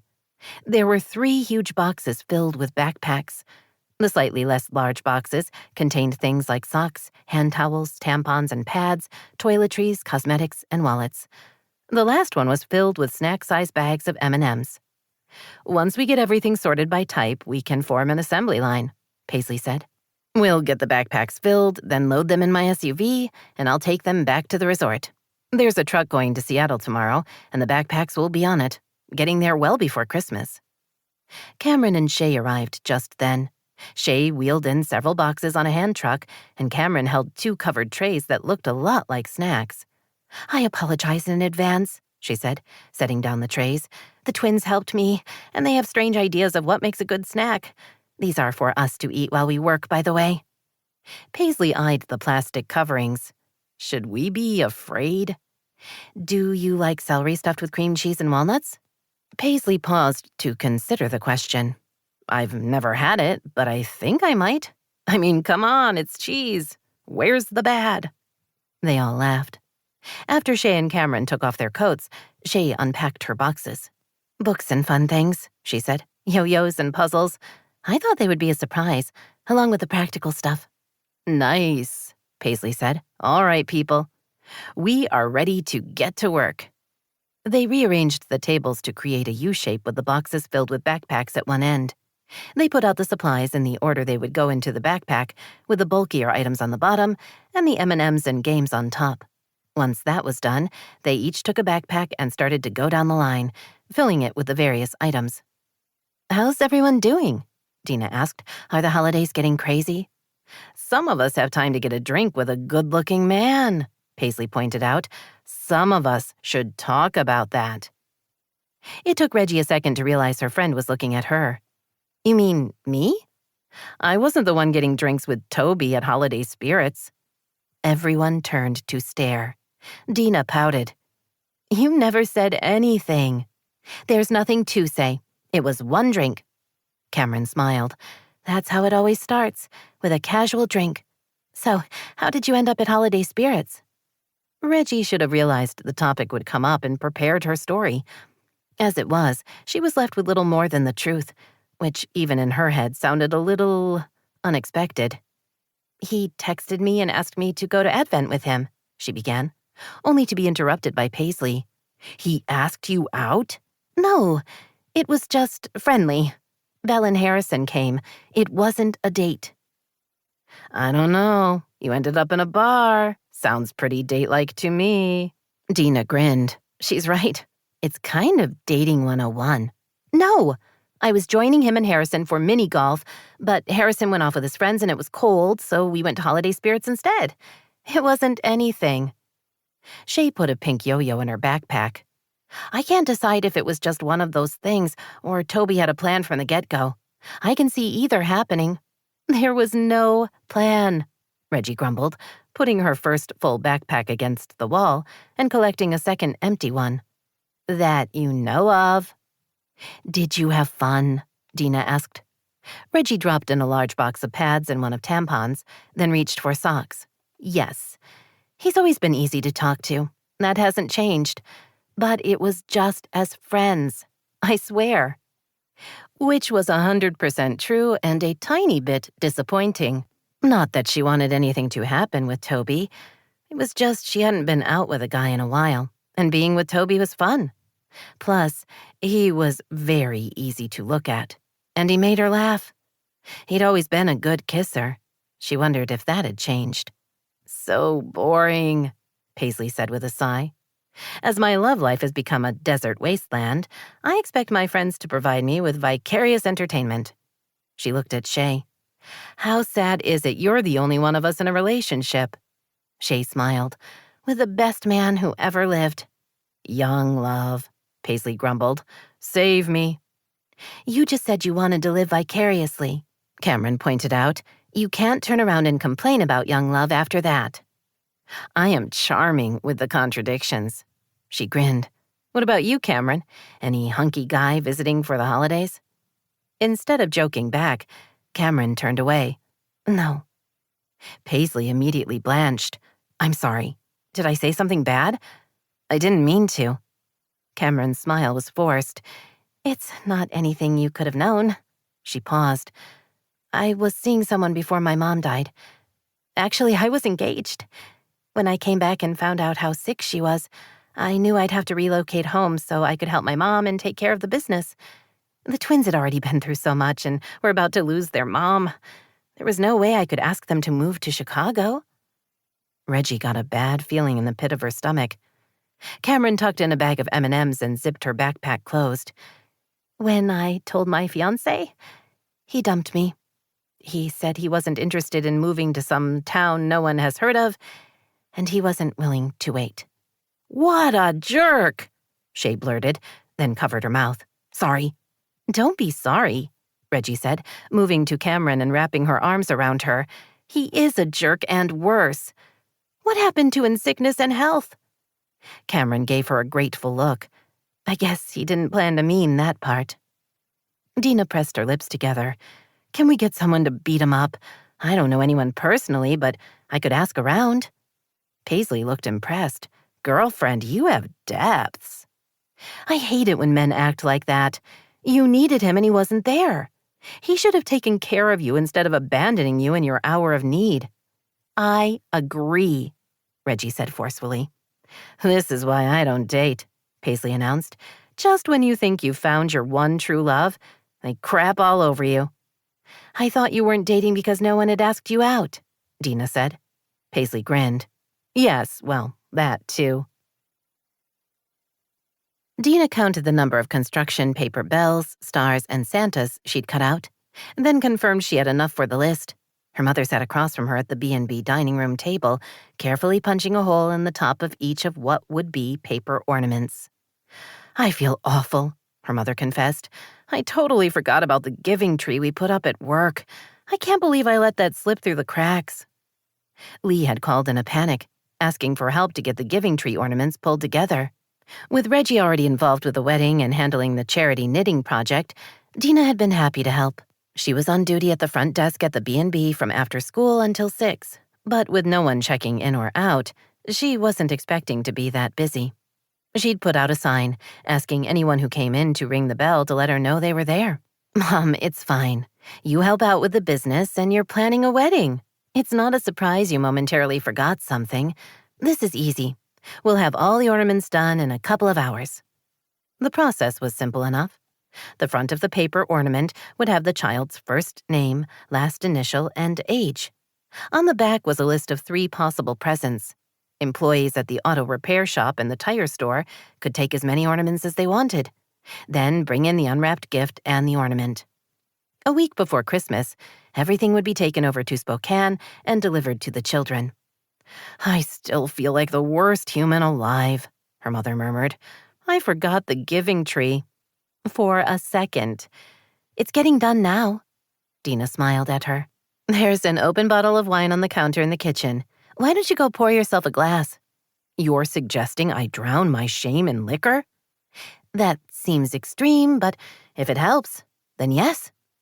Her mother rose and went in search of the promised wine. Dena measured out a length of yarn, then made sure it was long enough to allow the ornament to hang from a tree branch. Once she'd confirmed it was correct, she used it as a template to cut the other 49 pieces. Hello? She jumped, then looked up and saw Micah standing by the table. As always, her first thought was the man was dreamy. Her second was that she hadn't seen him in a couple of days, and during that time, she'd missed him a ridiculous amount. Her third realization was that she was grinning like a fool. She forced her mouth into a more normal smile. Hi, she said, feeling shy and happy at the same time. I've been holed up in my room, trying to write. How's it going? He sat across from her and raised one shoulder. I lack talent. I know that's not true. He smiled. If I was really gifted, Dolly Parton would have recorded one of my songs. Have you asked her to? He pressed a hand to his chest. I couldn't. What if she said no? My heart would be broken forever. I can see that. His gaze settled on her face. I've missed hanging out with you. What? She blinked, sure she'd misheard what he was saying, or that her ears or brain or some other body part was playing a trick on her. No way Micah had said what she'd thought he said. She was saved from more stuttering by the appearance of her mother, a circumstance that was both good and, oh, so very bad. Hello, Lee said, looking at Micah. Who are you? He chuckled and rose to his feet, then offered his hand. Micah Ruiz. I'm a guest here at the B&B. Lee Somerville. She lowered her voice to a conspiratorial whisper. I'm the mother. Congratulations. You have an amazing daughter. Lee's gaze turned speculative. Do I? You already know that, though, don't you? Yes, but not everyone can see it. They both sat down. Are you and your wife enjoying your time in Wishing Tree? Lee asked. Dena suddenly wanted to sink under the table. Mom! What? Her mother smiled at her. It's a genuine question. All your guests should enjoy themselves. I am having a great time in town, Micah told her. But there's no wife. I'm a widower. Oh, I'm so sorry. When did you lose her? Okay, that's enough, Dena said firmly. Micah, you should go now. Trust me on this. The Somerville women can be formidable. Seriously, go directly to your room and lock the door. But be back for snacks and wine. Ursula made steak tacos, and you don't want to miss them. I'm torn, Micah admitted, with a lazy grin that had Dena's heart getting all fluttery. You probably should make your escape, Lee confided. If you stay, I'll ask all kinds of inappropriate questions that will embarrass my daughter. I wouldn't want Dena to be uncomfortable, he said with a laugh. Isn't that nice to know? Lee leaned toward him. Do you like children? OMG! Dena glared at her mother. Stop right now. I won't help you with these ornaments if you don't. Yes, you will. Since when have you ever not helped a child? Lee turned back to Micah. So, children. He rose. Nice to meet you, Mrs. Somerville. He winked at Dena. I'll see you for snacks and wine. They both watched him walk away. Dena's mom reached for her glass of wine. That is one good-looking man. Mom, you were terrible. Just getting the lay of the land. He likes you. Words that made Dena happy. A foolish concept, but there was no escaping the truth. He's a handsome single man who was flirting with you. If you ask me, you should definitely go for it. Really, Mom? Like, throw myself at him? There are worse things. He's Micah Ruiz. Yes, he told me. Dena sighed. He's a famous rock star. Her mother pursed her lips. Oh, that's why he looked familiar. Is there money, or did he blow it on drugs and women? I'm only asking because I want you to find someone who will take care of you. Dena covered her face with her hands. First, I can take care of myself. Second, I wouldn't be interested in someone who acted like that. Third, I'm pregnant. And fourth, Micah is a guest, and he's leaving. There will be no throwing or hinting or anything. He's a nice man, and we talk occasionally, and that's all. Her mother's gaze turned speculative. Your children could have real musical talent. Mom! I'm just saying. It could happen. 17.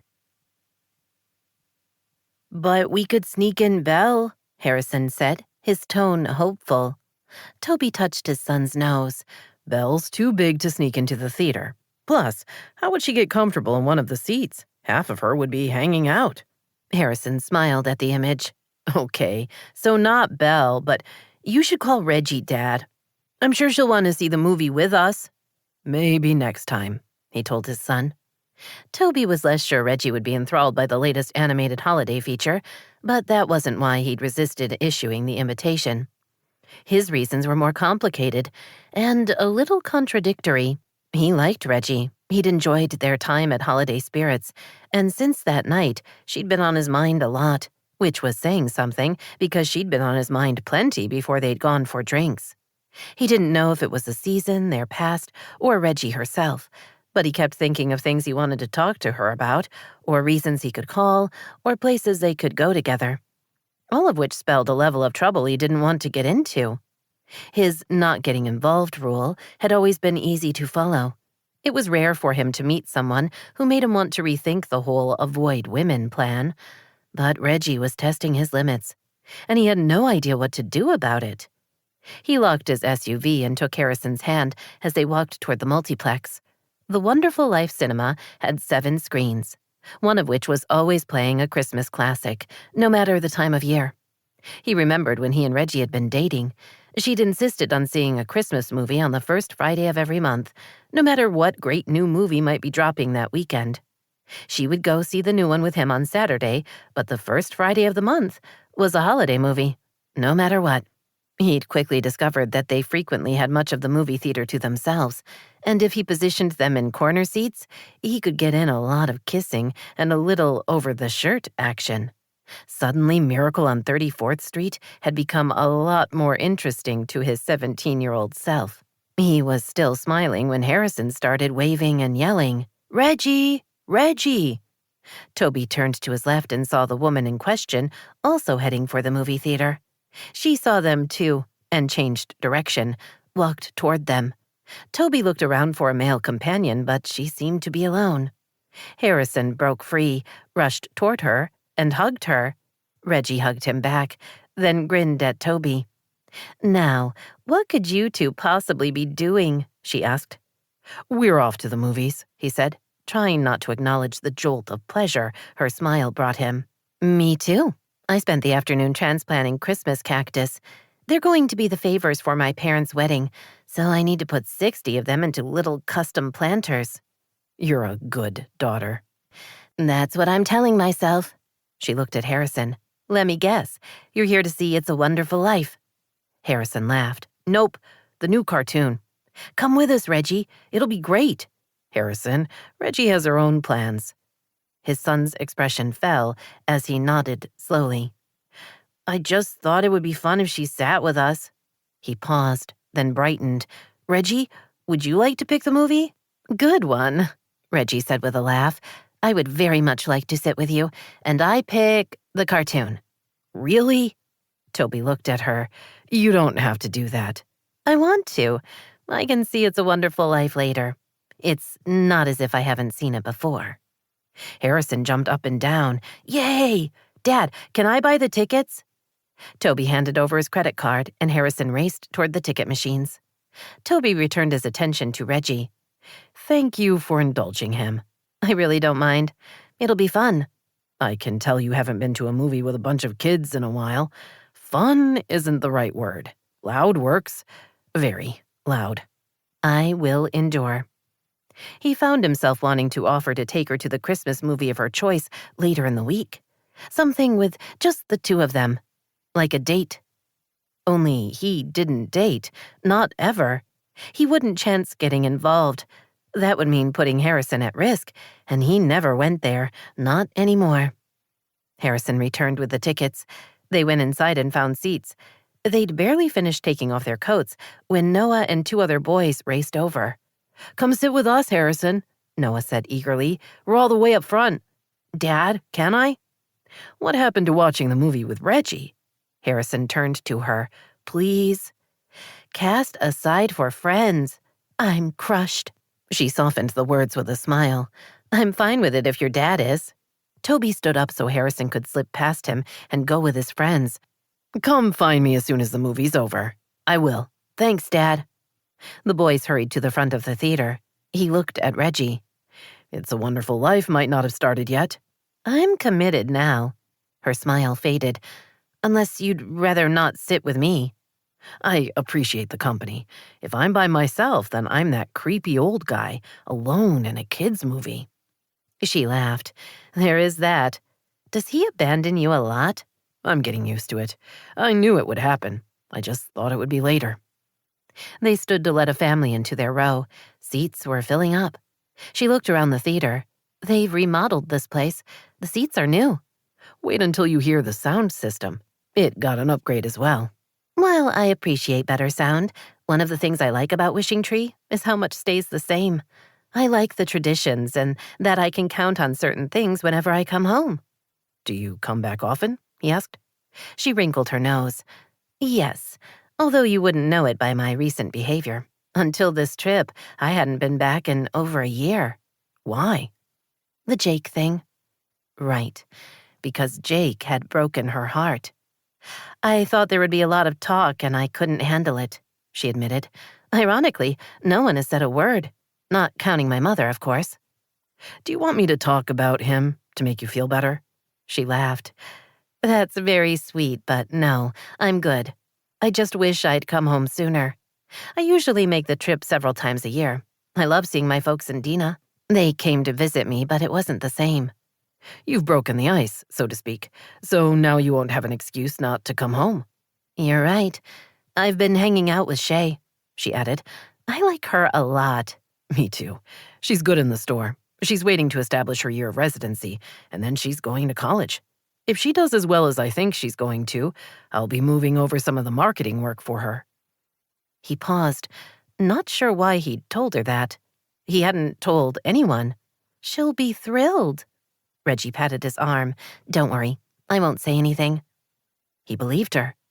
Reggie had always been good at keeping secrets.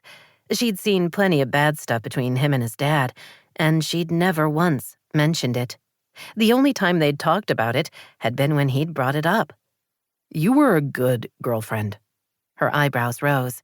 An unexpected leap, but thank you. You were a good boyfriend. Until the end, he thought. Not that he'd betrayed her the way she'd thought, but she'd still ended up with a broken heart. And then she'd shattered his. How would their lives have been different if they'd been able to sit down and talk about what had happened? He would have told her why he had to get out of town. She was still in high school, so she wouldn't have come with him, but they might have stayed in touch. If he'd known Reggie was waiting for him, how would everything have been different? The overhead lights lowered as the previews started. The theater had filled up, and the noise level around them barely dimmed as the first trailer played. Reggie shifted, moving the coats to the other side of her and sliding onto the seat next to him. Without considering what he was doing, he automatically pulled up the armrest. She moved closer still as he put his arm around her. This, he thought, noting what was the same and what was different. This was how it had been all those years ago. Just him and Reggie. They'd had so many firsts together.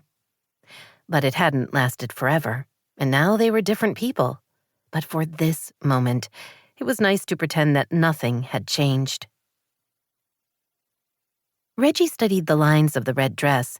There were challenges when it came to designing for a Great Dane, or possibly any dog. Reggie's experience was limited to Belle. She'd decided against sleeves.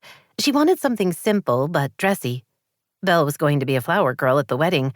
Her mother was still on the fence about Bert, but had already bought a little tuxedo jacket for him to wear. I'm not sure about the lace, she murmured, holding it up against the neckline of the dress. Belle sat patiently, waiting for Reggie to be done. You're a good girl, Reggie told her. Thank you for enduring my indecision. It's just I can't concentrate this morning. She also hadn't slept much the night before, and both problems were Toby's fault. They'd had a good time together. Being with him in the theater, his arm around her, had reminded her of how things had been all those years ago. After the movie, the three of them had gone to dinner and had spent most of their time laughing. She enjoyed his company, and Harrison's, and she'd spent the rest of the night alternating between wishing he'd kissed her and playing a silly game of what if. Funny how she hadn't thought of him in years, and now she couldn't stop thinking about him. She wanted to spend more time with the new grown-up Toby. Everything she'd seen so far, how he was with Harrison, how he interacted with everyone during their knitting sessions, told her he was still someone she could like a lot. Complications, she murmured, dropping the lace to the floor and pulling the dress off Belle. Thank you for helping, she told her dog. I'll pick this up later when I'm able to make decisions. Belle moved close, and Reggie wrapped her arms around her. You're a good girl, she whispered. My best girl. Bert watched from a safe distance away. Ever since Belle had growled at him, he'd been treating the Great Dane with more respect. See what happens when you stand up to a bully? Reggie pointed out. When someone does you wrong, you need to be brave. She had more life lessons to share, but was interrupted by the sound of footsteps on the basement stairs. Reggie, darling, you have a visitor, her mother said, stopping halfway and motioning for whomever was following her to continue. Reggie scrambled to her feet, surprised to see Toby.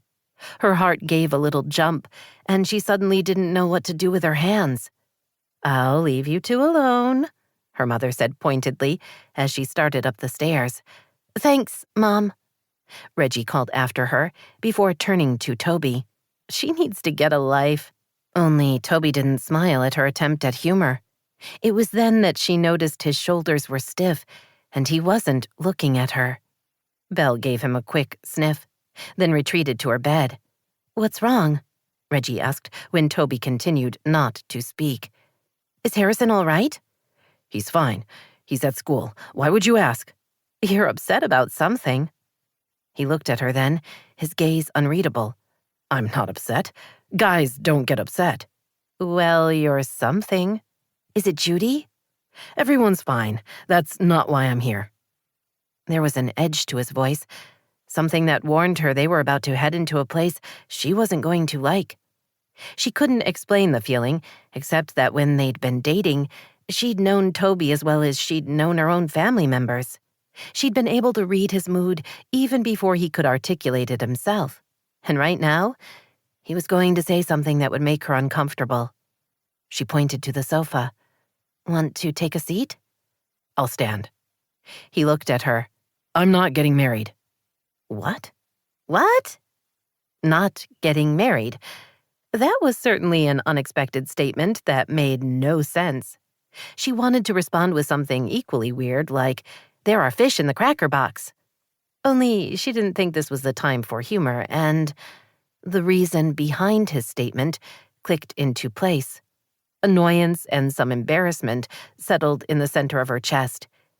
And you obviously feel it's necessary to specifically warn me that you and I aren't getting married. His gaze met hers, but he didn't speak. The arrogance of the man, she thought, irritation growing. It had been a couple of hours at the movies, followed by dinner. Nothing had happened. The fact that she'd wanted him to kiss her wasn't the point. She'd never hinted at it, so he didn't know what she'd been thinking. Lucky for him, the whole kissing thing was a lot less appealing now than it had been. As I don't recall proposing, she told him, I can only assume that you have such a high opinion of yourself that you believe a single evening in your presence is so overwhelming that women automatically want to marry you. That has to be tough to deal with. Fortunately, I seem to be immune. Reggie, I can't go there. Not while Harrison is young. I can't risk it. Fine. It's all clear now. I hate to have to return the ring. Oh, wait. We're not engaged. She slapped her hand against her forehead. Silly me. Be serious. Why?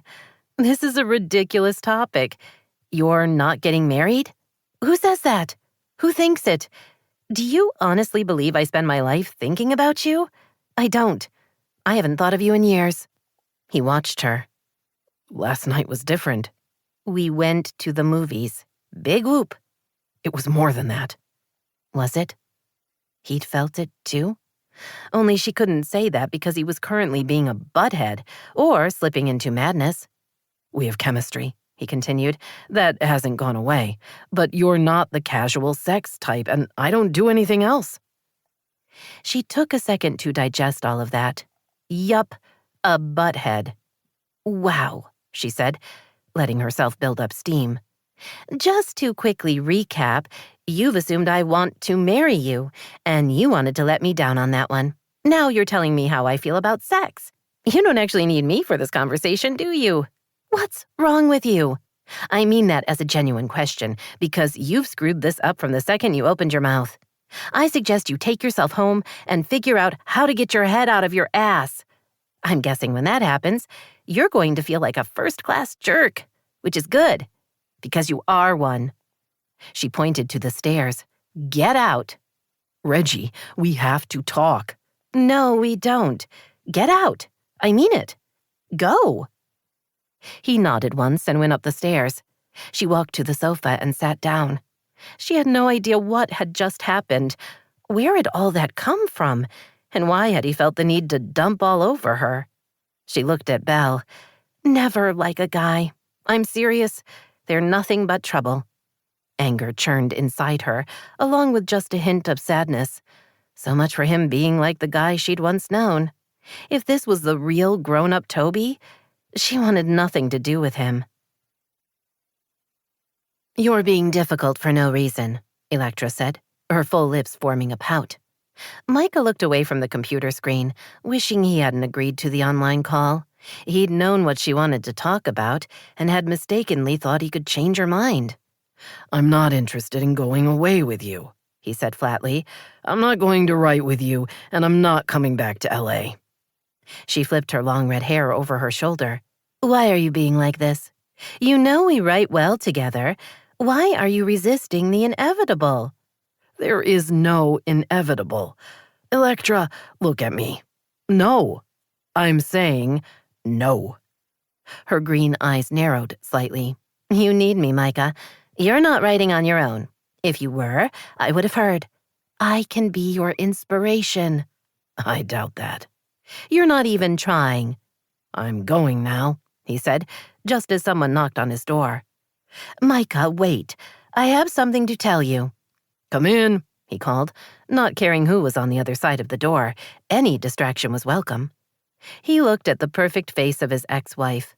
She was beautiful, he would give her that, but nothing about her appealed to him. Oh, I'm sorry. I didn't know you were busy. The soft words had him spinning around to see Dena carefully backing out of his suite. He half rose, waving her forward. No, don't go. I'm finished here. Don't you dare hang up on me, Electra insisted. Micah smiled. I have to go. With that, he disconnected the call and looked at Dena. Sorry about that. She looked startled. Your, girlfriend? No, my ex-wife. Oh, she's stunning. Yes, but the inside doesn't match the outside. Dena still looked as if she might bolt, and Micah didn't want her to leave. He closed the laptop, then moved toward her. What's up? Oh, it's snowing. I don't know if it will last, but there's actual snow. I thought you'd want to see it. Her voice trailed off. It's a thing here. The first snowfall. I've heard. It has to snow for a full 15 minutes. I'm afraid it might turn to rain. She looked at the floor, then back at him. I shouldn't have bothered you. You're never a bother. Let me get my coat and we can go watch the snow together. Dena looked at his computer. You two stay in touch? Not really. We used to write songs together, which was strange after the divorce. We got married because we were kids and we thought that's what adults did. But it was a mistake from the beginning. We weren't in love. Not really. He fastened his coat, then pulled on gloves. She wants us to write together again. What do you want? Not to write with her. It was different all those years ago. These days I want something more substantial than she can offer. She smiled. I understand the words, but not what they mean. I'm nothing close to an artist. You're something even better, he said, opening his door.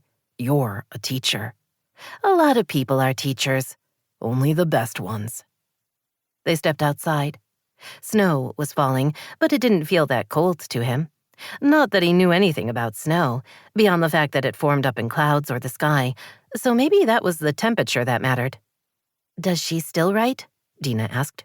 No, Electra's not interested in songwriting as an art. She wants to get back into the music business. She wants to be relevant, and she sees me as her way to make that happen. With Adriana gone, she's making a run at me. She didn't want to write with you when you were married? She did, but Adriana was opposed to the idea. She didn't trust Electra. Dena surprised him by smiling. I think I would have liked Adriana very much. He laughed. She would have liked you, too. He took her gloved hand and drew her out into the snow. The flakes were light and small. He looked up at the sky. Are we supposed to do something? Turn in a circle 3 times or hum? We wait. I'm not especially good at waiting, he admitted. Breathe in the moment. Snow can be magical. She raised her head and closed her eyes. Tiny snowflakes landed on her face and melted away. He studied her, thinking there was something about her, something unexpected and appealing, and, impulsively, he leaned forward and lightly brushed her mouth with his. Her eyes popped open and she stared at him. You kissed me. I did. He closed the scant distance between them and kissed her again, this time lingering. Her mouth was soft against his. Wanting stirred, but more important to him was the sense that he liked her. She was a good person who made him laugh, and when he was with her, he felt at peace with the world. He pulled off his gloves and stuffed them in his pockets, then cupped her face in his hands and kissed her again. Her lips parted in an age-old invitation. He deepened the kiss, tasting her, and cold rain pelted them. Dena shrieked and pulled him back toward the carriage house. He followed, ducking under the overhang of the upstairs landing. When they were both under cover, they stared at each other. He had no idea what she was thinking, but as far as he was concerned, the day had taken a very nice turn for the better. He debated what to do next. Inviting her inside so they could pick up where they'd left off seemed the most obvious option. Not that he would push her toward his bed. It was too soon, and she wouldn't be comfortable with that.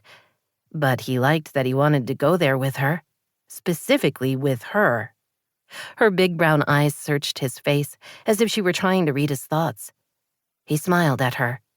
You all right? He asked. She nodded. You and Electra really aren't, you know. We're not. You have my word. Okay, then I should probably let you get back to work. She gave him a quick smile before hurrying away. Micah watched her go, thinking she really was amazing. Then he stepped inside. Once he'd taken off his coat and hung it on the rack, he reached for his guitar. Even before he sat on the sofa, he heard the words in his head. But then the snow fell. There you were, with snowflakes in your hair. There you were, teaching me to care. As the snow fell, I fell. He stopped playing long enough to turn on the recorder on his phone. Then he started from the beginning. 18. It took Toby far less than the 24 hours Reggie had predicted for him to, as she had put it, get his head out of his ass. Around 2 a.m, after hours of tossing and turning, he began to understand that he'd handled everything badly. He'd been an idiot, and he'd made a fool of himself. Worse, he'd hurt Reggie. That last realization was the one that bothered him the most, because he'd never wanted to do anything to upset her.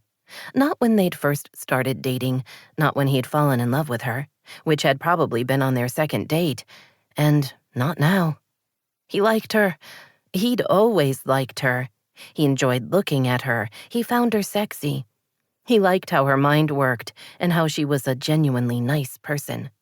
He admired her smarts and her emotional courage and how she took care of her ridiculous dog. And that was the problem, the liking. Yes, it had just been one evening, but he'd found himself way too comfortable with her. Being with Reggie had always been easy, and that hadn't changed. The feel of her next to him, the warmth of her body, the way she'd laughed at the movie, had made him think about possibilities. He'd imagined taking things further, asking her out on a date, just the two of them. He'd pictured them getting to know each other again, finding out if the sparks were still there.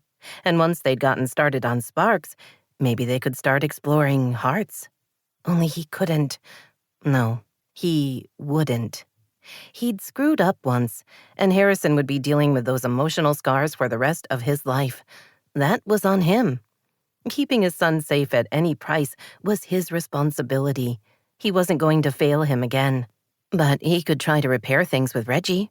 He could explain, at least part of it, and apologize. Because he'd been wrong, and he hated the idea of her being mad at him. To that end, he arrived at the community center a half hour before the knitting session was to start, hoping to find her setting up. Luck was with him. She was just pulling the large totes of supplies out of a locked closet.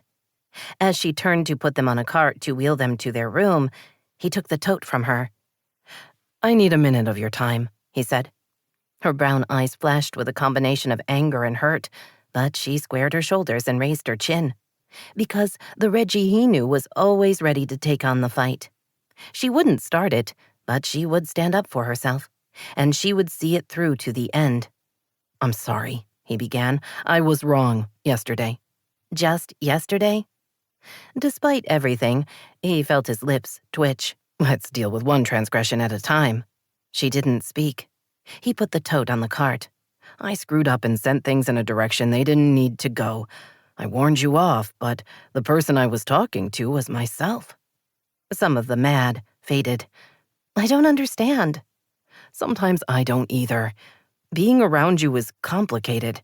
There have been other women in my life, but I've only ever loved you. So seeing you now, grown up, beautiful, successful, it's intriguing. I like spending time with you. The other night, at the movies." He paused, not sure how to explain. Let's just say past and present got a little blurry, and I reacted to that. He drew in a breath. "But I meant what I said, Reggie. I can't get involved. I won't. There's too much risk." She tilted her head slightly, her shiny hair swinging with the movement. "Yesterday you said it was about Harrison. He was the reason you weren't getting married." "Yes." "So something happened with him and a woman you were dating." "Yes." "But you're not going to tell me what." "It's not my story to tell." He could see the questions forming, but she didn't ask any of them, for which he was grateful. She pressed her lips together. "It makes me sad that you would think I would hurt him." "I don't. This isn't about you. When it happened, I promised him I would never put him in that position again. I promised there would just be the two of us until he was old enough to take care of himself. He believed me." "That was the wrong promise to make. It puts too much pressure on him." She shook her head. "But not the point, right?" "I'm sorry," he repeated. "Do you understand you behaved ridiculously, and that the memory of it will haunt you forever?" He held in a grin. "Yes, I do." "Okay, then I forgive you. I'm sorry about Harrison, and I really want to find whoever that woman is and go after her in a way that leaves scars." "You wouldn't enjoy prison." "No, but I would feel better about the world, so there's that. People shouldn't hurt children ever. There's no excuse."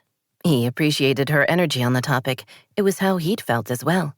Being able to share the conflicting emotions only added to her appeal. "Have dinner with me?" The words came without warning. Toby watched Reggie stare at him, her brows drawn together in obvious confusion. "You're sending some seriously mixed messages," she told him. "I am." "Why?" He wasn't sure if she was asking why he was sending mixed messages or why he wanted to have dinner with her, but it didn't matter. "I like you and I want to spend time with you." "But we're not having sex, and we're not getting married." She smiled. "Just to clarify your position." "I'm open to sex." "Most men are." "I think my interest in you is a lot more about who you are than anything else." "You're weird. I don't remember you being weird. Back in high school, you were the super hot bad boy/football captain." "And now?" "You're still hot, but I don't believe you're bad anymore. Now that I think about it, I'm not sure you were ever bad. I think it was just an act, maybe a way to survive. If you were tough, people would leave you alone. Of course, then you were lonely, but you were willing to pay the price to feel safe." Her eyes widened. "Oh, that's what this whole Harrison thing is about. It's not what you promised him. It's that you need to keep him safe at any price. But safe is always a moving target. In some ways, it's intangible. So the whole marriage thing is your way of controlling an uncontrollable situation." "Huh. Interesting." Her insight slapped him upside the head like a blow from a 2x4. Mentally, he staggered and wondered if he was going down. She was right, of course, but that she'd figured it out so easily stunned him. He was still trying to recover when she turned and grabbed another tote from the closet. "Yes, Toby. I'll have dinner with you," she said, handing him the container. "I think at the end of the evening, Kissing is a possibility, but no on the sex. She flashed him a smile that was nearly as lethal as the 2x4. At least for now.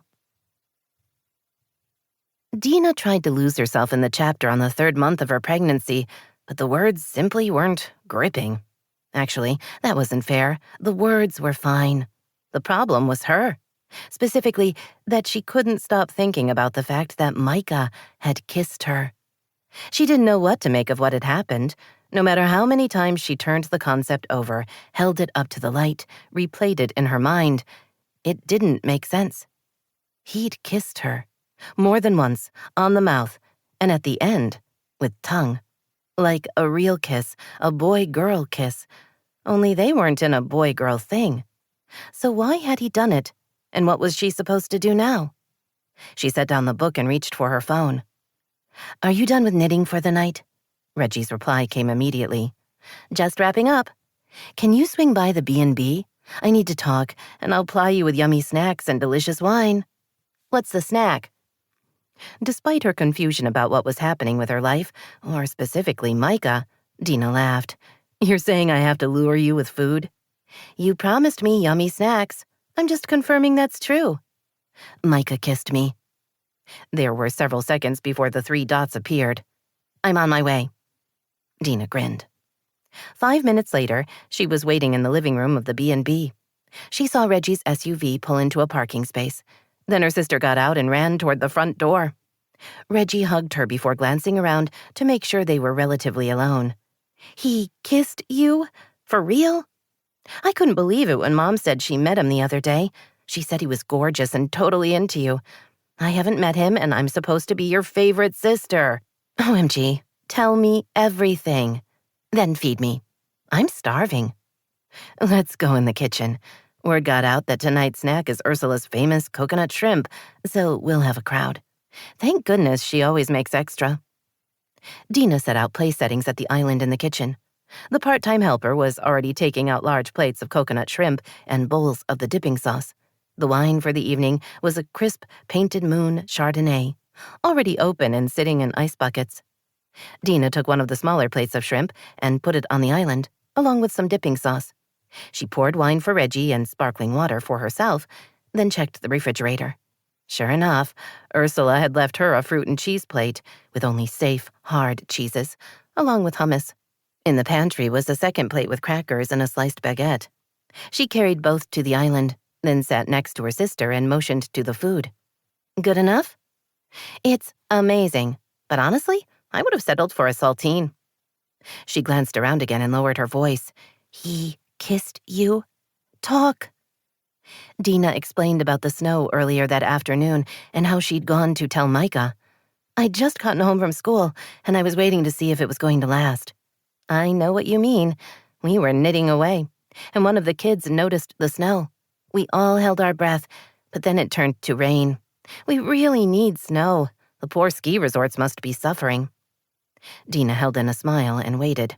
Any second now, Reggie would remember what they'd been talking about. Her sister picked up a piece of shrimp. "How did I get distracted? More on the kiss, please." "We were out in the snow, and I closed my eyes to let it fall on my face, and he kissed me on the lips." A fact that still hadn't sunk in. "That's so romantic." "It was unexpected." "You've got it bad." Dena thought of the tingles and jolts she felt around him, but knew her sister was more interested in what mattered. "I do. He's very kind and funny, and he's amazing with the kids." Reggie's gaze turned speculative. "That's right. He's your classroom mom. Classroom dad. Whatever. Interesting. And he knows about the baby, so obviously that's not a concern." Reggie grinned. "I can't believe you gave up on love only to find Mr. Right." "No." Dena shook her head. "He's not that. He's a crush. That's all he can be. He's a famous rock star and he's only in town temporarily. I'm a small-town teacher who is pregnant. We have nothing in common, except the kissing, which didn't mean anything. It meant something to you." Dena knew her sister was right. It had meant something. The problem was, it shouldn't, because if she let herself dream too much, she was in serious danger of getting her heart broken. Time to change the subject. she said firmly. "Distract me, please." "Toby asked me out." "What?" Dena's voice was a shriek. She consciously spoke more softly. "When? Are you going? Why didn't you say something sooner?" "Oh, big sister of mine, a kiss trumps a dinner date every time. And he asked yesterday, and I said yes. To quote you, he asked you out? Talk."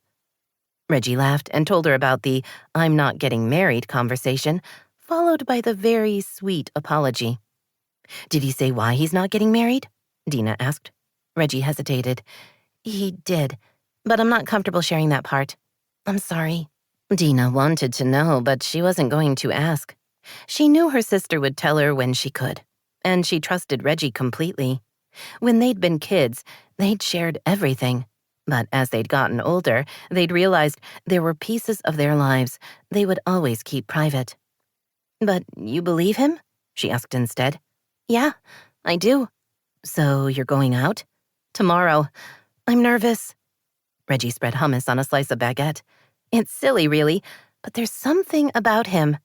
You have a past, and it was a good one, until the end. Even if he didn't mean for word to get out about you sleeping with him, you were still hurt, and I blame him." Reggie grinned. "You're a very good sister." "Yes, I am." They were both laughing when Reggie suddenly drew in a breath. "So, Micah, tall, gorgeous, with dark hair and blue eyes?" Dena's throat went dry. "That's him. He's about to walk into the kitchen. Lucky me, I get to meet him." Dena barely had time to process that nugget when the back door opened. She turned to see Micah shrugging out of his thick jacket and hanging it on the coat rack by the door. Then their eyes met, and the rest of the world fell away.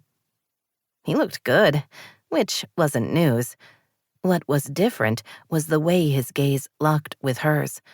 Like they had a connection. He smiled, and her insides melted. "Hey," he said, crossing to her. "It's a lot colder than it was before. If it started snowing now, it wouldn't stop." She genuinely found herself unable to speak. There were words in her brain, but they couldn't seem to make it to her mouth. Fortunately, he didn't seem to expect an answer. He turned and smiled at her sister. "Brown hair, beautiful eyes, and I recognize that smile. You must be Reggie." "And you're Micah. Nice to meet you." "Likewise." Dena tried to control her nerves. "Reggie's working with all the third graders for the holiday charity project. They're using a circular loom to knit hats for homeless kids." "Sounds like a worthwhile project. Is it hard to learn how to use the loom?" Reggie smiled. "It's pretty easy, and while we could always use an extra pair of hands, I think the loom would be a waste of your talent. If you want to help, why don't you bring your guitar and entertain us instead?" "Reggie?" Dena glared at her, then turned to Micah. "She's kidding." "I could do that," he said slowly, as if considering the possibility. "No," Dena told him. "Just forget she said anything." Reggie gave her an arch smile, then looked at Micah. "How are you enjoying Wishing Tree?" "It's a great town. The traditions are fun. I like the holiday enthusiasm." He shoved his hands in his jeans' front pockets. "Last year I was in a bad car accident.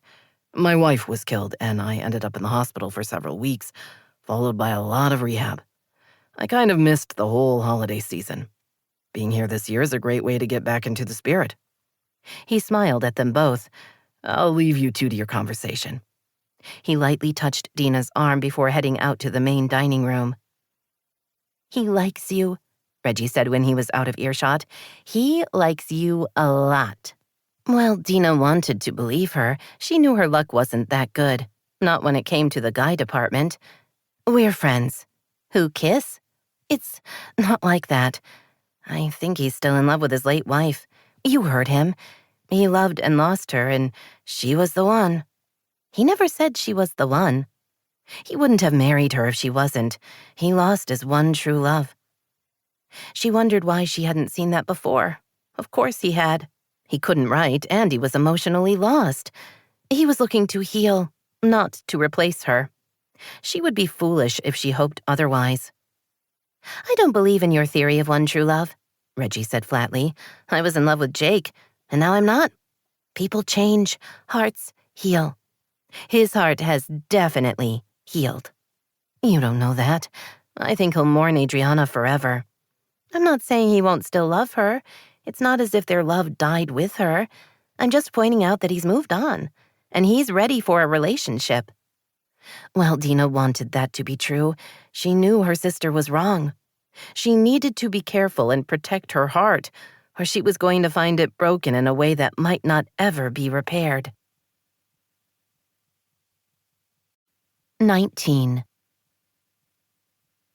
Reggie told herself not to get too excited about her dinner out with Toby, a somewhat difficult task, considering she'd been thinking about him all day.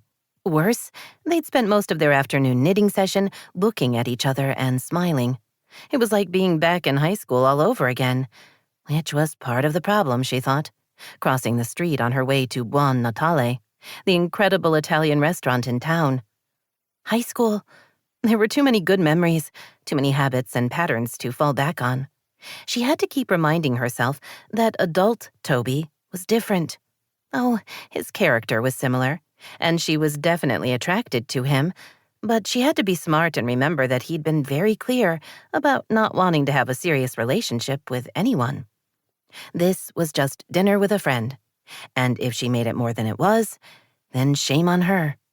"I can do dinner," she murmured as she opened the door to the restaurant. "I eat several times a day.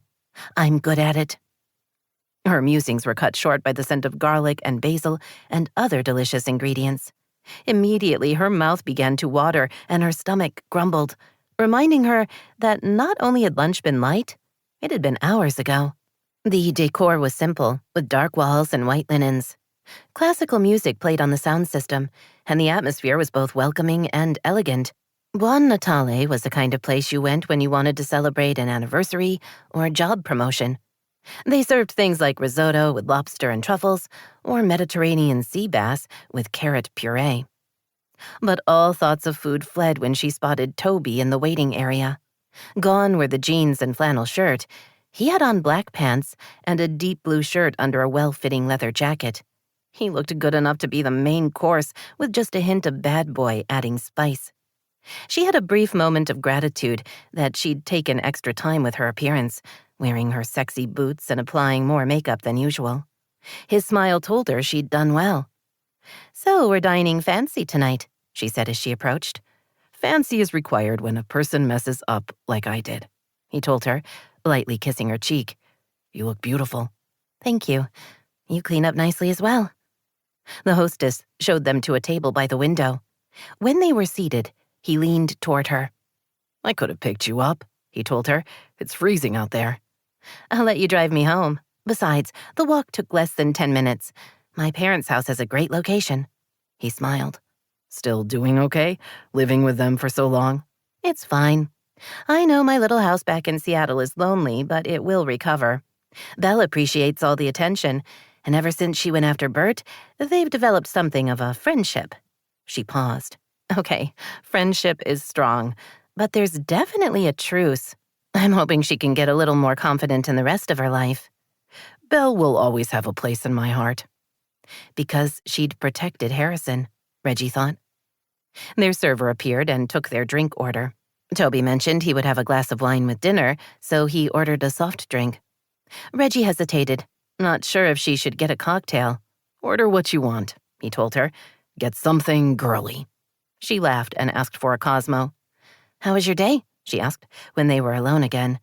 "I had to deal with crabby tourists," he said.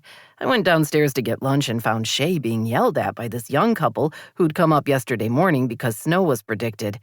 They complained that the town should have held the celebration because it had snowed." "But not long enough. And why were they yelling at Shay? She works in a hand pie shop." "I know. That's what I said." He smiled. That annoyed them even more. So they stalked out, swearing they were never coming to Wishing Tree again. "It's going to snow and it snows," she said, thinking Dena was probably waiting for that to happen, hoping Micah would kiss her again. Despite her sister's insistence that he was still in love with his late wife, Reggie hoped that Micah was getting serious about Dena. "What are you smiling about?" Toby asked, his voice teasing. "If it's another guy, then you and I need to talk about that." She laughed. "I suppose technically it is another guy. Micah Ruiz." He frowned. The singer? Why were you thinking about him? He's in town. Didn't you know? He's staying at the B&B and flirting with my sister. I'm hoping it's more than just a passing thing. Dena and the rock star. I like it. Me too, she admitted. I'm glad Dena's having a baby. That's going to be so great for all of us. But I wish she hadn't given up on love so soon. She's a wonderful person. And she deserves love in her life. You're a good sister. I try to be. She looked at him. Okay, enough about that. What are you getting Harrison for Christmas? They talked while she sipped her cocktail, then ordered dinner. Conversation flowed easily. Toby was as interesting as he'd ever been, and they still shared a sense of humor. He had her laughing at descriptions of failed hand pie flavors when she sensed someone approaching. She turned and felt her laughter fade when she saw Jake Crane standing by their table. Hello, Reggie. Toby's first reaction was annoyance, followed by a somewhat violent urge to punch Jake in the face. He and the other man had been rivals in high school, which didn't matter much, but they'd also both loved Reggie, which suddenly mattered a lot. He glanced at her, trying to gauge what she was thinking. Her wide-eyed expression made it clear she'd had no idea Jake was back in Wishing Tree, let alone in the same restaurant. "Jake," she said, her voice surprised. "Hi." Jake smiled at her. I was walking by and saw you. I thought I'd come say hello. It's been a while. It has. I'm in town to spend the holidays with my mom. This time of year is hard for her, what with her missing my dad and all. He turned to Toby. Newkirk? Crane? Reggie glanced between them. You two do know you each have a first name, right? Toby kept his gaze on Jake. It's a guy thing. Jake looked back at Reggie. I'll let you get on with your dinner. It's good to see you. Good to see her? What the F did that mean? Only Toby could guess, and he didn't like it one bit. Jake had proposed to Reggie and then dumped her, all within 48 hours. Guys who did that weren't supposed to say it was good to see her. They were supposed to crawl into a cave somewhere and never come out. Or at the very least, they were supposed to stay away from Wishing Tree and not interrupt dinners. Jake nodded at both of them before walking away. Reggie watched him go, then turned her attention to Toby. That was strange. No one told me he was back. I'm going to have to talk to Paisley and find out if she's failing at being my best source for gossip, or if she was scared to tell me. Her tone was more quizzical than concerned, and if he had to guess, he would say that she was surprised to see Jake, but not emotionally overwhelmed. Still, she had agreed to marry him and spend the rest of her life with him, so she had to be feeling something. You okay? He asked, still irritated but determined not to show it. I'm fine. She smiled at him. I'm also ready to change the subject. You have to feel something, seeing him after a year. Her expression turned questioning. I guess. It was odd and unexpected. You were going to marry him. I was. And then we broke up. She studied him. Toby, what are you getting at? I'm sorry he interrupted our dinner, but other than that, why would Jake coming back mean anything to you? While I'm having a good time, you've made it incredibly clear that you're not interested in having any kind of a relationship with me. So whatever I think or don't think of my ex-fiancé shouldn't affect you. Her point was an excellent one, he told himself. He shouldn't care at all. But he did, and he didn't like what had just happened. You're right, he told her. We should change the subject. They looked at each other. He tried to consciously relax. I think the Seahawks have a good chance at making it to the playoffs, he said. She grinned. When in doubt, talk about sports? It's always a good fallback position. You're such a guy. I am. The rest of dinner went more smoothly. Normal conversation resumed, and Toby was almost able to forget that Jake had ever shown up. After he paid the bill, he walked her to his SUV, then drove her home. He circled around to open her door for her before he took her hand and walked her to the front door. Thanks for dinner, she said, shivering slightly in the cold. I had a good time. Me too. They looked at each other for a second. He leaned in, intending to offer a perfunctory kiss, but the second his mouth brushed against her, everything changed. Wanting exploded, sending heat pouring through him. He pulled her close, needing to feel Reggie against him. Her arms came around him, as if she'd been swept away too. The kiss turned hungry, then deepened, his tongue sweeping inside to tangle with hers.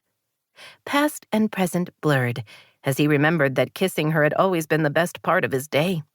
He wanted to touch her and be touched, each of them slowly exploring, driving the other mad with desire.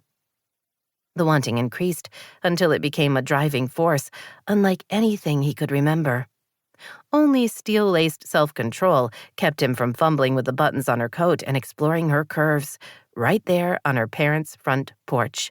Desperate for control, he pulled back, his breathing labored, his dick hard and aching. She looked as stunned as he felt. Her face was flushed, her eyes wide with surprise. She drew in a breath. "So," she murmured, "the chemistry is still there?" "Yeah, it is." An unexpected turn of events. "Tell me about it." She smiled. "Okay then. Thanks for a really nice evening." He nodded and watched her duck into the house.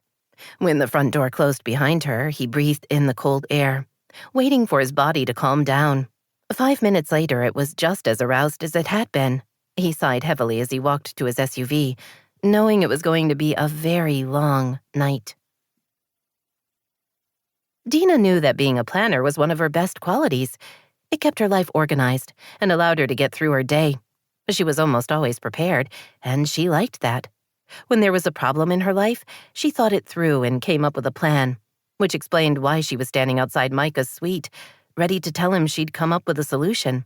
Not that the kiss had been a problem, exactly. It was more of an issue, or a complication. One she was going to deal with directly, because that was what she did. Mostly. With that in mind, she knocked firmly, then stepped back and waited. The door opened seconds later. Micah smiled when he saw her. "Dena, hi." The combination of the extra sexy smile and seeing him was a little more of a turn-on than she'd expected. Her toes immediately curled in her boots, and she felt herself smiling in return. He stepped back to let her in. "I was thinking about you," he said, taking her coat and hanging it on the rack. "You just back from school?" "I am." He took her hand and led her to the sofa. His fingers were warm, and he looked good when he drew her down next to him. She just wanted to shift closer and have him wrap his arms around her and... She scooted back a couple of feet. No. She was on a mission. She had a plan. "We need to talk about the kiss," she told him. The smile returned, only even sexier this time, which she wouldn't have thought was possible.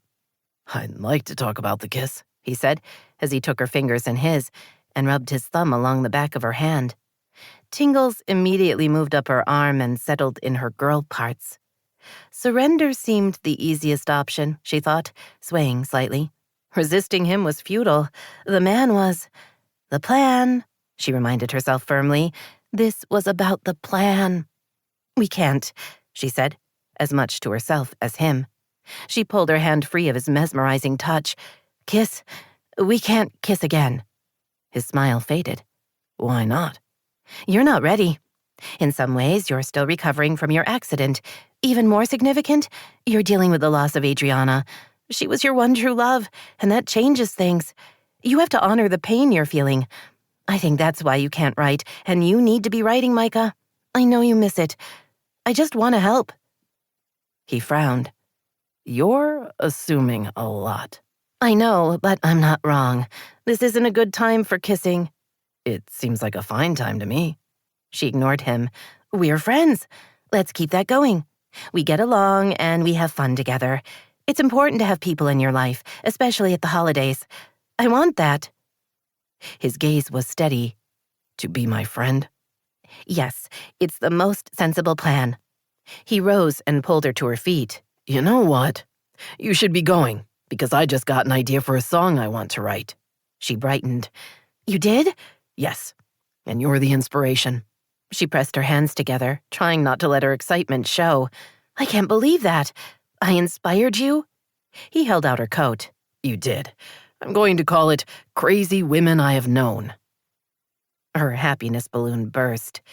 You're making fun of me. I am, and you deserve it.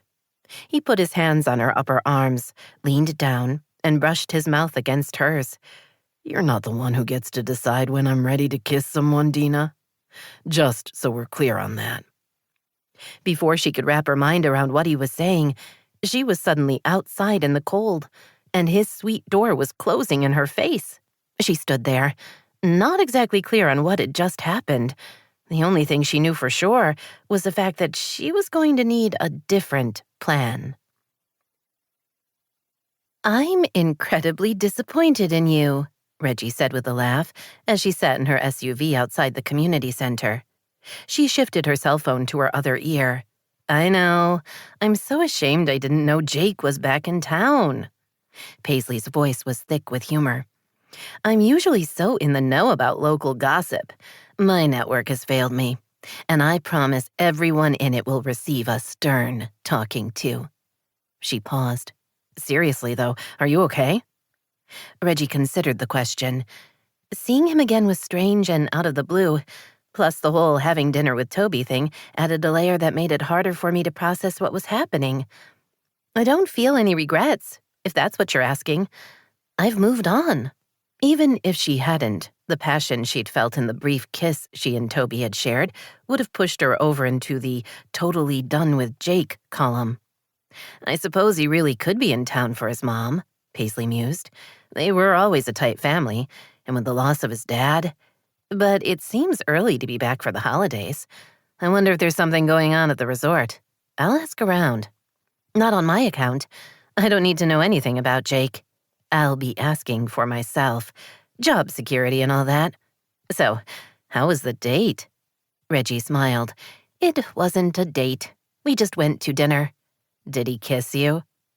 The smile broadened as her body remembered the very amazing kiss they'd shared. Maybe. Paisley laughed. Then it was definitely a date, and I'm going to want details. Just not right now, because I gotta run. I have a meeting in like 2 minutes. See you soon. Bye. Reggie dropped her phone into her bag, then started for the community center.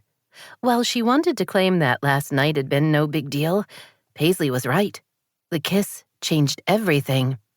She was still smiling as she took a cart to the storage closet and loaded all the totes with their supplies. The stack of boxes containing completed hats was growing by the day. She would have a full carload when she delivered them in a couple of weeks. She returned to the room they used and found a couple of parents had already arrived to help set up, which wasn't unusual. The surprising part was that Micah was there as well, holding a guitar case and looking wildly out of place. When he saw her, he crossed to her. I'm here to provide entertainment, he said, his smile almost dazzling enough to make her stumble. How on earth did Dena not fall over in a faint every time she saw him? Ah, hi. She looked at the guitar case, then at him. You're really going to play for us? He raised and lowered the case. It's not empty. But I was kind of kidding when I suggested you do that. I mean, you're you. I've heard that. I am me, and you're you, and they are they. He frowned. That doesn't sound right. She laughed. And yet I know what you mean. If you're serious, everyone will be delighted to listen. But I'm giving you the chance to run while you still can. I don't scare off so easily. Good to know. She waved to the room. We work at the tables. Feel free to set up wherever you'd like. He nodded and took a chair to a corner of the room. The parents who had been hovering walked closer. Is that... I mean, it can't be, but he looks just like... Brittany, mom of one of Harrison's classmates, verbally stuttered to a stop. Is that Micah Ruiz? It is. He's friends with my sister and offered to help with the project. I was joking when I pointed out having him entertain us would be a lot more fun than having him knit a hat. So here he is. Brittany, a pretty 30-something with 3 kids, looked at him. He's so sexy. I can't stand it. The 2 dads standing nearby grimaced, but Reggie didn't care. Sexy was a good word when it came to Micah. She introduced the adults to him, then got back to unloading supplies. She'd just started on the last tote when she heard a familiar voice. "You should have waited for me," Toby said, coming up beside her. "I would have helped." And just like that, Micah's bright, shining star dimmed to nothing special. She turned and saw Toby smiling at her. Her lips curved up, and the rest of the world faded away until it was just them and what had happened the previous night. "It's not hard work," she said, resisting the need to step into his embrace and have him kiss her again. Something that wasn't going to happen, at least not during their craft session. As if to prove her point, a dozen kids streamed into the room. She greeted them by name and helped them get settled. When next she could spare Toby a glance, he was sitting by Harrison, chatting with the boys at his table and knitting away. Micah was a big hit. He played and sang, taking a few requests and making the time speed by. Reggie knew she wasn't the only one trying to integrate the fact that Micah Ruiz was giving them a private concert. When the session was finished, a few of the parents crowded around him, asking questions and wanting selfies. Reggie made her way over, wondering if she should intervene. But when Micah caught her attention, he smiled and shook his head.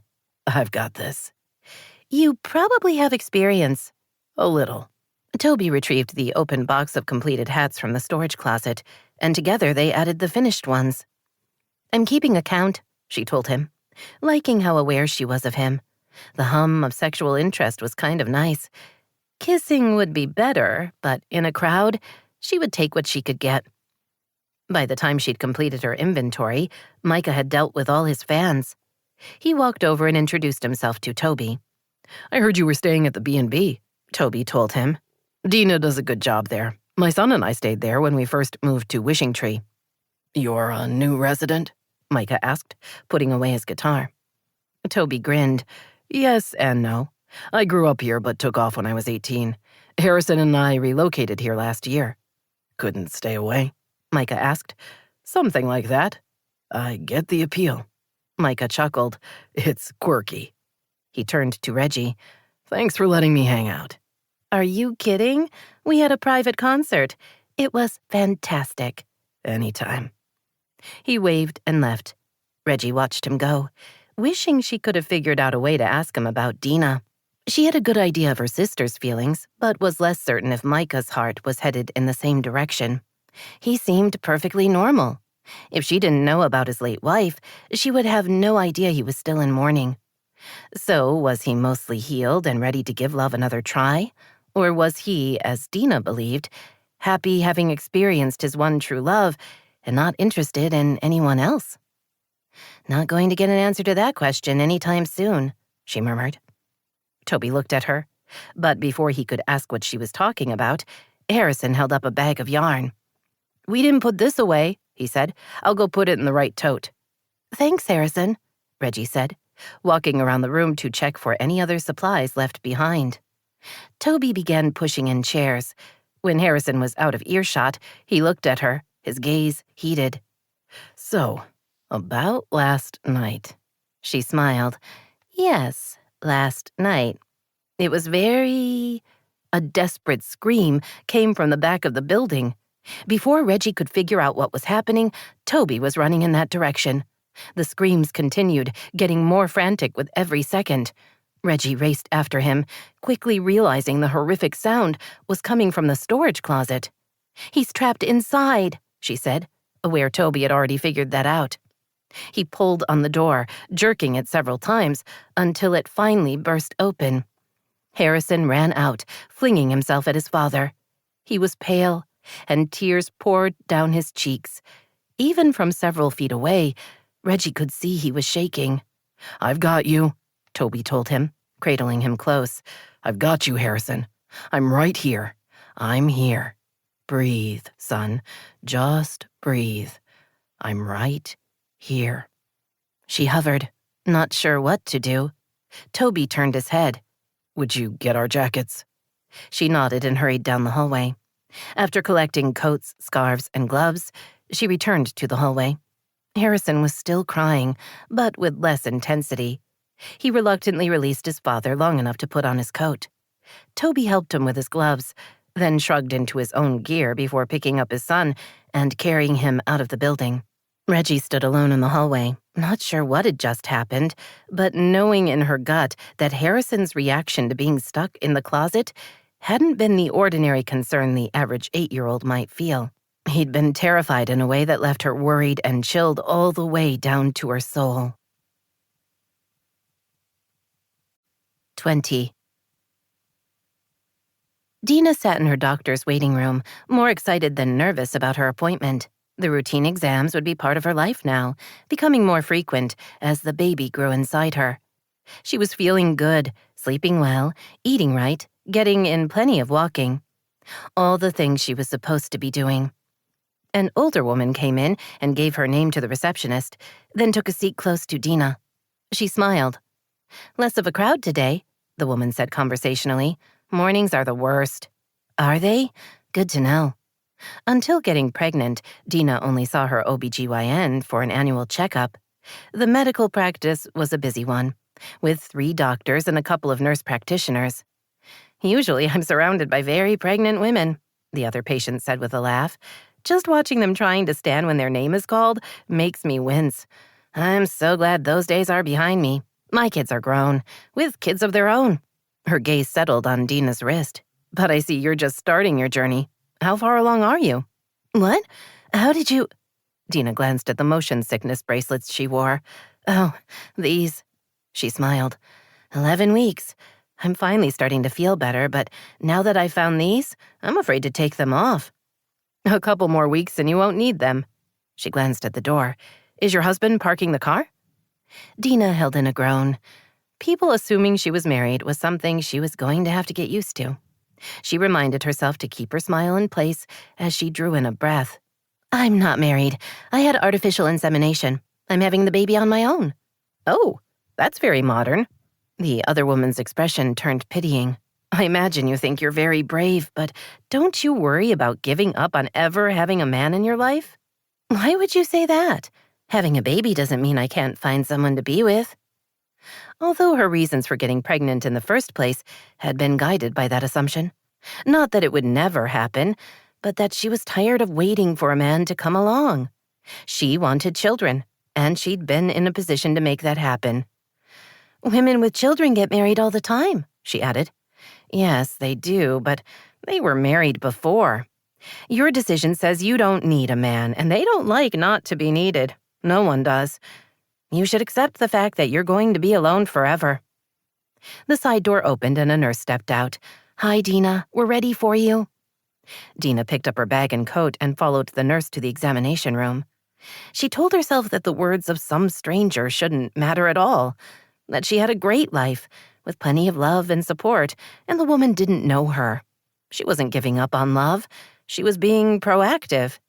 She was strong and determined. And if some guy was put off by that, then he was a fool. And she didn't need him in her life. Which sounded really brave, but left her feeling sad and more than a little scared about her future. Reggie watched the smarter vacuum finish up in the kitchen, making notes about the weird chirping sound that it had recently started making. She'd texted Gizmo about it, but he hadn't had many ideas, nor had he seemed all that interested in the video she'd sent. Apparently, his epic holiday light show was consuming his time these days. "I can only do what I can do," she reminded herself as she watched the vacuum return to its home base. It chirped a couple more times, then went silent as it began recharging. More interesting than the test or the noise was the fact that Belle had spent the last hour comfortably dozing on the sofa, barely raising her head to take note of her former enemy. Apparently, her lone act of bravery in protecting Harrison had lasting and very positive repercussions. "Who knows what you'll be doing in a few weeks," she told Belle. Her dog stretched and closed her eyes, as if saying she wasn't ready to discuss that just now. Reggie smiled, then went into the kitchen to empty the dishwasher. Her parents were both at work today, her mom subbing for the office manager who was home with a bad cold. She put away dishes and what felt like every bowl in the kitchen. They'd made pancakes that morning, and for reasons she couldn't explain, that process involved more bowls than seemed natural. She hesitated before putting away the old-fashioned egg beater, not sure where it belonged. It was probably the last working one in the country, but her mother insisted that it was required to beat the eggs before they were added. Fluffy eggs meant fluffy pancakes. She finished with the dishwasher, then stood in the center of the room, not sure what to do with herself. Another inventor was sending her an invention to review, but it wouldn't arrive until tomorrow. Belle's dress for the wedding was finished, and she'd transplanted all the Christmas cactus. She still had to tie ribbons on them, but wasn't ready to start that project. She supposed she could work on the slideshow that would be playing during the reception, but wasn't sure she could sit still for that long. She felt restless and unsettled, and she knew the reason. Harrison. She'd been unable to stop thinking about what had happened to him and how he'd reacted. She had questions, of course, but wasn't sure she should ask them. Even more troubling, she hadn't heard from Toby since the incident. She'd texted a few hours later to ask if Harrison was feeling better. Toby's brief, "He's fine," hadn't seemed very friendly. She didn't think he was blaming her for what had happened, so she wasn't sure why he'd been so terse. The doorbell rang, causing both dogs to come to their feet. Bert went running toward the front of the house, barking all the way. Belle stretched before following. Reggie crossed her fingers, hoping that Toby had decided to stop by to explain things, but when she opened the front door, there was a different man on the porch. "Jake!" She stared at him. "You're a surprise." A good one or a bad one? "A good one." She waved him inside, then stepped aside so Bert and Belle could greet him. Her Great Dane had always liked Jake, not with any kind of Harrison enthusiasm, and she wanted her head scratched before she was willing to get out of the way. I hope this is an okay time, he said, looking at her. I thought we could catch up. Weird, but sure, she thought, taking his coat. I just finished up a report for work, so I'm available. She led him into the family room. Can I get you coffee or something? No, thanks. They sat on opposite ends of the sectional, facing each other. Having him here was unexpected, but not as uncomfortable as she would have thought. Jake looked good, lean and fit, with curly dark hair and hazel eyes that changed color depending on what shirt he had on. Today they were green, reflecting the sweater he wore. "How's your mom doing?" she asked. One shoulder rose and lowered. She has good days and bad days. This is her first Christmas without him, so it's going to be hard on her. "And on you," Reggie added. "You and your dad were always tight." Mostly. His mouth straightened. I can't believe he's not here anymore. It was so sudden. Reggie nodded, not sure what to say. Jake's father had gone to his office one morning, and after sitting down at his desk, he'd suffered a fatal heart attack. The sudden passing had rocked the town. Reggie remembered her mother calling, wanting Reggie to know what had happened. Reggie had sent a note to Jake's mom and had made a donation to the suggested charity, but hadn't gotten in touch with Jake. They'd split up 5 months earlier, and reaching out to him had felt strange. "I wasn't sure what to do when he died," she admitted. "I was thinking about you." Her voice trailed off. He looked at her. I get it. After what had happened, you wouldn't be sure what to say. I know you wrote my mom, and she appreciated that. "I always liked her." She liked you. She was disappointed when we broke up. "Is that what she thinks happened?" she asked before she could stop herself. "That we mutually decided to end things?" His gaze was steady. No, she knows it wasn't like that. She knows He seemed to search for the words. "Proposed on a Friday, went to an engagement party with me on Saturday, then dumped me on Sunday?" she offered. One corner of his mouth turned up. That's a very clear way of talking about it. "It's what happened." I know. I'm sorry about that. It's why I'm here.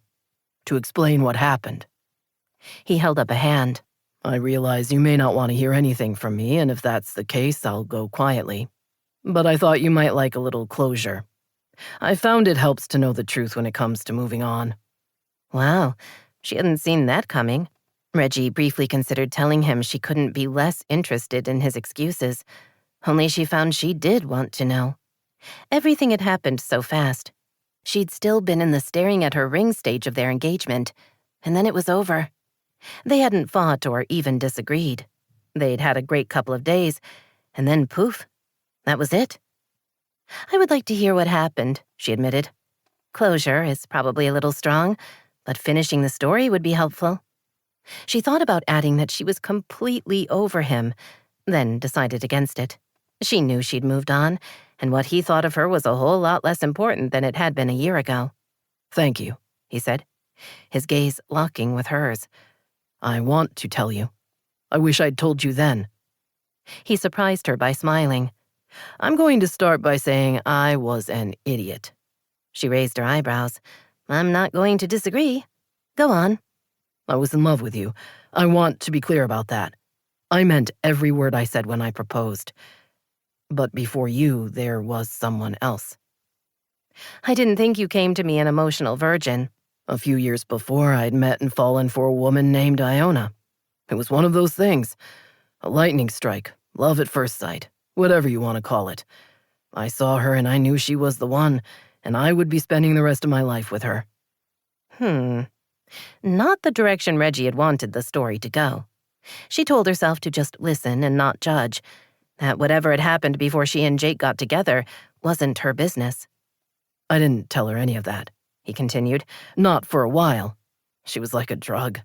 I couldn't get enough of her. Reggie resisted the urge to tell him to get to the idiot part because she had a feeling she would like that bit of the story a whole lot more. I was just about to propose when she dumped me. She'd fallen out of love with me and wanted to move on with her life.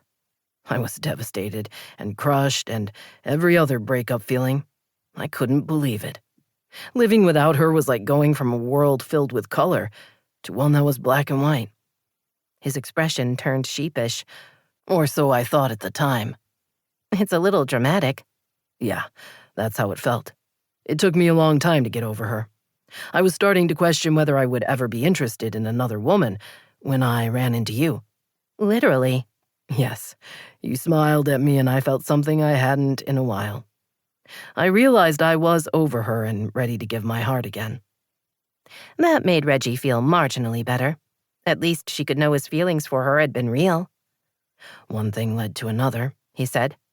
We fell in love and I could see myself spending the rest of my life with you. We got engaged. Then, Sunday morning, Iona showed up. Reggie nearly sprang to her feet. Here? In town? On my doorstep. She told me she'd made a horrible mistake and that she still loved me. She begged for another chance. Which you gave her? No. He looked at her. I told her we were done and she left. But after she was gone, I couldn't stop thinking about her, which made me question a lot of things about myself. Not knowing what to do, I broke up with you, then went away to clear my head. It was a rookie move, and I apologize for that. And for not explaining what had happened. I see now if I had, we might have worked it out. We should have at least talked. Reggie didn't know what to do with all the information. She was confused and unsettled. The timing of Iona deciding she wasn't as over Jake as she'd claimed didn't help. What if it had been a month later, 8 weeks sooner? What would have been different? If he'd just, as he'd said, come to talk to her, how would everything have changed? I don't know what to say, she admitted. After you'd had time to think, why didn't you talk to me? Iona followed me. I don't know how she found me, but she did. She begged for a second chance, and eventually I gave it to her. Reggie looked at him. I believe what you're saying is, she begged, you slept with her, and then you gave her another chance. Yeah, that's probably closer to the order of events. Once you'd slept with her, you couldn't come back to me. It would have been as if you'd cheated, so why not see if things would work out with her? He winced. I'd forgotten how well you knew me and how easily you could get to the heart of the matter. It's a gift, she said, with a lightness she didn't feel. While she wasn't looking to return to the past, hearing all this wasn't as easy as she would have thought. I take it the relationship didn't last. No, about 4 months in, I knew I'd made a mistake. He drew in a breath. And that's my story. There are no excuses for what happened, and I'm sorry I hurt you. I acted badly. I regret that. He hesitated as if there was more, then surprised her by standing. I won't keep you any longer. Thanks for hearing me out. She walked him to the door. I feel as if I should say something, she told him as he put on his coat. Maybe profound or bitchy or funny. He chuckled. You have my number. Text me when you decide what it is. I'll be around through Christmas. He bent down and kissed her cheek. I am sorry, Reggie. More than you know. He opened the front door and stepped outside. After he was gone, she stood in the entryway, her mind swirling. What on earth was she supposed to think of everything he'd told her? There had been too much information and no time to process it. She needed a way to clear her head.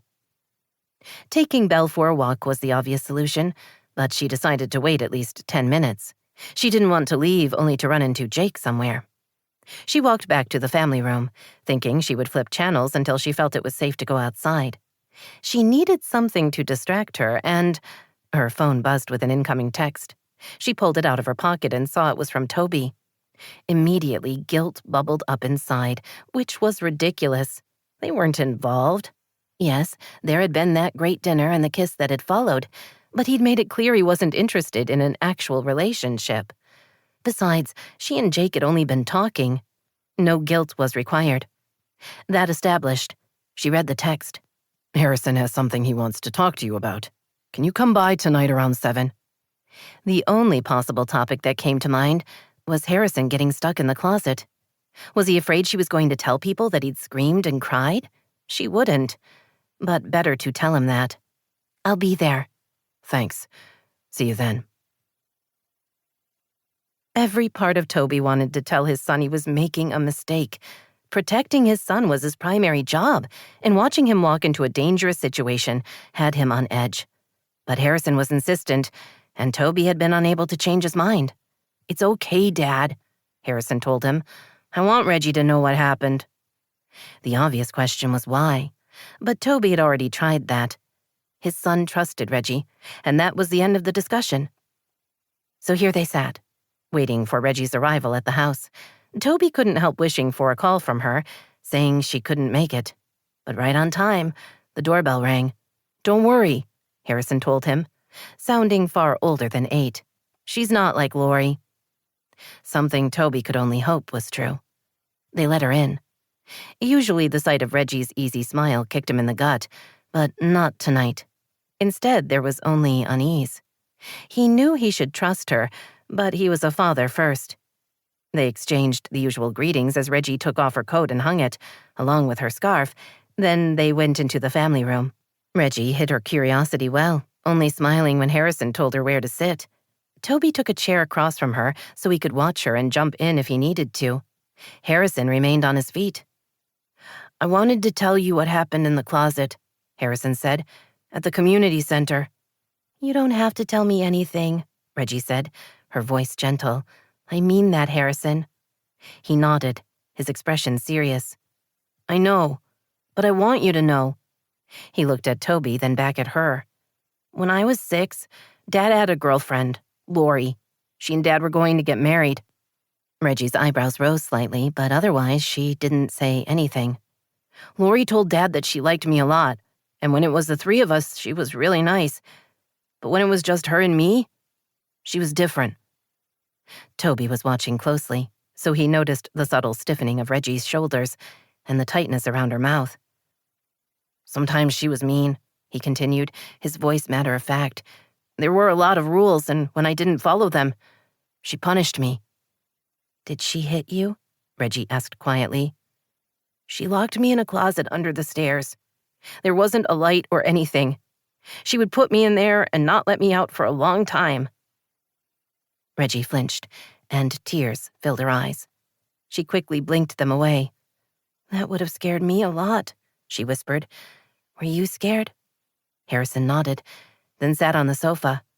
"I didn't know what to do. Lori said if I told Dad, the police would take me away from him. I didn't know what that meant, but I knew I had to be quiet." Reggie looked at Toby, her gaze questioning. "I had no idea," he said.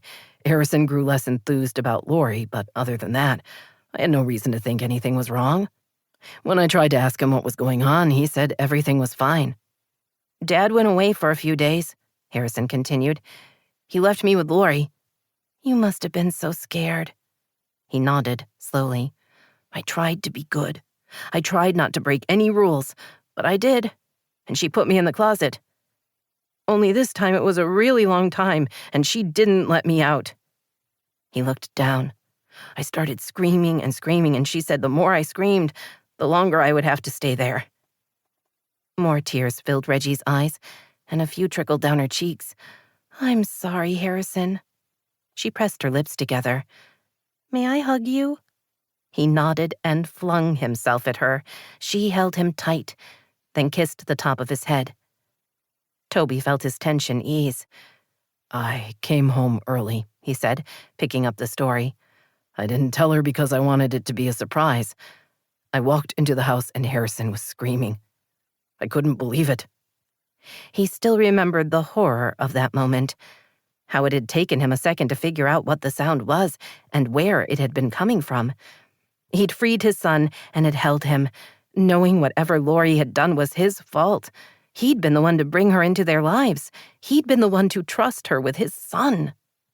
He remembered the body-shaking sobs and how Harrison was crying so hard he couldn't catch his breath. He remembered Laurie's defiance. "What's the big deal? It's how my mom punished me. It's not like I beat him or anything." Harrison straightened and smiled at Reggie. "I'm okay now. Dad found a doctor for me. I talked to Dr. Dena, and she helped me understand I hadn't done anything wrong. I'm better. Except I don't like being in the dark." "That makes sense," Reggie told him. "You're so brave. I'm glad you had someone help you heal. I've already talked to the manager of the community center, and I told her about the sticky door. It won't happen again, Harrison. Not there." "Thanks, Reggie. I knew you'd understand." He looked at his father. "I'm going upstairs now, Dad." "Okay. I'll be along in a bit." He watched Harrison climb the steps to the family room. When they were alone, he looked at Reggie. "He wanted to tell you." "I think I'm going to be sick," she admitted. "Toby, how did you stand it? You must have wanted to hurt her." "I did. Once I got him home and settled, I wanted to go back and exact my revenge." Her mouth twisted. "I know you didn't, even if she deserved it. What did you do?" "Called a lawyer. I was ready to sign a complaint to press charges, but Harrison didn't want me to. So I got him in to see a child psychologist." "Dr. Dena?" He nodded. She was incredible. When he first started seeing her, he couldn't sleep with the lights out, and he had nightmares every night. Within a couple of sessions, he was doing better. Now he's rarely bothered, but the closet at the community center threw him. She pressed a hand to her chest. "I can't begin to imagine. Oh, Toby, I'm so sorry. You must have felt awful. Poor Harrison. What was that woman thinking?" "You mean, what was I thinking?" "How could you have known? No one would ever believe another human was capable of that." "I didn't know." She stared at him as if he were crazy. "You would never leave Harrison in a dangerous situation. No rational person would consider it. He's your son, and you would die for him. None of this is your fault. She's a sick, sick woman, and I'm sorry you didn't press charges." "Me too. But he didn't want to go through it." "I understand that, but it leaves me with a lot of rage and nowhere to put it." She gave him a faint smile. "Sorry, not your problem. I'm sure you felt the same, but 10 times worse." "It was a tough time." "I hate her." He smiled. "That's my Reggie." "I mean it." "I know you do." She looked fierce and determined, but also frustrated. None of that surprised him. He should have known she would react like this. His worry had been silly and a waste of time. "She's the reason you don't want to get involved," she said slowly. "You fell in love with Laurie, and she turned out to be a monster. So now you can't trust yourself." "I didn't love her," he admitted. "I thought Harrison needed a mother, and she was a likely candidate." He'd enjoyed her company and had cared about her, but his feelings hadn't been deeper than that. "Dumb reason to get married," she told him. "Harrison is thriving. You don't need to create a family for him. He has one already. Not just with you and Judy, but in the town. This isn't a community that turns its back on people." She paused. "Okay, you weren't living here then, but I'm sure you had a circle of friends who were like family to Harrison." Which was exactly what Dr. Dena had told him. "I know that now," he said. "But you're still not willing to trust." She held up a hand. I get it. I really do. I don't know that I'd trust anyone after that. Does Dena know? He nodded. I told her at the beginning of the school year, in case something happened. She hasn't said anything to me, and I won't say anything to anyone either. She drew in a breath. I just want to go hug him and never let go, and I want to find Lori and bitch slap her. She smiled apologetically. I'm sorry I can't do more than that. I'm not good at violence. She brightened. If Belle continues to grow a little attitude, I could train her to growl on command. That would be scary. Deep in his chest, a little of the guilt and fury broke free and evaporated in the warmth of her caring. Reggie had her flaws, but lack of loyalty and heart wasn't on the list. He remembered how she'd stood by him when her parents and her friends had questioned her willingness to go out with a guy like him. She'd agreed to follow the rules her parents had set in place, but had refused to not see him based on rumors and a family history. You're a good friend, he told her. You're a good dad. I know you doubt yourself because of what happened, but we're not responsible for other people's sicknesses. That's on them. I lie awake at night and wonder if I missed a sign somewhere. Unless she had one on the wall that said, hey, I lock kids in the closet, then you didn't. Harrison is healed. He's brave and strong. Trust that, and trust yourself. Without thinking, he stood and pulled her to her feet, then wrapped his arms around her. She hung on to him, burying her face in his shoulder. They stayed that way a long time, with him breathing in the scent that was Reggie and feeling his anger fade as wanting took its place. How would grown-up Reggie be different from the teenager he'd known? What would be new and what would be the same? Not that he was going to find out. While he was glad she knew what had happened, her knowing didn't change his fundamental belief that he shouldn't get involved with anyone. He stepped back. Thanks for listening, he said. I'm sorry all this got dumped on you with no warning. Don't be. I'm honored Harrison trusts me with something that important. She stared into his eyes. It's okay to forgive yourself, Toby. You don't have to forget, but you need to accept that you've learned from your mistakes, and you'll do better next time. Always seeing the good in people, he asked, his voice teasing. Keeping things light was a whole lot easier than dealing with the dark stuff. No, I see the good in good people, and that's you. She moved close, put her hand on his arm, then raised herself on tiptoe and lightly brushed his mouth with hers. Good night. Night. He helped her with her coat, then stayed by the door until she'd driven away. When she was gone, he headed for the stairs, knowing that whatever he wanted from Reggie, he was going to have to learn to do without. He liked her and he trusted her, but Harrison had to be his priority right now. No matter how Reggie tempted him, he was simply going to have to keep letting her walk away. 21. Micah couldn't remember the last time he'd felt this good. It had been over a year. That he knew for sure. Losing Adriana and the baby had nearly destroyed him, but he was coming back to life. In some ways, he felt stronger than he had before the accident. He believed even the darkest of times eventually eased. Scars weren't anything to hide in shame. Instead, they told a story and made him who he was. He'd finished the song. Dena informing him that he was still in love with Adriana and that there would be no more kissing had somehow pushed him over the creative edge, so to speak. He'd worked into the night until the song was done. Because the Snow Fell was good, really good. It would be a hit and a comeback for him, but more importantly, it affirmed that he could still write. Ever since finishing the song, he'd been flooded with ideas and was spending hours every day writing as fast as he could. Except for today, he thought, whistling softly as he walked the short distance to Dena's classroom. He shifted the boxes from the Christmas feast so he could pull open the door. Instantly, all the students called out to him, waving and grinning. Dena stood at the front of the room, shaking her head in mock dismay. I have lost control.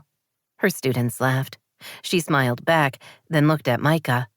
You come bearing gifts. Her tone was light enough, but the second their eyes met, he knew something was wrong. He could see it in the half-hearted curve of her lips and the sadness in her gaze.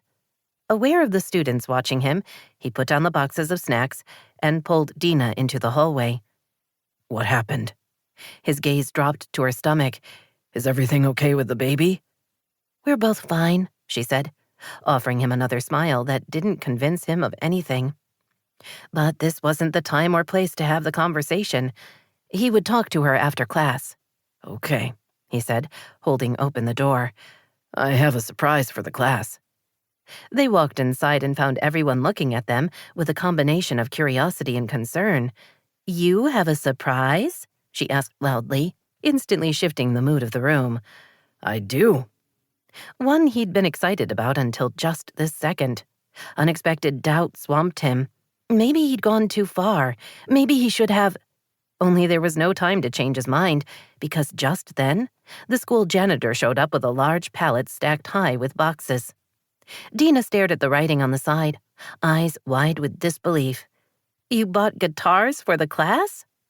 All the kids started talking at once.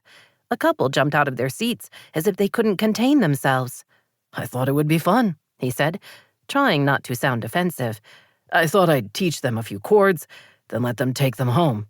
I tuned them this morning. She blinked at him. You bought everyone a guitar? Is that against the rules? I don't think so. The students raced to the front of the room.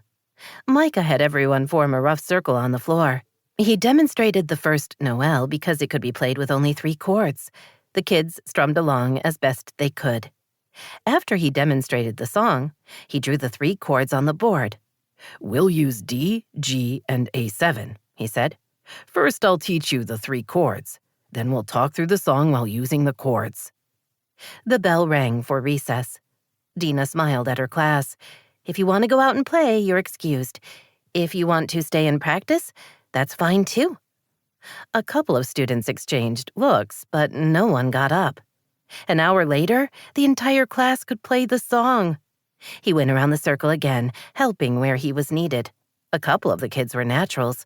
A girl in glasses was already experimenting with different finger placements. He stopped by her chair. Everyone's getting a songbook, he told her. Her smile lit up her face. I can't wait to play them. You have talent. Dena had everyone pause for their snack and to pass out the books. Micah demonstrated several more chords, then answered questions about how to play until it was time for the kids to head home. They trooped out, proudly holding their guitars. I hijacked your afternoon, he told her. Sorry, I should have realized the lesson would take longer than my time. Are you kidding? They enjoyed it. If you're willing, I'd love to do it again next week. We don't have a music teacher in school anymore. So you're not mad? No. I'm going to have to explain the influx of guitars to my principal, but I doubt she'll mind. They moved the desks and chairs back into place.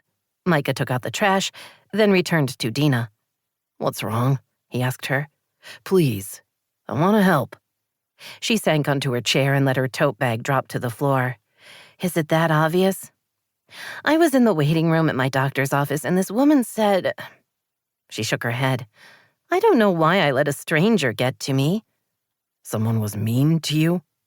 He was careful to keep the outrage from his voice. No, not mean exactly. Dena bit her lower lip. When I told her I'm not married and am having a baby on my own, she said... She implied... She sucked in a breath. She said that no man would want to marry me because I'd already proven I didn't need one, and men like to be needed. She looked away, as if gathering her self-control. I don't know. When I say it like that, it's really not anything. Only somehow it made me feel awful. She turned back to him. I want to fall in love and get married, and I don't know why that hasn't happened. What if there's something wrong with me? There's nothing wrong with you. You're strong and smart and brave and beautiful. She managed a faint smile. That's kind, but you don't know me that well, Micah. I've had serious boyfriends, but no one has ever wanted to spend his life with me. What if that's my fault? What if I'm too bossy or demanding or I'm terrible in bed? He didn't like her questioning herself. Dena was determined and hardworking. She got in the middle of things and accomplished her goals. She wasn't afraid, and that was a good thing. I'm taking you to dinner, he said, a plan forming. He glanced at his watch. Be ready in an hour. Dress casual. She shook her head. You don't have to take me to dinner or do anything else. Seriously, Micah, I'll be fine. An hour, he said firmly. Don't think you can get out of this. I know where you live. She laughed. All right, thank you. I'll agree, but only on one condition. Sex? Could it be that they made love? Because for that, he was all in. Anything. We're not going to talk about this again, she told him. It makes me feel pathetic, and I don't like that. I won't bring it up. You have my word. They both rose. He started for the door, then turned back. She's wrong, you know, he said. That woman? She's wrong about a man not wanting you because you had a baby on your own. Being that kind of person makes a guy wonder how far you'd go for the man you loved. It makes him think it would be to the ends of the earth. Micah's kind words stayed with Dena for the next hour. She had a quick talk with her principal about the guitars, then hurried home to change for her dinner with Micah. She had no idea where he was taking her. They were meeting at 4:30, which seemed a little early for the evening meal. But as she would be spending time with him, she wasn't going to complain. As friends, she reminded herself, only friends. Nothing more. Dressed in jeans and a pretty holiday sweater, she was pulling on her scarf as Micah walked into the lobby of the B&B. He looked good, which wasn't a surprise. She doubted he ever looked bad. There was something about his deep blue eyes, or maybe it was his smile, or his easy stride, or the way he walked directly to her, as if there was no one else in the room. That man, Winona murmured under her breath from behind the front desk. He does give a woman pause. Amen to that, Dena thought. Right on time, he said with a wink. See, you're full of good qualities. Yes, punctuality is one of my strong suits. We'd better get going. We have big plans for tonight. He hustled her out to his car and drove through town, bypassing the wreath. She tried to think of any restaurants on the other side of town, but none came to mind. Where are we going? She asked, curious rather than concerned. He pointed to a sign as they turned onto Red Cedar Highway. There. She stared at the arrow pointing toward the private airport just east of town. There's nowhere to eat at the airport. He flashed her a smile that had her hormones whimpering in delight. I know. So why would they be going to the... We're getting on a plane? She asked, her voice a little shrieky. We are. Now sit back and enjoy the drive. Given the time of year and how far north they were, the sun had already set. They drove through the darkness, arriving at the brightly lit airport 10 minutes later. Dena stared at a small, sleek jet waiting on the tarmac. As Micah parked, the door on the plane opened and stairs were lowered, as if they were being invited inside. We're getting on that? She asked, unable to grasp the concept. We are. We're flying to Seattle. It should take about 30 minutes to get there. On a private jet? I chartered it. They got out of the car and started toward the plane. How does that work? She asked. You pick up the phone and ask for a private jet to be delivered? I have an account with the company, so yes, I was lucky one was available. The smile returned. I didn't give them much notice. She would guess not, what with him asking her to dinner less than 2 hours earlier. One of the two pilots came down to meet them. He introduced himself as Ron Sullivan and escorted them inside. Dena tried not to gape at the well-appointed interior, including comfy-looking plush leather seats. Ron explained the safety features, showed her how to work the toilet in the bathroom, and put out a very nice cheese plate, along with an assortment of liquor, wine, and plain and sparkling water. She and Micah sat across from each other, and minutes later, the jet rolled down the runway and up into the sky. Things like this don't happen to me, she said. I mean, ever. He looked at her, his expression anxious. You've flown before, haven't you? Oh, please, of course I've flown. Twice, she added silently to herself. Both times she'd driven to Seattle and had caught her plane there. No one had ever sent a private jet for her. She didn't even know anyone who'd flown on a private jet. It must be really nice to be a rock star, she said. He got up and collected a couple of cans of club soda and the cheese plate. It is. Now only the hard cheese, right?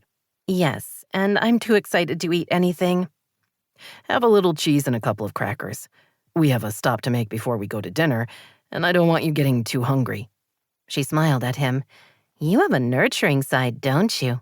That's unexpected." "I take care of the people I care about," he said, holding out the cheese tray. Dena hoped she was able to keep her expression normal. At least her mouth didn't drop open. Care about? As in care about? What did that mean? Was he saying he was... Friends, she told herself firmly. He liked her as a friend. They got along and had fun together and nothing more. She had to keep telling herself that. Besides, he was still mourning Adriana. He was incapable of anything other than simply hanging out. Whatever ridiculous fantasies she had, she needed to keep them to herself. She nibbled on a couple of pieces of cheese and drank sparkling water. In what felt like 5 minutes, they were descending for their landing. Once they were on the ground, Micah whisked her to a large black SUV, where a driver greeted them before heading into Seattle. Dena was somewhat familiar with the city. She could get to Fifth Avenue Theater, or the downtown Nordstrom, or the university, but anywhere else was kind of vague for her, so she wasn't sure exactly where the driver was taking them. Not that it mattered. She was determined to enjoy every second of her time with Micah. Their vehicle pulled into a large parking lot in front of a... She turned to him, instantly fighting tears. "You didn't." He smiled at her. "I refuse to let some woman you don't know ruin the amazing thing you're doing. We're here to get your mind back on what's important." She got out of the SUV and stared at the large, brightly lit baby store. The huge windows were painted for the season with a big happy Santa and all 8 reindeer. The mood was upbeat and welcoming, and Dena couldn't wait to go inside. She grabbed Micah's hand. "You're a good, good man, and I will remember this moment forever." "I'm glad. Now let's go explore." Inside, Dena was immediately overwhelmed by the size of the place, along with all they carried. Furniture, clothes, toys, and the diaper area had boxes piled nearly to the ceiling. A display of large stuffed animals, all sporting Santa or elf costumes, stood by the entrance. This, she thought, suddenly fighting tears, this represented the happy part of her decision. The reality that she was going to have a baby and that she and her child would be a family, no matter what. Micah touched his finger to her chin, raising her face so their eyes met. "Better?" "Yes, I'm having a baby and that is nothing but a blessing. I'm going to remember that. I'm in a good place in my life, surrounded by people who love me. The decision was right when I made it, and it's even more right now." "Good. Let's go shop." She laughed. "I'm not buying anything, not yet, but I do want to look around and get some ideas. Later I can come back with my mom and Reggie and do the serious shopping." He pointed to the left. "So, furniture?" "Yes, please." He took her hand and drew her in that direction. She tried to pay attention to the faux rooms that had been set up, complete with pictures on the wall and adorable bedding, but it was difficult to think of anything but how his touch felt. Having Micah beside her, pointing out several options, made her heart happy. Having him this close made her girl parts want to scream like fans at a concert, but she was going to ignore them. They walked through several rooms, discussing what they liked. Micah paused by a display with classic baby furniture done in a pale gray. His body tensed, and his smile faded. "Adriana and I were going to buy this one. We were about to place the order when she and the baby were killed." Dena stared at him, horrified to realize how difficult walking through the store must be for him. "Micah, you shouldn't have brought me here," she said frantically. "I'm so sorry. I never thought. We're going right now."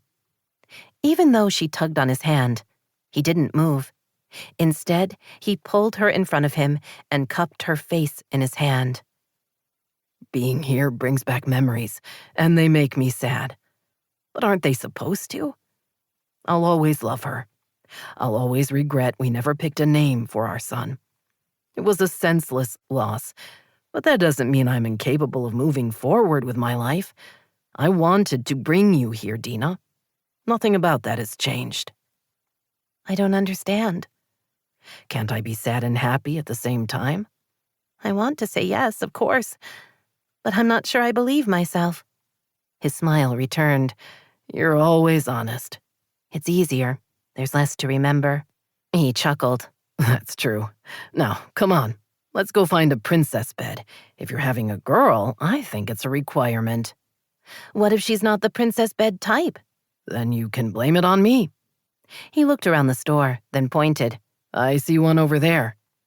As they walked to the very impressive princess collection, Dena wrestled with the realization that if she did have a girl, by the time her daughter was old enough to complain about the furniture, Micah would be years gone. He was only in Wishing Tree for the holidays. Once they were over, he would be returning to wherever it was he lived, to pick up the pieces of his life. She'd been so busy telling herself that he wasn't ever going to notice her as more than a friend for an assortment of reasons, including the fact that he was still in love with his late wife, that she'd forgotten an equally important fact. He wasn't staying. He never had been. So even if there wasn't an Adriana holding his heart, geography was going to do them in. She would be a fool to allow herself to fall for him, and while she'd made mistakes before, she liked to think she'd never been foolish. Wouldn't it be a shame for her to start now? 22. Reggie sorted the pictures her sister had emailed into chronological order. She wanted the slideshow to be about 15 minutes long, which meant they would need close to 200 pictures. She currently had about 140. Dena had a couple of albums for them to go through together. Once she'd rearranged everything, she started the slideshow on her computer and sat back to watch. She'd barely gotten through the courtship part of their relationship when she heard Dena calling her name. Belle rose from her bed and walked to the base of the stairs. As Dena walked down, Belle's long tail began to wag, going faster and faster as her favorite aunt got closer. "Look at you, beautiful girl," Dena said, shifting 2 huge photo albums to her other arm and reaching for Belle. "Are you enjoying being spoiled by your grandparents? Are you a happy girl?" Belle stepped close for plenty of pats, leaning on Dena and nearly causing her to stumble. Dena grinned. "I always forget how powerful she is." "Physically, as well as spiritually," Reggie teased, getting up to collect the photo albums from her sister. "Now that she's gone toe-to-toe with Bert, she's kind of full of herself." Dena dropped her coat and gloves on the sofa, along with her handbag, then took a seat at the big craft table where Reggie had been working. "How are you feeling?" Reggie asked. "Your color is good. You were looking wan for a while." "I'm doing great. The morning sickness is now pretty much only in the morning." She held up both arms. "I'm still wearing my motion sickness bracelets, and they're helping a lot." "I'm glad. Those few weeks were really hard on you." "They were. I'm glad they're over." Reggie reached for one of the photo albums. "If we could find 30 great pictures, I'd be really happy." Dena motioned to the computer. "Put on the slideshow so we can check these pictures against the ones you already have. Both should be in chronological order, right? My part is, and you know Mom. She wouldn't allow anything else." Dena leaned over the album while Reggie advanced to the next photograph. They found several pictures from when her parents were still dating, along with a few candid wedding shots that made them both laugh. "Her suit was so poofy," Dena said. "Those sleeves. It was the style." "Yes. Look at how pretty she is, and so in love with Dad." Reggie agreed. Her mother's expression clearly showed her feelings for the man she was marrying. "I know we're grown up and it shouldn't matter," Reggie said, "but I'm glad they're still together and happy." "Me too. I don't think it's ever easy if parents don't get along. Obviously better if the kids are adults, but it's always going to be difficult. I dread hearing that parents of one of my students are going through a divorce. It's heart-wrenching to watch." Dena tucked the pictures back into place, then turned the page in the album. Most of the time, both parents are interested in the welfare of the child, but not always. A few years back, I had a student who was really suffering, but all Mom and Dad cared about was hurting each other. Reggie looked at her. "You're the keeper of a lot of secrets, aren't you?" "What do you mean?" "Harrison told me about his fear of confined dark spaces and being trapped." Dena's eyes widened. "He did?" Reggie explained what had happened at the community center and how Harrison had invited her over to tell her about his past. Dena leaned toward her. I couldn't tell you. I hope you understand. Of course, you're the teacher. What happens between you and your students is confidential. Like I said, you're the keeper of secrets. Dena's expression turned sympathetic. I know it was a hard story to hear. I wanted to go find that Lori bitch and do something bad to her. I'm still trying to figure out where to put all my emotions. She looked at her sister. Toby and I have been hanging out some. Dena grinned. Yes, I've noticed. Mom has too, in case she hasn't mentioned it. That's kind of interesting. So there are still sparks? He's a really great father, and back in the day he was your world. Does knowing about Harrison bother you? What? No. I'm angry, but not at him. I think he's adorable and brave and sweet. The thought of being a stepmother is interesting. That is so far from where we are. I haven't even considered it. Reggie paused, not sure how to explain the problem. She supposed repeating some version of what Toby had told her made the most sense. He said he's not going to risk Harrison again. He's not willing to trust anyone enough to give his heart. Basically, he warned me off any kind of relationship with him. Dena surprised her by waving her hand, as if brushing away the information. That's not the reason. I'll admit that he's concerned about making another mistake.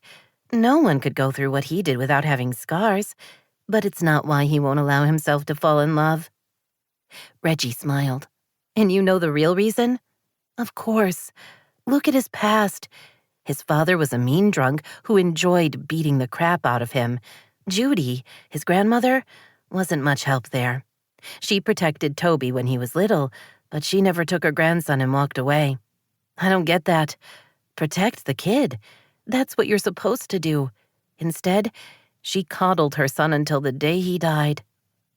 Dena shook her head. Sorry, that's a personal button for me. Anyway, he falls for you and then screws up and loses you, so he takes off. Over the next couple of years, he's a drifter of sorts until some chickie he was dating shows up with Harrison. Chickie? Reggie asked with a laugh. You used the word? You know what I mean. Here's my actual point. No one has ever loved him unconditionally. Not in a way that made him feel cared for and safe. Obviously, Harrison loves him. But in that relationship, Toby's the protector. He's never been able to hand over his heart and know that it will be cared for and cherished. Every human longs for that. And when it doesn't happen, people shut down. Harrison's trauma is an excuse. Toby blames himself for what Lori did. And while that is a subject for discussion, it's also a convenient reason. He's hiding because he's afraid to trust.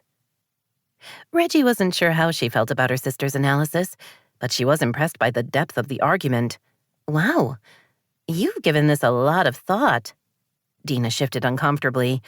Yes, well, that's true. Guilt laced her tone. Okay, you can't tell anyone I said this. Promise. Sure, I won't say anything. Her sister looked at her. When Harrison and Toby moved back to Wishing Tree last year, Harrison was put in my class. I had a long meeting with Toby. He told me about Harrison and Lori, and I'll admit, part of me wondered if it was true. I knew about his past with his father. Frequently, when a kid is abused, he grows up to be an abuser. Reggie stared at her sister. You weren't sure there even had been a Lori. You were concerned he was the one who had locked Harrison in the closet. It was a reasonable concern, Dena said defensively. So I spent a little extra time with Harrison, and I scheduled extra sessions with Toby. She sighed. I quickly discovered that he was a warm, loving father who would do anything for his kid. Harrison got more outgoing and happier by the day. Now he's a well-adjusted kid with lots of friends and a great sense of self. He is, Reggie said, and you're an amazing teacher. Dena grinned. On my good days. During one of the sessions, Toby admitted he felt guilty about Lori, not only for the abuse, but because it had been so unnecessary. He wasn't in love with Lori. He was going to marry her to give Harrison a mother, not the actions of a man who believes it's safe to give his heart. That's why he told you he wasn't going to get serious with you. You are wise beyond your years, Obi-Wan. I wish that were true. The question for you is, how do you feel?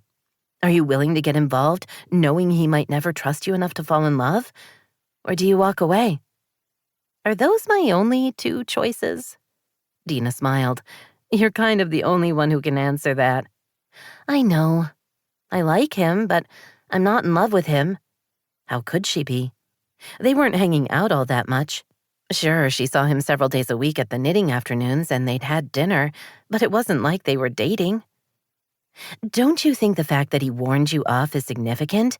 If he wasn't interested, he wouldn't have bothered. Dena leaned toward her. I think he was talking to himself as much as to you. I need to think about this. You've sent me in an unexpected direction. She held up the album. We have to get through this. We do. They chose a dozen more pictures, including several with their moms seriously pregnant. Adorable, Reggie said, positioning the photograph in the scanner. Dena flipped to the next page and stared. Was this my crib? Reggie glanced over her shoulder. It has to be. That's you as a baby. She smiled at the stenciled castle painted on the head and footboard and the draped fabric hanging overhead. It's like a princess crib. Mom went with a teddy bear theme with me. Probably because I'm the second kid, and doing the princess thing again was too much work. She chuckled. Imagine if we'd had a third sibling. That one would have probably slept in a tent. She glanced at Dena, waiting for a quick retort, but her sister was staring at the picture as if she'd never seen it before. What? Reggie demanded. I'd forgotten about the princess bed, she whispered. But if I have a little girl... Reggie stared at her. Are you crying? What's wrong? Do you know you're having a girl? Isn't it too early to know? Did you have to do blood work? Are you all right? Dena waved her hands in front of her face in a futile attempt to hold back the tears. I'm fine, she said, her voice thick. Totally fine. It's not a health thing. It's just I didn't remember what my baby room looked like. I've seen the pictures, of course, but when we were in the store looking at baby furniture, I didn't recall the similarities. Reggie angled toward her. Hey, what are you talking about? When did you go to look at baby furniture? There's no store here. Dena shrank back, obviously fighting guilt. Yes, well, I was in Seattle a couple of nights ago. What? How? There's no way you could have taught school and driven over in time to get to a store, and then get home in time to teach. That's crazy. Do not tell me you drove the pass at night by yourself. I flew. Okay, this is just crazy talk. You flew? Dena, you're not making any sense. Her sister surprised her by smiling. Micah chartered a private jet and flew me to Seattle. We went to a baby furniture store and then out to dinner. While Dena explained about their evening together, Reggie found she was having a little trouble staying upright in her chair. Falling over in a dead faint seemed the most obvious reaction to what she was being told. Wait, she said, forming a T with her hands. Rockstar Micah flew you in a private jet all the way to Seattle so you could look at baby furniture? And then we went to dinner.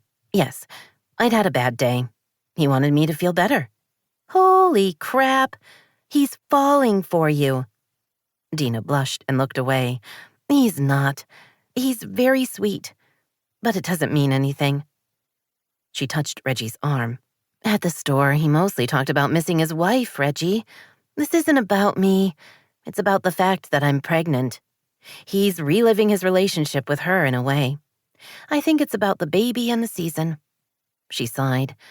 Believe me, I wish it was something else. I wish it was chemistry and having fun together, but it's not. Reggie's head was spinning.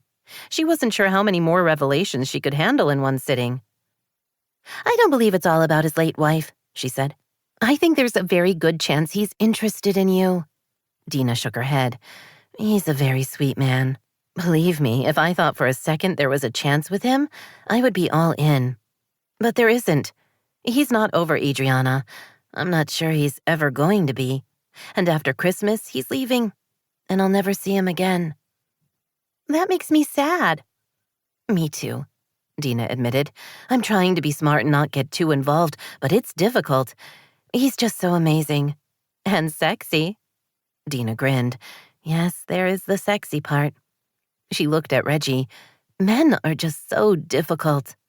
Tell me about it.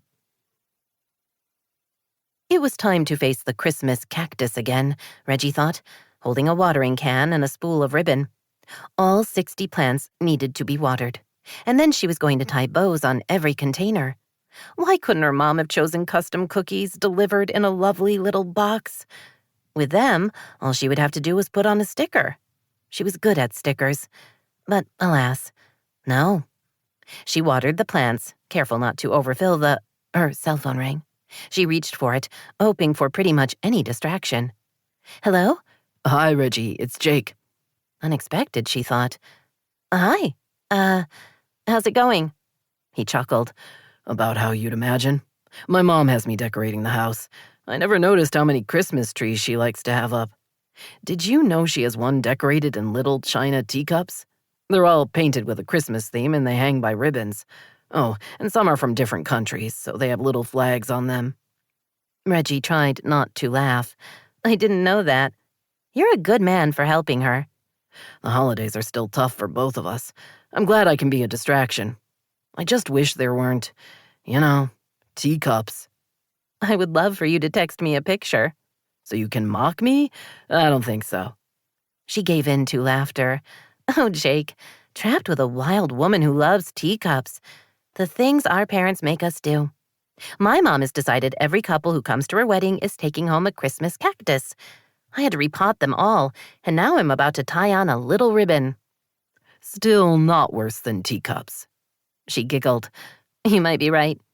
So, I was wondering if you'd like to have dinner together tonight. The change in topic caught her off guard. Dinner with Jake? Her mouth dropped open. Are you asking me out? Yes. As friends or as a date? I was thinking more date. She pulled the phone away from her ear and stared at it. Was he serious? She was about to ask when she heard a thud, followed by a high-pitched yelping. Belle immediately jumped to her feet and raced up the stairs. The yelping became more like a horrible scream. Something happened, Reggie said, following Belle up the stairs to the main floor. I have to call you back. She found her mother on her knees by Bert, who was lying on the floor, screaming in pain. I don't know what happened, her mother said, wringing her hands. I think he fell off the sofa. I've told your father and told him that we have to be careful with Bert's back. We need to take him to the vet. Lee pulled her phone out of her pocket. They're on my contact list. Call them and let them know we're coming. She reached for Bert to pick him up. He screamed when she touched him. I can't do this, her mother said. I can't move him. What do we do? Reggie grabbed an old blanket from the back of the sofa. Belle hovered, whining softly. Bert continued to yelp. Once the blanket was next to the poor dog, Lee was able to shift him onto it. He screamed several times but never tried to bite her. Reggie's stomach was a mess as she called the vet and said they were on their way. They got coats and gloves. Belle began to bark, as if protesting she couldn't possibly be left behind. You have to be brave, Reggie told her as she hurried back to Bert. Please, Belle. Her dog sat down but continued to whine steadily. Reggie and her mom each took an end of the blanket. On 3, Lee said, then counted. They lifted him together. He yelped loudly, then settled down to moans and heavy panting. After carefully setting him in the back seat of Reggie's SUV, they got in the vehicle. Lee sat next to him, patting his face. It's okay, little guy. You're going to be fine. She wiped away tears. I have to tell your dad what happened. Let's wait until we're at the vet, Reggie said, driving across town and pulling into the parking lot. You can call while he's being examined. They got him inside on the blanket. A tech was waiting to show them into one of the examination rooms. 2 hours later, they carried a very drugged Bert back to the car. According to his vet, his fall hadn't broken anything, and none of his discs had ruptured. Bert had soft tissue damage and would need time to recover. She told us no jumping, Lee said from her place next to Bert in the back seat. Has she met a dog before? Her mom pressed her lips together. We have rams for him, but he resists using them. We're going to have to be more firm. I'm just glad he's all right. Me too, Reggie said, more than a little shaken. That was awful. Poor little guy. They drove home to find Reggie's father waiting. He and Belle were pacing in the living room, and they both rushed to help Reggie and Lee with Bert. Is he all right? Vince asked anxiously. I know you said he was, but is he? Lee passed over the dog so Vince could hold him. He's been given an anti-inflammatory and a pain medication. At 8 tonight, we can give him a pain pill to help him sleep. He has to stay quiet for the next couple of weeks, so we're going to have to be extra careful with him. Vince gently placed Bert in his bed. The dog tried to raise his head, then sighed and closed his eyes. They really drugged him, Reggie offered, as she hugged Belle, hoping to reassure her. His doctor said he would be out of it for the rest of the day. Best thing for him, her father murmured. He looked at Lee. We have to put up the ramps and make him use them. No more jumping. Her mother gave him a soft smile. That's a good idea. You're right. I'll go get them from the basement. He went downstairs. Lee looked at her dog, then shook her head. I just aged 10 years. You still look good. Thanks. It's like having a kid all over again. Only Bert won't ever want to borrow the car. There is that. I'm going to make some coffee, or possibly a cocktail. Want one? It was only 2 in the afternoon, but Reggie found herself nodding. That would be great. Thanks, Mom. Lee retreated to the kitchen. Reggie watched Belle anxiously circle around Bert before settling down next to him, her big head on his bed, their noses almost touching. Bert stretched out just enough to lick her face, then closed his eyes and sighed again. Reggie got out her phone, scrolled through her contacts until she found Jake's number, then texted him an update on what had happened. I feel like I should stay close tonight. We're all kind of traumatized. 3 dots appeared. Seconds later, he answered. No problem. I get it. Poor guy. I hope he's feeling better. As for dinner, should I ask again or leave you alone? An interesting question, she thought. Having Jake back in her life was nothing if not unexpected. But seeing him again, going out with him, fool me once and all that. Only she didn't think he'd fooled her. He'd been caught up in events and his past. He'd been wrong not to tell her what was going on, but other than that, he hadn't been deliberately terrible. A year ago, she'd planned to spend the rest of her life with him. She stared at her phone, then typed, Ask again. 23. Toby's plan to let Reggie walk away had seemed right at the time, but as days passed, he found himself missing her. Maybe if he could spend some time away from her, he could get her off his mind. But 4 days a week, he dutifully showed up at the community center to knit hats with his son's 3rd-grade class. He did his work, all the while listening to her talk with the kids, or make jokes with Micah, who now regularly showed up to entertain them as they knit. At first, he'd wondered if something was going on with the former rock star and Reggie, but he hadn't seen any hint of attraction between them. She was friendly but not flirty, and Micah seemed to treat her like a sister, which was good. Toby didn't want to have to take him out back and beat him with a stick. No, he told himself, as soon as the thought formed. Reggie was just a friend. He'd been the one to tell her he wasn't doing relationships anymore. He couldn't take the chance. Based on that logic, he should be disappointed that Reggie and Micah weren't together. Only he wasn't. He couldn't be.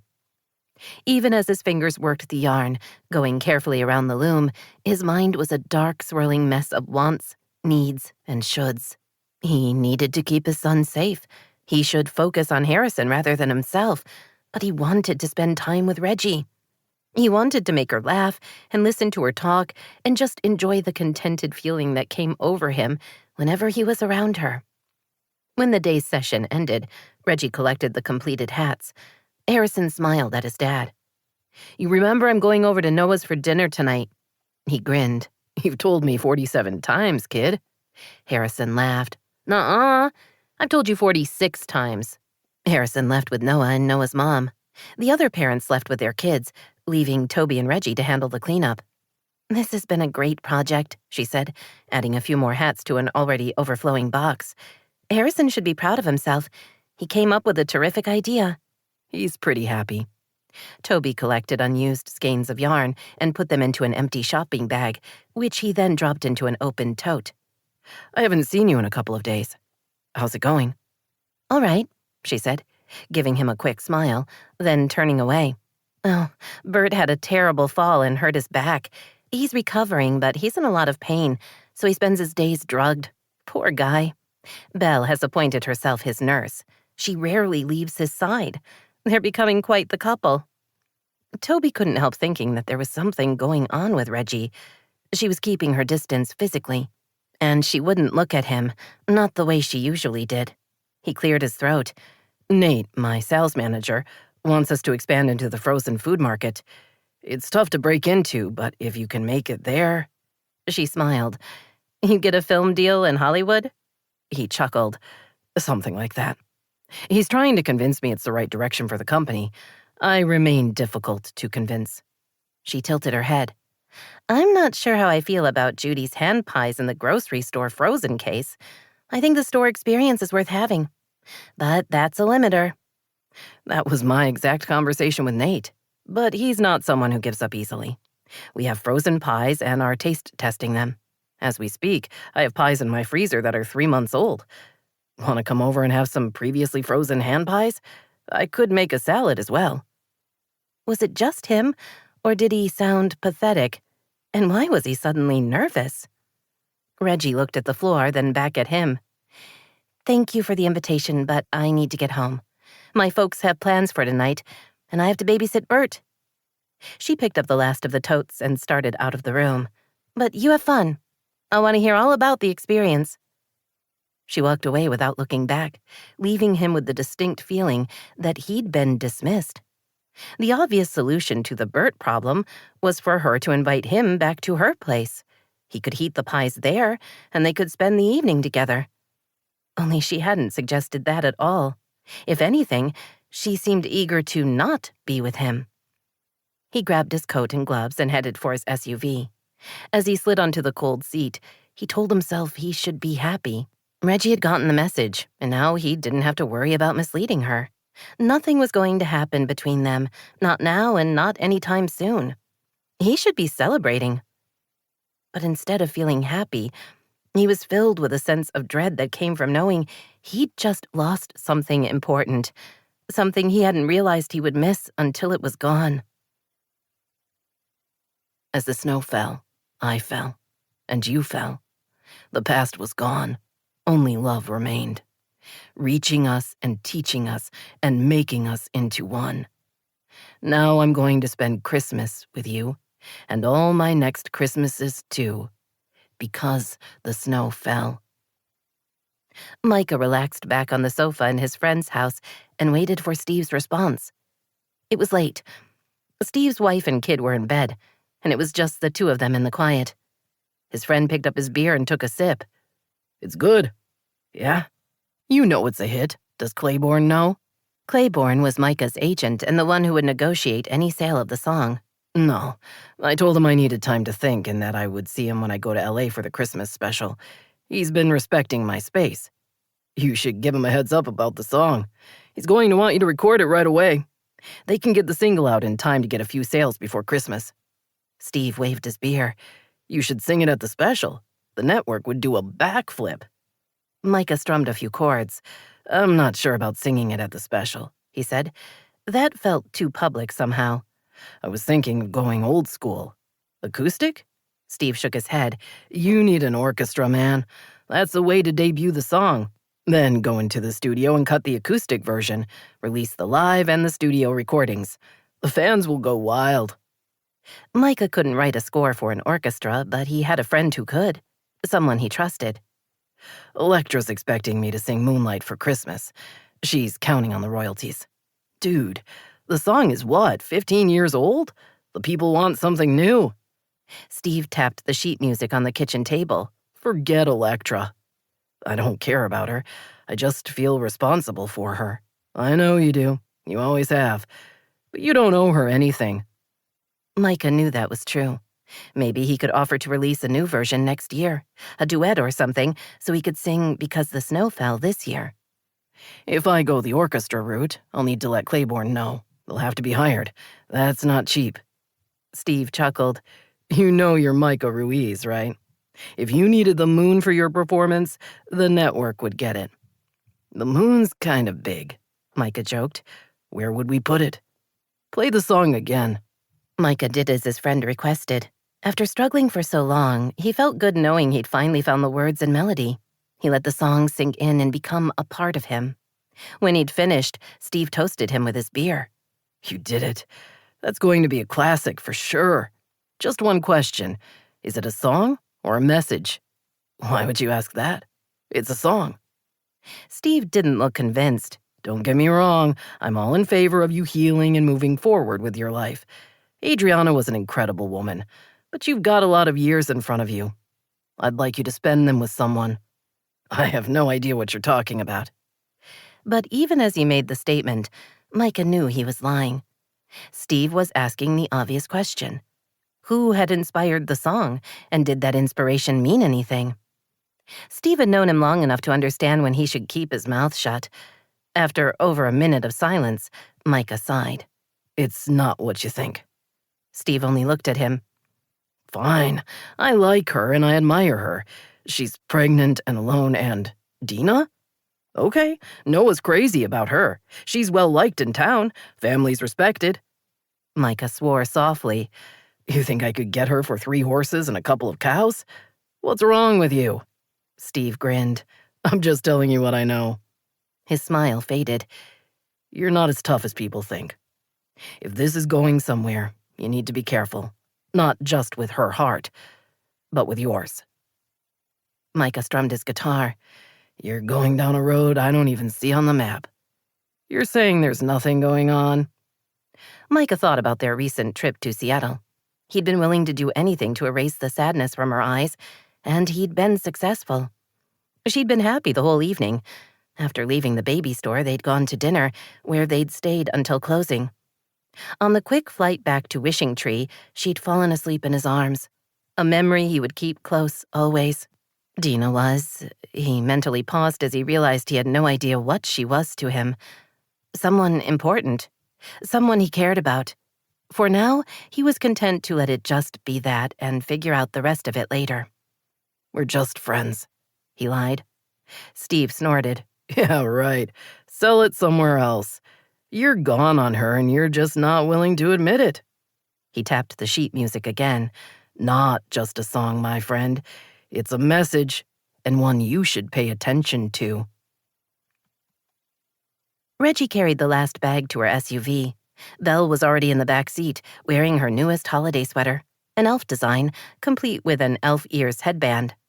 Normally, a trip to the wreath could be accomplished on foot, but Reggie was heading to a gift-wrapping party. She'd just settled in her seat and was about to start the car when her phone buzzed with a text. From Jake. Dinner tomorrow? Short and to the point, she thought, as she studied the words. Not sure how to answer, she dropped her phone in her purse and fastened her seatbelt. She made the short drive to wrap around the clock and found a spot in the rear parking lot. Belle helpfully carried in one of the shopping bags, her teeth firmly clamped around the handle. Reggie grabbed the rest and managed to make her way inside with only one trip. Cameron was at the checkout desk with a line of customers. When she spotted Reggie and Belle, she laughed. I love your dog, she said. You're in room 6. Thanks. She loves to be loved. Wrap Around the Clock had several private party rooms. There were big tables, plenty of chairs, and all the supplies one would need to wrap presents. The host simply requested a certain type of wrapping paper, and a dozen or so selections were provided. Meals could be catered by a variety of local restaurants and drinks provided by Holiday Spirits. Reggie walked into room 6 and found Dena, Paisley, and Shay were already there. Sorting through the holiday wrapping paper Cameron had provided. You're here, Paisley said, rushing toward her and hugging her, then dropping to her knees to embrace Belle. You're such a good girl. Look how cute you are. And carrying a bag for your mom. I went simple, Paisley said, waving toward trays of food, bacon chicken salad sandwiches, a veggie plate, chips and dip, with brownies for dessert. She pointed to the large and small pitchers. A non-alcoholic holiday-themed drink for you, Dena, compliments of Howard. And for the rest of us, cranberry coolers. Reggie hung up her coat. They all handed over their share of the cost of the meal, then pulled up chairs at the table, distributed plates and napkins, and filled their plates with food. Belle looked briefly hopeful until Reggie told her to go lie down. I've never been to a wrapping party before, Shay admitted as she took her seat. It's fun, Paisley told her. You get it all done at once. The nice part, for those of us who don't have giant houses, is we don't have to keep all the supplies around. When we're finished, Cameron tallies up the supplies we used. She'll even ship packages if you want. I love being able to choose from all those cute decorations without having to go buy them myself. Plus the tutorials, Dena said, pointing to the posters on the wall. See how there's a picture of the wrapped package and then a list of the supplies needed, along with the cost? Easy for those of us lacking craft skills, Shay said, her tone admiring. This is my first Christmas in town, and I'm enjoying every second. Reggie picked up her sandwich. Yes, but how much of that is wishing tree, and how much of it is being in love with Lawson? Shay grinned. It's about 50-50. Young love, Paisley said with a sigh. I want me some of that. She raised her glass. To a rich, handsome man checking into the resort and sweeping me off my feet. Oh, not that, Dena said quickly. If he checked into the resort, then he wouldn't be local, so if he swept you off your feet, you'd be leaving. Paisley patted Dena's hand. But I would never not be your friend. I like having you here. I'm already dealing with the fact that Reggie doesn't live here anymore. Dena looked at her sister. You could move back, you know. You can do your job from anywhere.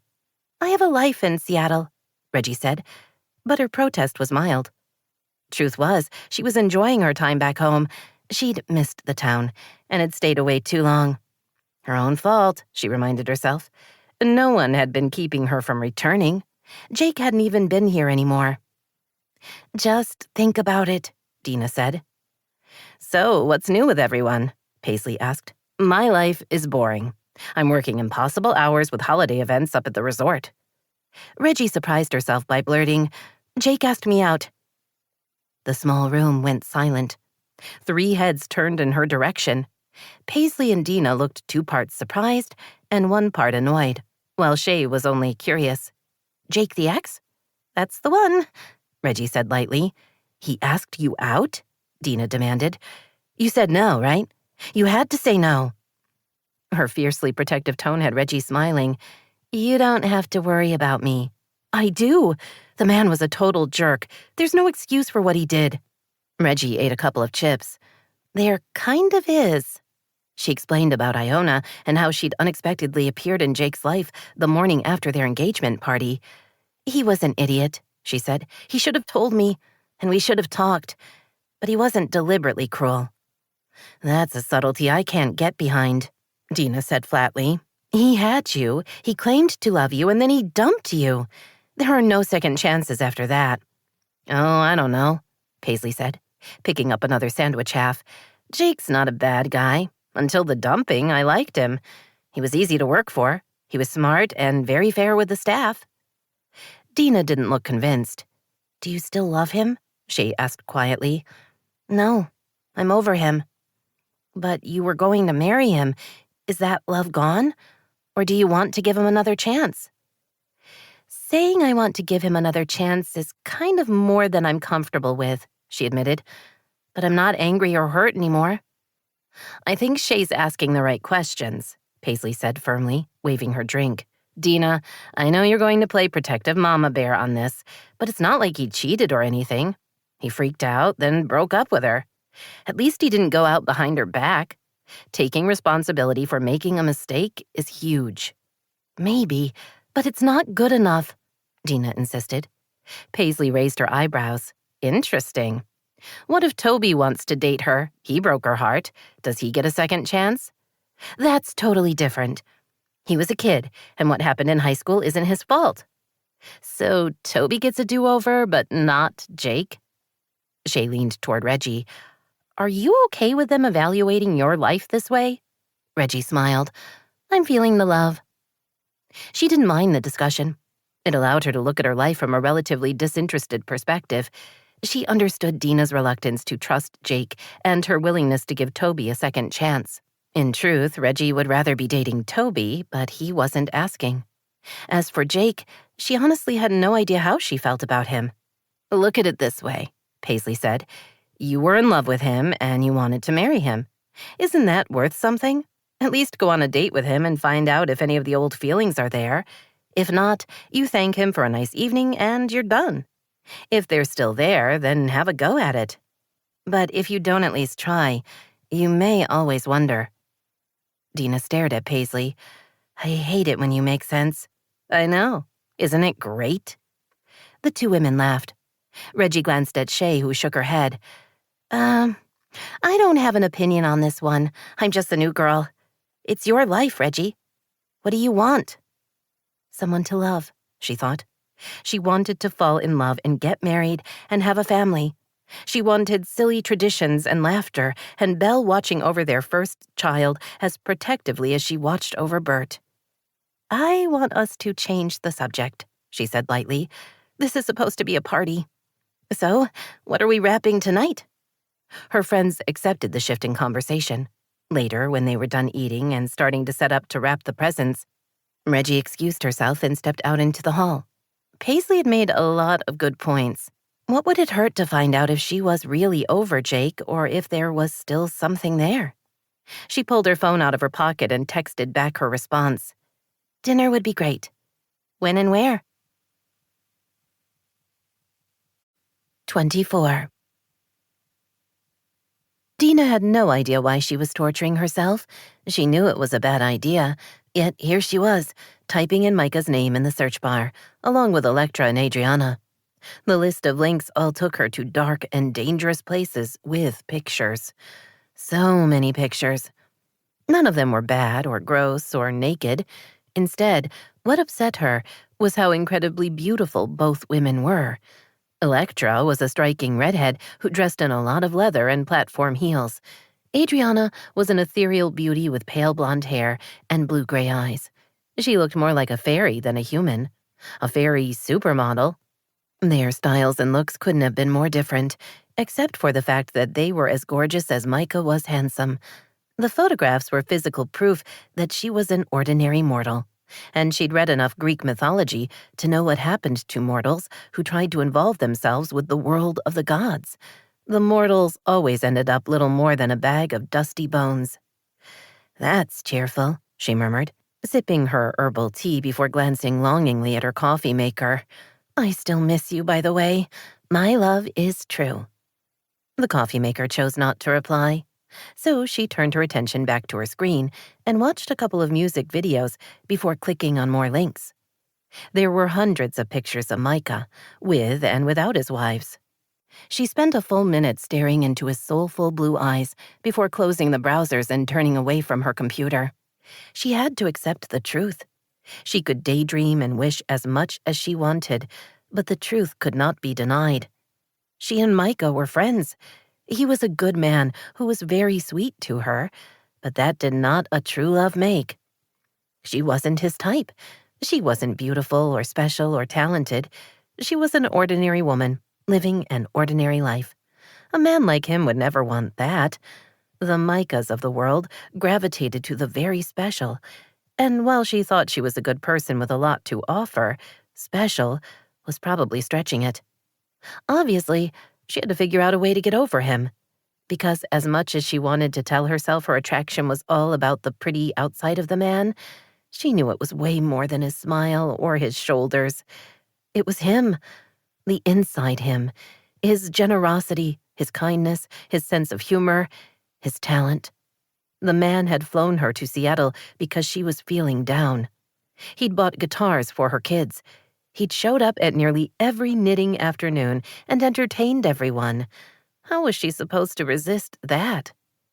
Only she had to, because if she didn't watch herself, she was going to get her heart broken when he left, and leave he would. He'd told her, and she believed him. I need a distraction, she said out loud, closing her laptop and coming to her feet. As there was always something she could be doing at the B&B, she grabbed her coat and headed for the stairs.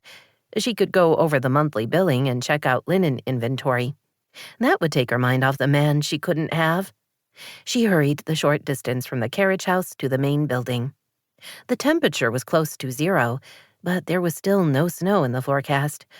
What was up with that? She went inside and hurried to the fireplace to warm herself. Once she could feel her fingers again, she walked over to the reception desk and smiled at Winona. How's it going? The B&B manager gave her an odd look. So this thing happened. What does that mean? Winona gave her a pained smile. A guest came down and said the bathroom sink was leaking. Micah was standing right here. Before I could pick up the phone to call the plumber, he said he would take care of it. I must have lost my head because I showed him where we kept the tools, and he's up there right now. Dena had trouble taking in the words. You let a guest repair the plumbing of another guest? I know. When you say it like that, I'm mortified. It's just, I guess I don't think of him as a guest so much as your friend, and, well, I screwed up. I'm sorry. What room? 8. Dena took the stairs to the second floor and made her way to the far end of the hall. The door was partially open, so she let herself in, calling out as she entered. Knock, knock. It's Dena. In the bathroom. She followed the sound of Micah's voice and found him kneeling on the tile floor, reaching into the cabinet. Seconds later, he straightened and smiled at her. Here to check on my work? That smile. Why did it get even more dazzling with time? Shouldn't she be a little more immune? You can't be doing this, she said, ignoring the smile problem. You're a guest here. No one expects you to take care of maintenance items. It was a leaky faucet, Dena. I replaced a washer. It took 10 minutes. He rose to his feet and turned on the tap, then turned it off again. There weren't any drips. See? All done. But you're a guest. His smile gentled. You're welcome. She flushed. Thank you for helping out, but it's not expected. I like helping you. This was fun. I enjoy puttering, and I haven't been able to do it for a long time. She didn't understand. She supposed that was the real problem. Why would you bother? He chuckled.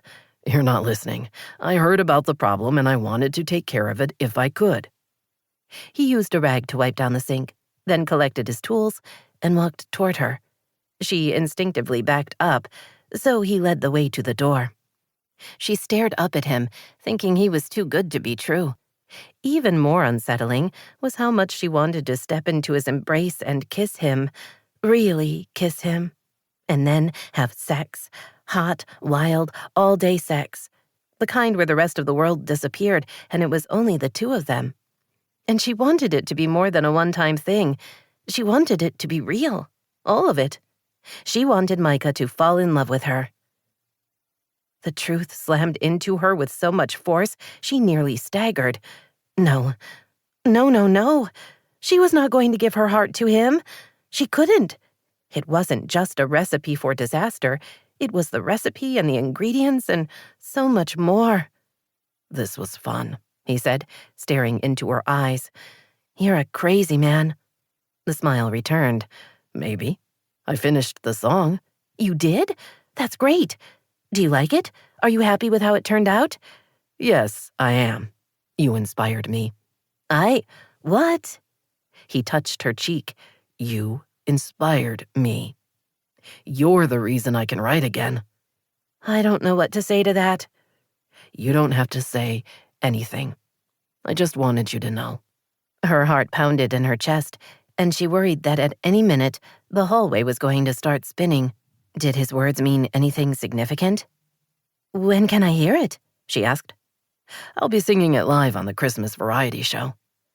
When he would be leaving to go to LA and possibly never coming back? So much for any daydreams about him caring for her. Listening to the song with 50 million other people while Micah was performing live on television wasn't exactly romantic. That will be exciting, she said brightly, hoping her disappointment didn't show. After all, she had no right to expect a private performance. Micah didn't owe her anything. She took the toolbox from him. Thank you for fixing the faucet. That was very nice of you. But from now on, try to remember you're our guest. I'll do my best.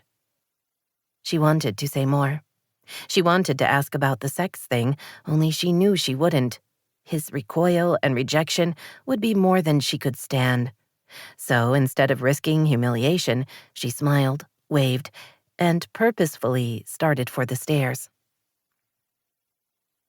Reggie felt a strong sense of déjà vu as she handed her car keys to the valet and walked into the resort to meet Jake for dinner. When they'd been together, she'd come up here on a regular basis. To be doing that again, after all this time, felt strange. She told herself to just let her emotions be what they were going to be. She would analyze them later. For tonight, she was having dinner with an old friend, in part to catch up, and in part to find out if there was anything left between them. At least, that was her agenda. She had no idea what he expected. She walked through the lobby and took the elevator to the 3rd floor, where the fine dining restaurant was located. As soon as the doors opened, she saw Jake waiting. He smiled when he saw her. "Right on time," he said, walking to her and lightly kissing her cheek. "Traffic was light," she joked. "There was traffic? We have what, less than a dozen stoplights?" "There might be a new one out by the highway," she said with a laugh. He put his hand on the small of her back and guided her into the restaurant. "I've already picked out our table." "Of course you have." "One of the perks of knowing the owner." "Or being her son." Jake stopped by a table in the corner and held out a chair. "That too." He hung her coat on a nearby coat rack and then took a seat across from her. There were already menus on the table, but Reggie ignored them. "How does it feel to be back?" she asked. "Good. A little strange, but good." "Where did you go when you left here?" "Colorado." "How is Aspen?" He grinned. "Fun. Those people are serious about their skiing." "I've heard." "It was good to get away." "Iona went with you?" He grimaced. "Yes, she did. For a while. And then she left." He leaned toward her. "Reggie, I'm so sorry about what happened and how I acted. I deeply regret how I treated you and how I hurt you with my behavior." She reached across the table and touched his hand. "You don't have to say that. You already apologized, and I've let it go. I was just asking, not hinting or prying." "I know, but I still feel like a jerk. We had something great." She looked into his eyes and smiled. "Yes, we did." "Speaking of great, you look amazing." "Thank you. You're kind of pretty yourself." He laughed, that deep, genuine laugh she'd always liked, the one that told her he wasn't pretending to find her funny. She studied him, thinking she'd been telling the truth. He did look good. He was more classically handsome than Toby, more polished. Jake had been raised with the kind of expectations that molded a man. In his case, the outcome was impressive. Their server appeared and told them about the specials, then took their drink orders. When she'd left, Reggie looked at Jake. "Do you think you make them nervous when they have to serve you? I mean, you're going to be the general manager here one day, so technically you're their boss, or boss-to-be." "They can handle the pressure." "I wonder if they flip a coin or something to see who has to take the table." "Do I get the winner or the loser?" She laughed. "I have no idea. Which do you want?" "I'll take either. We have good people working here. They're all up to dealing with me." "And when is that going to be a permanent thing?" she asked. "Any idea when you'll be taking over the crown jewel of the Crane family empire?" "The empire is smaller these days." "Do tell." "We sold our properties in Savannah and Boston." "Why?" "We want to focus on our West Coast hotels. Those two were outliers." No doubt they'd gotten millions and millions from the sales, she thought. Their server appeared with their drinks. Jake nodded at the pink liquid in her glass. "You're such a girl." "It's seasonal," she protested, holding up her candy cane cooler. "It's peppermint-infused vodka, brandy, half and half, and some other yummy things." She reached for the candy cane, carefully placed across the glass. "Plus a treat. What's not to like? Better than your stuffy Manhattan." He laughed again. "I see you haven't changed." He raised his glass. "To the girl who got away." She smiled. "To the boy who let her go." They touched glasses. She took a sip of her drink and sighed. "As delicious as I remember." "So, how's your mom?" His humor faded. "She's doing all right. She still misses my dad." "Of course she does. They were together nearly 40 years. He nodded. "She's taking more of an interest in the business, which is good. She's also taking more of an interest in me, which is less good." "I can imagine." Jake's mother was sweet and funny, but she could be determined and intense. "How's work?" he asked. "Excellent. I have a few new clients who are keeping me busy." They talked about several inventions she'd helped bring to market and which ones had failed. After placing their order, they chatted about their friends and what was going on in town. "The snow is late," Jake said. "This is going to be a tough ski season." I know. Usually the first snowfall is in late October. We're well into December. This has never happened before. Everyone is freaking out. "Are you going to the wreath for the first snowfall?" he asked. Absolutely. I'm usually not home for it anymore, so if it happens while I'm here, I'm celebrating until I freeze. His expression turned quizzical. "You said home. I would have thought Seattle was home now." Slip of the tongue. Part of it is I've been back since before Thanksgiving, so I'm returning to my native daughter status. She grinned. Oh, I have to tell you about Belle. You'll never guess what happened. "She carries a handbag now?" Better. She stood up to Bert. "You're kidding. She's terrified of him." Not anymore. She growled at him and it totally changed their relationship. "Tell her I'm proud of her." I will. The rest of the evening passed quickly. Reggie was pleased she and Jake never ran out of things to talk about, although she wasn't sure there was any lingering attraction. He was nice and all, but she didn't feel any flutters or daydream about him touching her. When they'd finished their meal, they talked over coffee before leaving the restaurant. Once they were on the main floor of the hotel, Jake walked with her toward the lobby. Partway there, he pulled her off to the side, into a secluded alcove. He drew her close and kissed her. Reggie closed her eyes, wanting to fully focus on the kiss. She felt the warm, gentle pressure of his mouth. His touch was familiar and nice. Happy memories made her lean in. She'd enjoyed her evening with Jake, and kissing him was... She held in a sigh. It was nothing. Pleasant, but there was no sense of anticipation. She wasn't tingling or excited about taking things to the next level. He didn't make her breathless or happy or overwhelmed by passion. Not anymore. What they'd been to each other, when they'd been in love and engaged, had been lost. He broke the kiss and stared at her, his expression tight with regret. "It's gone," he said quietly. "Whatever we had. It's over." The sadness in his voice affected her way more than the kiss. She fought against unexpected tears. Yes. "I'd hoped for more," he admitted. Me too. "I guess we had our chance and I blew it." No. She took his hands in hers and squeezed. No, that's not on you. If we'd really been each other's one and only, the feelings would still be there. Hiding, maybe, but they would have come back to life. It's only been a year, Jake. But they didn't, which makes me think they weren't that strong to begin with. "Hell of a thing." I agree. She smiled. I'm glad we did this. I'm glad we know. Me too. He walked her to the valet and waited until her car came, then helped her inside. As she drove off, she told herself that knowing how it ended was important, and that she was stronger with the knowledge.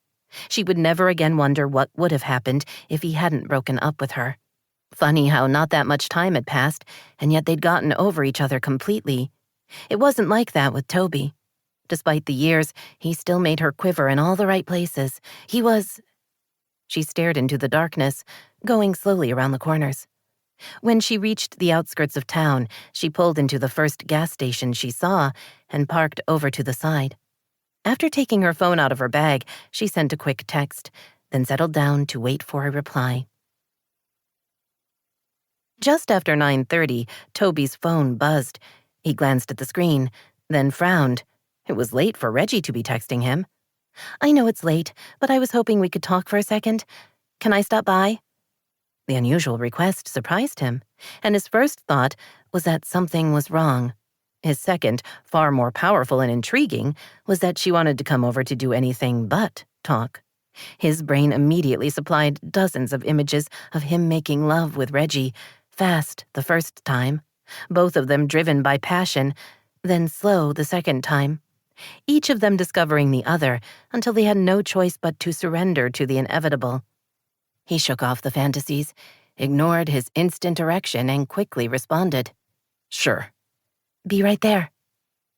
He put down his book and walked downstairs. Judy had gone to her room about an hour ago, and Harrison was already in bed. The house was quiet. He clicked on a few lights and waited by the front door. A couple of minutes later, headlights swept across the front of the house. He opened the door and watched as she got out of her car and hurried toward him. When she stepped inside, he tried to gauge what she was thinking. There were no signs of panic or concern, so he could let his worry go. But she also wasn't throwing herself at him, so the whole fantasy evening thing was probably a no. "What's up?" he asked, taking her coat, then leading her into the formal living room. It was away from Judy's room, so their talking wouldn't disturb her. Only after he sat across from her on the sofa did he register what she was wearing. The fitted black dress clung to every curve, emphasizing the best parts of her body, and she had on makeup. This was not daytime Reggie, who was always beautiful, but casually dressed. She'd been out somewhere, possibly to a party or maybe on a date. The idea of the latter made him want to interrogate her, but he knew he had no right. He'd made it clear he wasn't interested in any kind of relationship with her or anyone, so he couldn't complain if she went out with someone else. But telling himself that didn't ease the sudden tightness in his chest or the need to demand answers. She sat on the edge of the cushion. "I had dinner with Jake," she said bluntly, her gaze meeting his, "up at the resort." The tightness became a band that made it impossible to breathe. Jealousy and anger battled for dominance, although he knew neither was appropriate. "I wanted to tell you myself because I knew you'd probably hear about it from someone else." Her mouth curved in a half-smile. "I'm not saying that I'm so interesting that everyone is dying to talk about my life, but Jake is certainly news. And we were engaged." She raised one shoulder. "I went out with him because I was curious. Were any of the old feelings still alive?" "Are they?" He told himself the answer didn't matter. That Reggie wasn't for him because being with her would require a level of trust he no longer possessed. But he still didn't breathe until she responded. "No." She shook her head. "They're not, which makes me sad. I was going to marry him. Shouldn't there still be something?" "Which isn't what I came to talk about." Too bad, because he could talk about how much she wasn't interested in Jake all day. "My point is," she continued, "I wanted you to hear it from me. I know we're not dating, but there's still something going on, and I didn't want you thinking I was sneaking around behind your back." She paused, her gaze locking with his. "You're wrong to ignore what's happening between us. You say you won't get involved because you have to protect Harrison, but I think that's just an excuse. You've been burned enough times that you're not willing to risk your heart, but to admit that makes you uncomfortable. You've come up with a convenient excuse so that you never have to put anything on the line." She shifted on her seat. "Well, that's fine in the short term.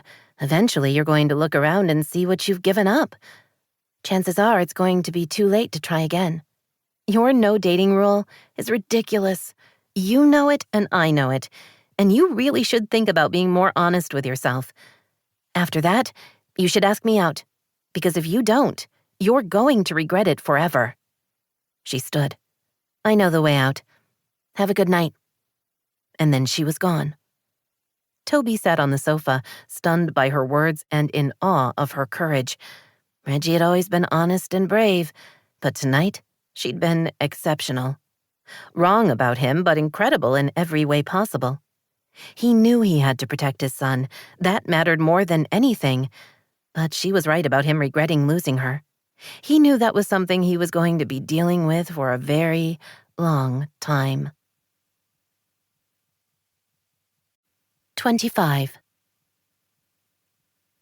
Micah carefully ran the credit card charge, then handed the receipt to the woman trying to keep control of her 2 small children. The youngest, a little girl of maybe 4 or 5, darted across the Christmas tree lot, toward the exit. Micah sprinted after her, catching her before she got out onto the sidewalk. "Thank you so much," her mother said, hurrying up with her older child in tow. "She's a runner, that's for sure." Micah handed over the little girl and smiled at the mom. "You and your family have a good holiday season." "We will." She paused as if she were going to say more. Micah turned away, walking over to where her husband was tying the large Christmas tree on top of their car. "You have enough rope?" he asked. The man made a final knot, then patted the tree. I do. We're not going far, and I'll drive slow. Enjoy the tree. Micah returned to the lot. Despite the fact that it was the middle of a weekday, business had been steady, with several trees sold every hour. Steve had called that morning, asking if Micah could help him out. His regular person had caught a stomach bug and couldn't make it in at the last minute. Micah had agreed. Not only would he do anything for his friend, but he thought the experience would be good for him. He'd been spending too much time in his room, writing. So far, he had 2 more songs that were nearly completed and ideas for about 8 others. His stomach growled, reminding him he'd missed breakfast. Micah glanced at his watch. It was nearly 1. His replacement would show up at 3, so only a couple of hours to go. He assisted a few more families with trees and carefully put a small flocked tree in the trunk for an older woman. You need me to swing by when I get off work and carry this inside for you? He asked. The white-haired woman smiled at him. That's very sweet, but my neighbor will do that for me when he gets home from work. He's good that way. I've already made a batch of frosted sugar cookies to thank him. Sounds like you have a good thing going on. Micah double-checked the ropes, then patted the raised trunk. You drive slowly. You wouldn't want to hot rod around a corner and have your tree go flying. The woman laughed. No, I wouldn't. She got in her car and slowly drove away. Micah returned to the lot and was surprised to see Reggie waiting by the checkout desk. For a second, he hoped Dena was with her, but he knew she would still be in class. He crossed to Dena's sister. Afternoon. Looking for a tree? No, my mom's already taken care of that. You have a second? Sure. He smiled. I'd invite you into my office so we could sit down, but I'm afraid this is as good as it gets. I'm fine. She looked at him, her gaze steady. There was an air of determination about her. I don't know how else to ask the question, so I'm just going to blurt it out. When it comes to my sister, what are your intentions? His first instinct was to laugh. No one had ever asked him that before. He wasn't sure anyone in this century had used that phrase. But on the heels of that came the warmth of knowing that whatever happened in her life, Dena was never going to be alone. She had people who loved her and would always be there for her. He wanted that for her. He wanted her taken care of and looked after, even if she would resist, saying she was fine. You're worried I'm going to hurt her. Yes, don't take this wrong, but you're Micah Ruiz. On the surface, that's hard to resist. You're good-looking and charming, plus the whole singing thing. You're a big-time guy, temporarily living in the regular world. I'm not sure why you're here, but I do know you're leaving, and that worries me. She wrinkled her nose.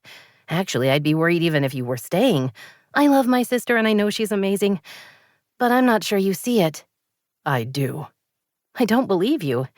I mean, I want to, but I don't. She's not like the other women you've been with. What do you know about them? Her smile was self-deprecating. Nothing specific, but I can imagine. Dena's not that. The smile faded. You're the kind of guy who's easy to fall for. Dena doesn't have experience in your world, and that scares me. She's tough and she always has a plan. But I don't think she can prepare for the likes of you. He supposed he could have been insulted by her assumptions, but he was too happy to witness how close the sisters were. I would never hurt her, he said. You might not want to, but to me it feels inevitable. Are you staying in Wishing Tree? A question he'd never considered. Stay here? He liked the town, and he certainly needed to settle somewhere. He was tired of avoiding the house in Malibu. It was time to do something about that. I don't know. See, that's the thing. You need to know. I wasn't kidding about having a plan. Dena likes them. They make her feel safe. She's always had a plan, even about getting pregnant. Don't play her. I wouldn't do that.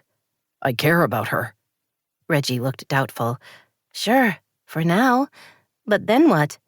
I'm afraid you'll get bored and walk away. I'm afraid she'll be crushed. He didn't want that either. How could he get bored with Dena? She was always so easy to be with, energetic and fun and sweet and funny and sexy. But that wasn't Reggie's point. She was telling him that he needed to get his act together and figure out what he wanted. That hearts could be on the line. You're right about all of it. Thank you for talking to me. You've given me a lot to think about. Reggie stared at him. What does that mean? Are you being sarcastic? No, not at all. You're right. I can't just let things happen. I need a plan. So you like her? Very much. She shook her head. This did not go the way I thought it would. I appreciate you not getting mad. You're looking out for Dena. Why would that make me mad? Reggie pressed her lips together. Don't take this wrong, but you're way weirder than I'd expected. Don't take this wrong either. He leaned over and lightly kissed her cheek. No matter what, never stop protecting her. Her eyes widened in surprise. I won't. Reggie finished tying the last of the bows around the ceramic pots. She'd worked her way through her entire to-do list. The video slideshow was finished. She'd emailed her report on the vacuum to Gizmo.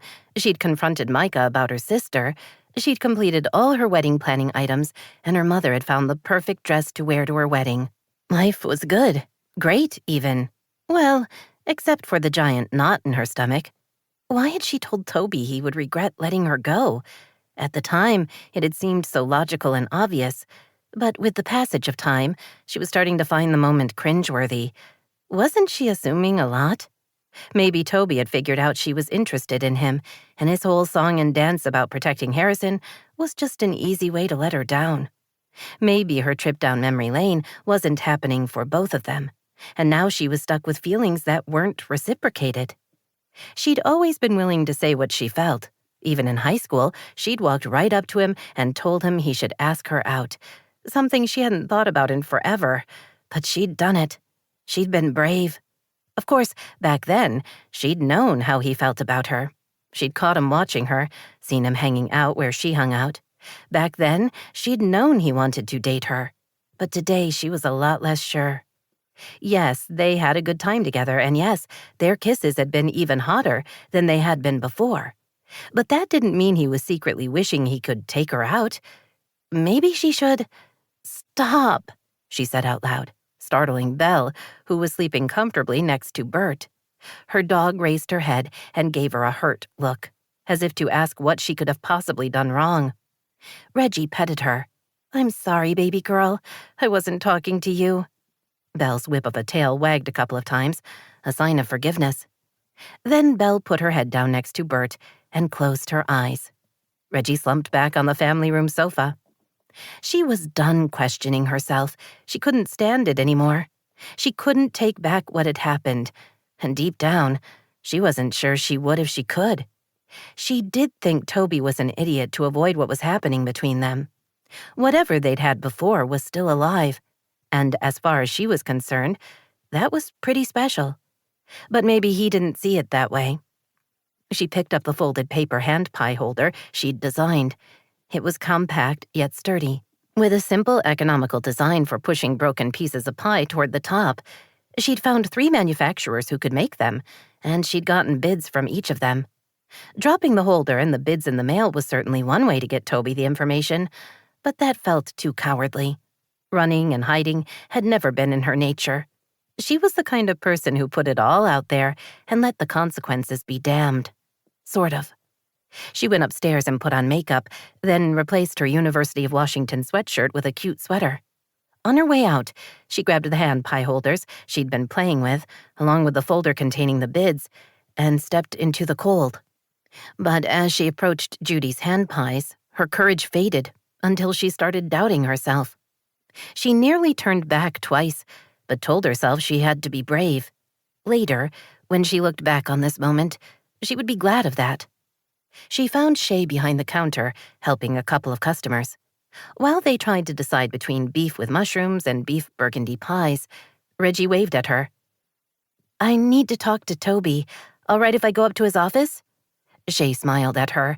Absolutely. The stairs are through the back. Reggie nodded and walked behind the counter, then into the prep area, where a huge oven baked the pies. She opened the door at the end and found herself at the foot of a staircase. Courage, she whispered, before squaring her shoulders. She took the stairs 2 at a time, then walked down the short hallway. Only one door stood open, so she moved toward it and found Toby at his desk, his attention on his computer. He looked good, she thought, admiring his broad shoulders and the way his intense expression made him even sexier. In that second before he spotted her, she imagined him smiling, a welcoming smile with a hint of wicked. Then he would stand and cross to her before pulling her close and... Reggie? His tone of confusion and faint weariness was not what she'd been wishing for, she thought, holding in a sigh. She faked a bright smile. Hi. Yes, it's me. I'll only keep you a second. She took a seat in one of the visitors' chairs. Fear not. I come in peace and to talk business. His expression warmed. We weren't fighting. There's no need to come in peace. Fine. Then I promise not to tell you all the things wrong with your life. You always did have firm opinions. I still do. So I heard. How are you? The question surprised her. He wanted to do the friendly chit-chat thing. I'm fine. It's supposed to snow tomorrow. We'll see if that happens. At this point, I'm more anxious than hopeful. Everyone is tense about the snow, or lack of snow. We are a desperate people. She opened her bag and withdrew the holders, but kept them in her hand. Your pies are messy. His eyebrows rose. Okay, thanks for sharing. She groaned, knowing she was going about this all wrong. Don't get mad. I'm not being critical. I'm stating a fact. Sometimes the pies are messy. They're always delicious, but if the crust cracks, then the whole thing falls apart in your hand. The bakery tissues don't help, and if you forgot napkins, you're stuck with pie filling all over your fingers. The pie holders a lot of fast food places use are the wrong shape for your product. He studied her as if not sure of her point. And I was thinking about it. Part of my job is to help my inventors with their designs. I offer suggestions on how to make whatever it is easier for the end user. It's my thing. She handed over one of the holders. So I made this. He took it from her and turned it over in his hands. To hold the pies. Yes. It's still paper, but it's thicker, and the folds make it much sturdier. Even if the pie cracks, it's not going anywhere.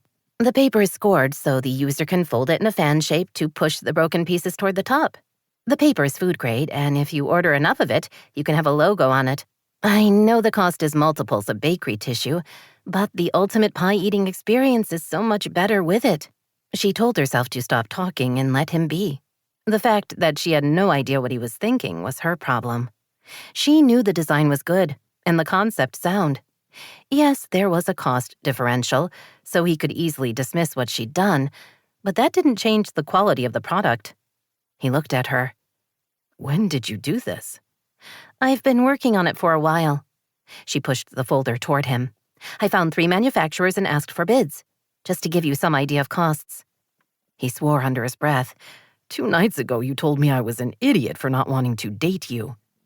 I don't think those were my exact words. Close enough. And while that was happening, you were doing this? I don't see what one has to do with the other. Why didn't you just toss this in the trash? She drew back in her chair. Because it's a good idea. I worked hard on this. If you don't want to consider it, that's fine. But there's no reason to tell me my idea is garbage. No, he said, leaning toward her. Reggie, that isn't what I meant. I was asking why you would still want to help me. Oh, because we're friends. His gaze locked with hers. She had the sense that he was looking for something, but she had no idea what it was. Finally, he smiled at her and waved the holder. This is great. Let's go try it with a few pies. You want to? Yes, very much. It's simple yet strong. I like that in a design. He stood. It's amazing, and I'm embarrassed I didn't think of it myself. You're not a design kind of person. It's okay. We all have flaws. He surprised her by laughing. The happy sound made her concerns fade. Even if she and Toby never found their way to being a couple again, she was glad they could get back to being friends. There were customers in the store, she said. We could ask them what they think. Oh, and Harrison. He eats the pies all the time. He would be a great tester. If a kid can keep from spilling, then we know it's going to work. I already know it's going to work, but we're going to try it out anyway. Sounds good. I'm in the mood for pie. He motioned for her to precede him down the stairs. Me too. 2 hours later, Toby knew he was going to be making a change in all the stores. Reggie's holders had worked perfectly. They'd taken a dozen pies to the back and had cracked some, eaten some from the middle to the ends, and had cut some in two before putting them in the holders. The folded paper had kept in the filling and had withstood the pressure of dripping sauce. The design was simple and intuitive. Did you bring a contract? He asked when she'd declared she was too full to eat another pie. What are you talking about? I want to buy your design. She rolled her eyes. There's no buy. I did it because I wanted to. It's yours. Enjoy. Reggie, this is going to change the industry.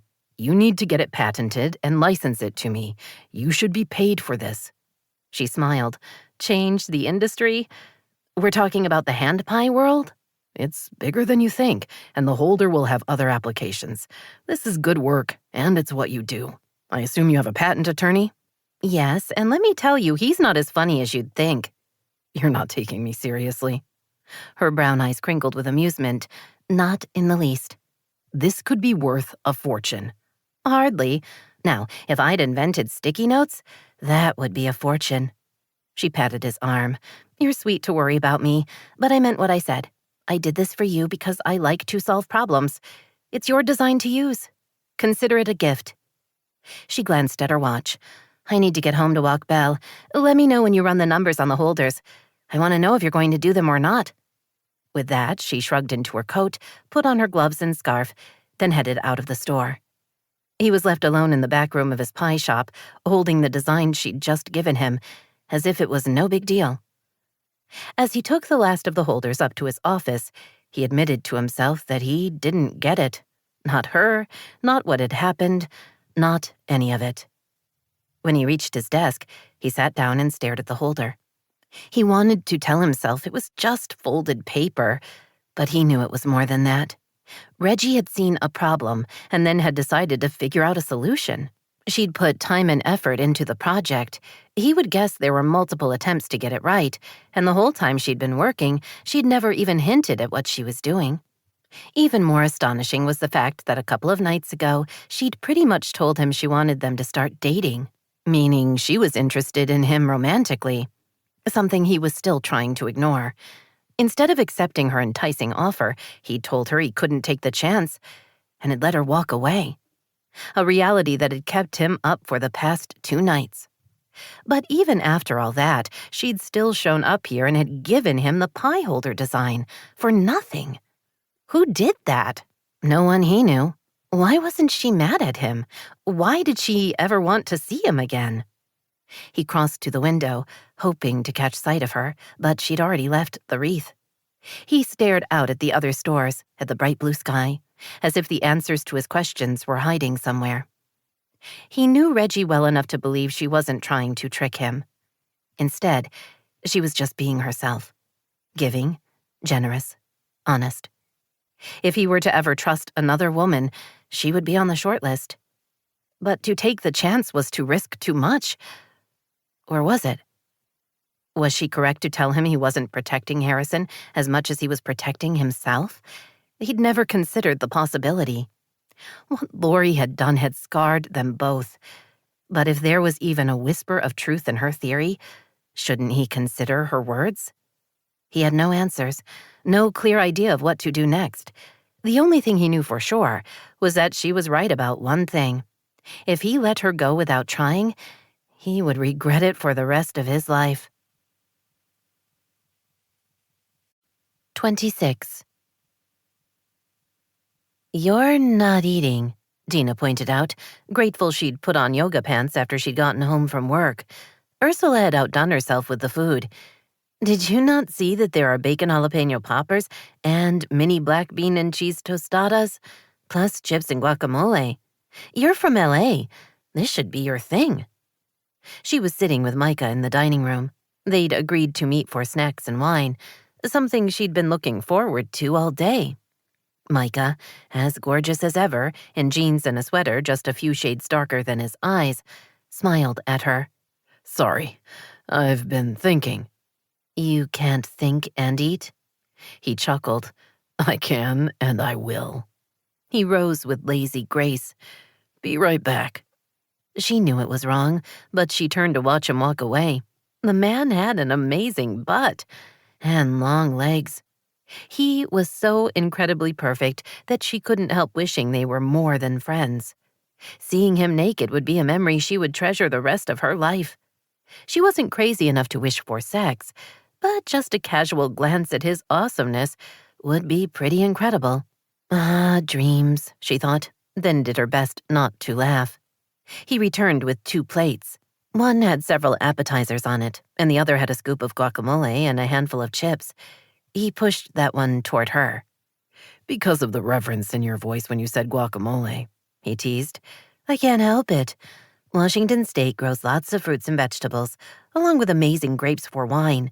We even produce most of the country's hops, which beer drinkers everywhere should celebrate. But we don't have a climate for avocados. Sad but true. She grabbed a chip and scooped up guacamole. It's the small things that make life so nice.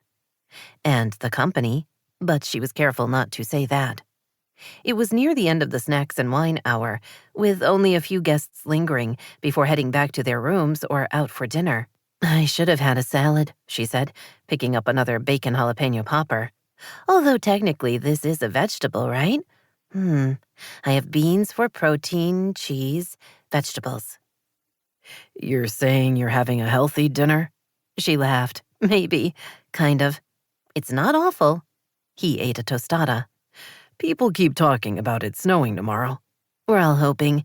It's so late this year. The town makes a big deal of the first snowfall, so tourists always want to be here when it happens, but there's no way to be sure of the date.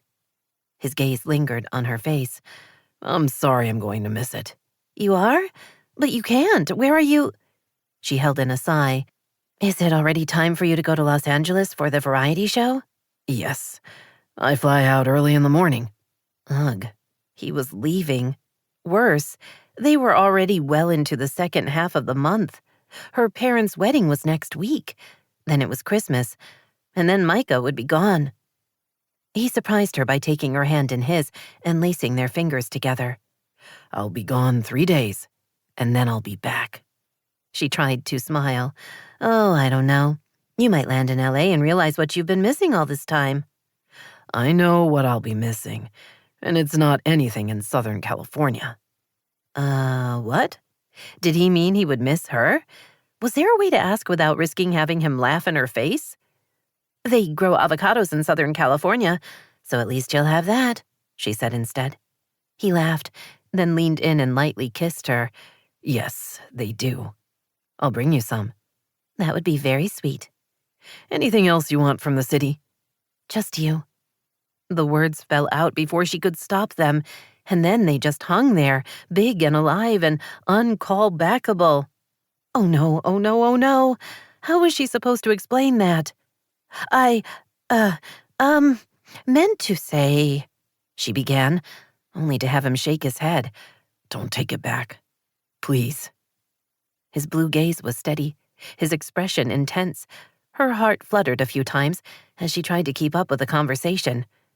Your parents are renewing their vows next week, he said. The change in topic was both a relief and a little disappointing. They are. Are you taking anyone to the wedding? You mean like a date? No. Would you like to take me? She would have squealed, but as he asked the question, he began brushing his thumb across the back of her hand. It was nothing, really. Or it should have been nothing. He probably wasn't even aware of the movement. It wasn't his fault that her entire body went on alert. If you'd like to go, she said, grateful she didn't stutter. I would. It's up at the resort. I'll have to get there early, so I'll text you the time. OMG, she was going on a date with Micah.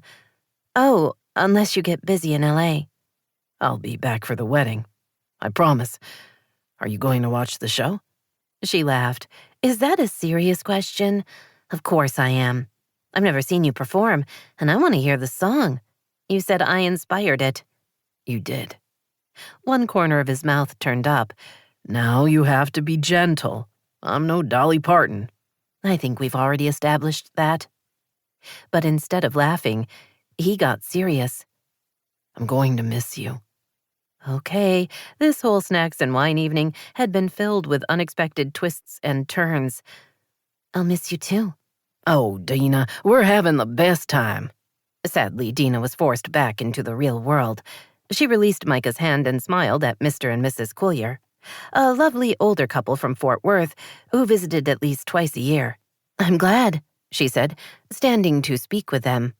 "The forecast says we're getting our first snow tomorrow." Mrs. Coiler pressed a hand to her chest. "We've heard, and we're so excited. We've never been here for the first snowfall." "Remember, we need 15 full minutes of snow to make it official. When you hear the horns, bundle up and go to the wreath. You'll have such a good time." We're looking forward to it, Mr. Coiler told her before the two of them started for the stairs. She sat back down and tried not to sigh. She adored the Colliers, but she really wished they hadn't walked up right then. Talking to them had broken whatever strange spell she and Micah had been in. She reached for another tostada, telling herself at least she had carbs to comfort her. They seem nice, he said. "They are. Some guests are easy and some aren't. They're always lovely." Dena, would you spend the night with me? Thank goodness she'd already swallowed, because otherwise she would have choked for sure. She swung her head to stare at him, not sure she'd heard what she thought she'd heard. "Did you just ask me?" His gaze was steady. Spend the night with me. Nothing's going to happen, you have my word. But I would very much like to hold you in my arms. And just like that, the bubble burst. "Why don't you want to have sex with me?" she asked, only to gasp in horror as she realized what she'd said. She glanced around frantically, grateful that they were the last people in the dining room. At least no one else would witness her humiliation. Micah's lips twitched, but he was gallant enough not to smile. Have I mentioned how I adore your directness? I'm thinking it's a family trait. For the record, I want to make love with you.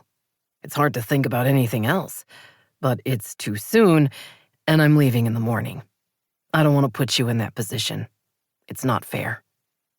Nothing about this conversation was normal, but then nothing about Micah was normal either. He was larger than life and existed in a world she knew nothing about. Her body told her to say yes, that just spending the night being held by him would be magical. Her head warned her that he was dangerous, and that even without anything happening, she could be at serious risk of losing her heart to him. And if that happened, how would she ever get it back? "I can't." She thought the words, knew they were right, and really, totally planned to say them. But when she opened her mouth, what came out was, "I would like that." His smile dazzled her. Thank you. Let's take care of the dishes, and then you can tell me what time to be at your place, if that's all right. Her heart was beating so fast she thought it might take flight. "That would be fine." Fine. What a silly word for such a consequential moment. Yes, the man was going to break her heart, but she refused to regret the night. Not even for a second. After the kitchen was clean, Dena hurried back to her apartment, then stood in the middle of the living room, not sure what to do. Clean sheets weren't a problem. She'd changed them yesterday. As for the rest of it, well, she had absolutely no frame of reference to help her make her decision. Assuming he was right and this was just a sleepover, a sexy nightie would be too much. Not that she had a wide selection of sexy lingerie from which she could choose. If she was going to be by herself, she would put on her regular winter PJs and call it a night. Literally. But she wasn't going to be by herself, so cats in Santa hats might not be appropriate. And while she was on the topic of what was or wasn't going to happen, should she shower? Shave her legs? Wish she'd gotten a bikini wax, although she never had, and she wasn't sure she should start while she was pregnant. She kept things tidy, but it wasn't as if he was going to see anything, so... Take the man at his word, she told herself. Nothing was going to happen. As much as she hated to admit it, he was right. She loved the fantasy of sex with Micah, but the reality was a little more intimidating. For one thing, she'd never been with a man she didn't have fairly significant feelings for. She just didn't see the point of sex for sex's sake. For another, he was leaving in the morning, And while he swore he was coming back in a few days, maybe he would get to LA and realize everything he'd been missing. Plus, she was a mother-to-be. Didn't that call for a little more decorum? She walked into the bedroom and pulled back the covers, then put a nightlight in the attached bathroom. She surveyed her PJ wardrobe and decided she had nothing Micah-worthy, so she went with the Santa cats. After washing her face and brushing her teeth, she texted him that she was ready. As soon as she hit send, her stomach dropped to her toes. What if he'd changed his mind? What if this was just a very bad joke? What if... She heard a knock on her door. OMG, he was here. She let him in, then watched while he hung his coat and stepped out of his boots. Without them, he was barefoot, wearing sweats and a t-shirt. She raised her gaze to his face. I'm incredibly nervous, she blurted before she could stop herself. Me too. Really? But you're so urban. I wouldn't have thought you were capable of being nervous. He gave her a lopsided smile that had her toes curling. It's my first time, too. Before she could fully absorb the tender wonderfulness of his words, he was pulling her into his arms and holding her tight. He didn't try to kiss her. Instead, he rested his cheek against her hair and sighed. This is nice, he murmured. It is. I like the cats. They're new this season. She felt him chuckle. Do you get new holiday pajamas every year? Sure. I start wearing them Thanksgiving night. Then I switch back to regular PJs on New Year's Day. I know I said this before, but I'm going to miss you. I wish you could come with me. She stepped back. To Los Angeles? I've never been. My parents took us to San Francisco when I was 16, and I flew over it when Reggie and I spent a week in Mexico. She wrinkled her nose. My parents were more into vacations like driving to Mount Rushmore than taking us to a big city. Although I would like to see Disneyland one day. He cupped her face and stared into her eyes. I'll take you there. She smiled, hoping he was telling the truth. She would like to go to Disneyland with Micah, or anywhere. A couple of weeks in an uncrowded tropical resort was her favorite fantasy. Just them in a big hotel room with lots of walks on the beach and time in bed. Yeah, that would be fantastic. Shall we? Micah asked, dropping his arm so he could take her hand. It's late and you have work tomorrow. It wasn't really late, but she didn't protest. No way they were going to curl up on the couch and stream something. Not when he was here to specifically get into her bed. Not for, you know. But still, they were going to be lying down together. And, she assumed, cuddling. That should give her enough happy memories to last her well into her 80s. She led the way into her bedroom. She'd turned off the overhead light and had left the nightstand lamps on. Micah was tall. Thank goodness she had a king-size mattress. Which side? He asked. She felt herself blush. Either works fine. He looked at her. Dena, it's your bed. Which side? The right. He went around to the left and got in bed. She slid onto her side, not sure what to make of the moment. A month ago, if someone had told her she was going to be spending the night with Micah Ruiz, she wouldn't have believed them. In part, she supposed, because she hadn't known who Micah was. But that wasn't the point. This was really happening. He slid toward the center of the bed and relaxed on his back with his arm out. The invitation was obvious. She was to get close to him, maybe put her head on his shoulder, maybe rest her hand on his chest. And while she had imagined doing that in her mind, she was less sure about making it happen in person. What are you thinking? He asked. I don't know what to do with my hands. He laughed. What do you want to do with them? The blush returned. I meant that if I put my head on your shoulder, my right arm and hand need to go somewhere. I'm not sure I can rest them on my side, and I don't know you well enough to, put them on you. You're a thinker. I am, and bossy. It's probably why I'm single. You're single because all the men you've met until now have been blind. And maybe because I'm a lucky SOB. Lie down. She did as he requested, moving close enough to put her head on his shoulder. He immediately took her hand and put it on his chest, as if they did this sort of thing all the time, as if they belonged together. He was warm everywhere they touched. His shoulder was muscled, as was his side. Slowly, cautiously, she shifted her right leg so it rested across his thigh. "You can touch me anywhere," he told her. "What's mine is yours." "I wish I was brave." He smiled. "What would you do if you were?" Wanting flared. I think we both know the answer to that. He tangled his fingers in her hair. "Yes, we do. And best not to go there. I have a limited amount of control, and I meant what I said. This isn't the right time." Did he want to mention when the right time might be? Just so she could clear her calendar and maybe get a pedicure at the nail salon? "How's your morning sickness?" he asked. Now there was a change in subject. Much better. It's very much only in the morning and less each day. I'm still wearing my bracelets, but at some point I'll risk going without them. "You'll be entering your second trimester soon." I know. It's exciting and scary at the same time. Mostly exciting. So far, my stretchy clothes are all fitting, but that will change in the next couple of months. It's so odd to think about. I know I'm pregnant, but sometimes I don't feel it. "You'll get there. You're going to be a great mom." Thank you. "Now close your eyes." She tilted her head to look at him. What? I'm not tired. "You are. Your blinks are getting slower and slower." She wanted to protest that wasn't true, but before she could say anything, he shifted so he could kiss her. For a second, he loomed over her, and she wished with all her heart that they were going to make love tonight. Just this one time. But after brushing his lips against hers and staring deeply into her eyes, he reached over her and turned off the lamp, then did the same with the one on his side. He rolled onto his back again and pulled her close. "Go to sleep, Dena. I'll be right here."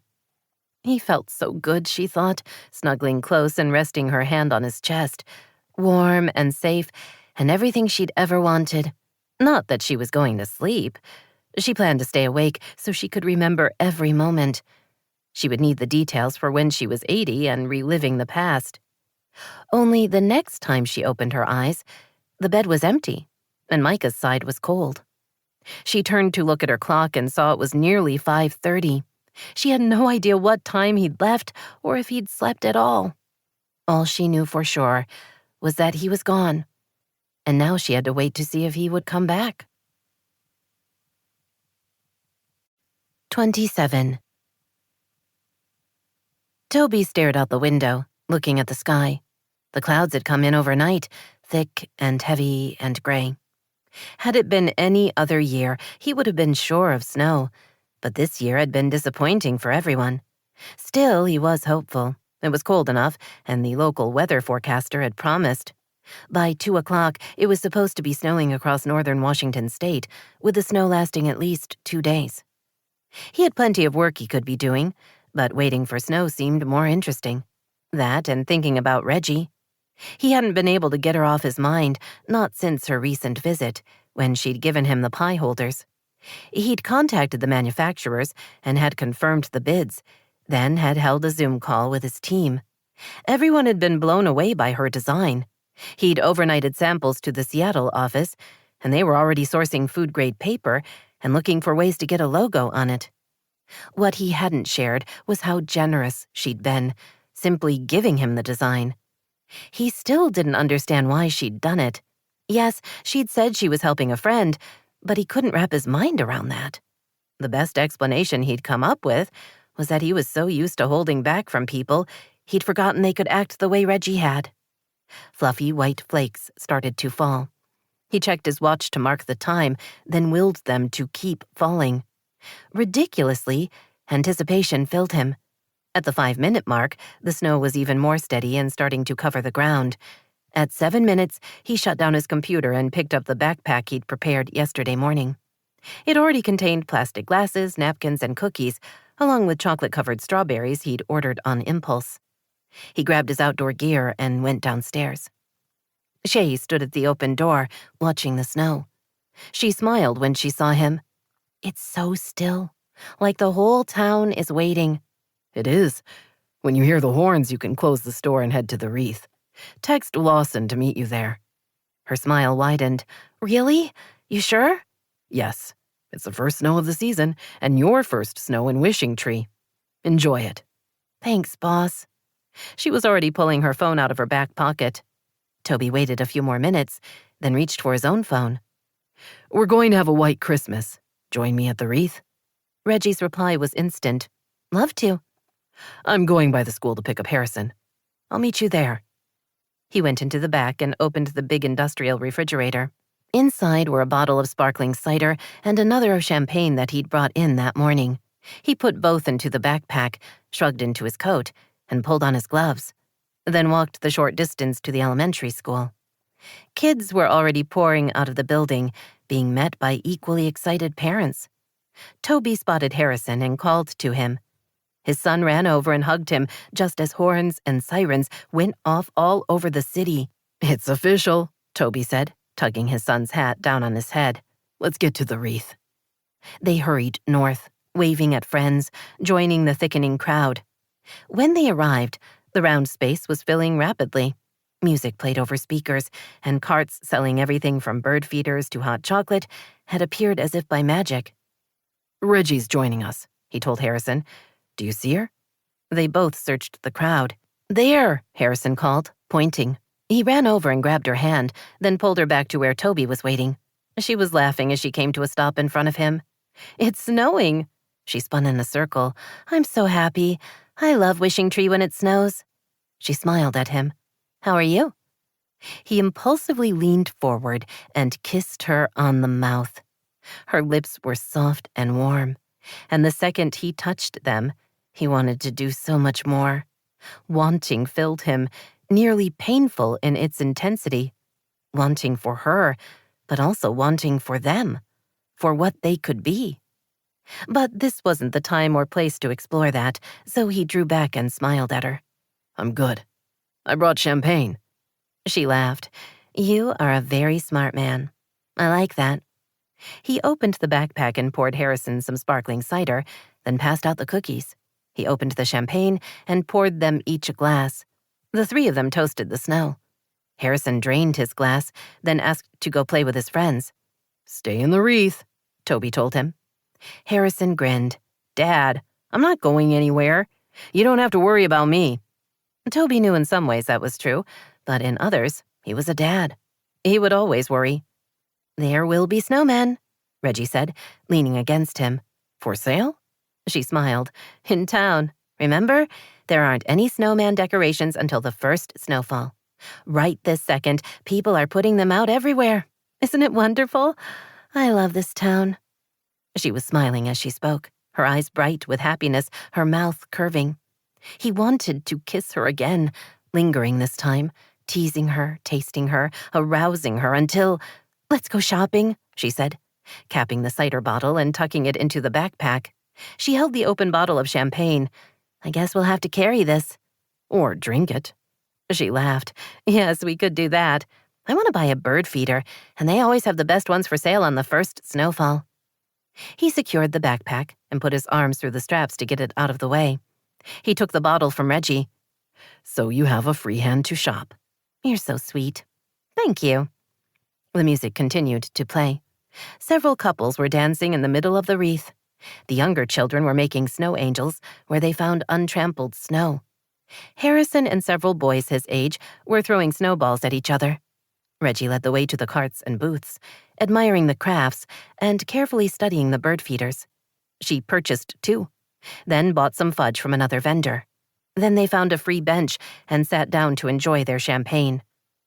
"My team is very impressed with your design," he told her, pouring more of the sparkling liquid into her glass. "I'm glad. I hope the numbers work." "I think they will." He set the champagne down and angled toward her. She had on a thick coat, gloves, and a hat, and he wasn't sure he'd ever seen her look more beautiful. This was Reggie. He knew her. He'd known her much of his life. "I've been thinking about what you said," he told her, "working things through." Her gaze met his. "I'm glad." "You're right about some of it." One corner of her mouth turned up. "Only some?" "I still worry about Harrison."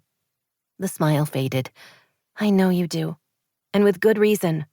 If I were you, I'd never let him out of the house." I'm not sure keeping him locked up helps with the healing. But it was your first instinct? Yes. She took his free hand in hers. I get that, Toby. I really do. You're a good father, and he's such a great kid. But as to the rest of it, you know there's something between us. Something I think is worth considering. It's not just nostalgia, believe me. I went out with Jake, and the fact that there was nothing still there was painfully obvious. We're not like that. She looked down at her champagne, then back at him. I still wonder about what would have happened if you hadn't had to leave town. If instead you'd stayed, and we'd talked, and I'd listened. He already knew the answer to that. I would have convinced you to give me a second chance. You didn't need one. You hadn't done anything wrong. You know what I mean. She nodded. What would have happened? But even as he asked the question, he already knew the answer. If they'd gotten back together, they would have stayed together. He never would have left town, never would have started over. He would have made it work here, so they could be together always. He would have married her. We could have had 3 kids by now, he said absently. 3? That's a lot. 2, then? Yeah, 2 kids. Her smile turned regretful. But there's no going back. Only forward. She leaned toward him. He met her halfway and kissed her. The wanting was just as strong, but this time it was accompanied by something else. A sense of rightness. He didn't know what it meant, but he was going to let it sit for a while and figure it out later. In the meantime, he was going to pretend he was still 18 again and kissing his girl. Reggie walked home enjoying the steady snow and her general sense of happiness. As per tradition, snowmen had appeared everywhere. They were on porches and front steps and in yard displays, and the city workers were hanging snowmen banners on light poles.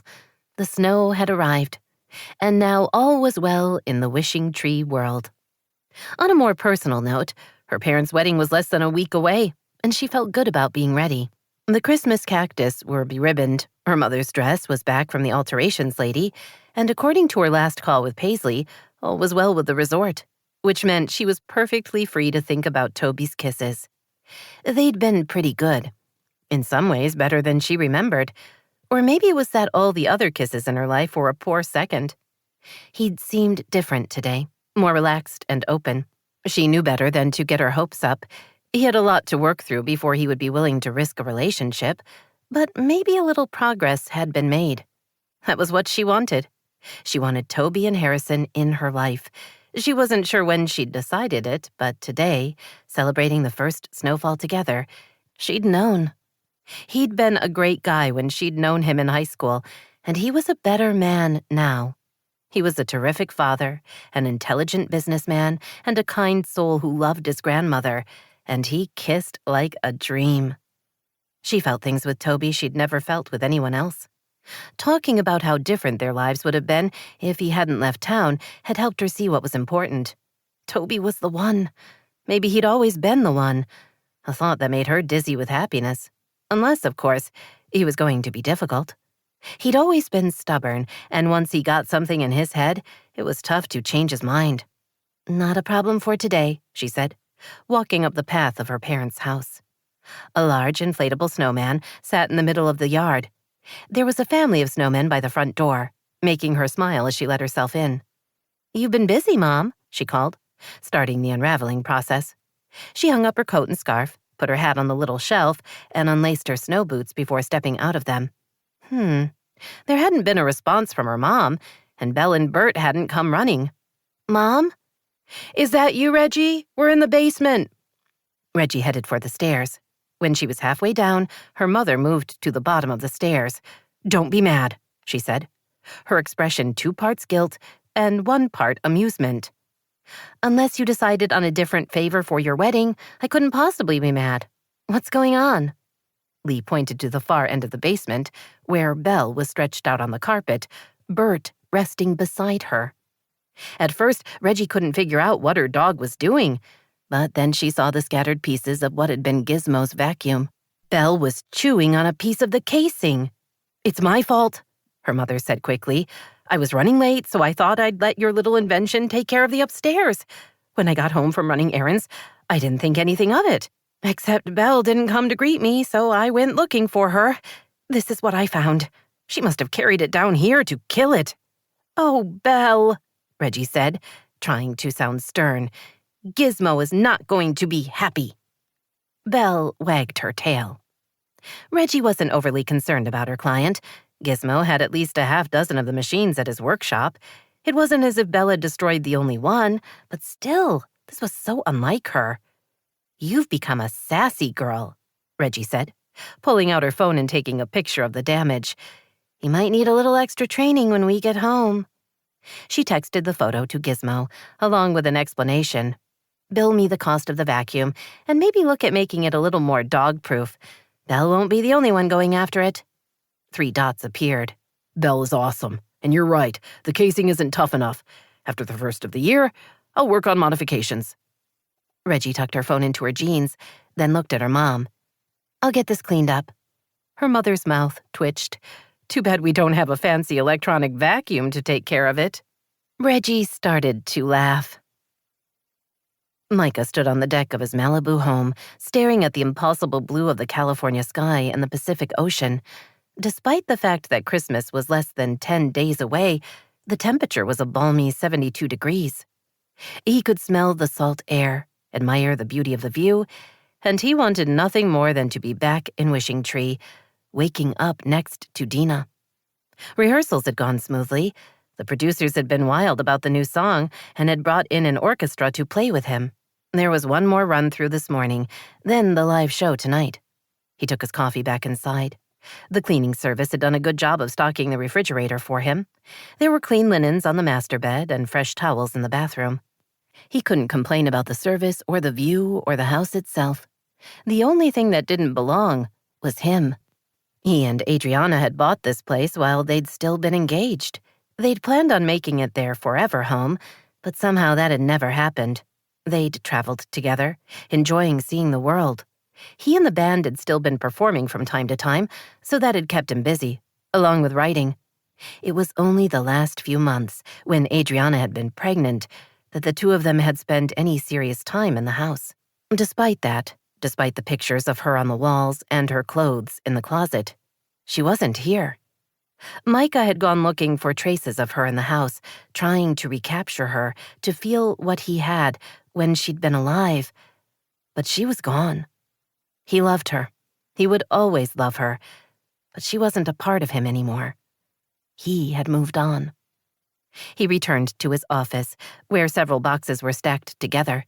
He hadn't been able to sleep, so he'd spent much of the night collecting personal items and moving them in here. A few mementos from his marriage, photographs, some artwork he'd bought over the years. Before he went back to Wishing Tree, he would get someone in to go over what he was keeping. All this, his clothes and everything in the music studio downstairs. Not only the guitars and his piano, but the cabinet filled with half-written songs and ideas, and the notes on everything he and the band had performed. That he would take with him. The rest would stay with the house. He'd sell it furnished. Some up-and-coming rock star or movie executive would appreciate not having to furnish the place. He showered and dressed, then walked back out to the deck and took a picture to text to Dena. You'd look good here. By now she would be in class, so he wouldn't hear from her for a while, but he was okay with that. The missing felt good. Wanting her, wishing she was with him, made him feel alive. After so many months of not feeling much of anything, he'd reached the other side and was finally going to start living his life again. There were details to be worked out and decisions to be made, some about his career and the logistics of making his home in Wishing Tree. His phone buzzed. He glanced at the screen, hoping to see a text from Dena, but instead it was the limo driver saying that he was in the driveway, ready to take Micah to the studio. Micah replied that he would be right out. Traffic was oddly light, and they arrived in less than 40 minutes. Micah carried his guitar inside and was immediately met by one of the assistants who would shepherd him through his rehearsal. Before he could introduce himself, Electra burst out of nowhere and threw herself at him. "Finally," she said, her voice thick with drama. "Damn it, Micah, why didn't you call me? I can't believe you've been in town for 2 days and didn't get in touch." She wrapped her long, thin arms around his neck and ground her body into his. She smelled of expensive perfume, and her jewelry clinked as she moved. She was all angles and edges, and when she tried to kiss him, he quickly sidestepped and drew away. Her big green eyes widened with surprise. "What's up with you?" "It's good to see you," he lied. "Not good enough." Her mouth formed a pout. "Micah, what's going on? You always let me know when you're in town." That wasn't true. Once he and Adriana got involved, he hadn't seen Electra at all.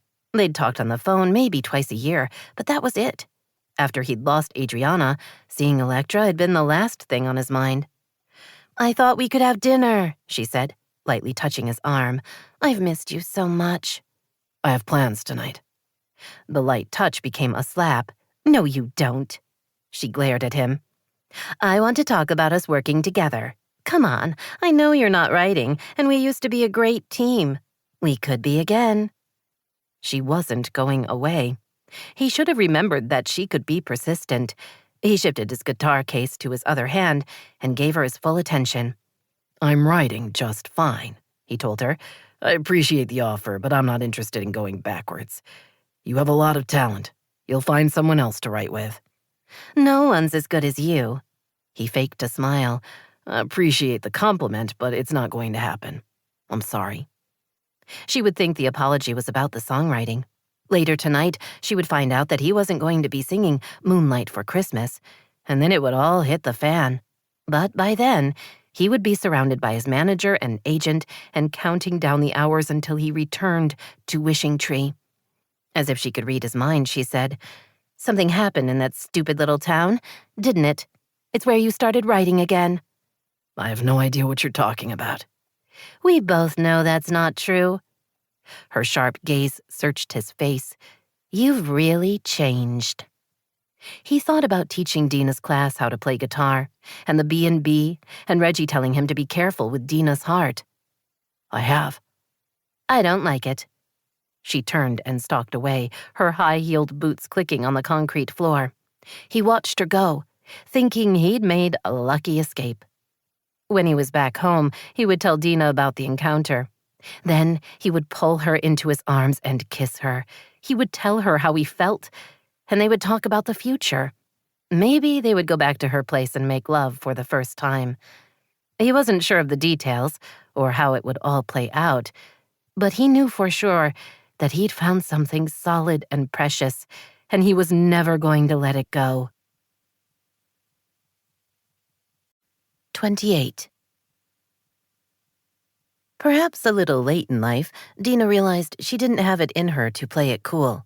She was a bundle of nerves, and she couldn't seem to fake casual interest or lack of worry. She'd felt sick to her stomach since waking up that morning. By 7:45 in the evening, she was a mess.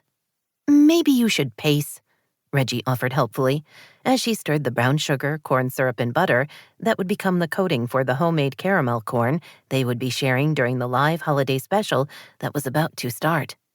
"Burn off some energy." "I'm nervous," she admitted. "The man's been texting you multiple times a day. He misses you." "I hope so." In her head, she knew Reggie was right.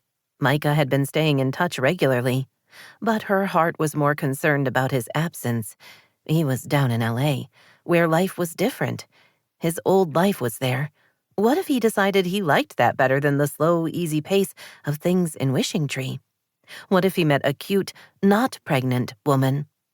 As if that wasn't enough, she was also wondering about the song. He'd said she'd inspired him, but she didn't know what that meant. Would it be meaningful? Or was it a silly holiday song about talking rabbits, and she was reading way too much into his comments? Why hadn't they talked about their feelings before he left? What if he never came back?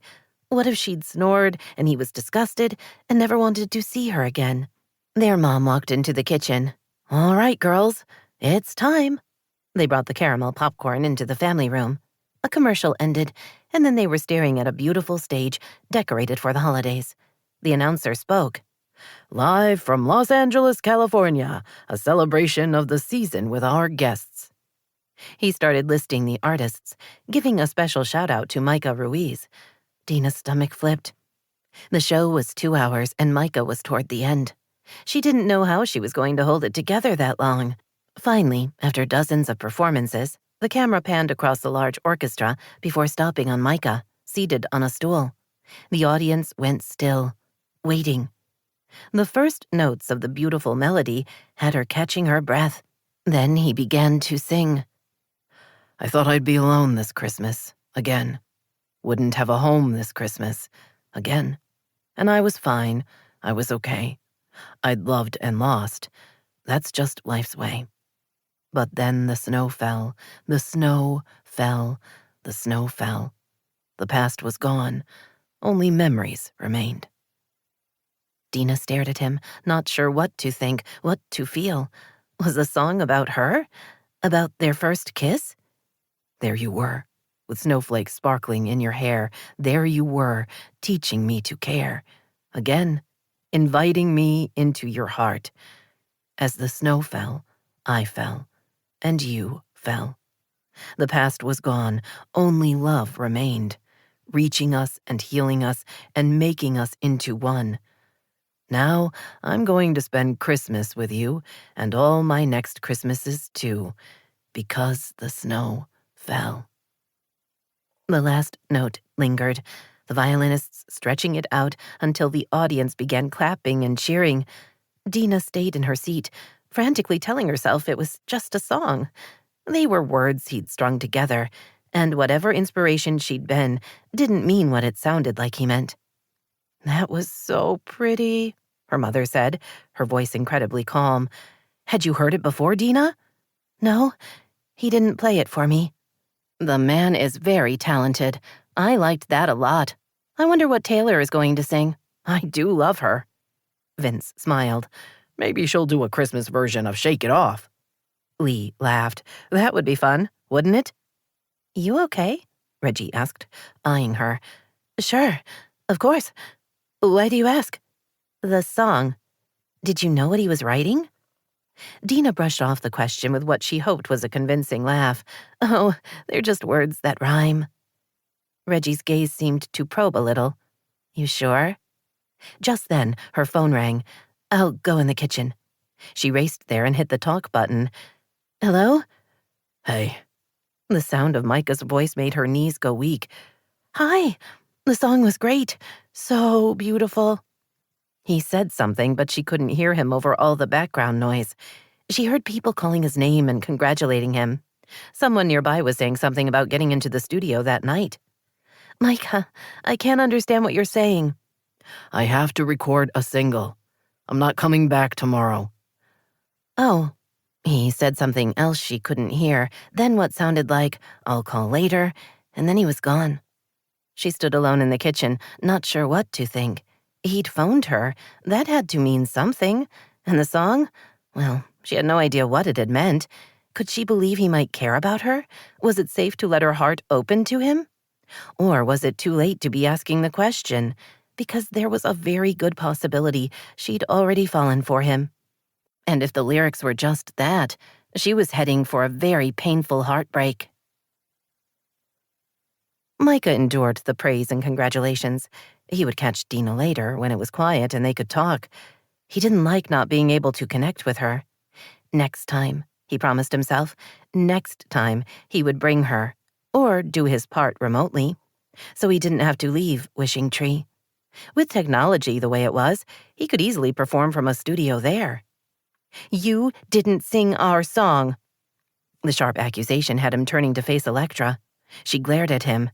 You said you were singing Moonlight for Christmas. I was counting on that. You lied to me. I didn't lie. There was a change in plans. You didn't warn me, Micah. You didn't mention it. Why would I? He grabbed her arm and pulled her away from the growing crowd into the relative quiet of the hallway. Electra, we haven't worked together in years. I don't owe you anything.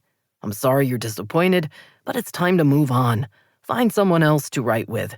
We're not going back to what we were. Electra's green eyes unexpectedly filled with tears. But she's gone. She can't keep us apart anymore. Why don't you want me, Micah? He stepped back. It wasn't like that. She wasn't the reason I didn't want to write with you. That was on me. Being with Adriana had allowed him to see Electra for who she was. Adriana had shown him what it meant to be a good person, someone who cared. Dena was like that, perhaps more so. She had an honest and open heart. He shook his head. Move on, Electra. There are plenty of songwriters who would kill to work with you. Hold auditions. Find a couple of good ones and move on. Go to hell. He walked back to his dressing room, where his manager was waiting.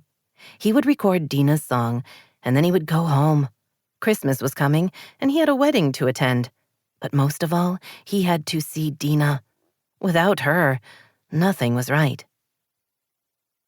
Belle, honey, there's just no room, Reggie said, staring into the soulful eyes of her dog. Belle nudged her hand with her nose, then whined. Yes, I know Harrison is coming, but it's his project. He gets to help deliver the hats. Belle looked at her and whined again. Reggie felt her resolve crumbling. Why am I such a soft touch when it comes to you? Reggie turned back to her SUV and began pulling boxes from the back seat to put them up front with her. If she could squeeze one into the footwell and stack 2 more on the seat, she could make room for Belle. She shoved and pushed, then used the seatbelt to hold the stacked boxes in place. Happy? She asked the dog. Belle wagged her tail. They went inside, and she got Belle into a warmer sweater, then called out to her mom that she was leaving. I should be back a little after 5, she said. It was about an hour each way to the drop-off point. The charity in Seattle had arranged for her to meet a driver heading to Seattle at a truck stop on Highway 2. That saved her from having to make the 5-hour drive to the city. Once Belle was secure in the back seat, Reggie swung by the elementary school, where classes were just letting out. She spotted Harrison and honked. He came running toward her car. I can't believe we're finished with the project, he said, hugging her before climbing into the back seat. Belle, you came. She insisted, Reggie told him, making sure his seatbelt was secure. Once I told her you were coming, she wouldn't stay home. She got behind the wheel and started her SUV. Ready? Uh-huh. He looked around. This is a lot of boxes. It is. You did a good thing, Harrison. A lot of kids are going to have hats for Christmas. They'll be warm, and it's because of you. He grinned at her. She smiled back, then checked for traffic before pulling out onto the street. It only took a few minutes to head west on Pacific Silver Highway that would take them south to where they would meet up with Highway 2 and find the truck stop. Reggie had already texted with the driver she was meeting. Apparently, the man traveled with a Chihuahua named Rex. He'd seemed very proud of his companion, and Reggie had refrained from texting back a picture of Belle. She didn't want to give Rex a complex. The snow had stopped the day before. Although it was due to start back up in the morning, for now the roads were relatively clear. She merged onto the highway and was careful to watch for icy patches. The temperature was plenty cold, and she wanted to stay safe. She and Harrison talked about his day at school and how excited he was about Christmas. He told her he was too big to believe in Santa, but they still put out their stockings every Christmas Eve. Dena and I do as well, Reggie told him with a laugh. My mom insists, and honestly, I'd be disappointed if I didn't wake up to a full stocking on Christmas morning. A truck sped past, going about 20 miles an hour over the speed limit. Reggie watched the vehicle zip by. Whoever was driving was an idiot, she thought. It was going to get dark in an hour, and they'd just had their first snow of the season. Better to be cautious. She checked her mirrors and saw another pickup coming up behind her. It was also going way too fast, and she felt a flicker of tension in her midsection. Get over, you fool, she whispered, glancing in her rearview mirror. The driver didn't seem to be watching because the pickup got closer and closer. She sped up, but it kept coming, then suddenly jerked to the left, as if to go around her. But the driver miscalculated and clipped her left rear corner. Her SUV instantly began to spin. Reggie consciously relaxed her grip on the steering wheel, waiting for her SUV to pick a direction. She steered into the spin, easing off the gas, slowly bringing the vehicle under control. It's okay, Harrison, she called. Hang on to Belle. She knew their seatbelts would keep them safe. Thank God she'd insisted Belle be strapped in. She'd nearly gotten control of her car when she saw the truck that had hit her was still spinning on the highway. It swerved wildly, as if the driver didn't know what he was doing, then suddenly headed for her. She tried to drive out of the way, but it slammed into her, pushing her SUV off the road. The world spun as her vehicle rolled. Harrison screamed, Belle yelped, and Reggie felt something heavy slam into her head. Reggie came to, slowly. Her first thought was to get to Harrison. Her second was that she was going to throw up. It was only then the pain exploded in her head and her side. She knew exactly what had happened. She'd been hit twice, and the SUV had flipped. It was back on its wheels now, the windshield cracked, the engine off. It was only then she noticed the quiet. "Harrison?" she managed. "Harrison? I'm okay." His voice came from behind her. She turned and saw him in the back, Belle next to him. They both looked shaken. "Are you hurt?" she asked as Belle whimpered. "Reggie, you're bleeding." "I'm okay." The words were automatic. She unfastened her seatbelt and assessed the damage. She was pretty sure she could walk. She brushed her face and realized that she'd hit her head on something. The blood was warm and sticky. "Move your fingers and toes," she said, trying to find her handbag. "Can you?" "Yeah. My chest hurts a little from the seatbelt, but I'm okay." She opened the car door. She had to find her purse and call for help. Out on the highway, she saw several cars stopping and knew they would call 911, but she had to let Toby know what had happened. "I need my phone." "I'll get it." Harrison released himself and Belle, then got out of the SUV. Belle followed. She shook herself off and trotted around to sniff Reggie, as if making sure she was all right. Harrison opened the passenger door. "Got it." He ran around and handed her the bag. She dug out her cell and scrolled through for Toby's number, only she couldn't find it. Then she realized she couldn't focus. Her vision was blurry and the nausea had returned. "Call your dad," she said, feeling herself start to fade. "Listen to me, Harrison. Call your dad and tell him what happened. Then get in the back with Belle. Use her to stay warm. She'll protect you." She motioned to the people racing toward them. "Ask them for a blanket. Make sure someone called 911. Okay?" He moved toward her. "Are you all right?" Tears spilled down his cheeks. "Reggie, don't die." She managed a smile. "I won't die. I hit my head. Just stay warm and look after Belle." "I will." He pushed the button to connect him with his dad. 2 men reached the SUV. One of them looked at her and swore. "Help is on the way," he said. And that was the last thing she heard. Dena appreciated the fact that her day had been busy. It gave her less time to think. She taught her students, then hurried home to man the reception desk at the B&B. Winona needed to duck out for a couple of hours, and Dena was filling in. Midweek, there weren't a lot of guests checking in or out. Most would stay through the holidays. She was still getting regular emails from the Pinkertons, who were hoping for a last-minute cancellation. But so far, there hadn't been any. All of which was a nice distraction from the fact that she hadn't heard from Micah all day. Last night had been a whirlwind of emotions, from waiting for Micah to play, to hearing the song, to wondering what it meant. Not that she had been able to ask. When he'd called back sometime after midnight, he hadn't wanted to keep her on the phone long. Before she could say she was fine with talking, he'd hung up, which left her feeling unsettled and confused. He'll be back soon, she told herself. He'd promised, and she trusted him to keep his word. She went into the kitchen and started getting ready for snacks and wine. Ursula had outdone herself with shrimp scampi-filled and wild mushroom-filled puff pastry. Dena was going to try to limit herself to only a couple of each. She really had to get in her vegetables, and if she stuffed herself with flaky goodness, that was not happening. She'd just finished setting out the wine when she heard the sound of the bell over the front door. Instantly, her entire body went on alert. Had Micah surprised her by coming back early? Was he here? She ran into the main room, hoping to find him standing by the reception desk, but the person there wasn't Micah. Instead, it was a woman, a thin, beautiful redhead with angry eyes and a petulant expression. "I'm looking for this room," Electra said, slapping Micah's key on the counter. "Micah Ruiz sent me to check him out of this place and get his things packed up." She looked around.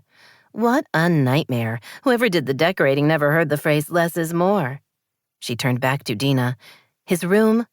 Where is it?" Dena struggled to understand what was happening. Electra was here for Micah's things? But he was coming back. He'd promised. Mr. Ruiz didn't leave any instructions to let someone else into his room. She forced herself to offer a pleasant smile. Electra waved the key. I don't need permission, do I? I have the key. He's busy recording and can't be bothered to come here to take care of the details. Dena didn't know what to think. Micah couldn't have gotten back together with Electra. Not so quickly. He'd sworn he didn't even like her that much. But Electra had his key. How would she have gotten it if he hadn't given it to her? I'll show you the room, she said stiffly, walking toward the main entrance. It's in the carriage house. It's so cold here, and the snow. What's up with that? When he's done recording, we're going somewhere tropical. Just the two of us. I can't wait. Sun, sand, and sex for 3 weeks. Then we'll come home and start writing. It's going to be wonderful. Dena came to a stop in front of Micah's door. Electra used the key to let herself inside. She looked around and wrinkled her nose. What a dump. How did he stand it here for so long? She walked through the living room, into the bedroom, then returned. I'll take his guitars with me. Send the rest of it to his manager. Here's the address. She handed Dena a business card. Bill him for the shipping. In less than 5 minutes, Electra was gone. She carried out 2 guitars, leaving everything else, including a stunned Dena, who stood in the center of Micah's living room and tried to remember how to breathe. He was gone. Just like that. He hadn't told her, hadn't hinted. He'd just sent that horrible woman to get his guitars. And now she was supposed to pack up his things and send them to him? Like his time here hadn't meant anything at all? Like she hadn't mattered? What about the song? What about the night they'd shared? What about the kisses and all the things he'd said? She'd hoped that they were... She collapsed on the sofa and covered her face with her hands. This couldn't be happening. It couldn't. She'd given him her heart, and he was going to get back together with Electra? Her cell phone rang. She pulled it from her pocket, hoping against hope that it was Micah. Instead, the caller was her mother. "Hi, Mom," she said, trying not to sound like she was crying. "Dena, Reggie's been in an accident. Her SUV flipped over and she's unconscious." 29. Toby drove as fast as he could, given the road conditions. It was dark and he was on a mountain highway. Even though it hadn't snowed that day, there was still plenty on the side of the road, and he knew there would be ice. He'd struggled with debilitating terror ever since Harrison had called to tell him about the accident. The only sound in his head was his son crying that Reggie wouldn't wake up, and there was blood everywhere.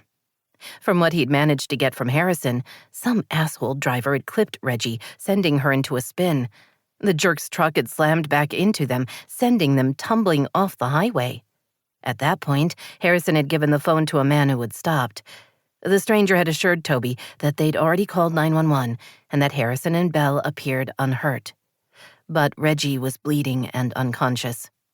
Thankfully, the accident had occurred only a few miles outside of town.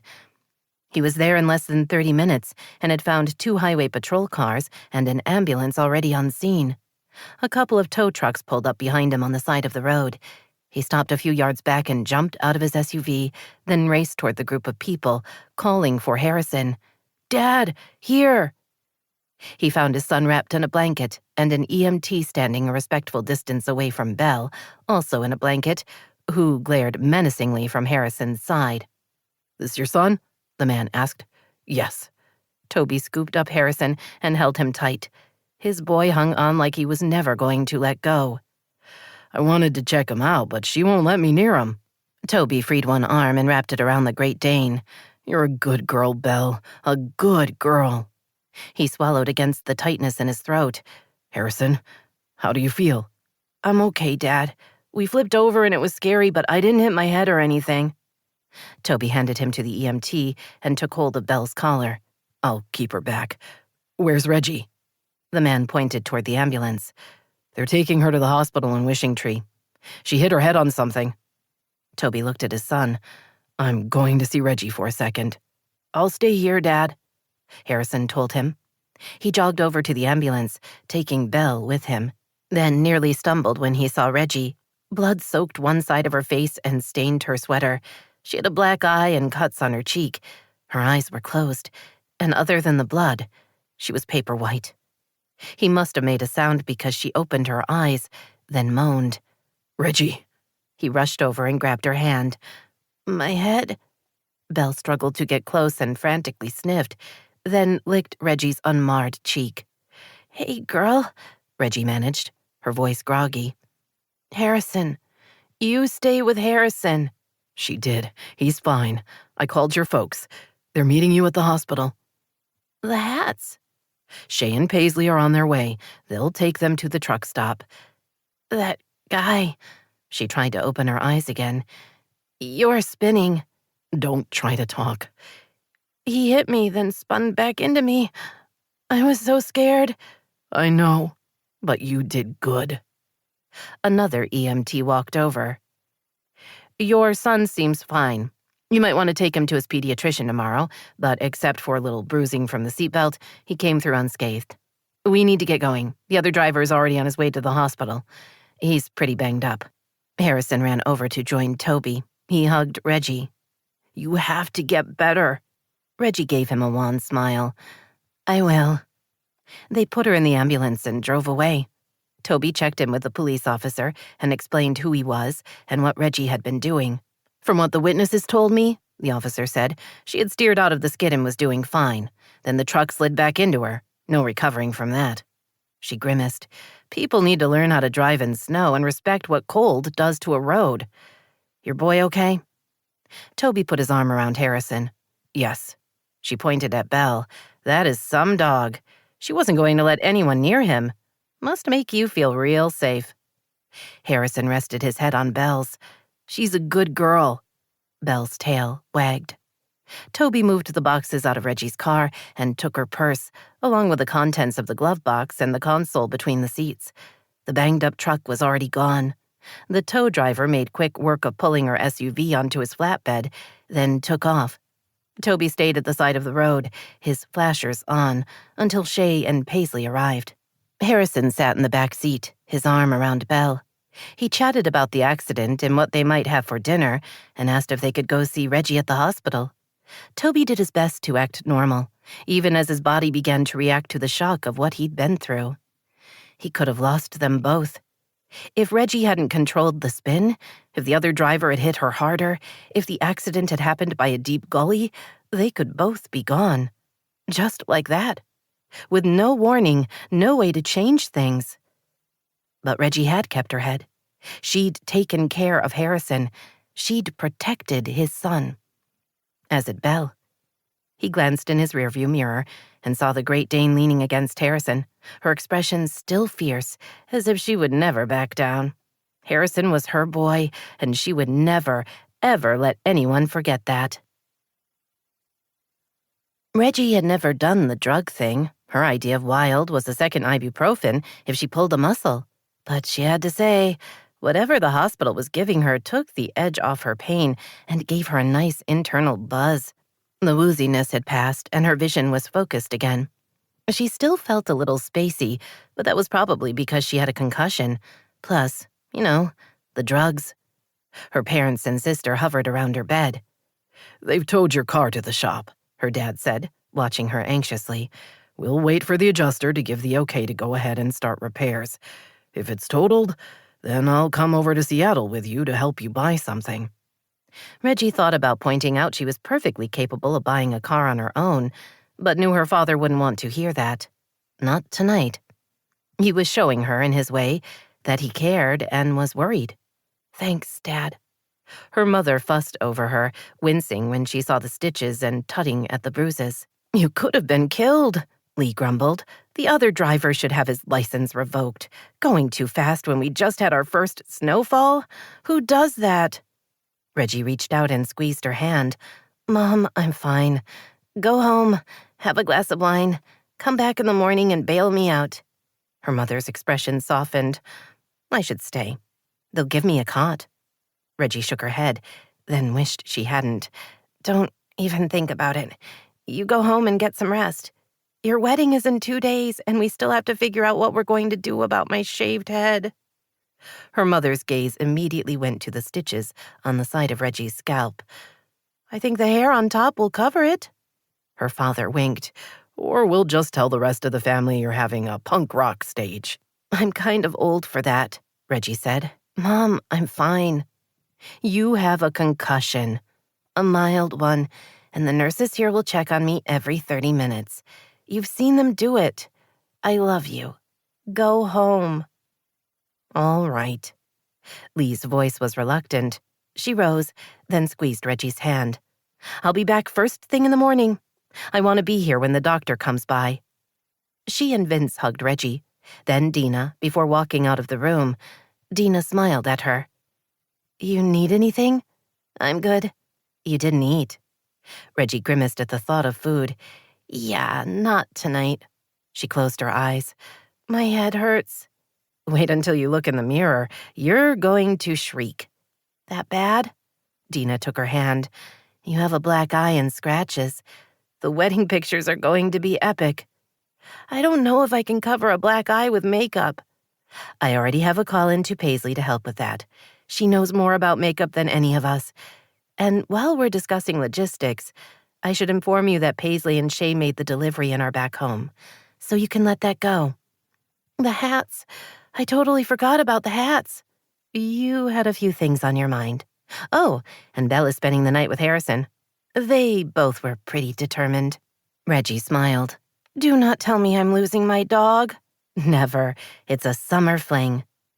Dena's tone was light enough, but there was something in her eyes, Reggie thought, unless that was the concussion talking. You okay? She asked. Did something happen? Dena stared at her. Aside from my baby sister getting run off the road and flipping her car? No. Reggie wasn't sure she believed her. You're not lying? Before Dena could answer, Toby walked into the room. Despite the throbbing and the drugs, Reggie perked up at the sight of him, probably because he looked good. Tall and strong and very serious. My cue to leave, Dena said, kissing her cheek. I love you. I'm sleeping with my cell phone right next to me tonight, so if you need anything, text or call. Otherwise, I'll see you tomorrow. She left. Toby took her seat and reached for Reggie's hand. How are you feeling? Not awful. Dena said I have a black eye. He smiled. You do.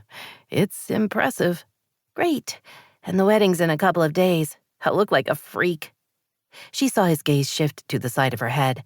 Yes, I know they shaved my hair. I just don't know how bad it looks. You look amazing. He raised her hand and kissed the back of her knuckles. Thank you for saving my son today. I'm just glad he's all right. And Belle. I understand they're having a sleepover. I hope you're okay with that. Harrison is acting like he's fine, but I know he's a little shaken. With you in the hospital, I thought it would be nice if he and Belle could hang out. I promised to bring her back home first thing. Reggie closed her eyes. I'm glad they'll be together. He really did good today. He held it all together and was so brave. Belle, too. What you didn't see was she stood guard. She wouldn't let the EMT near Harrison until I got there. She opened her eyes. Wow, he was good-looking. Had she always known that? Really? Good for her.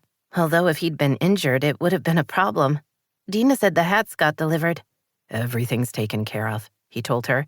You worry about getting better. She could feel the drugs taking over. She just wanted to sleep. And maybe have Toby join her. If Belle was having a sleepover, why couldn't she? And while she was on the topic, why aren't we sleeping together? His eyes widened. What? You heard me. Don't pretend you didn't. We should be having sex. Lots of it. And since I've already gone there, you're stupid. He stared at her. Excuse me? Stupid. You. I'm the best thing to ever happen to you. That was true all those years ago, and it's still true. I'm smart and capable and creative, and we're good together. Oh, and Harrison likes me, and I have a great dog. You're in love with me. He never stopped loving me, but you're too proud or stubborn to admit it. She felt her eyes closing and couldn't seem to open them. Stop being dumb and just admit you care. You'll feel better. Reggie never heard his answer. There was some mumbling about visiting hours being over, and then the nice nurse on duty took her vitals. I'll be back in an hour to give you more pain medicine. Goody, Reggie managed, and then there was only blissful sleep. Micah didn't know why Dena wasn't taking his calls or answering his texts, but whatever the reason, he knew it couldn't be good. After a day in the recording studio and another in meetings, he'd finally had enough. He chartered a plane back to Wishing Tree and walked into the lobby of the B&B a little after 11 in the morning. He would rather have driven directly to the school to talk to Dena, but knew she wouldn't appreciate the interruption while she was in class. Winona was at the reception desk, looking anything but friendly. "Why are you here?" she asked, her tone cold. "I live here." "Not anymore." Dena not taking his calls was one thing, but what was up with the attitude? "I have a room until after the 1st. Winona glared at him. "Had? You turned in your key, and we've rented out the room to the Pinkertons. They come every year." She narrowed her eyes. "We like them." Micah shifted the bag of avocados he'd brought with him to his other hand. "Wait a minute. I've been in Los Angeles. I never turned in my key." "You sent a friend, a woman. She did it for you. Your stuff is all packed and waiting to be shipped back to your manager. I'll take care of that just as soon as it snows again." She smiled.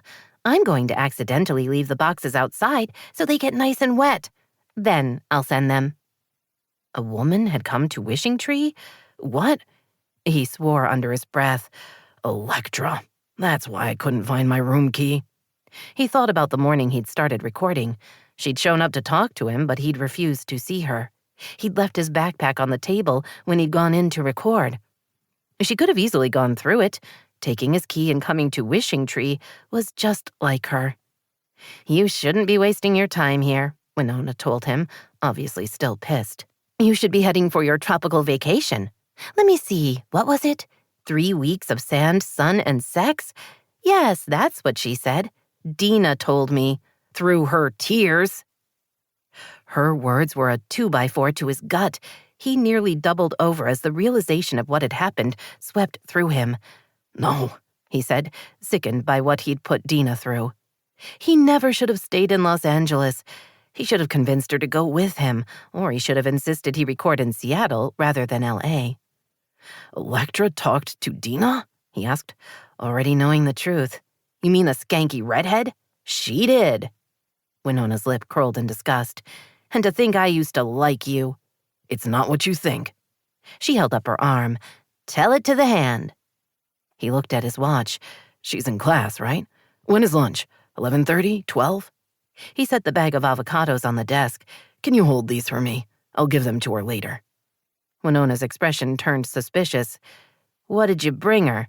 "Avocados. She likes them, and this time of year they're hard to get in Wishing Tree." Winona looked from the bag to him. "That's not much of an I'm sorry gift." "I didn't know what had happened." He looked at her. "Electra's my ex-wife. We've been over for years. She has no interest in me personally, but she does want us to write songs together. From what I can guess, she flew up here to make trouble. Now, you can believe me or not, but that doesn't matter.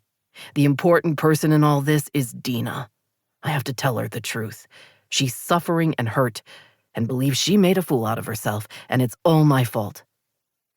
Winona looked in the bag. "They're nice-looking avocados." She returned her attention to him. "She's not at school. She's at her mama's house. Reggie was in a car accident yesterday, and Dena took the day to be with her." She quickly filled him in on what had happened. Micah forced himself to stay and listen when all he wanted to do was run to Dena's parents' house. The only thing that kept him in place was the fact that he didn't know exactly where that was. "But Reggie's all right," he said when Winona had finished. "A little banged up, but otherwise she's fine." She gave him the address and told him how to get there. He started for the door, then turned back. "You really packed up my room and rented it to someone else?" "We did." "I'll be back for my stuff. Don't give it away." Winona smiled. "I'll wait and do whatever Dena tells me to do." "Fair enough." 30. "You don't have to stay with me," Reggie said for the 4th time that morning. "I'm fine."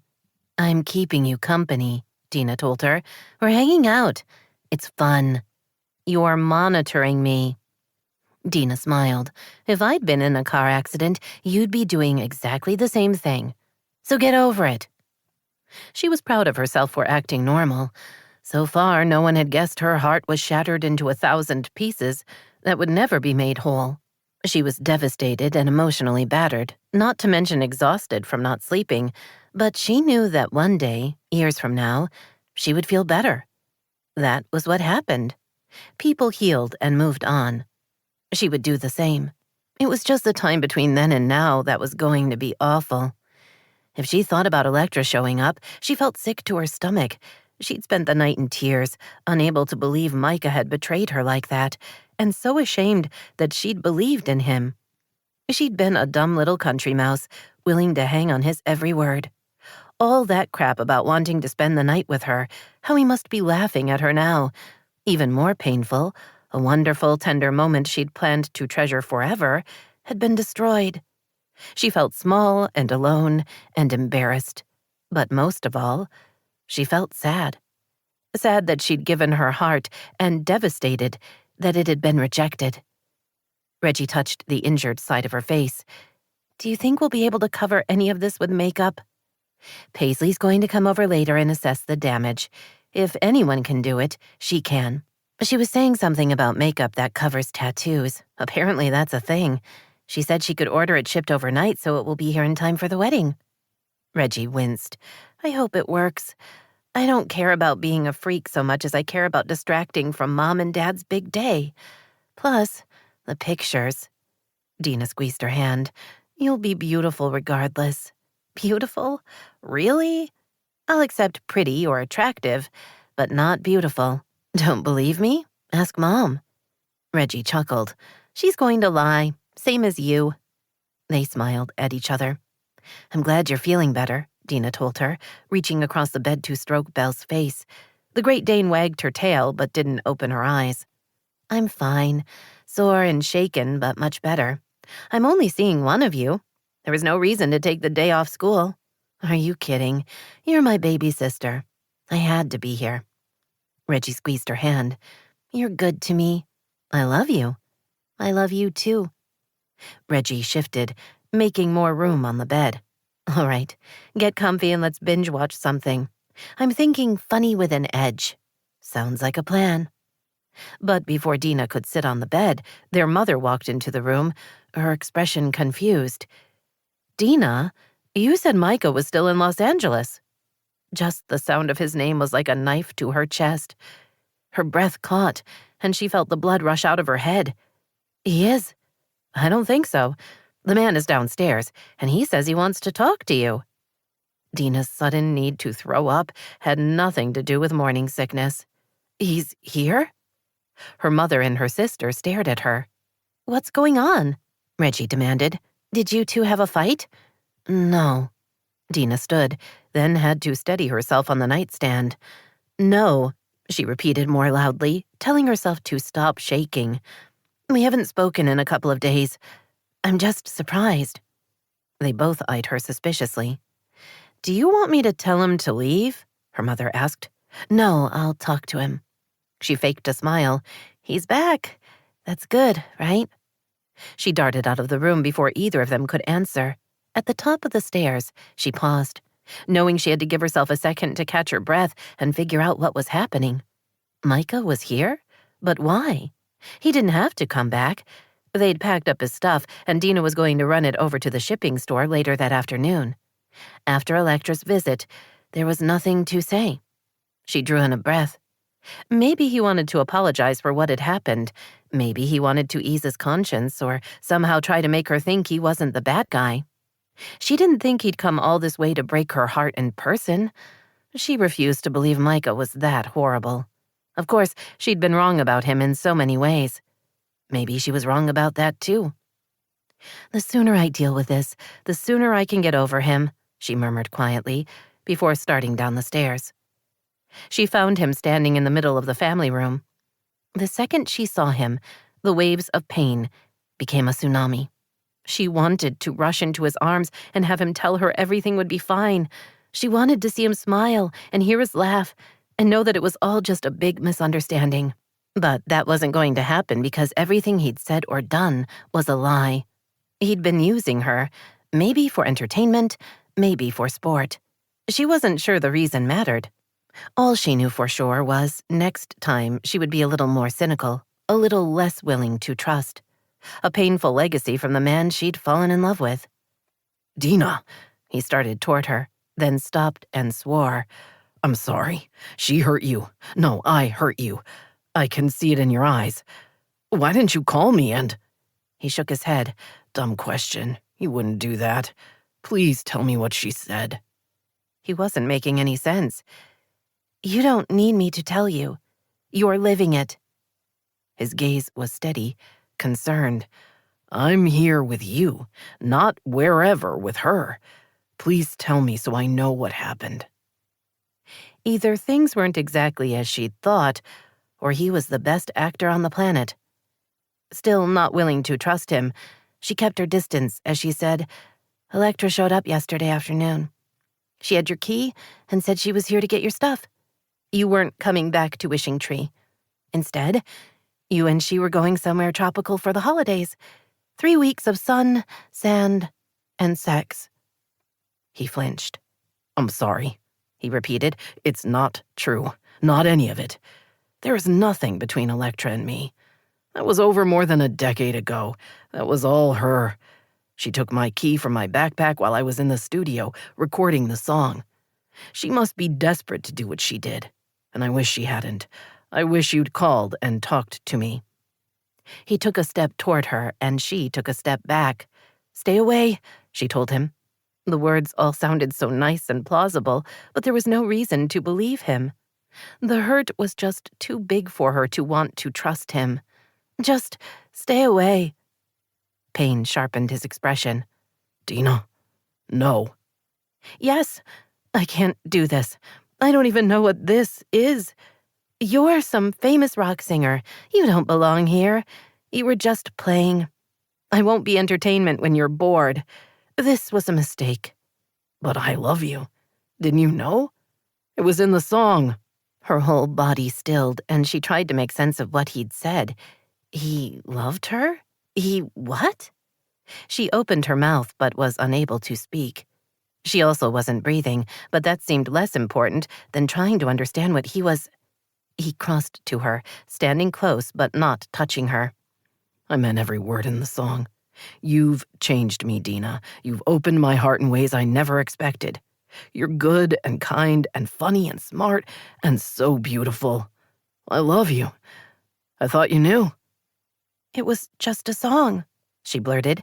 You never said anything, and then you were gone and singing on TV, and we didn't get to talk, and that woman showed up. Tears spilled down her cheeks. It was so awful. I thought it had just been a game to you. I thought you were laughing at me. He pulled her close and held her so tightly, she knew in that second he would never let her go. I'm sorry. It's all my fault. I handled this badly from the beginning. He drew back enough to stare into her eyes. Please forgive me for not getting it right. I should have told you how I felt before I left. When I was in LA, I should have made it clear I was coming back because I need you and want to be with you always. Only you, Dena. Always you. She was still gasping like a fish when he leaned in and kissed her.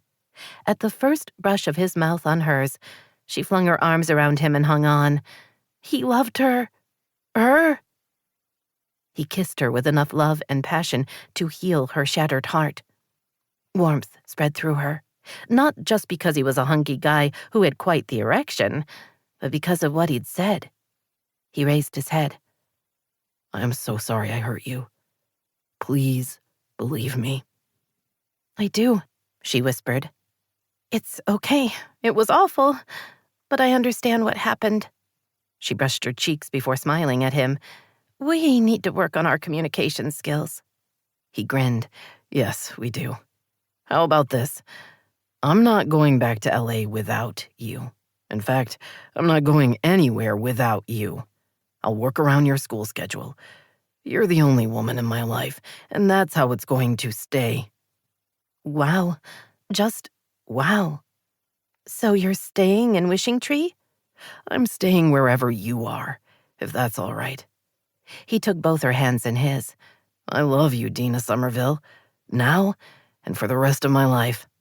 I love you too. He went still. You do? She nodded. I couldn't seem to stop myself from loving you. He kissed her again. Did you really give away my room? Oh, no. I did.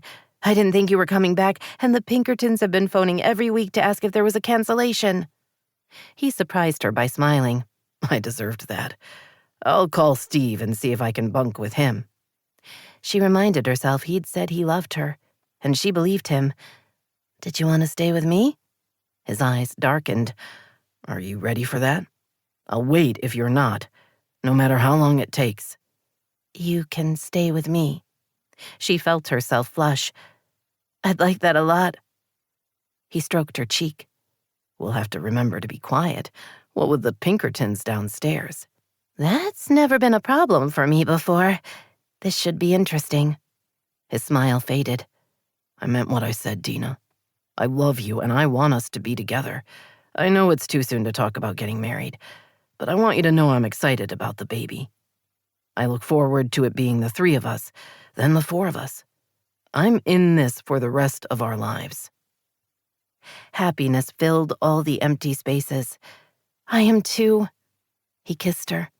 I was thinking I'd go say hi to Reggie, and then you and I could go back to your place. Unless you think she'll need you. She wanted to point out it was barely noon, but then decided she wasn't willing to wait either. She doesn't need me. Good.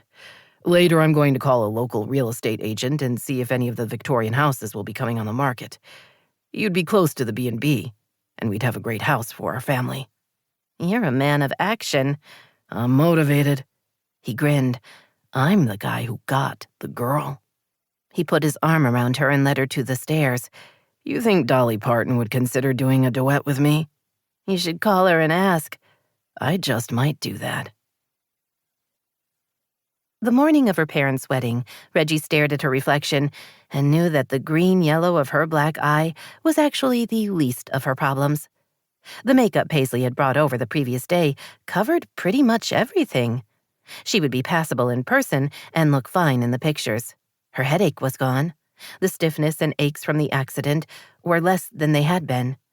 So her only real problem was Toby, or the lack of Toby in her life. She hadn't heard from him. Oh, there'd been a text checking on her, but aside from that, there'd been nothing but crickets.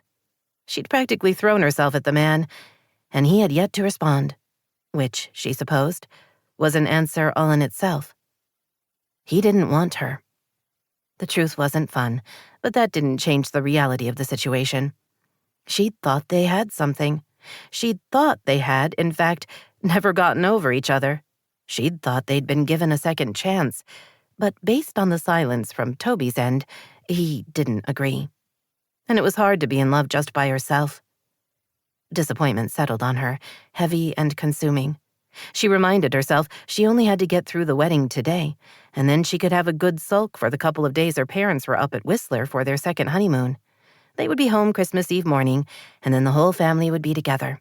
A slightly bigger family, now that Dena and Micah were a thing. So just today, and then her tasteful breakdown. After Christmas, she would head back to Seattle and pick up the pieces of her broken and discouraged heart. At least she had a good life there. Friends, a routine, her work. Plus, she wasn't used to seeing Toby all the time there, so maybe she would miss him less. Her mother breezed into her bedroom. I've changed my mind. Reggie looked at her. About marrying Dad? I think it's kind of late for that. You two seem like a couple to me. Her mother laughed. No, about you and Dena being bridesmaids. I want you in the ceremony. Reggie groaned. Mom, it's too late. The wedding is tonight. We don't have dresses and... Her mother shook her head. I've already talked to Dena. She has a beautiful dark blue dress that would be perfect, and you have one that's practically the same color. Reggie was about to say she didn't have anything like that in her closet, only she remembered that she did. Not at home, but here. No, she breathed. No, Mom, no. You can't make me wear that. Why not? I'm sure it still fits, and it's a very classic style. But it's my prom dress. What does that matter? Reggie, no one's seen it since you were in high school. I'm not worried that they've seen it. I'm worried it's out of style and not appropriate for a grown woman. I was 17 when I wore that. Her mother patted her arm. "Try it on. I'm sure it's going to look beautiful on you." No, she couldn't. It was just too... She held in a groan as she realized Toby was coming to the wedding, and he would see the dress. What if he assumed she was wearing it to get him to think about the past and how they'd been together? Because telling him he was in love with her wasn't enough? It was all so humiliating. "Mom, please, I beg you, don't make me wear my prom dress." "It's going to be perfect. You'll see." Toby would have said Reggie couldn't surprise him anymore, but he would have been wrong. In the 36 hours since she'd called him stupid and told him he was still in love with her, he'd been dealing with the ramifications of her verbal landslide, alternating between knowing her head injury was worse than the doctors thought and wondering if maybe she was right about him and them. After dinner, Harrison went into the media room for his twice-a-week 2 hours of online games with his friends.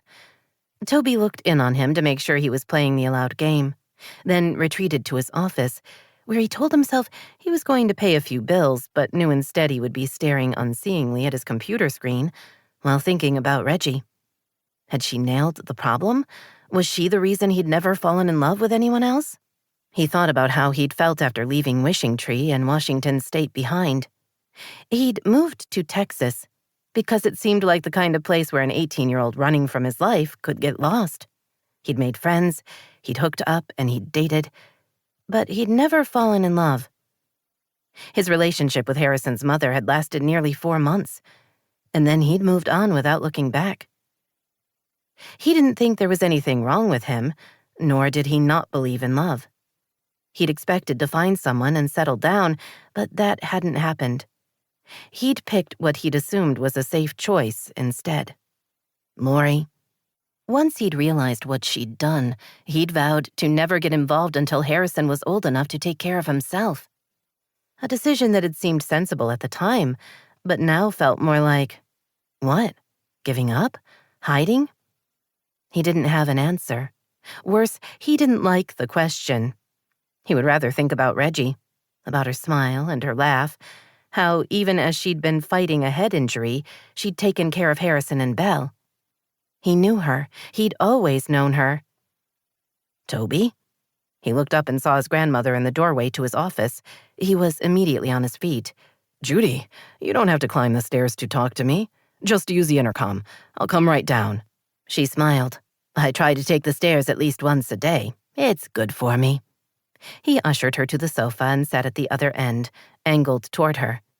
As always, he could see that she was getting older. There were more wrinkles, and her hair was pure white. There was something about her walk these days. It was slower, and she was a little more bent. "I've been going through old pictures," she said, smiling at him, "sorting them and labeling them." "Don't tell me you're getting your things in order. I don't want to hear that." The smile widened. "Oh, I'm getting on in years, but I plan to be around for a good long while." "I hope so. Harrison and I need you in our lives." "I'm sure that's true, but I think you might need a little more than just me." Uh-oh. The conversation had taken a turn he was going to find awkward. He could feel it. "I have a lot of pictures of your father," she said. "Less of your mother. I wish there were more." Okay, not the direction he'd thought they were headed. He relaxed. "I have some of her, a handful. I'll give them to you to put in one of the albums." "You were a handsome little boy, very affectionate and helpful." "Is that how you remember me?" "It's how you were." "I think I got in plenty of trouble, made messes, and talked back." The smile returned. "Some, but that's what children do." Her expression turned serious. "I have so many regrets with you, Toby. After your mother died and I came to live here, I didn't protect you enough." He looked away. "That was a long time ago." "Was it?" "Sometimes it feels like yesterday. Sometimes I wish I could go back in time and talk some sense into my younger self." She glanced down, then back at him. "I only had the one child. I wanted more, but I kept miscarrying. Maybe if I'd had my 2 or 3, I would have been better at seeing your father for what he was, rather than what I wanted him to be. I should have stood between the 2 of you more than I did." He hated seeing her like this. Although he agreed with the sentiment, She should have taken care of him better. He didn't want to blame her or even talk about it. I did just fine. Her gaze locked with his. He beat you. He went after you time after time, and I did very little. As you got older, it got worse, and by the time you were a teenager, I was too afraid to get between you. I would never have hurt you. You weren't the one I was afraid of. He moved toward her and took her hand. Judy, I love you. I will always love you. That's all that matters. I love you too. It's funny. They say that when people get old, they get clarity about what's important and what isn't. I suppose that's true. I don't miss that I never went to Europe or owned nice jewelry or had a fancy car. But I regret not being a better grandmother to you. I should have stayed with you when you had Harrison. I should have moved to Texas to help you. While I would have liked to have you around, I think it was better that you didn't. I learned how to be a dad because there wasn't anyone else. If you'd been with me, I would have depended on you too much. The situation might have been easier, but I don't think it would have been better for me and Harrison. You're being kind. You've always been a good man. You protect those you love. I know what happened with Lori was hard, but I think you're learning the wrong lesson. I picked her, and she abused my son. I agree. But then you decided you would never trust again. That wasn't what you were supposed to take away from what happened. Be careful, but don't shut yourself off. It's not good for you, and it's not teaching Harrison what a healthy relationship looks like. How is he supposed to know how to be a husband if he's never seen one close up? How is he supposed to choose the right woman when you're showing him that after one mistake, you give up? For a woman well into her 70s, she still knew how to throw a punch. That's not what I'm doing, he said automatically, even as he wondered if it was. It's not what I meant to do. You deserve to be happy. You deserve to be with someone who will love you and Harrison and always have your back.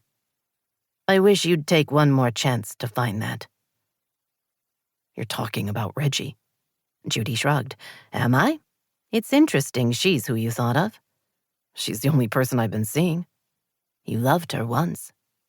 According to Reggie, he still loved her, a concept he couldn't get his mind around. If you don't do something, you'll lose her again. When the holidays are over, she'll go back to Seattle, and then what?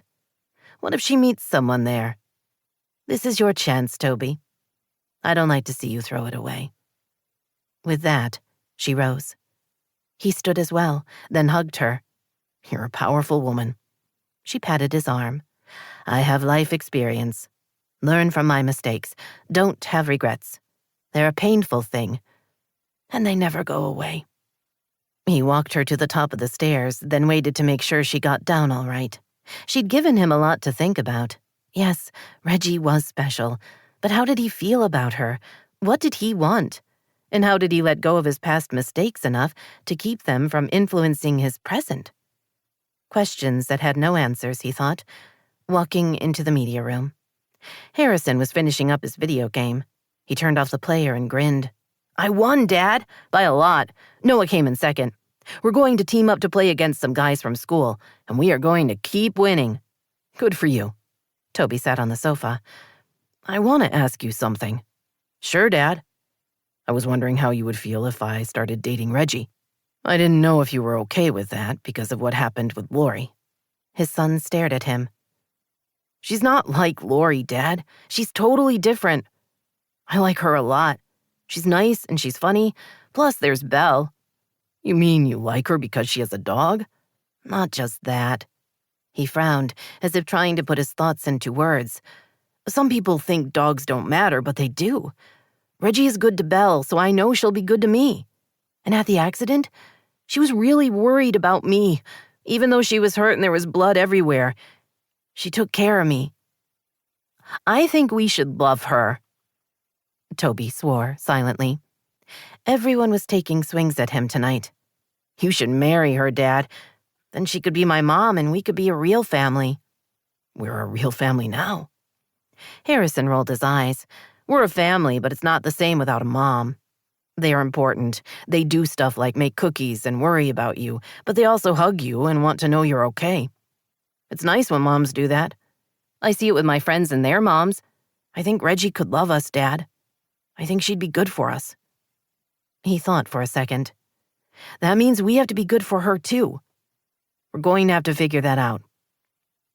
Toby's throat got a little tight. He pulled Harrison onto his lap and held him. "Don't I give you enough hugs? You give me plenty, but they're not mom hugs. It's just different."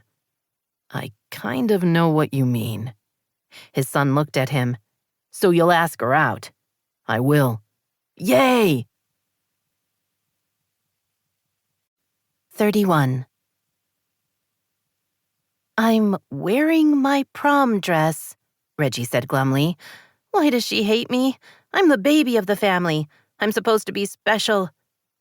Dena's lips twitched, as if she was trying not to smile. "If it helps, the dress looks good on you. It's a little 2000s, but otherwise very pretty. I feel like an idiot." They were in the bride's room at the resort. Their mom was out getting her picture taken in her beautiful gown. Dena looked fabulous in a simple sleeveless V-neck, A-line gown, although part of her glow could be her newfound happiness with Micah. Dena had announced they were seriously involved. And unbeknownst to Dena, Micah had asked their father for his permission to marry his daughter. Reggie, on the other hand, was missing a man who wasn't communicating with her. Nearly as uncomfortable, she was wearing a strapless dress trimmed in, wait for it, faux feathers, and except for the lining, made entirely of tulle. What was I thinking when I wore this? You begged Mom to get you the dress. You said if she did, you would never ask for anything again. Reggie grimaced. I was so wrong. At least it fits. It has feathers. If I'd known I was going to have to wear it, I could have taken them off, but there wasn't time. I'm humiliated. The dogs look better than me. Reggie pointed at Belle and Bert. Belle had on the pretty dress Reggie had made, while Bert was in a doggy t-shirt printed to look like a tuxedo. His back was better, and the two of them had kept their odd connection. There are going to be pictures, Reggie whined. I'll have to look at myself in this dress forever. I'm trying to be sympathetic, Dena said, patting her bare shoulder. It's a wedding. People dress weird. They don't usually dress in old prom dresses. Reggie sighed. All right, I'm done complaining. After the ceremony, I'm taking the dogs home. Mom said I could change into the cocktail dress I'd been planning to wear, so it's only for, what, another hour? I can survive that. Compared to missing Toby and worrying that it was over for them, once again, the dress was kind of no big deal. Why hadn't the man called, or texted, or come by? They lived in a very small town. He could walk to her house from his office. The complete absence of any communication had her worried that the silence was the answer. Maybe he'd heard everything she'd said and come to the decision that he wasn't interested in her that way. Maybe he never had to even wonder about it. Maybe everything that had happened had been in her head. Now there was a depressing thought that really put her feathers into perspective. Paisley walked into the bride's room. We're about ready to start. She paused and stared at Reggie. Oh my. You weren't kidding. That's your old prom dress. I remember because I was so jealous that you got to wear it. You were so beautiful and cool. Dena grinned. Mention the feathers. She likes that. Don't. I beg you. Lee hurried into the room, looking happy and beautiful. This is so much fun. Your father is so handsome in his tux. I'm enjoying every second of the day. She reached for her daughters. My wonderful girls. Thank you for indulging me in being my bridesmaids. We love you, Mom, Reggie said. We want to be here for you. Dressed however you want, Dena added with a laugh. You both look lovely. Reggie, I don't know why you were worried about the dress. It's very pretty. Thank you, Reggie said, doing her best to act like she meant the words. Paisley got them lined up. They'd agreed Dena and Reggie would each walk a dog down the aisle. Then Lee would follow. Paisley cued the music, and the procession started. Dena went first, with Bert. His handsome self caused the guests to laugh and point, but that reaction was nothing compared to the one when Belle made her wedding debut. She walked perfectly, the basket of flowers in her mouth, her whip-like tail wagging in time with the music. Reggie kept her attention on her dog, trying not to look at the guests. She wasn't even sure if Toby was going to show up. Maybe he'd decided not to bother. At the end of the aisle, she got Belle in position, then went to stand next to Dena. Involuntarily, she looked at the guests and immediately saw Toby. He was seated next to his grandmother, looking incredible in a dark suit. Their gazes locked, and she tried desperately to figure out what he was thinking. He'd shown up, so that had to mean something. At least, she hoped it did. The ceremony was beautiful and exactly right. Reggie cried more than she'd planned to. Her parents were obviously still madly in love, and the dogs behaved. When everyone had headed for the reception, Reggie took the dogs back to the bride's room, where she quickly changed into jeans and a sweatshirt before grabbing her coat on her way to her car. The trip back to the house only took a few minutes. Once she'd relieved the dogs of their finery, she ran up to her room and put on a slightly more contemporary cocktail dress. She was halfway down the stairs when the doorbell rang. Who on earth? She pulled open the front door and saw Toby standing on the porch. "What are you doing here?" she asked, stepping back to let him in.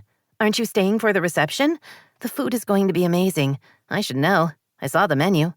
It was also going to be pricey for her parents, but why mention that?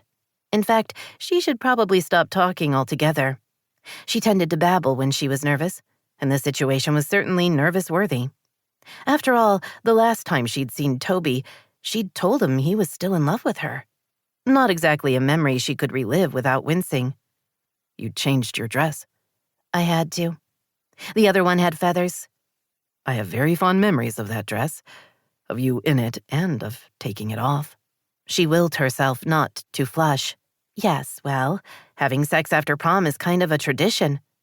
"That was a good night." "It was." He moved a little closer. "I've been thinking about what you said." "Oh? That it's a great menu?" "No. What you said about me being in love with you." "Ah, okay, she would survive this. She was strong. And even if she didn't feel that way at the moment, she could fake strong. She didn't regret what she'd told him. She might have worded it differently, but she'd told the truth. If he was too stupid to see that, he was— "You're right." The soft words nearly didn't penetrate. Then they did, and all the air rushed from her body. What? "I'm in love with you. I probably never stopped loving you, which would explain why I haven't fallen for anyone else since we broke up." "You haven't?" "Not a one." He smiled at her. "You're so damned brave. Where does that come from? How do you have the courage to simply put it all out there? You always impress me, Reggie. I worry I can't keep up, but I'm hoping you'll help me be more like you." Her head was spinning. He was saying the most wonderful things. He was talking like they were going to be together. "So you want to start dating?" "No, I don't want to date you. I want to marry you." The room went totally still. The only sound was the ticking of the old grandfather clock in the dining room. Reggie felt a prickling all over her body. Not goosebumps exactly, but definitely a reaction from her sympathetic nervous system or some other system. It was the shock of the moment, or maybe her head injury was acting up. "I love you," he repeated, although he could say it a million more times, and she'd be fine with that. "I love you and want us to be together." He paused. "I'm assuming you're okay with that. Oh, and I'm a package deal." "Harrison and Judy. Yes, I know." The half-smile returned. "Do you have any thoughts?" "Yes." She threw herself at him, wrapping her arms around his neck and kissing him. Happiness, pleasure, and so much love filled her that she knew her heart couldn't hold any more joy. "I love you," she murmured against his warm, sexy mouth. "A lot. And I have Belle. And I can move my business here, but I'll have to go to Seattle every few weeks." "That works, because I do too. We can carpool." She laughed, still hanging on to him. "That's very environmentally conscious." "It is. Plus, I have extra space in my building if you want to set up your business there. Oh, and think about keeping your house in Seattle. You can rent it out. It would be a good investment for you, and we all love Belle." "She'll be thrilled. She's finally getting her boy." "Oh." She took a step back. "What about Harrison? Is he going to be okay with us getting involved?" "Married," he said firmly. "Not involved." "Married." She had a little trouble thinking the word. Not because she didn't want to, but because she hadn't dared to dream that could ever happen with Toby. She'd thought she'd lost her chance with him, but she hadn't. He's on board. We had a man-to-man talk last night, and he thinks she'll be a great mom and be good for us. For the second time that day, she was fighting tears. That's so sweet. It is. He pulled her into his arms again. Now, what I really want to do is take you upstairs and make love to you for the next 6 hours. But we should go back to your parents' reception instead. She sighed. I really like that you respect my family. Thank you for that. But later tonight, my folks are driving to Whistler for a couple of days. So if you want to spend the night, you can.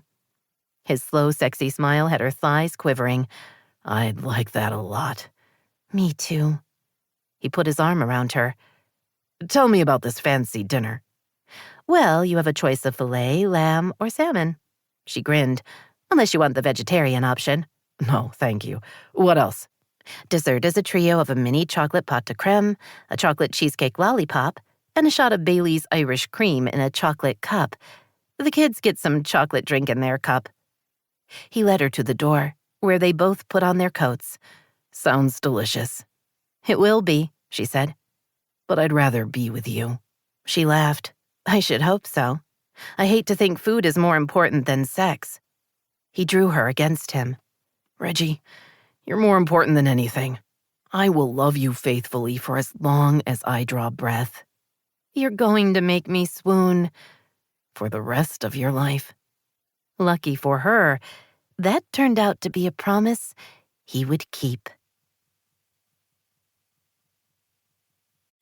This is Tanya Eby. We hope you have enjoyed this unabridged production of The Christmas Wedding Guest by Susan Mallery, presented by HQN Books and Harper Audio. This program was produced by B Audio Limited. Executive producer, Jennifer Lopes. Text copyright 2021 by Susan Mallery. Production copyright 2021 by Harlequin Enterprises Limited. Used under license with Harlequin Books S.A. All rights reserved.